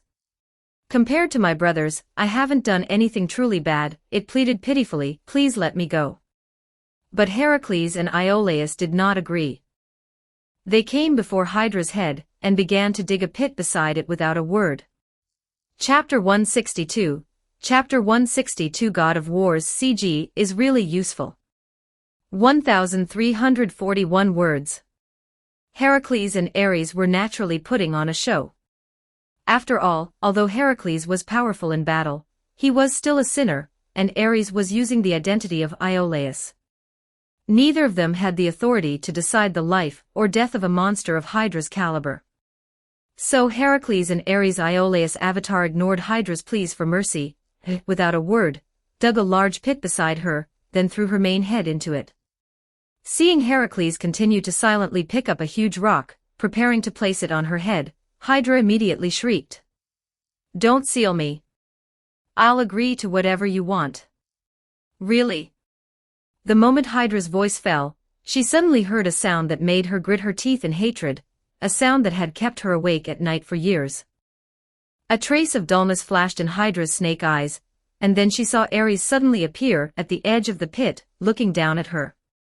He came to Heracles' side and said something to him. Heracles, with a hint of respect, handed the giant rock in his hand to Ares, then turned and left with his attendant, Iolaus. After Ares took the giant rock, he continued to look at Hydra's main head, raising an eyebrow. "Hydra, do you mean what you say?" An angry expression flashed in Hydra's eyes. The moment she saw Ares, Hydra, who had just been so afraid of death, suddenly became defiant. She shouted, "You stinky man, I'd rather die than beg for your mercy. If you've got the guts, kill me." "Heh heh." Ares held the giant rock with one hand, tossing it up and down like a basketball, then said, "If I'm not mistaken, you're waiting for Athena to come and save you, right?" Hydra closed her mouth, glaring fiercely at Ares, not uttering a sound. Seeing her like this, Ares nodded with certainty. "Sure enough, Athena came to find you. Did she also tell you that it doesn't matter if you die, she'll resurrect you later?" "Hydra, you're such an idiot, you've been used by her." "I've been used?" Hydra murmured. "Think about it carefully. When we were in front of Typhon's cave, who moved first? Was it me?" "No, it was Athena who moved first. From the very beginning when she was caught by your father, she wanted to steal the divine thunder in the cave, but I got there first. Ares pointed to his temple, circling his finger as he spoke. Yes, I admit I'm not a good guy, but do you think Athena is a good guy? If you associate with her, you'll just be used by her as an experience baby to repeatedly gain experience points, sent out by her to help her heroes gain achievements. Even if she truly succeeds in becoming the next god king of Olympus, a Typhon bloodline like yours will never be welcomed by her into the new pantheon to become one of her gods. As Ares spoke, perhaps due to excessive bleeding, a series of slideshow-like flashback hallucinations began to appear in Hydra's mind. She saw herself leaving this river and deep pool in the future, actually entering the sea to cause trouble, and on the sea, she constantly attacked passing merchant ships and passenger ships, devouring humans. Finally, one day, she encountered a bald man on a ship. This bald man had pale skin and deep red tattoos on his body, looking like a ghost walking among humans. Hydra saw herself as weak and powerless as a chick before him, her several heads pinned to the fishing boat by his pair of short blades with chains. Her proud immortality and poisonous gas were useless before this ghost. He was like the embodiment of violence, the personification of strength, just like Heracles who had beaten her to this state, no. Perhaps even more terrifying than Heracles. Hydra was so scared that her scalp tingled. If her body had the function of sweating, then she would definitely be drenched in cold sweat by now. Just as Hydra was recovering from these hallucinations, she suddenly felt a huge shadow obscuring her. She tried to look up with her eyes and saw that Ares had already placed the huge rock flat on her head, seemingly ready to seal her completely. All right. Ares looked at her with a face full of disappointment, saying with a hint of regret, anyway, I was just casually advising you. If you don't listen, then so be it. After all, your life is your own, it's none of my business. With that, he released the giant rock in his hand, and the rock gradually fell towards Hydra. Hydra was so scared that her heart almost stopped. No, her current state didn't even have a heart, but Hydra was still so frightened that she forced out the greatest potential from her demonic body. Her dynamic vision was pushed to its limit, infinitely increasing the falling speed of the rock, and then she shouted at a rapid pace. I surrender. Bang. It turned out that Ares was indeed deliberately scaring this silly Hydra. The moment she cried out, Ares swiftly reached out and caught the giant rock again. Ares bent down, tilting his head to look at Hydra in the pit, and asked. Do you truly mean that? Really, really? Hydra cried pitifully, I don't want to die at the hands of that bald man. Ares secretly laughed to himself upon hearing this. The deeds of Kratos were indeed effective. This Spartan ghost naturally had a fear effect on all creatures in the Greek world. In fact, the fragments that flashed in Hydra's mind just now were naturally illusions created by Ares based on the CGs of the God of War series games in his memory, projected by him with magic into the now extremely weak Hydra's mind. However, to Hydra, this hallucination seemed real. In the hallucination, she saw herself being torn apart like cloth by that Spartan ghost, and she was naturally deeply terrified. Seeing Hydra soften and surrender, Ares threw the giant rock aside. This monster, Hydra, could indeed barely be considered a high-end combat force in the Greek world. More importantly, she had been a homebody all these years, and had not actually killed any innocent humans or nymphs.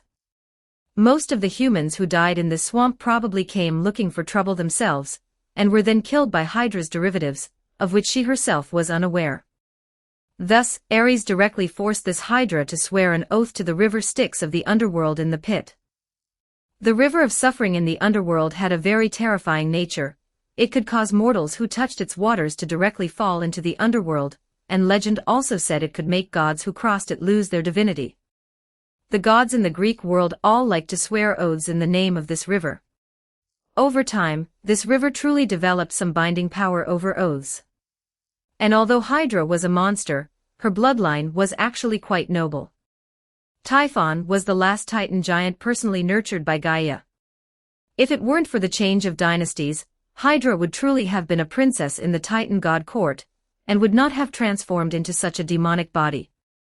Therefore, she possessed both demonic and partial divine nature within her, and the constraints of the river Styx were naturally effective on her. and after the obedient Hydra honestly swore the oath, Ares no longer troubled her. Not only did he help her retrieve her main head from the large pit and reattach it to her body, but he even applied some healing medicine he had obtained from Apollo to help her heal her wounds. Of course, Heracles' great achievement could not be neglected. Therefore, as soon as Hydra basically regained her mobility, Ares immediately ordered her to catch up with Heracles and go to the kingdom of Mycenae to serve as a witness to his great achievement. Chapter 163, Chapter 163, The Hind of Artemis. 1177 words. Her Heracles, what do you mean by this? Inside the palace of the kingdom of Mycenae, Eurystheus, Heracles' brother and a loyal follower of Athena, looked at the huge snake head hanging before him, his face covered in cold sweat, and trembled as he asked. I told you to kill it. Not to bring it here to the palace. Actually, I had already killed it, but it was resurrected from the underworld by a certain deity. Heracles spread his hands and said in a muffled voice. Then this deity asked me to bring it here, hoping you would grant him face, and allow me to complete this task directly. What in the war? So you're the one who sent Heracles to kill me? Just as Eurystheus opened his mouth to refuse, Hydra suddenly spoke, asking in a terribly gloomy whisper. Gulp. Eurystheus glanced at Hydra's tongue, which was almost as thick as his arm, and then his peripheral vision caught sight of the floor tiles sizzling with green smoke from its terrible venom. He couldn't help but swallow, and softly replied. Great Hydra, I think there might be some misunderstanding in this matter. Misunderstanding? What misunderstanding? Hydra hissed, flicking its tongue, and whispered.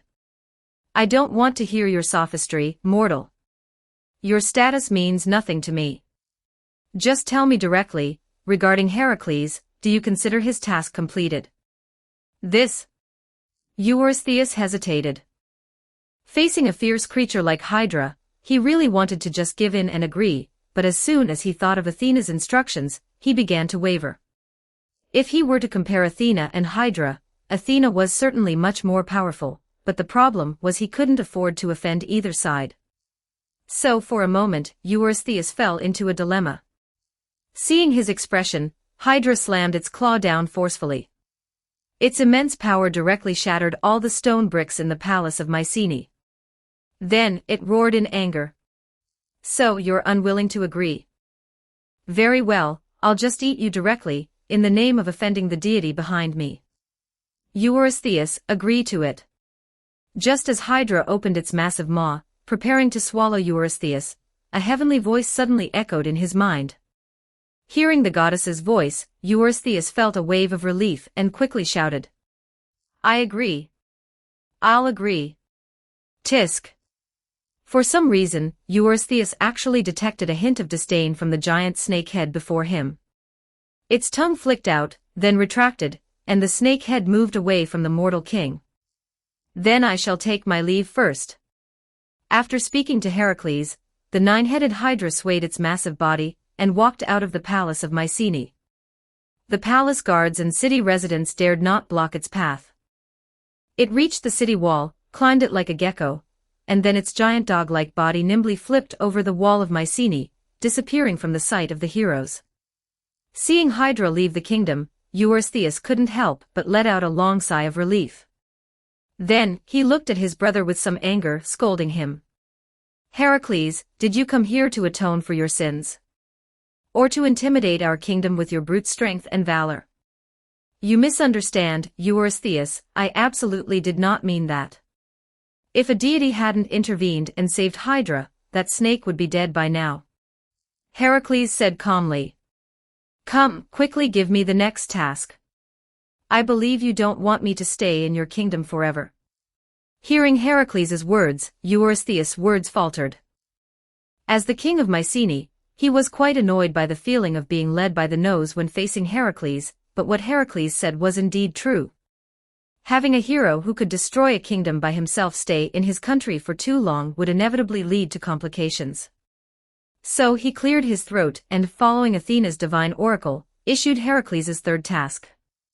I heard that on Mount Cerenea, there is a beautiful hind with golden antlers and bronze hooves, living freely on the slopes of Arcadia. It was also one of the 5 hinds caught by the great goddess Artemis during her first hunt. I hope you can capture it for me. A hind caught and then released by goddess Artemis. Heracles frowned upon hearing this. This is clearly a divine beast favored by a goddess.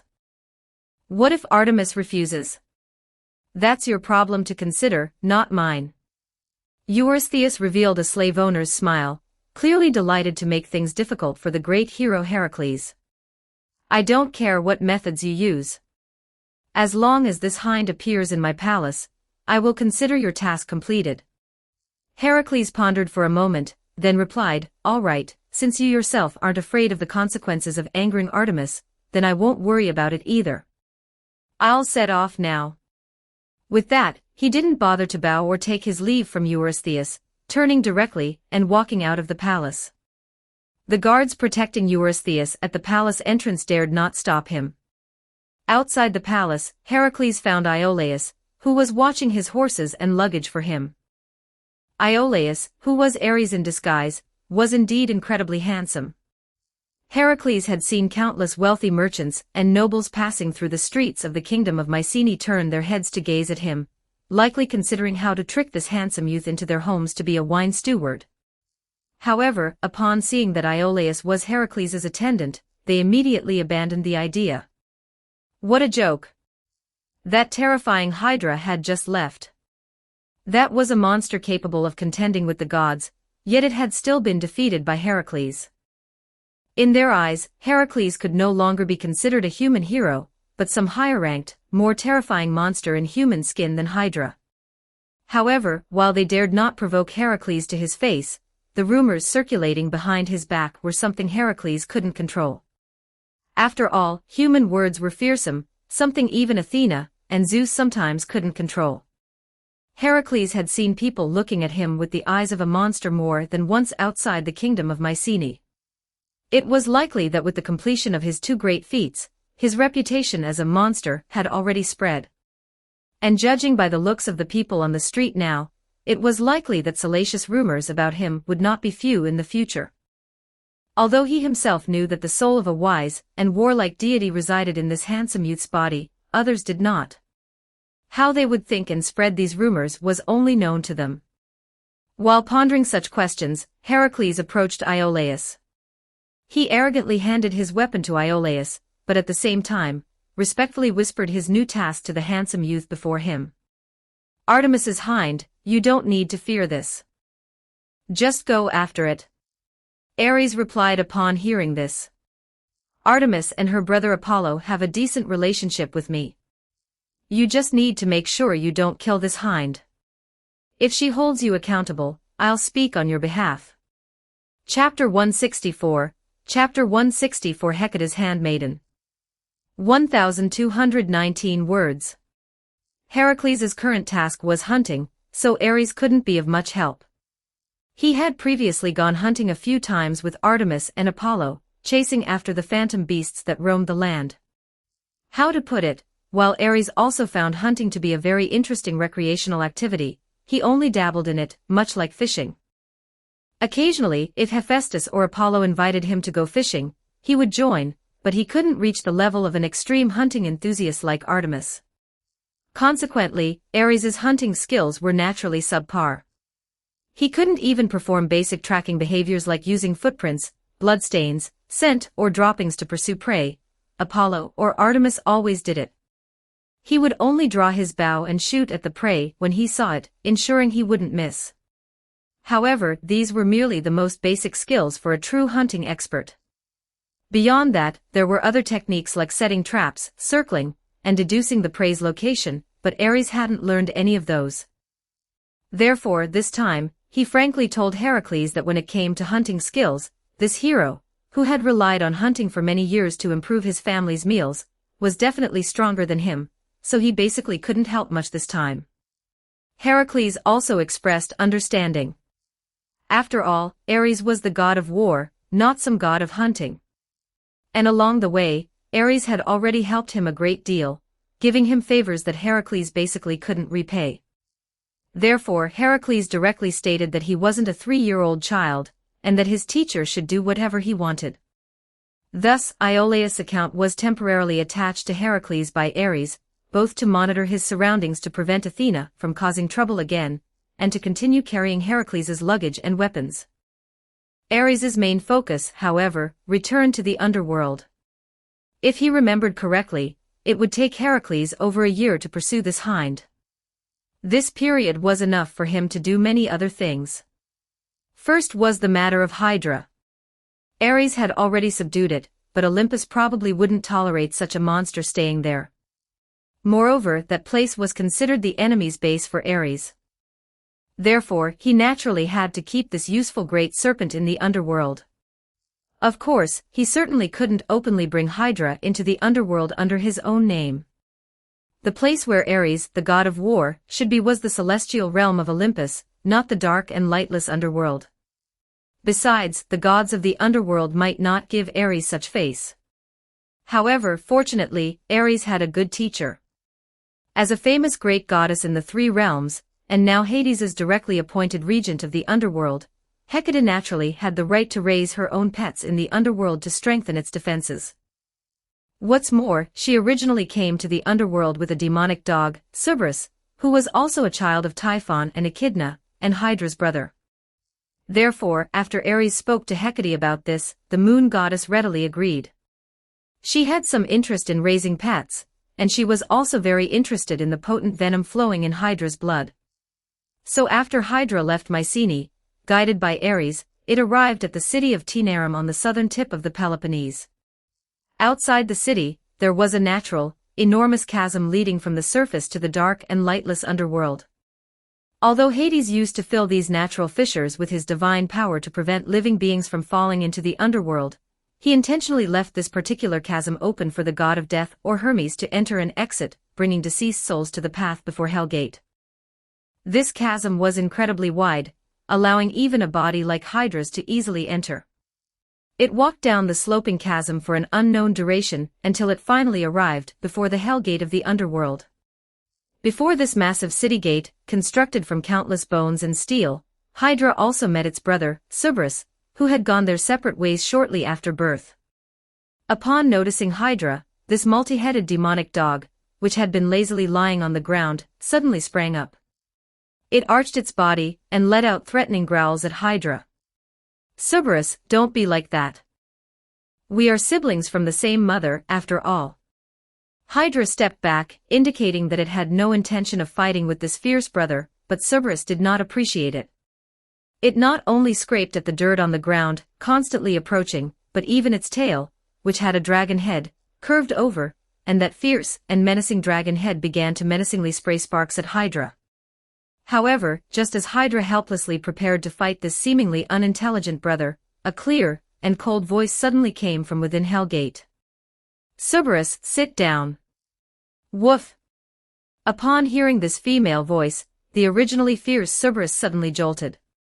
It let out a particularly embarrassing dog bark, then instinctively sat down on the ground, its several heads all turning towards the inside of Hell Gate. Hydra also looked towards Hell Gate.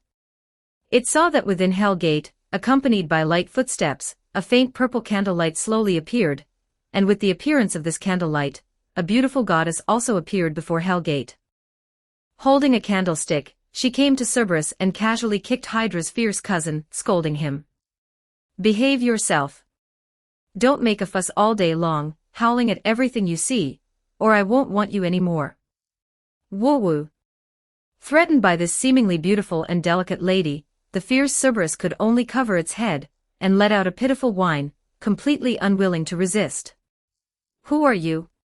Seeing the goddess's majesty, Hydra couldn't help but lower its posture. It cautiously approached a bit, then lowered its head and asked. "Regent of the underworld, Hecate."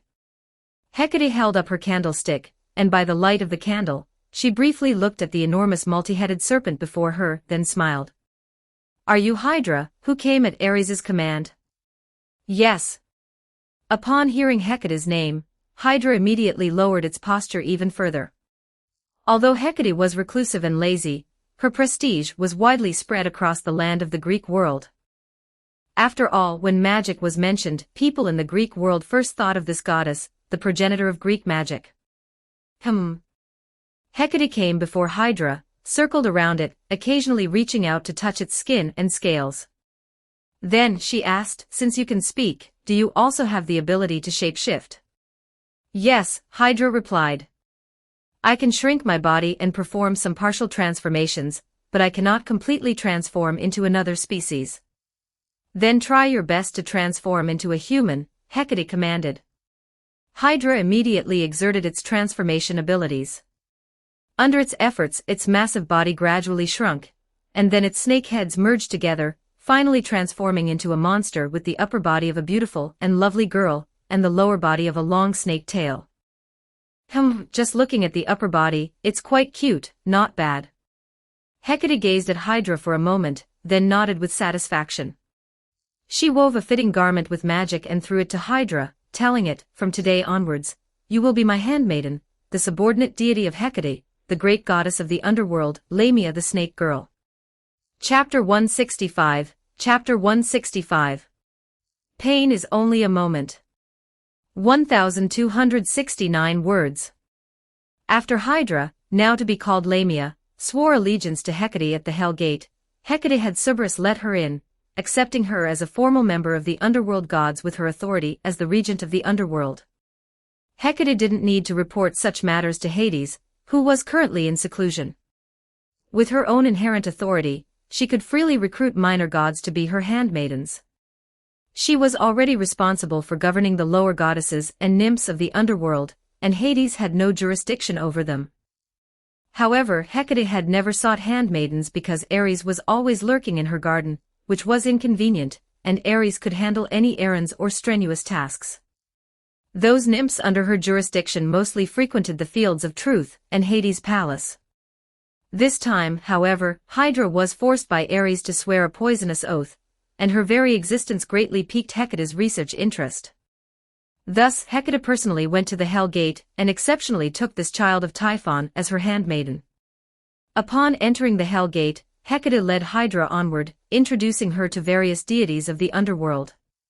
She met Charon, the ferryman god who rode across the river Acheron of Pain, Menoetes, who herded Hades' cattle in the wilderness outside Hades' city walls, a large group of underworld NYMPHSS called Lamphades, who referred to themselves as Mormo, and the three great judges responsible for judging all beings in the fields of truth, as well as the twin gods of death and sleep responsible for reaping lives and bringing dreams. Finally, Hecate led her back to her own dwelling, Hecate's garden deep within the Shorea flower sea, where she encountered an unexpected yet logical figure. Ares, the god of war.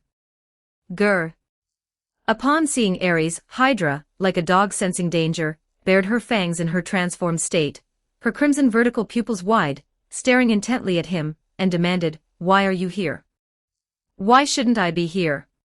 Ares was dressed strangely at the moment, wearing a white apron and holding a black frying pan, seemingly cooking something. Hearing Hydra's question, he retorted, "Hecate is my magic teacher. What's wrong with me visiting my teacher's home? Don't make such a fuss." Hydra looked at Hecate, then at Ares, and then shrieked, "So you two have been having an affair for a long time." No sooner had she spoken than Hecate rapped her on the head. The moon goddess admonished, "Show some respect to your mistress, or I'll deal with you." "Exactly, what do you mean by having an affair?" "We just have a good teacher-student relationship," Ares said to Hydra, skillfully flipping the frying pan. "Do you third-generation gods and demons only have dirty thoughts in your heads? It's because you always wear yellow-tinted glasses that everything looks yellow to you." Hydra clutched her head, glancing sideways at the goddess beside her, pouting with a hint of grievance. She had never suffered such indignity, as her strength was undeniable, and no god or human had ever dared to enslave her. Regrettably, she had now sworn an oath of allegiance to Hecate under Ares' intricate deceptions and schemes. Moreover, she couldn't defeat either Hecate or Ares, who were present. However, just as Hydra felt wronged, Ares suddenly looked up and called out to her. Come, quickly sit down. I've prepared a welcome feast for you." "A welcome feast?" Hydra, pushed by Hecate, curiously approached the wooden table in the garden, and was surprised to see it laden with cooked food. Ares was also pouring the last of the food from the frying pan into a plate, and mixing a jar of brewed wine with an appropriate amount of water. People in the Greek world never drank wine directly. Before drinking, they were accustomed to diluting the pure wine with suitable water. Of course, Ares learned all these things from Chiron. To bring his human junior sister Medea, Ares had to learn from Chiron how to cook and dilute wine in the ancient Greek world. Now that Medea had completed her studies and returned to her own country, Ares retained this habit. Occasionally, when the mood struck him, he would cook, and the elusive Hecate would often join him for a meal. Now that Hydra had joined their side, to celebrate, Ares condescended to prepare a delicious meal for this child of Typhon. After forcefully seating Hydra at the table, Hecate and Ares moved to the other side of the table and sat down side by side. Ares pushed a two-handled jug containing the diluted wine in front of Hydra, then extended his hand to her and said, "Eat. All of this is prepared for you." Hydra eyed Ares warily, then extended her head and sniffed the table with her nose, immediately becoming captivated by the aroma of the food. "So fragrant," she murmured, but fearing Ares might trick her, she restrained herself from acting. Seeing this, Hecate slapped the table and impatiently shouted, "Hurry up and eat, hurry up and eat. What are you afraid of? If he wanted to trick you, would he need other methods now? Do you still have any room to struggle in front of us?" "I guess so." Hydra mumbled, then reached out and grabbed a freshly baked flatbread from the table. "Delicious." Upon swallowing her first bite, Hydra was utterly captivated by the food. Of course, this didn't mean Ares' cooking was exceptionally good. His culinary skills were only slightly better than those of an average mortal chef, far from matching Chiron, who taught him, or the chef gods who prepared delicacies for the gods on Olympus. However, Hydra's situation was also very special. She usually lived in swamps, where food was abundant, but Hydra only ate raw food, which was even worse than the Typhon roasted beef Ares had seen before. Anyone who has raised a puppy knows that once you feed a dog cooked chicken or pork, it becomes very difficult to get the puppy to eat its original dog food again. This was true for Hydra, and it was also true for that beast Cerberus. After Ares fed the multi-headed dog leftovers from Medea and Hecate a few times, it no longer wanted to eat raw meat. For this, Hecate even complained to Ares, saying that Ares had spoiled her pet. Hydra happily ate the food on the table, quickly falling into a trance. Seeing this, Ares and Hecate exchanged glances, like villains in a TV show, communicating with their eyes. Then Hecate snapped her fingers, pointed at Hydra, and Ares nodded. The two slowly stood up. Hecate went to fetch a special bronze pot, while Ares retrieved a newly forged and used long knife from the tree palace. Then, both of them circled behind Hydra, who was engrossed in eating. Hecate's eyes flickered slightly, and she gently asked, "Lamia, is it delicious?" Gulp. Hydra utilized her powerful serpentine swallowing ability, gulping down the food in her mouth, then nodded emotionally, "Delicious, I've never eaten anything this good." "It's good, then that's right," Hecate smiled, placing the bronze pot under Hydra's serpent tail, then softly said, "Then you keep eating. We'll do something, don't mind us." "Oh." Hydra hadn't noticed the seriousness of the situation yet, and continued to reach for the food on the table. But then, she suddenly heard Ares gently say to her, "Don't move, the pain will only last a moment." "Ha!" Splat. The knife flashed across Hydra's serpent tail, and highly poisonous blood immediately flowed out, running down the tail into Hecate's bronze pot, quickly filling the empty vessel. Chapter 166, Chapter 166. Godhead Hunting. 1334 words. Woo-woo sniffle. Hearing the sobs beside him, Ares, who was helping Hecate move the pot of Hydra's blood, reluctantly put down the bronze pot and turned to look at Hydra, who was clutching her skirt tightly by the table, her eyes tearful as she watched him and Hecate. He narrowed his eyes and said, "What are you crying about? You have such good regenerative abilities. What's wrong with taking a little of your blood for research? I personally made that meal on your table for you." Are you really Typhon's child? Where's the backbone you showed when you fought Heracles? This is oppression. Hydra, using vocabulary she didn't know where she'd learned, weakly said to Ares and Hecate. Nonsense. Hecate impatiently put her hands on her hips, straightened up, and retorted, You are my maidservant, and I am your master. Isn't our relationship one of oppression? What are you thinking? Hydra's crying stopped, and she thought for a moment in a daze before murmuring, It seems that way. So stop crying. You are indeed the maidservant Lamia now, but don't forget that you were once the powerful magical beast Hydra, truly. Ares muttered as he continued to move the water pot, then said to Hydra, Eat everything on the table yourself, and remember to clean up after you're done. We're going to rescue him. After instructing Hydra, Hecate set up 2 layers of barriers, one to prevent this confused snake from entering the tree palace, and another to prevent her from wandering off after leaving the garden. Only then did Hecate and Ares move the fresh blood collected from Hydra into the magic workshop. Although Ares had voluntarily appeared before Hydra, he certainly wouldn't place his true body near someone he didn't trust. While this snake was foolish, Ares couldn't trust her after only a few days of contact. So, while Hecate went to pick up Hydra, Ares casually threw a clone here, and his true body returned to Hecate's netherworld magic workshop, intending to stay there for now and not leave. He and Hecate had been planning to extract Hydra's blood for a long time. This potent venom, in Heracles' hands, was merely an enchanting ointment used to poison arrows. It was useless except for shooting down some monsters he could have easily dealt with otherwise. Moreover, in his own legend, Heracles not only used these arrows to kill his mentor Chiron, but also indirectly caused his own death in the end. Ares didn't mean to disparage his disciple's intelligence, but frankly, Heracles indeed failed to make good use of the Hydra's blood in this matter. If Ares and Hecate were to use it, at the very least, with the current technology and materials available to the master and disciple, creating a mechanical army composed of magical machines, each carrying Hydra's poisonous blood, would be absolutely no problem. When these mechanical soldiers rush onto the battlefield, even against a main god, there's a possibility of ambushing them. Although they are fragile, their bodies are filled with poisonous blood. Once damaged, they will initiate a self-destruct sequence. At that point, a pile of exploding poisonous mechanical insects will surround the enemy. When the enemy confidently shatters these mechanical insects with a single blow, they will find themselves facing a sky full of highly toxic rain transformed from Hydra's blood.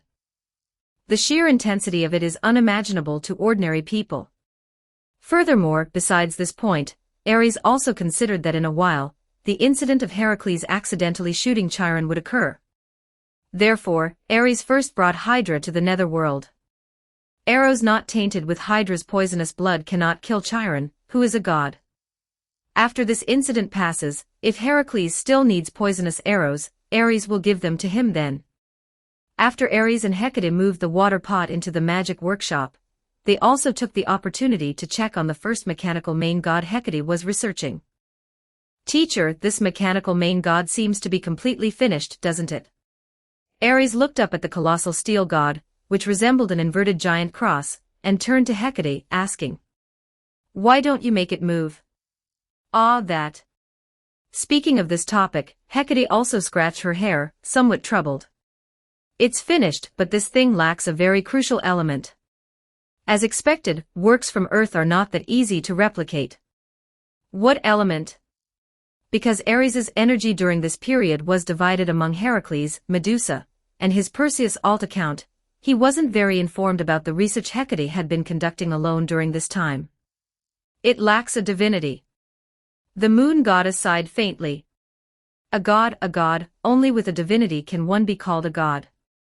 Although this mechanical main god is powerful, without a matching divinity that can directly communicate with the world and influence reality, it is ultimately just a powerful mechanical weapon.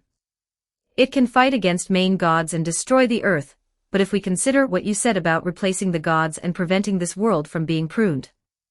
Simply put, it's a pure war weapon, lacking the most important function of managing the world.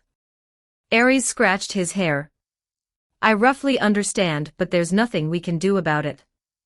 The starship Uranus has already been destroyed by Athena, and the technology cannot be restored. Our technology comes from Typhon, which is purely for destruction. Wait a moment, I'll go think of a way. Although Ares's main goal right now is to defeat the gods of Olympus, preparing for the unexpected is also part of Ares's character. He cannot wait until after the war to clean up the devastated aftermath, so preparations must begin now. However, this task is also very difficult. In the current world, various divinities and divine positions have already been divided by the victors of the Titan War, the gods of Olympus. The previous 4 mechanical angels were fine. They were originally of subordinate god specifications, and for Ares and Hecate's ranks, it wasn't difficult to bestow some minor divinities upon these subordinate gods. But the current mechanical main god is very difficult. In the present era, the prominent main god divinities are all on other main gods, and they are all old acquaintances of Ares. He can't possibly start killing gods and seizing treasures, now, directly plundering the corresponding divinities from other main gods. Moreover, as a prototype, this cross-shaped mechanical god was designed according to the divine position of the war god.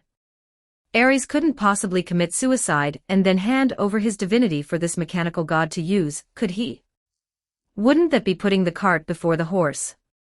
The only solution now is to find a way to extract some divinities from other worlds. To go to other worlds, Ares's black crystal is needed. If Ares directly uses this black crystal, it will likely still trigger the planet's inhibitory force, sending strange obstructors to him. However, Ares now thought of a place that might not be interfered with by the inhibitory force. His gaze turned towards Tartarus. There, a machine capable of rivaling the computing power of the Yushing existed. Within its core, there was a circular spiritual particle barrier that could shield against 8 dimensions, almost rejecting all interference. If it weren't for the mysterious black crystal on Ares, which inexplicably helped him seize the authorization of this undeveloped supermachine, Ares would likely have had difficulty getting out after entering it last time. Ares and Hecate estimated that this circular spiritual particle barrier should be able to withstand the interference of the inhibitory force. After all, another supercomputer in a parallel world, the Moon Cell, had almost mastered everything within the Earth-Moon system after countless years of observation.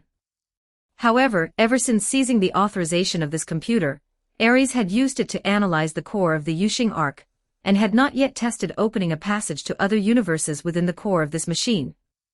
But this time, Ares was determined to try. Chapter 167, Chapter 167. The Murderer. 1239 words. Cagliari, Sardinia. Ares walked through the streets of Cagliari, the capital of the autonomous region of Sardinia, on a beautiful day, leisurely observing the ancient, historically rich streets and buildings around him. His guess was correct. The planetary suppressing force indeed could not interfere with the core of the supercomputer Tartarus. There he successfully used the power of the Black Crystal, multiverse intelligent navigation system, to open a passage to this universe and arrived here. After confirming the era of this parallel Earth, his attire changed from an ancient Greek robe to a modern t-shirt and jeans.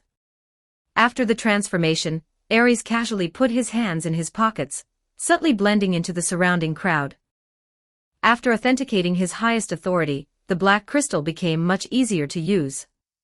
He no longer had to worry about inexplicably traveling to another world just by going for a sauna, nor did he have to investigate what kind of universe he had arrived in, whether it was like the world he had been in before, a universe he had heard of in various entertainment works from his previous life on Earth.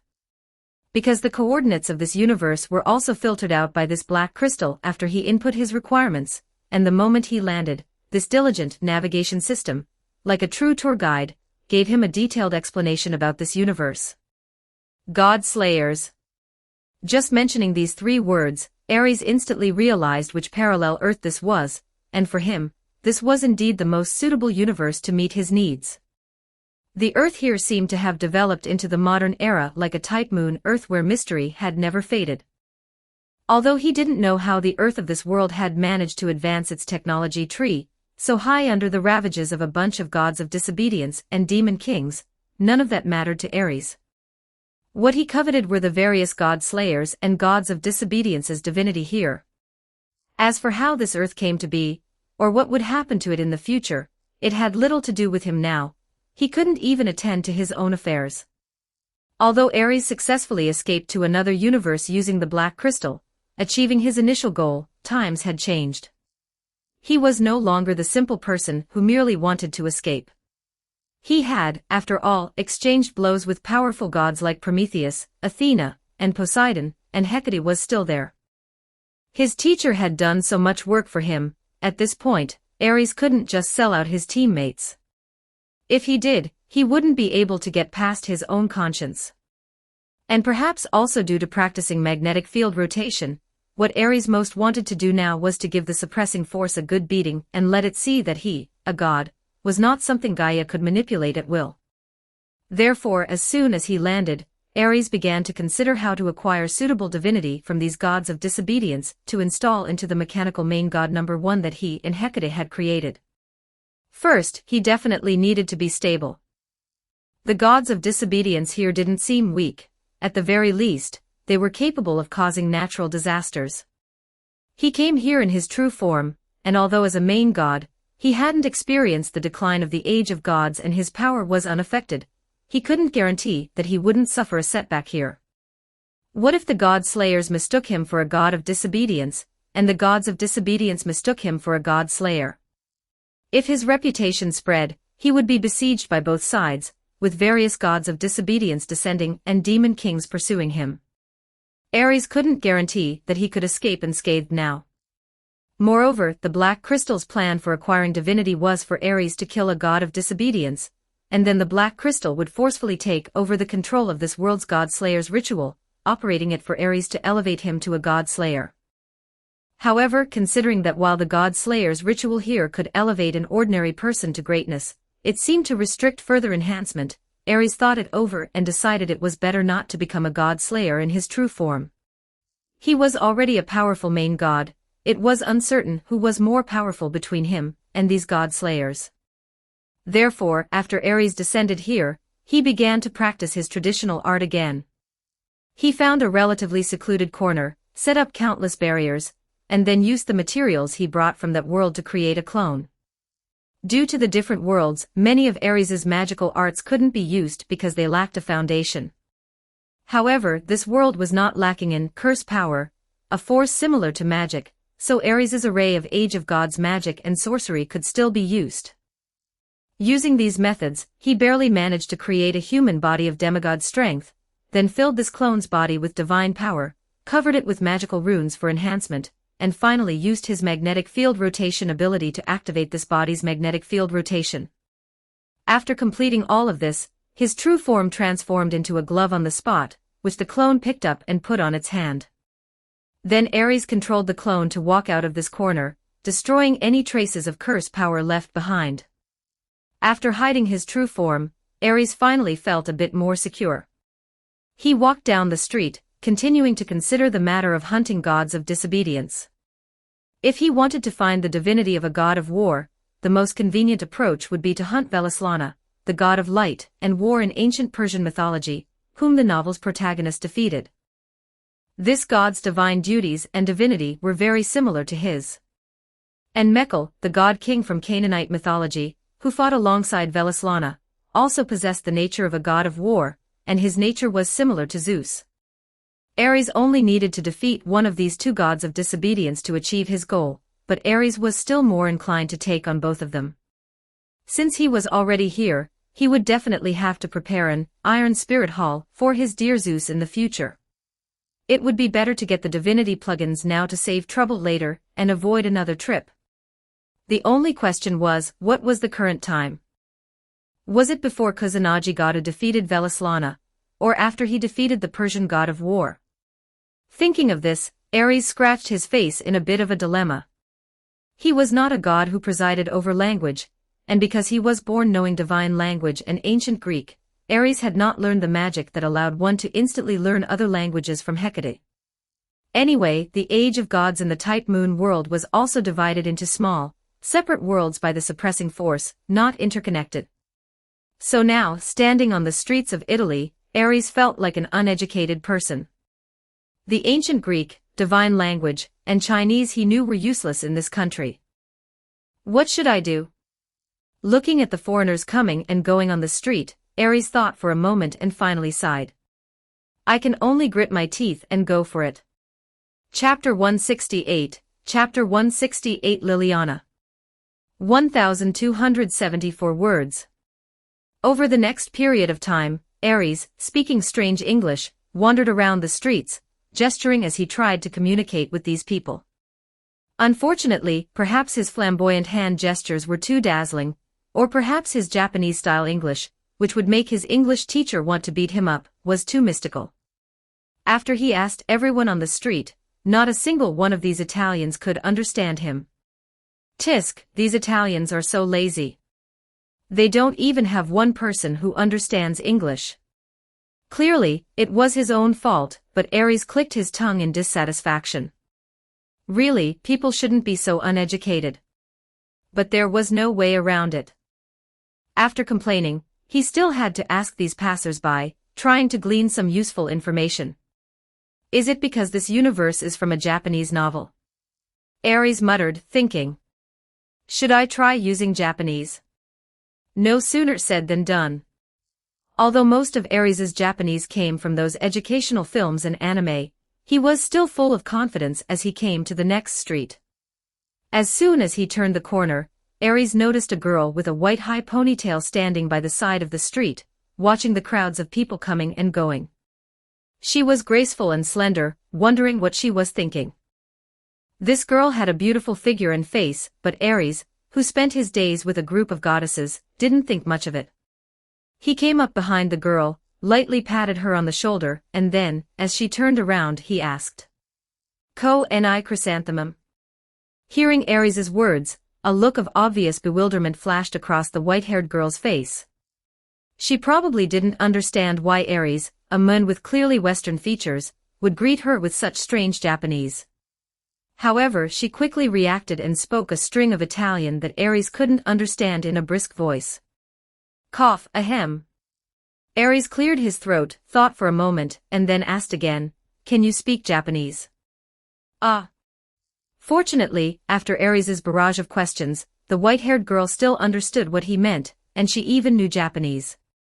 So, Aries heard her ask in Japanese with an Italian accent, excuse me, sir, do you need my help? Thank goodness, finally, among Italians, there was a hard-working child who was good at foreign languages. Aries silently wiped away a tear in his heart, and then immediately asked fluently, hello, beautiful lady, I came here to ask about the time. What year, month, and day is it now? After some inquiries, Aries learned the current time from the white-haired girl, and also learned her name through her initiative to introduce herself. Liliana Chronicle. As soon as he heard this name, Aries instantly understood the girl's identity. She was also one of the heroines in the God Slayer's novel about this world from his previous life. Her personality was also quite likable, and she seemed to be called a genius child in the Italian local magic society, the kind with unlimited potential. After learning the other party's identity, Aries also breathed a sigh of relief. If he had encountered the other heroine, with her arrogant personality, Aries would probably have had many unpleasant incidents with her, adding to the trouble. Liliana's personality was indeed very enthusiastic and kind. After learning about Aries's current predicament, she even took the initiative to say that she could take Aries to the Chinese community here. Aries also agreed to the other party's suggestion because, as it seemed now, Liliana had not yet joined Marquis Vauban, and Velislana and Mekkel should not have been killed yet.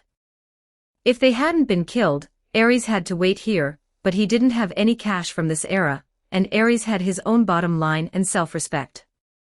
It was absolutely impossible to use violence to oppress ordinary people to amass wealth.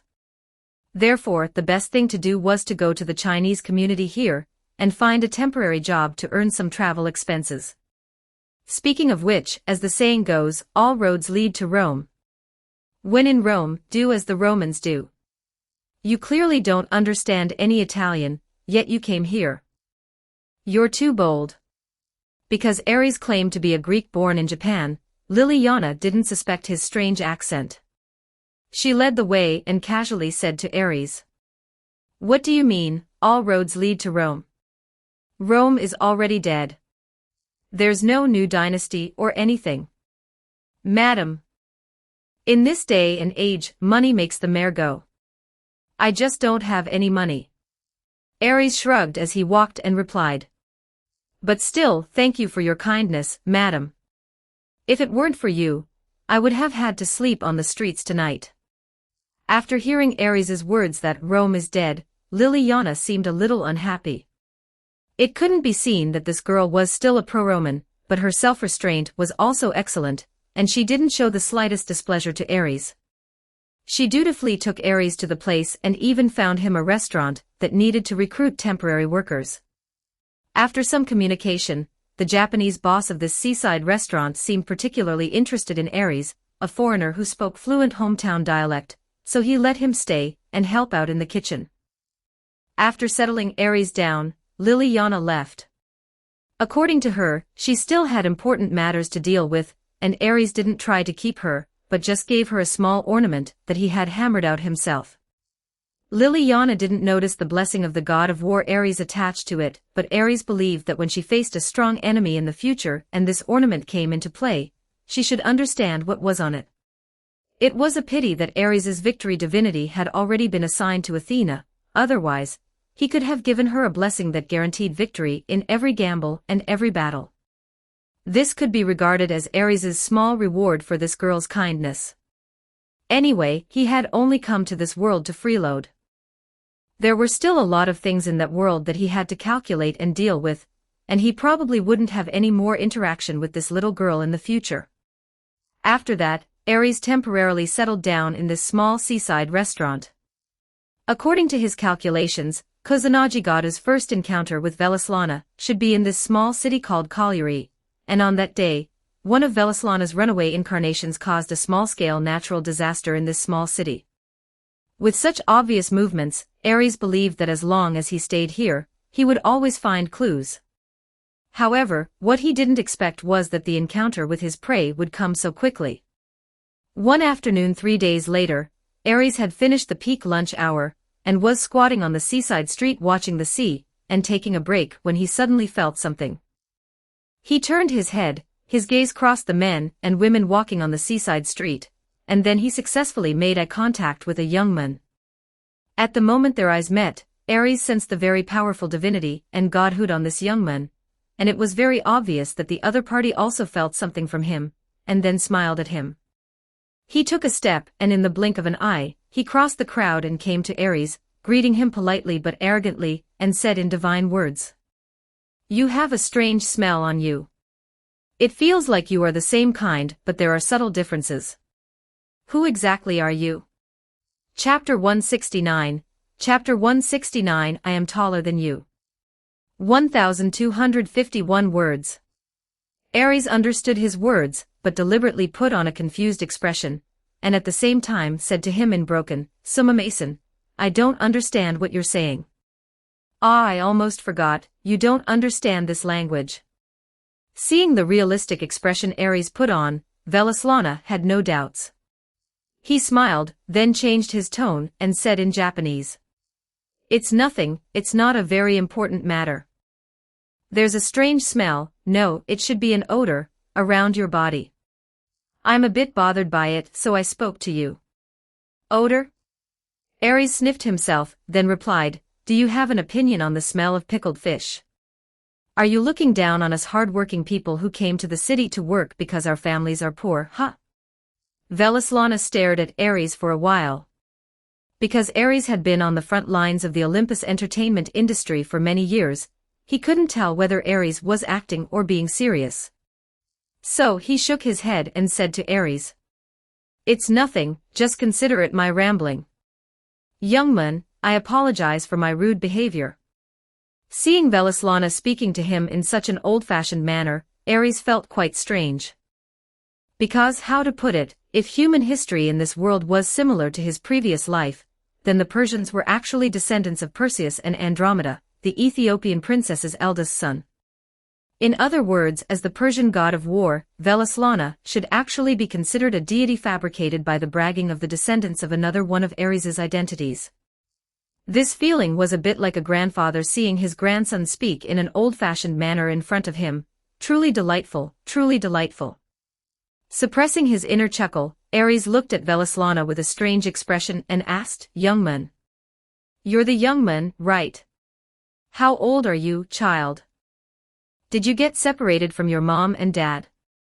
Do you want Big Brother to help you find the police? Okay, if you don't trust the police, Big Brother here also knows a few local gangsters. You locals should trust the mafia, right? What separation? I naturally remember my name, my birthplace, what was it?" Seeing Velislana's confused look, Ares of course knew that this was memory loss caused by his conflict with Mekhl, and then having several incarnations destroyed by the Canaan god king. However, on the surface, he still had to feign fear and asked suspiciously, "Little friend, you're not trying to cling to me, are you? I'm telling you, I don't have money. I'll just send you to the shelter here. Don't worry, the uncles there are all very nice and speak well. You'll definitely be very happy there." "That's not necessary. Although I don't know my name or origin, there's no particular trouble. I just need to know my most important matter." Velislana refused Ares's kind offer, then said with an arrogant expression, "I am the victor. Victory is always in my hands. This is my essence. No matter what conflict I encounter, facing any enemy, my victory will not change, it cannot be shaken." "So gods with the divine authority of victory speak with such confidence, huh?" "Humph, nothing more than that."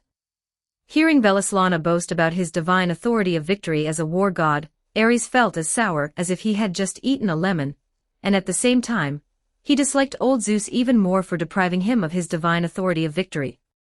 He looked Velislana up and down and said, "Really? I don't believe it." "You don't believe it?"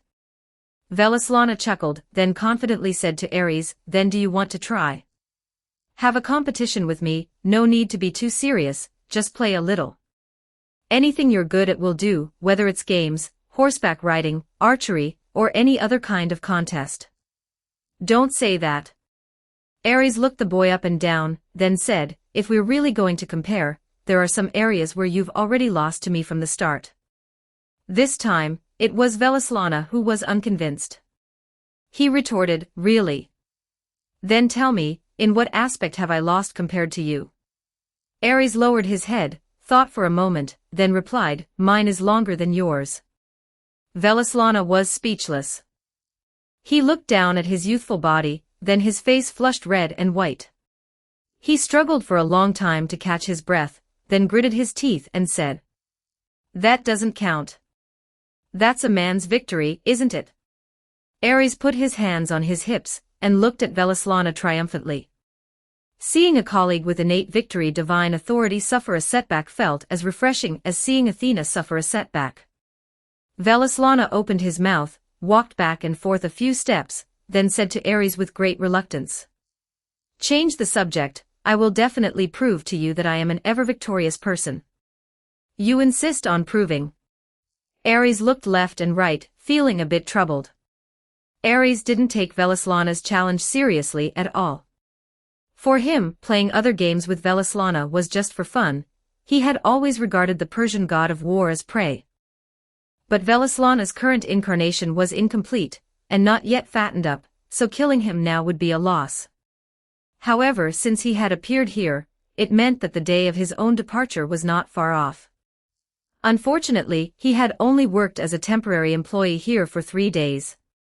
Although the boss was nice and the salary wasn't a rip-off, 3 days' salary might not even be enough to buy a train ticket from here to the battlefield where Velislana and Mekhl would have their decisive battle. However, just as Ares was thinking about this, he suddenly saw 2 men in black suits and sunglasses walking down the street, acting very naturally and arrogantly. The locals on the street who saw them all dodged or showed ingratiating smiles. Italy's famous specialty, the mafia. Unlike the northern states where the Italian government held sway, in Sardinia, which was considered a southern state, the Italian mafia's influence was rampant.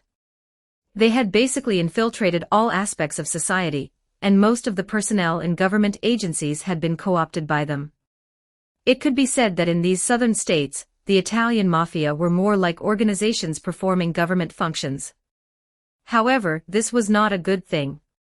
Ares had seen many artistic works that glorified the mafia before, but he still knew in his heart that these lawless organizations were definitely inferior to a strong government in terms of control.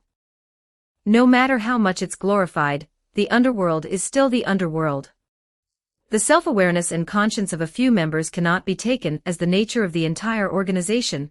After all, the underworld engages in illegal activities and oppresses the public.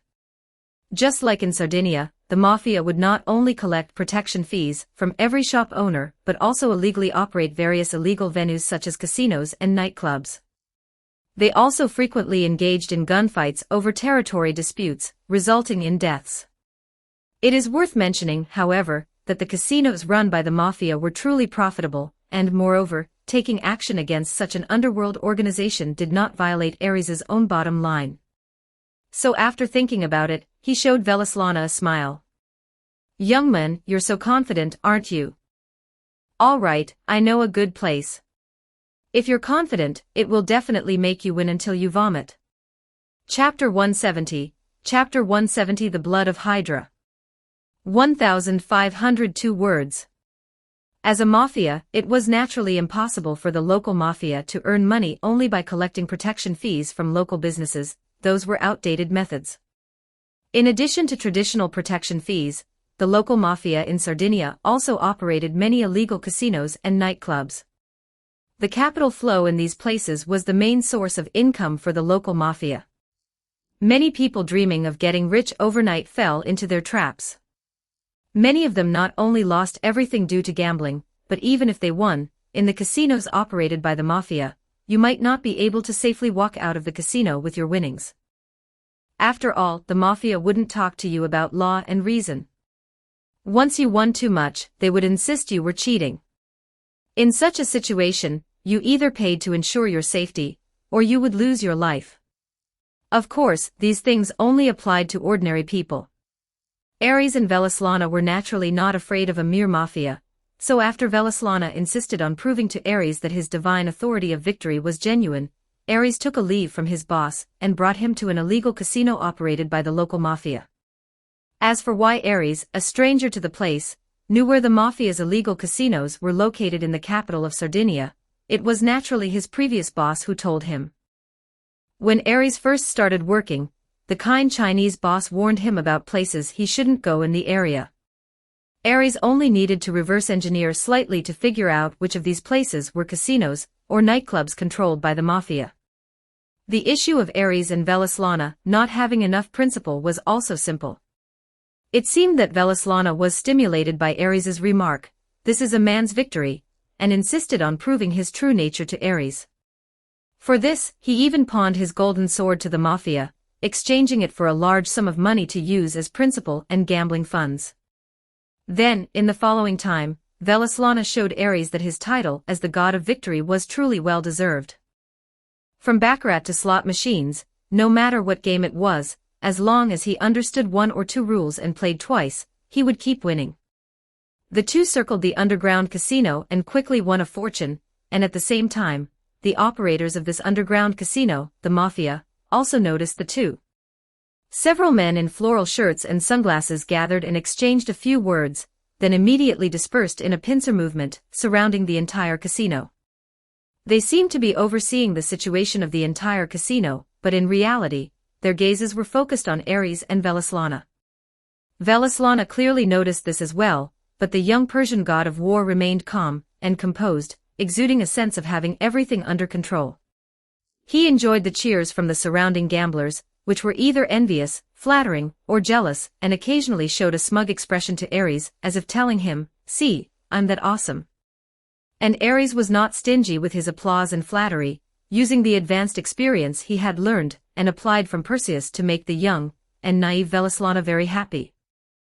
After all, the young Persian god of war had already told Ares that money was useless to him, so all the funds he won today would be given to Ares as compensation, and a gift for making him happy. The two quickly rampaged through the casino, winning a large sum of money. Afterward, the two were approached by the mafia in the casino, and then they conveniently taught this group of mafia a lesson. After achieving 2 consecutive victories, the Persian god of war was in high spirits. He and Ares walked out of the casino and continued to stroll along the seaside, saying at the same time, "How about it? Do you believe now that my essence is that of an ever-victorious person?" "Yes, yes, you're awesome, you're awesome." Ares nodded repeatedly. "As agreed, all this money is for you," Velislana said, handing over the box full of money. "This I can't, I really can't." Ares refused while reaching out and firmly gripping the handle of the box. "Haha, you're really interesting."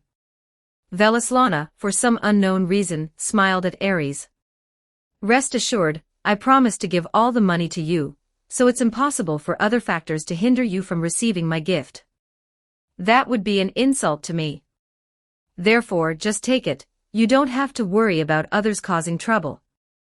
In your path forward, there will only be a peaceful world, and as long as your character is upright, you will not lose the blessing of light." After speaking, he looked up at the sky and then said, "I've had my fill today. I also have important matters to attend to next. We shall meet again if fate allows, interesting person." After he finished speaking, his figure transformed into a pure spell power and disappeared before Ares. At the same time, Ares also felt a powerful divine word transform into a blessing, which was bestowed upon him. However, the moment it was bestowed, this blessing suddenly flickered like a light bulb with no power, then abruptly vanished. Ares. What did that mean, that his character wasn't upright enough? I, the mighty god of war of Mount Olympus, and you, a small country of Persia, a place that will be repeatedly trampled by Sparta and Macedon in the future, dare to say that I am not worthy of your Persian god of war's blessing. Humph, it must be that the blessing of a minor Persian god is not worthy of me. While thinking this angrily, Ares walked through the crowd and returned to the small seaside restaurant. During this time, Velislana's boar incarnation went on a rampage as scheduled, destroying a section of the city. However, because Velislana was nearby, the incarnation was quickly suppressed and retrieved by him, and Ares also took the opportunity to protect the people nearby. After doing these things, Ares kept half of the gambling winnings and gave them to the kind owner who had taken him in for 3 days, and whose restaurant had been damaged by the boar's rampage. Then, he left and went alone to the colliery train station, bought a ticket for the next day, and found a small hotel to stay in for the time being. It just goes to show that money truly is hard currency. Even though Ares didn't understand any Italian, when he pulled out a thick wad of cash from his pocket, the local people would greet him with warm smiles and proactively find a translator who could communicate with him. The lives of the rich are indeed boring, lacking many of the struggles ordinary people face, which secretly delighted Ares. After settling everything in the hotel, Ares began to tinker with the god-slaying tools he needed. Although he could confront them head-on, judging from the rampage of the boar incarnation today, the clash of two gods indeed caused immense destruction to modern cities.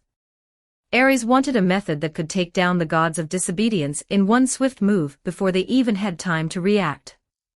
Ares didn't even think about it and directly pulled out a small flask.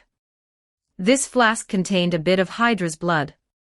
When Hecate heard that Ares wanted to try hunting divine authorities in another world, she shared a bit from her research materials to him for weapon enchantment. Hydra's blood is also effective against gods, especially those with ties to Greek mythology, where its effect is excellent. And to achieve a surprise effect, Ares chose to use magic to load this Hydra's blood into a batch of bullets.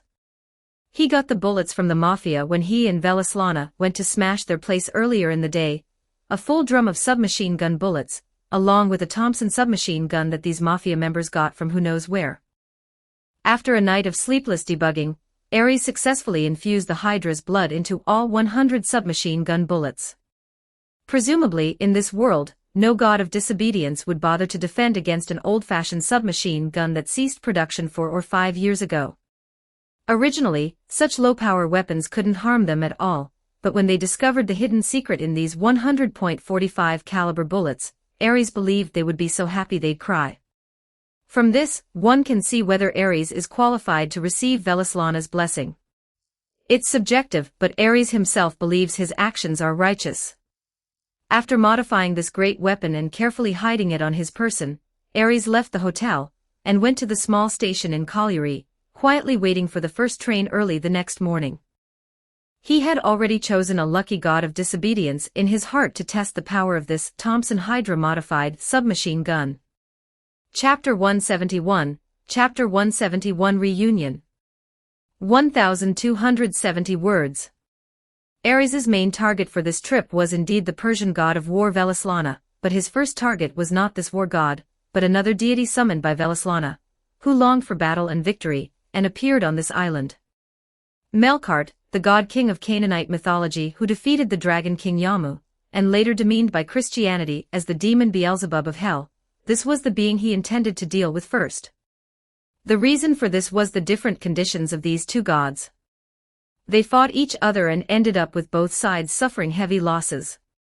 However, the situations of Velislana and Melkart were different. The former was a god with 10 incarnations, so the cost of injury was that his incarnations were shattered by Melkart and scattered everywhere, and his own memory became blurred and chaotic. The latter, however, was stabbed by the golden sword that could sever divinity. He had no incarnations, so he only suffered severe injuries, but his authorities were not diminished. Even if Velislana, who lacked his incarnations, was defeated by Ares, he would not be able to obtain all the authorities and incarnations, because when Velislana's main body returned to the mythology of this world, his incarnations would also subside. But Melkart was different. Ares could obtain all of his divinity and authorities simply by slaying him. As for the fact that he was killed by him while not in peak condition, which therefore doesn't count as a proper god slayers, Ares wouldn't care at all. This was originally something Pandora fabricated to deceive the world. Whether one could become a god slayers depended only on whether a god was defeated, and whether Pandora was happy or not. If someone could win Pandora's favor here, then even if the defeated god was not in a perfect state, they would still receive the opponent's authority as a reward. As for Ares, he didn't need to consider these things at all. His ritual foundation was his own, multiverse intelligent navigation system. What Pandora wanted or didn't want was none of his business. Moreover, Kusanagi Goda's birth was originally a scheme concocted by several disobedient gods, and a group of magic association members in Japan. Ares was naturally happy to incidentally disrupt the plans of these friends who were living quite well. Unlike Velislana, who had to run around Sardinia to retrieve his incarnations, Melkart stayed within the ruins of San Basilio on Sardinia during this period, using the spiritual energy of the place to recover from the injuries Velislana had inflicted upon him. Ares had already used the power of money yesterday to inquire about the location of this neuralgic ruin. It was in Oristano, western Sardinia. Therefore, he planned to go directly to the ruins today to block Melkart's door and deal with him first, taking advantage of the time before Velislana was defeated by Kusanagi Goda. After waiting for a moment longer, the Italian small train finally arrived late, allowing him to board. In fact, Ares disliked this kind of small train that was both shaky and slow. In his previous life, he was born in a country with excellent infrastructure, and was accustomed to the speed of high-speed rail. He was very unaccustomed to this Italian speed. Moreover, Italians' daily habits were already very laid back. Normally, a life with 3 meals on time, no overtime, and 2 or 3 hours at a bar every afternoon was indeed very leisurely. But when it came to important or urgent matters that needed to be completed, it would become very annoying. Just like this small train, Ares dared to say that if he ran, he would definitely be more than 3 times faster than this train. But there was no way around it. Ares was unfamiliar with Sardinia. The route he found was also a tourist route for ordinary humans. They couldn't possibly tell him, run 300 kilometers in this direction, and you'll see the neuralgic ruins, could they? The small train rumbled along. Ares swayed with the vibrations on the train, bored to the point of sleeping and waking, waking and sleeping. By evening, the small train finally brought Aries to his destination, Oristano in western Sardinia. He got off the train in this small town, which was entirely Italian countryside, then immediately set off on foot, rushing quickly to the Nuragic ruins. In Cagliari, he had already clarified the route. From here to the ruins was only about an hour's drive. Now he only needed to use his own legs instead of a vehicle to quickly reach his destination. As the surrounding scenery flashed by, Aries traversed the mountains and forests, walking through treacherous terrain as if on flat ground, and soon reached his destination, the San Basilio ruins on the edge of a vast forest. When Aries arrived at these ruins, it was already completely dark. Although the ruins here were relatively well preserved, there were usually no tourists visiting, and at night, it was completely empty with no lights whatsoever. Fortunately, Aries' physical body did not require artificial lighting, he possessed night vision. He passed through the relatively well-preserved Nuragic and other settlement ruins in the forest and successfully arrived at the plaza within the forest.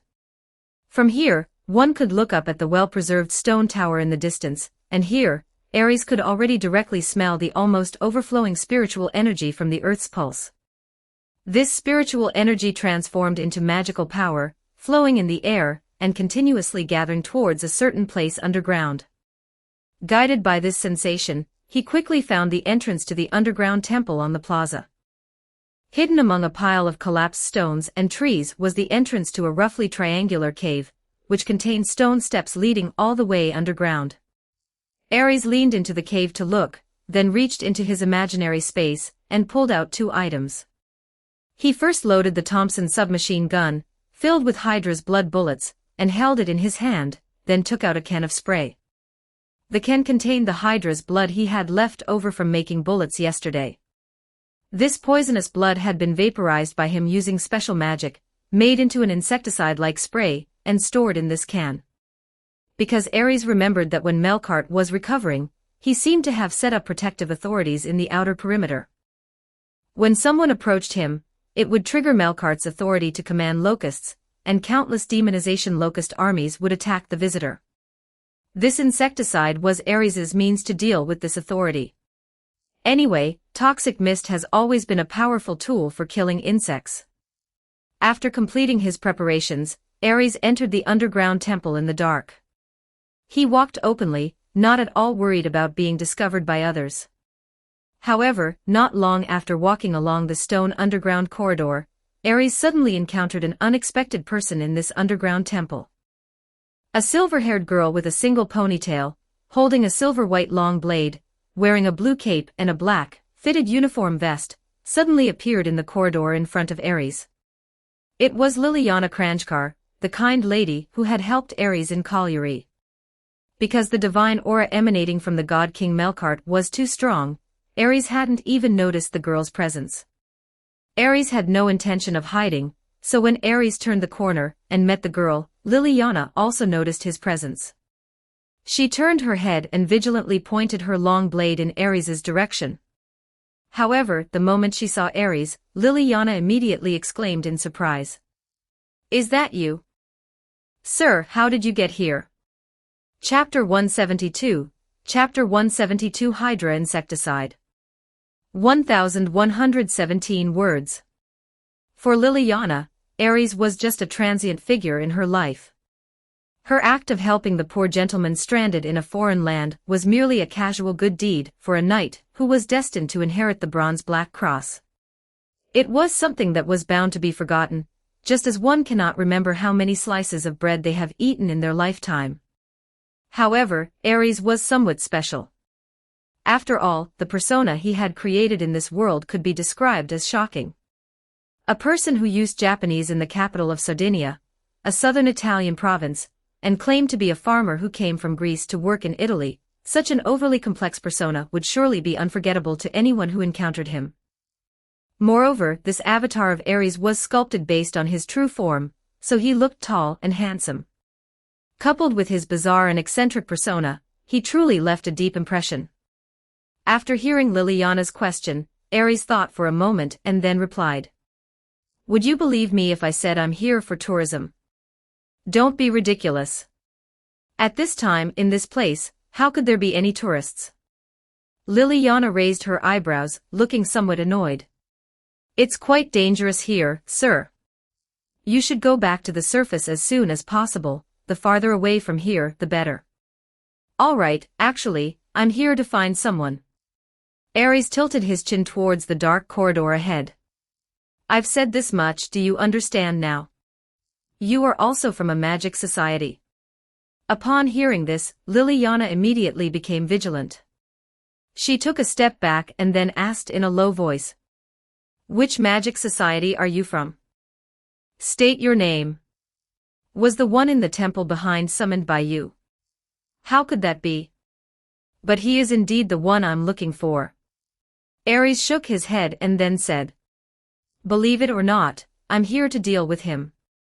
If you believe me, you can go back and wash up and sleep tonight.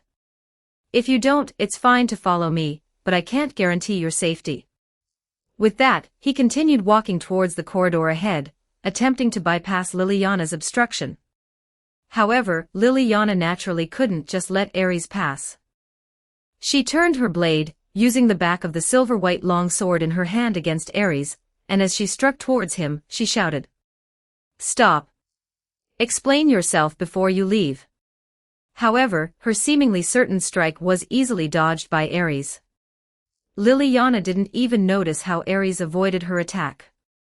She only saw the man's figure sway slightly, and he had already passed her, then, with his hands clasped behind his back, like an old man strolling in a park with his bird, he continued deeper into the underground temple. Wait a moment. It's quite dangerous in there. According to my spiritual vision, there might even be a god lurking. Seeing that Ares ignored her dissuasion and continued into the temple, Liliana stamped her foot anxiously and followed him, shouting as she chased. If it's a god of disobedience, your life will be in great danger. What if? There is a god inside, okay. Ares replied without turning his head. And he is the one I came to find. Question mark.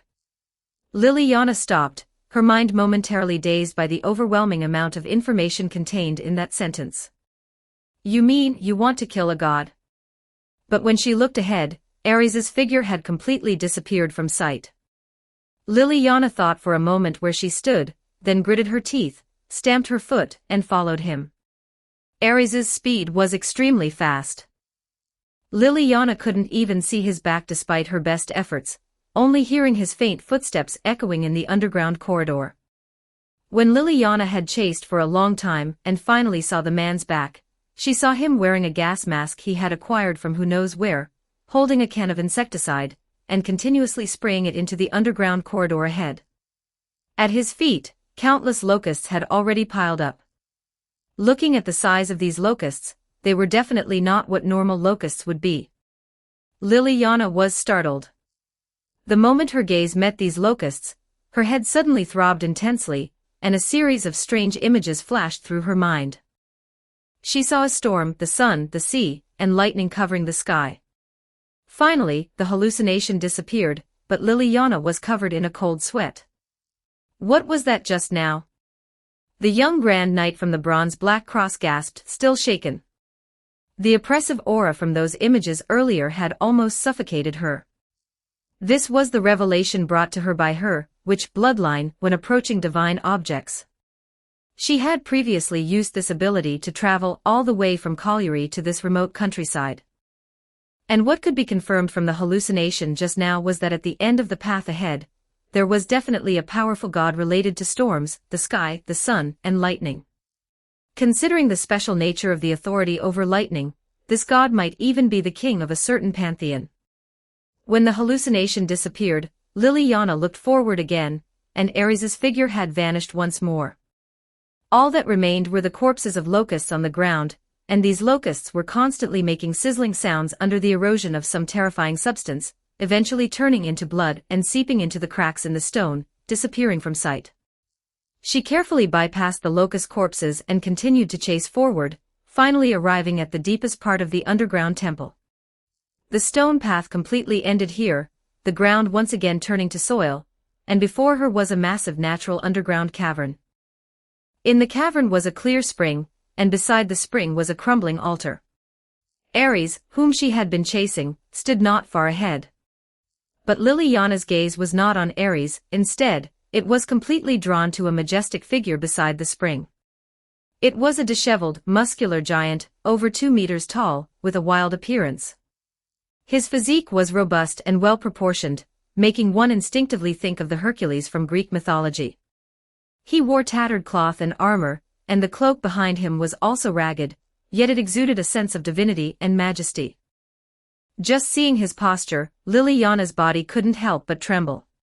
If her will hadn't been so firm, she would probably have already knelt on the ground, bowing her head in reverence to this strongman.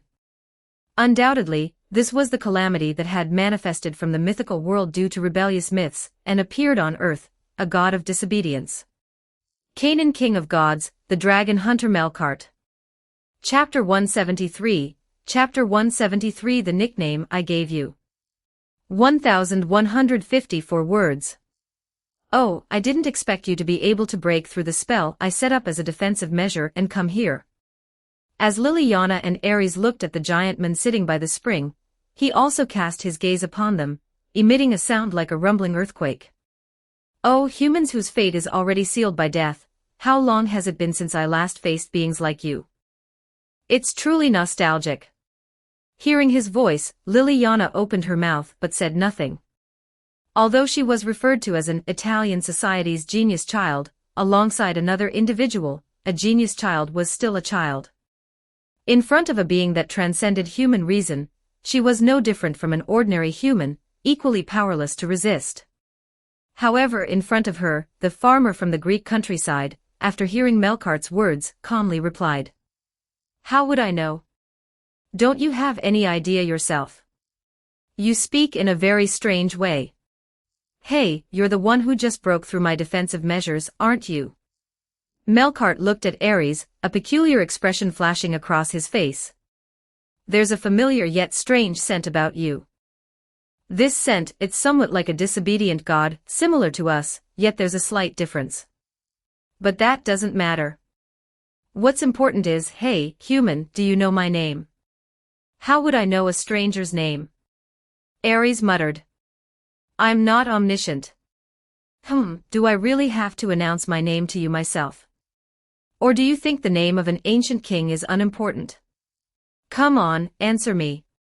Upon hearing Ares's words, Melkart seemed a little angry.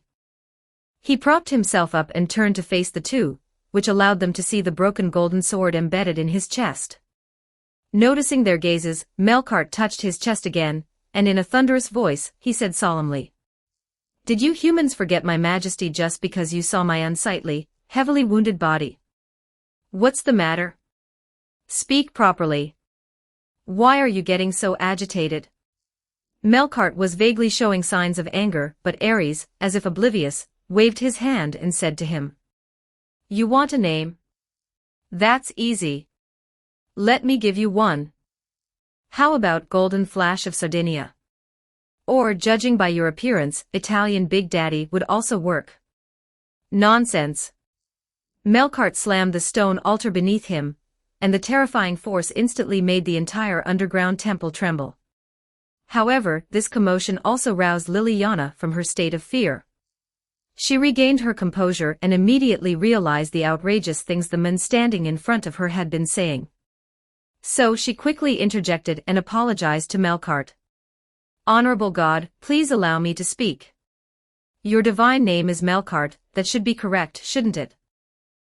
Indeed, finally someone sensible has arrived. Upon hearing Liliana's words, Melkart's anger turned to joy. He laughed heartily. I am indeed Melkart. I also like the name Baal, and Baal Hadad is not bad either, but on this island, I should still be called Melkart, ha ha ha ha. Melkart's loud laughter caused waves to ripple in the spring within the underground temple, while Ares, beside him, turned his head and sincerely said to Liliana. You didn't really need to respond, Mississippi. Listen, your voice is trembling. Anyway, even if you humor this guy, what he wants to do won't change. That's true. Hearing Ares's words, Melkart said arrogantly. Then, you two insignificant beings who don't even know the etiquette of a king, since you're so understanding, this king will conveniently give you a glorious task. May I ask what mission you wish for us to complete? Liliana was an honest child, still politely asking Melkart at this moment. You are to strive for the resurrection of the ancient king. Melkart boomed, quickly returned to the surface and warned the others, tell them that Melkart is very angry with the juniors who have defiled his territory.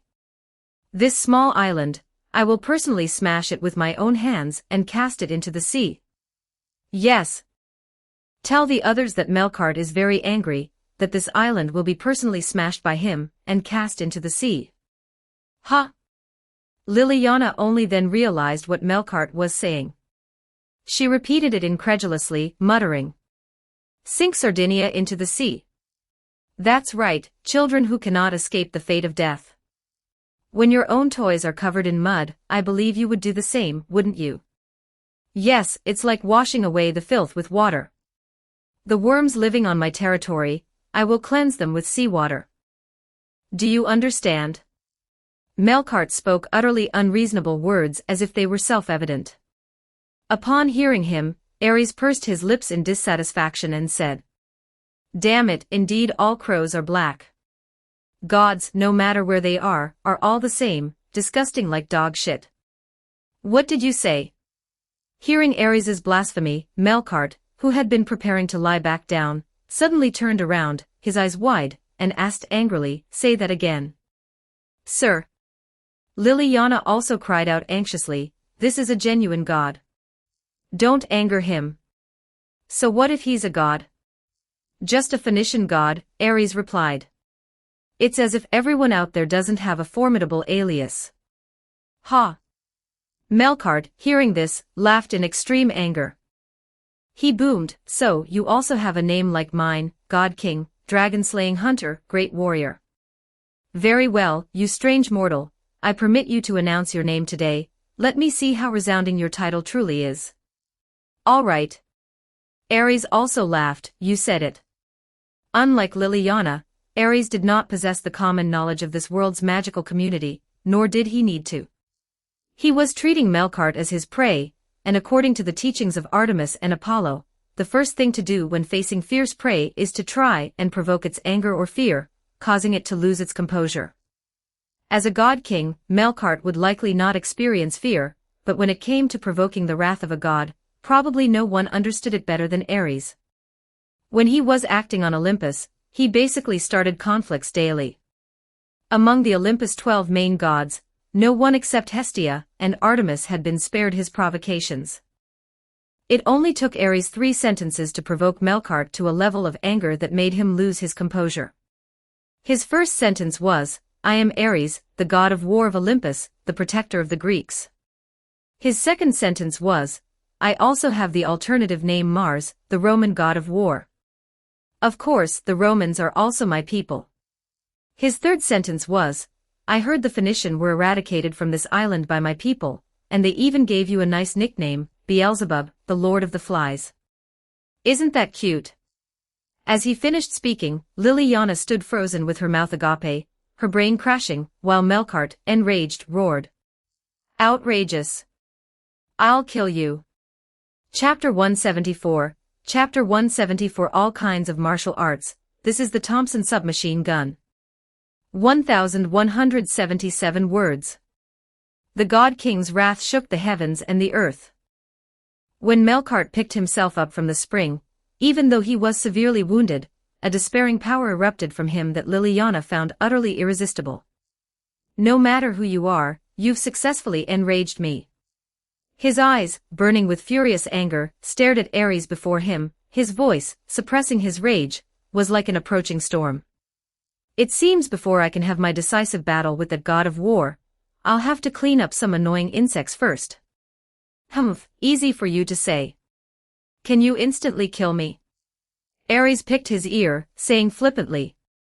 Anyone can talk big, but if you can't do it, don't try to make a scene here. Melkart closed his mouth, and the flow of his sorcery power surged to another level. At this moment, even Liliana felt that the god king of Canaan, before her seemed to be in danger of rising blood pressure. It was Liliana's first time seeing someone dare to provoke a god of disobedience to this extent. After all, even those god slayers, referred to as demon kings walking upon the earth, didn't act as provocatively as Ares when facing a god of disobedience. Although they were opposing existences, normally speaking, god slayers were actually slightly weaker than gods of disobedience. Every time a god slayer defeated a god of disobedience, it was essentially a miracle of the weak overcoming the strong. The weak facing the strong usually couldn't afford to be flippant or arrogant. For god slayers, gods of disobedience were also the only opponents, besides their own kind, who could make them go all out. Therefore, the scene before them was largely a marvel for magicians worldwide, but Liliana was not happy at all about witnessing this once-in-a-millennium spectacle, because Melkart was not someone to be provoked casually. What he had said earlier about shattering Sardinia and sinking it into the sea was not an empty boast. With the power of gods of disobedience, if no one stopped them, they truly could do such things. Watching the god king of disobedience, who remained silent but was clearly preparing to vent his anger, Liliana seemed to have made some kind of decision. She took a deep breath, raised the silver-white long blade in her hand, and then softly chanted. Essence of illusion, steel that plays beautiful melodies. Please grant me unseen wings. Along with this incantation, an unheard melody seemed to spread from the blade in her hand, turning into demonic energy that filled the surroundings. However, this demonic melody had no effect whatsoever on Ares and Melkart. Noticing her actions, Ares looked at her curiously, and Liliana explained with some helplessness.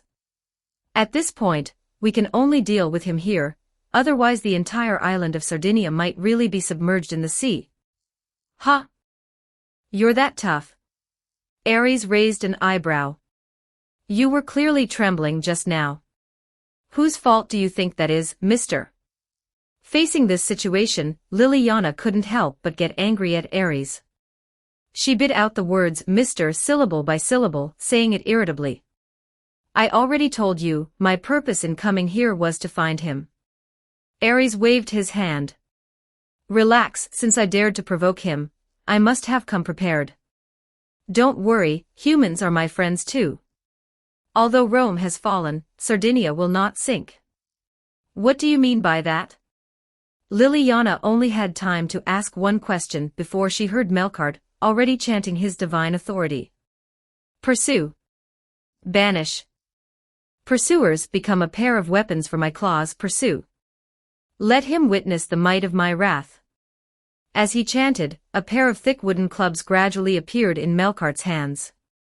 These were humanity's first weapons at the dawn of civilization.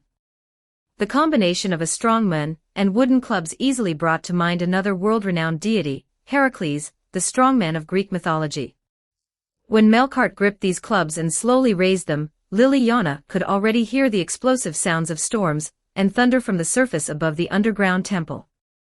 These sounds even traveled through the long underground corridors, echoing within this subterranean temple, indicating how drastic the weather changes on the surface were at that moment.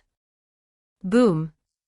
Finally, a bolt of lightning tore through the earth, descended into the deep underground, and converged on the wooden clubs in Melkart's hands. The enraged god king gripped the clubs, now entwined with massive amounts of lightning, and swung them fiercely at the blasphemer before him. This is divine punishment. The god king's hammer of judgment crashed down, striking towards Ares. With great force comes miracles. Although Melkart's weapons were just primitive wooden clubs, even the wind pressure generated by their swings had the power to demolish buildings and instantly flatten cars.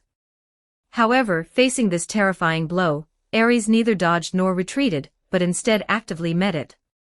Hey!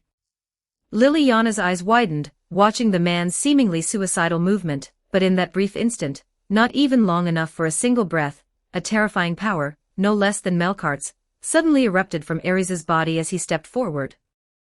Red flames seemed to ignite on the surface of his body, and the muscles between his fists and arms swelled, coiling with visible electric light.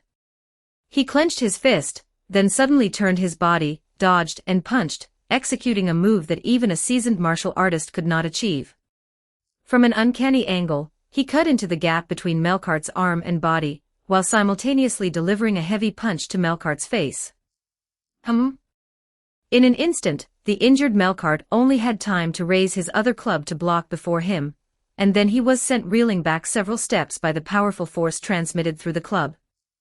The remaining force passed through his body, turning into a fist pressure that opened a massive and deep chasm in the ground. This power, are you truly one of my kind? Melkart glanced at his slightly trembling arm, then looked at Ares with surprise. This strike, surprisingly, caused his anger to subside, making him more cautious. I told you I'm Ares, Ares grumbled, seeing his taunt towards Melkart about to fade, so he quickly added another provocative remark, Beelzebub, Lord of the Flies, eats poop. XXXXX. Melkart's hair stood on end. He cursed something furiously in a very ancient language, then the two great clubs, Pursuit and Banishment, in his hands, struck at Ares again. But it was at this moment that he simultaneously raised both clubs, leaving his midsection unguarded and wide open. Ares, with the intuition of a god of war, accurately seized this fleeting opportunity. The moment Pursuit and Banishment came crashing down, he rolled on the ground, rolling into Melkart's embrace, and at the same time, pulled out the Thompson submachine gun loaded with special bullets from his clothes, pressing it against Melkart's chest. My lord, times have changed. Ares smiled as he pulled the trigger, shouting. The god of war possesses 100 martial arts, this is the Thompson submachine gun. Chapter 175, Chapter 175 Cardiopulmonary Arrest. 1,441 words. Da-da-da-da-da, a series of dense sounds like a typewriter rang out. In that instant, Ares didn't hesitate to take a heavy blow from Melkart with his back, and with this Thompson submachine gun, he emptied all the bullets in the drum at a firing rate of 120 rounds per minute. Facing the submachine gun's spray, Melkart neither dodged nor avoided. A look of disdain appeared on his face. After his pursuit and exile delivered a heavy blow to Ares, he even stood still, puffing out his chest, allowing Ares to fire all the bullets from the drum before casually sweeping Ares away with a single strike. Having endured the attack from the God King's weapon, the Thompson submachine gun in Ares's hand shattered into pieces, but he himself was unharmed. After a nimble flip, he landed steadily not far from Melkart. He raised his head, looking at Melkart with a half-smile, while the God King of Canaanite mythology spoke to himself, there are truly all sorts of strange things in this world. I have never seen such a shameless fellow as you. You possess the power of a god, yet lack the dignity of a god. Why do you rely on such childish toys? Your fists are clearly more destructive than any weapon. What are you laughing at? Nothing, Ares replied with a chuckle. I just remembered something happy. Melkart thought he was about to utter some vulgar words to provoke him again, and immediately mustered his spell power, preparing to use brute force to make Ares choke on his profanity. But the next moment, Ares said, I remember in this world, as the God King of Canaanite mythology, you seem to have a deep connection with Heracles, the god of strength in Greek mythology, don't you? You know about this too. Melkart replied disdainfully. The shameless Greeks plagiarized my legend and introduced it to Greece. There my form changed, and then their so-called hero god, Heracles, was born. Wow, that's quite a coincidence. Ares sighed, actually, I have a pretty good relationship with him, we're like brothers. He does whatever I tell him to do, he even helped me pour foot washing water when we were kids. Of course, that's all nonsense. What I actually want to say is, you should know how Heracles died in mythology, right? Of course I know. He died because of a woman's foolishness. To save his wife, he shot the centaur who tried to abduct her with an arrow tainted with Hydra's venom. However, his wife suspected his infidelity, and therefore gave him a garment stained with the centaur's blood to wear. Hydra's venom, through the centaur's blood, infected Heracles. Finally, unable to bear the pain, he self-immolated. Melkart said mockingly. How tragic. If it were I, with more wisdom, such a thing would absolutely not happen. That's not necessarily true. Ares chuckled, actually, the bullets I just fired at you also contain Hydra's poison. Thump. Thump. Thud. What did you say? Melkart was truly a bit flustered now.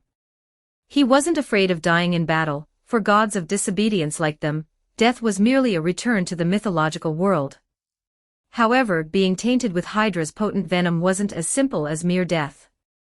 From the description in Greek mythology, it was more like a painful curse for gods, one that made them unable to live or die. Even figures with strong resolve like Chiron and Heracles couldn't endure such torment.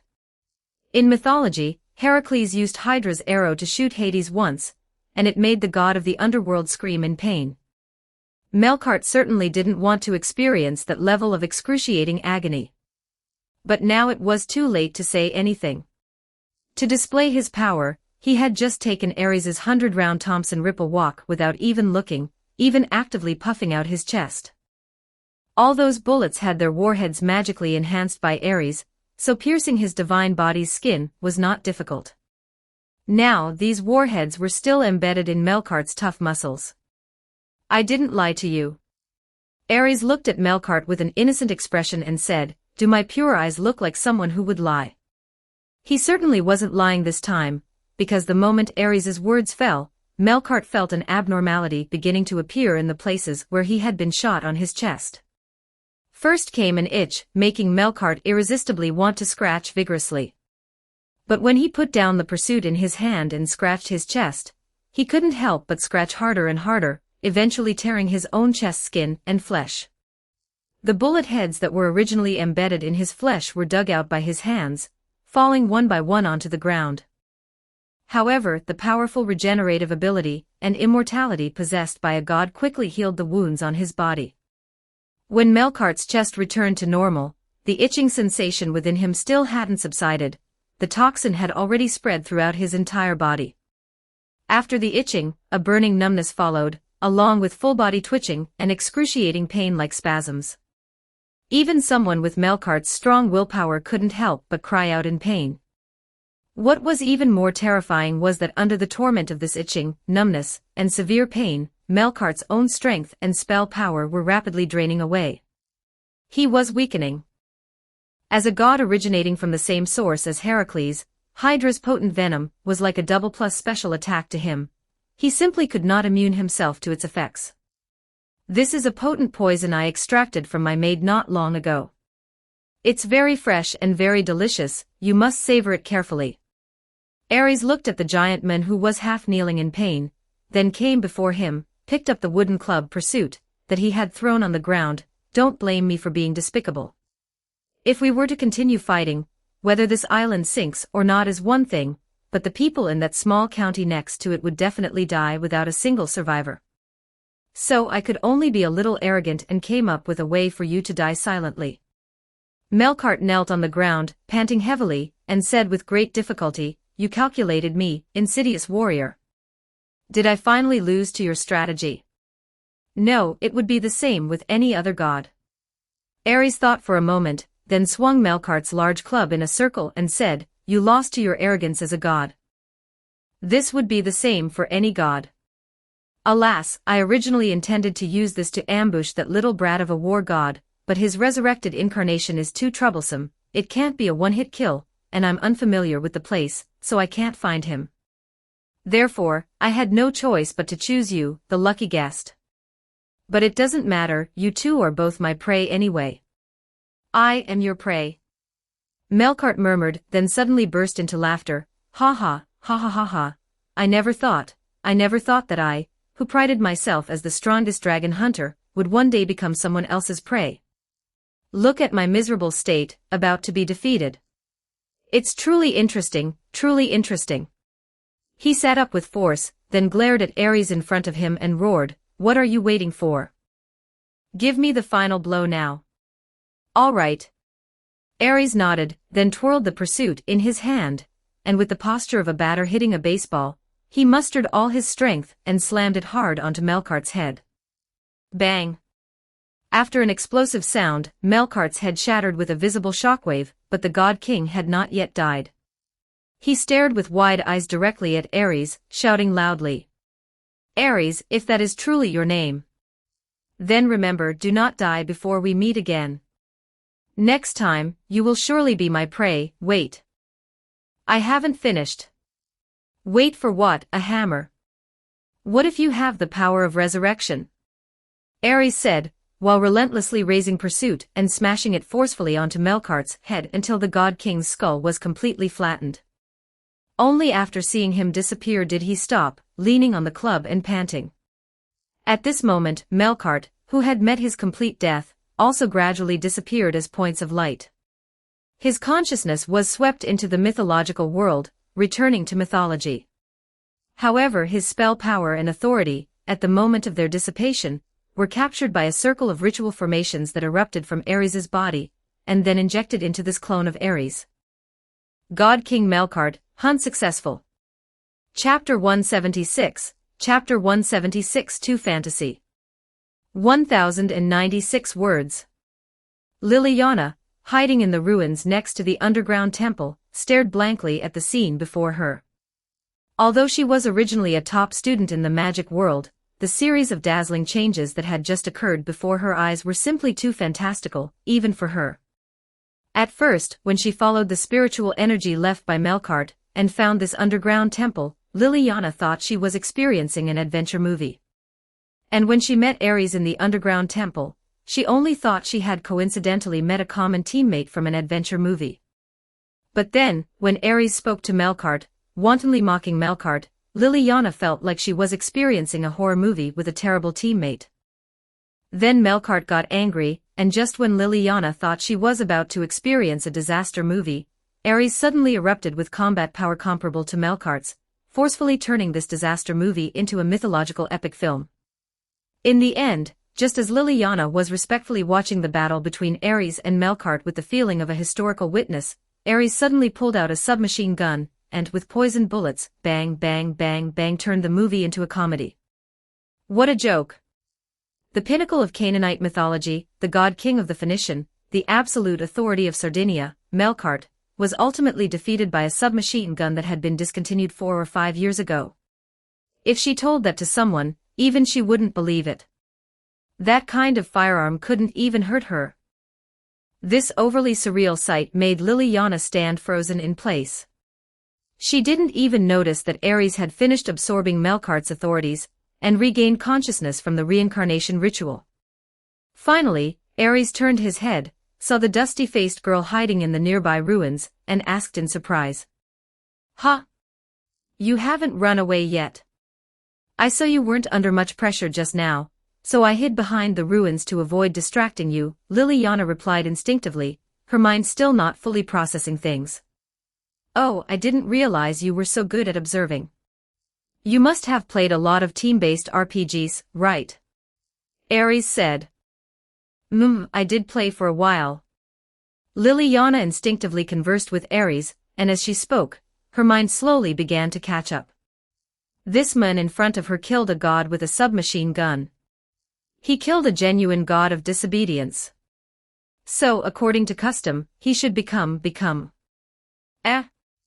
Ares, who was talking to Liliana, suddenly looked surprised as the girl abruptly knelt down. He was startled and quickly asked, "What's wrong? Did the shockwave from my fight with Melkart cause internal injuries? Or are you calcium deficient? It couldn't be something as coincidental as dysmenorrhea, could it? Let me see if there's anything in Melkart's authorities that can cure illnesses." But Liliana ignored his rambling and respectfully said to him, "I was rude before. Now you are a demon king who reigns over the earth. You should have successfully usurped Melkart's authorities, right?" Ares didn't speak, but he extended a hand and opened his palm. In his palm, a pair of huge wooden staffs quickly appeared. Those were the 2 divine artifacts previously used by Melkart, the Canaanite god king, the Pursuer, and the Banisher, which had defeated the dragon king Yam. Seeing this, Liliana no longer hesitated. She bowed deeply to Ares. Regardless of how Ares killed the god, he had indeed become a true god slayers. Of course, Ares was different from ordinary god slayers. When he defeated Melkart, he actually usurped all of the opponent's authorities. As for the remaining magical power of Melkart, it was all used by the black crystal to modify the physique of his clone to adapt to Melkart's authorities. Because Melkart was already severely injured, and he was slowly weakening due to the Hydra's poison when Ares smashed him to death. He didn't have much magical power left. After modifying Ares's clone's physical body, there was no excess. However, Ares himself was also a god, and magical power could be diverted from his main body, so there was no need to worry about not being able to wield Melkart's authorities. As the god-king of Canaanite mythology, Melkart's divinity was also incredibly complex. His famous pursuer and banisher go without saying. Besides these, he also possessed divinity related to storms, the sea, the sky, thunder, locusts, the underworld, and more. He even possessed the authority of resurrection, just like Velislana. After usurping these authorities and divinities, Ares could be said to have profited immensely. These divinities were enough for him and Hecate to create at least 3 more main god-level machine gods. But he was not satisfied with this and continued to target the Persian god of war, who was still wandering around Sardinia, recovering his avatars everywhere. Just as he had thought before, since he was already here, he definitely had to get his fill before leaving. Moreover, after winning big at the Colliery Casino with Velislana, Ares also felt the benefits of the Victory Divine Office, and began to covet Velislana's divinity. However, Velislana was currently running around Sardinia, and he didn't know when he would truly reclaim his avatars and reappear as a god of disobedience. Before that, Ares wanted to first find Kusanagi Gadu, who held the Prometheus scripture, and take the scripture from him, to prevent someone with ulterior motives from stealing his kill. This was also why Ares chose to kill Melkart first. With the identity of a god-slayers, his actions in Italy would be much more convenient. Even if he couldn't speak a word of Italian, plenty of magic societies would naturally come forward after receiving the news, and willingly become his tools. Thinking of this, Ares looked again at the single ponytail girl kneeling on one knee in front of him, her expression complex. On second thought, Liliana's family seemed to be one of the strongest magic societies in Italy, and she and the other female protagonist, Erica, were childhood friends, so they should still have each other's phone numbers. At this moment, given that the fates also meddled in this world, Erica should still be by Kusanagi Gada's side, acting with him as he held the Prometheus scripture. Therefore, having made up his mind, Ares lowered his head and gave Liliana a gentle smile. "Get up, I'm not used to you kneeling when you talk to me. By the way, Miss Liliana, I heard your family has a lot of influence in Italy. Could you do me another favor?" Chapter 177, Chapter 177 Imaginary Enemy.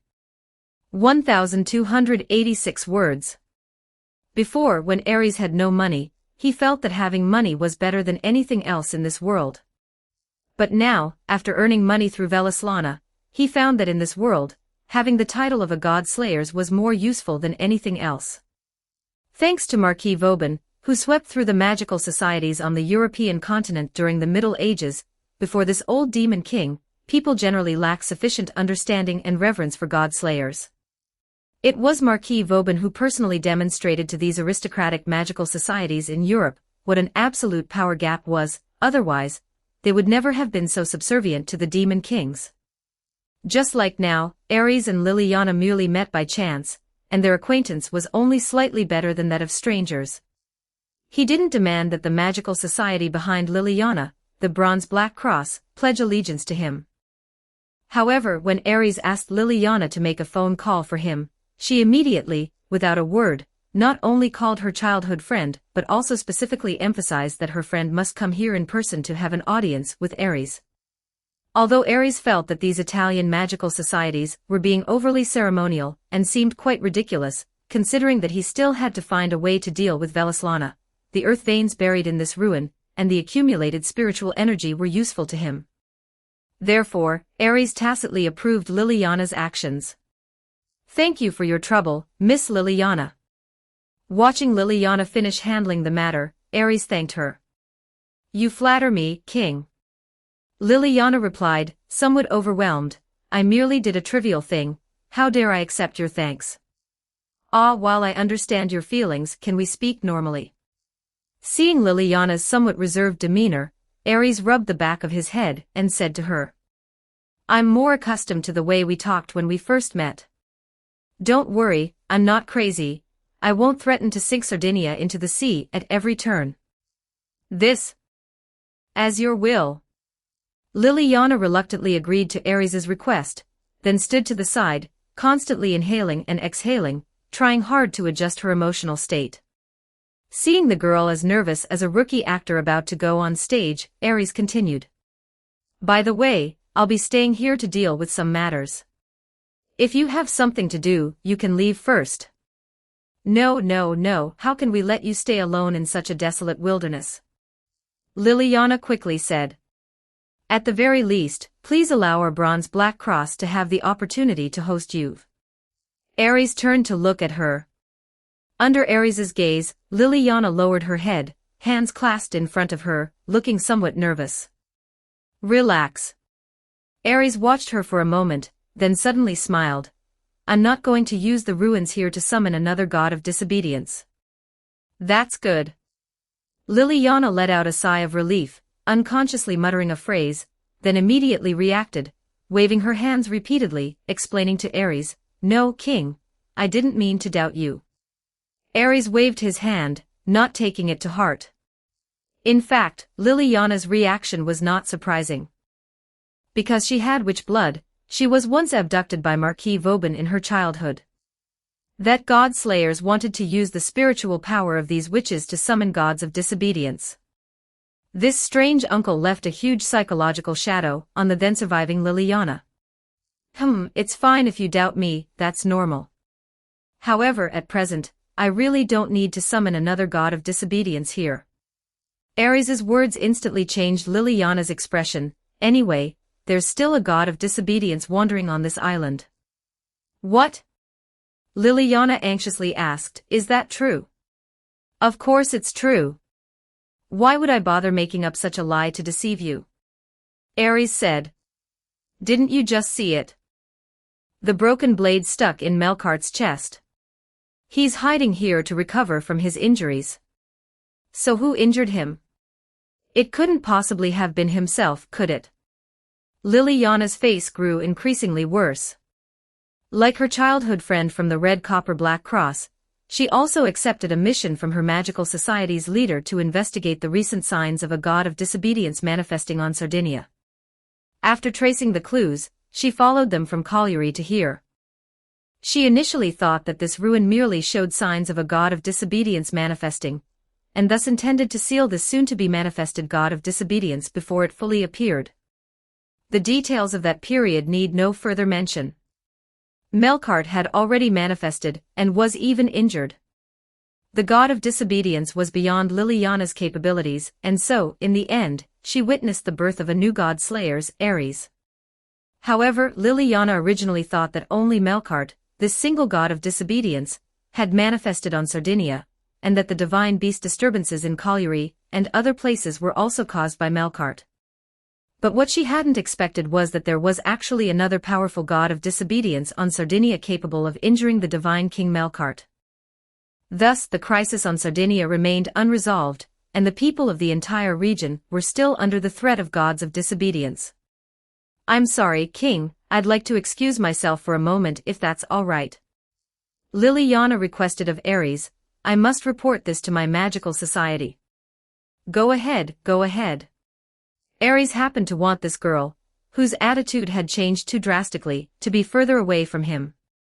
He still had things to do in this ruin. So, after getting Ares's approval, Liliana quickly left the Nurag ruins, while Ares returned to the underground temple where Melkart had been. After temporarily repairing the underground temple using his authority, Ares began to prepare to deal with the Persian god of war Velislana. Although with his current strength, Ares was fully capable of directly defeating Velislana, it was still the same saying, better safe than sorry.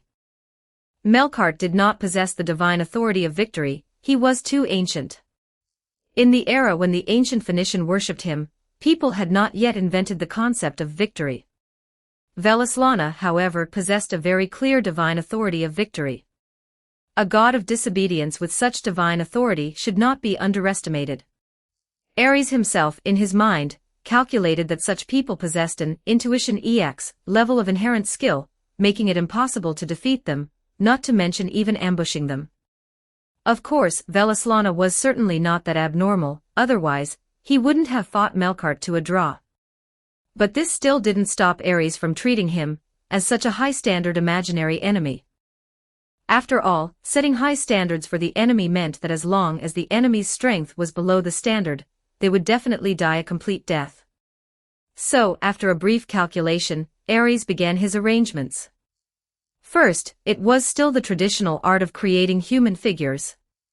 Generally speaking, god-slayers, after killing a god of disobedience, would usually only inherit one of the slain god of disobedience's authorities. This is generally why god-slayers are weaker than gods of disobedience. In terms of the number of authorities, gods of disobedience have a natural advantage. However, because Ares came with a sort of cheat, he obtained all of divine King Melkart's authorities from the god of disobedience Melkart. These authorities, if distributed a bit, could create several god-slayers who had just achieved their first god-slayers.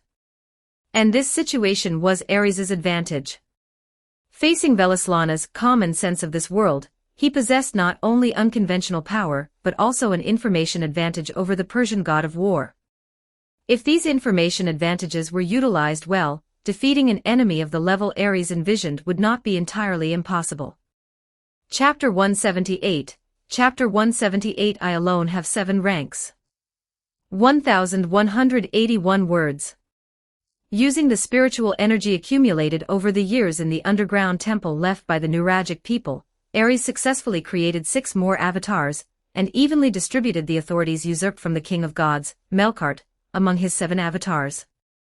With the ritual inherent in the black crystal, it was not difficult to perform the reincarnation ritual and transform all 4 ordinary bodies into God-Slayers grade bodies. Apart from the ritual itself, the reincarnation ritual only required magic power and authority, and Ares happened to lack neither of these. Moreover, Ares was particular about the authorities evenly distributed among these 5 avatars. According to the common sense of this world, God-Slayers, after their first god-slaying, generally usurp practical authorities that can be used in actual combat and possess many other functions, such as super transformation and lightning speed.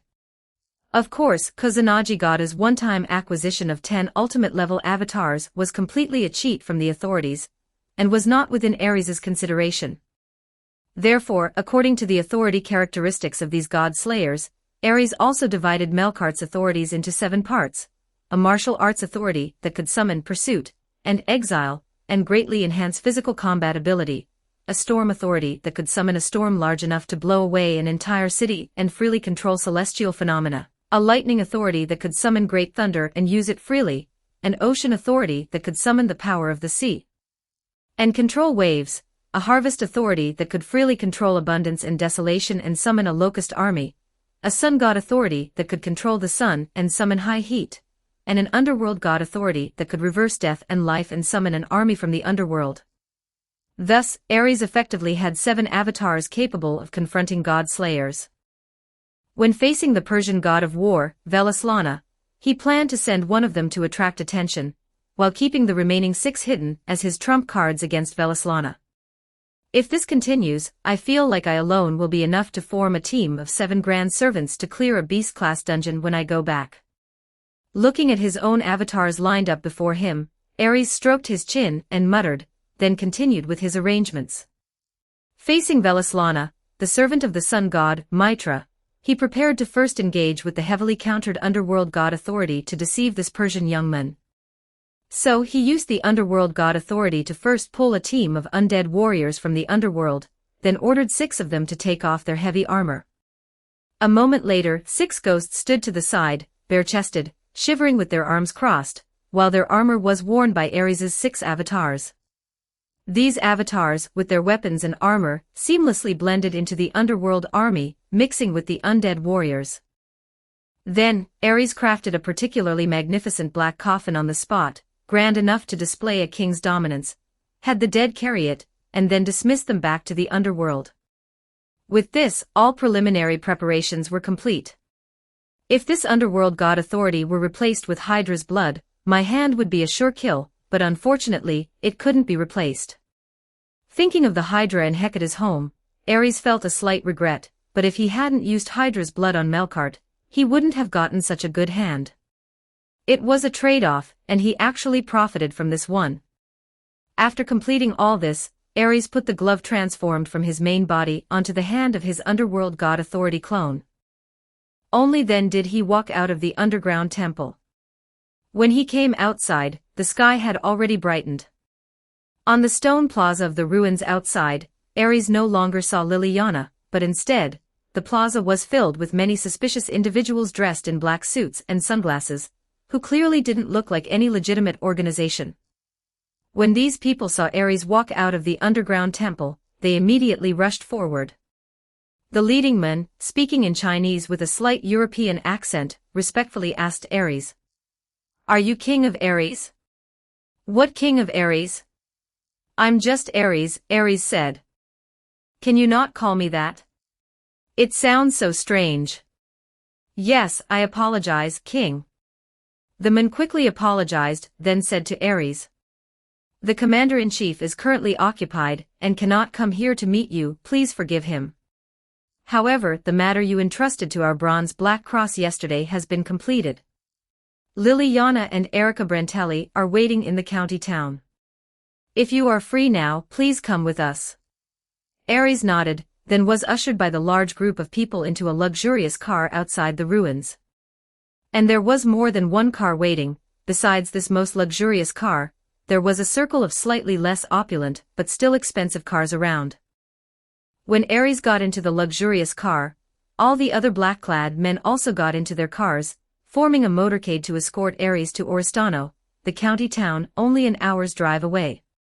Sitting in the car, looking at the elaborate setup, Ares finally couldn't resist his urge to complain and said to the man sitting opposite him, whose face showed an attempt at fawning but couldn't quite pull it off.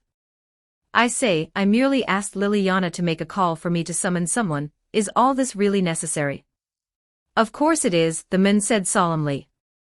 "We know that with your abilities, your speed is certainly faster than a vehicle, but this is about prestige." "All right then." Ares shrugged. He naturally knew why the Bronze Black Cross was trying to curry favor with him. Ever since Marquis Vauban's sudden emergence and his brutal subjugation of a group of Europeans, European magic societies had developed a habit of submitting to demon kings. Most of the northern European magic societies followed Marquis Vauban's lead, but there were also some magic societies that, after being utterly crushed, simply refused to submit to Marquis Vauban. Coincidentally, a Sword King later emerged, and a group of magic societies followed this Sword King. However, the Sword King, Salvador Doni, was famously a big idiot, so many magic societies felt that following him was like jumping into a fire pit. Therefore, as a major local magic society, the Bronze Black Cross had never joined any Demon King's faction.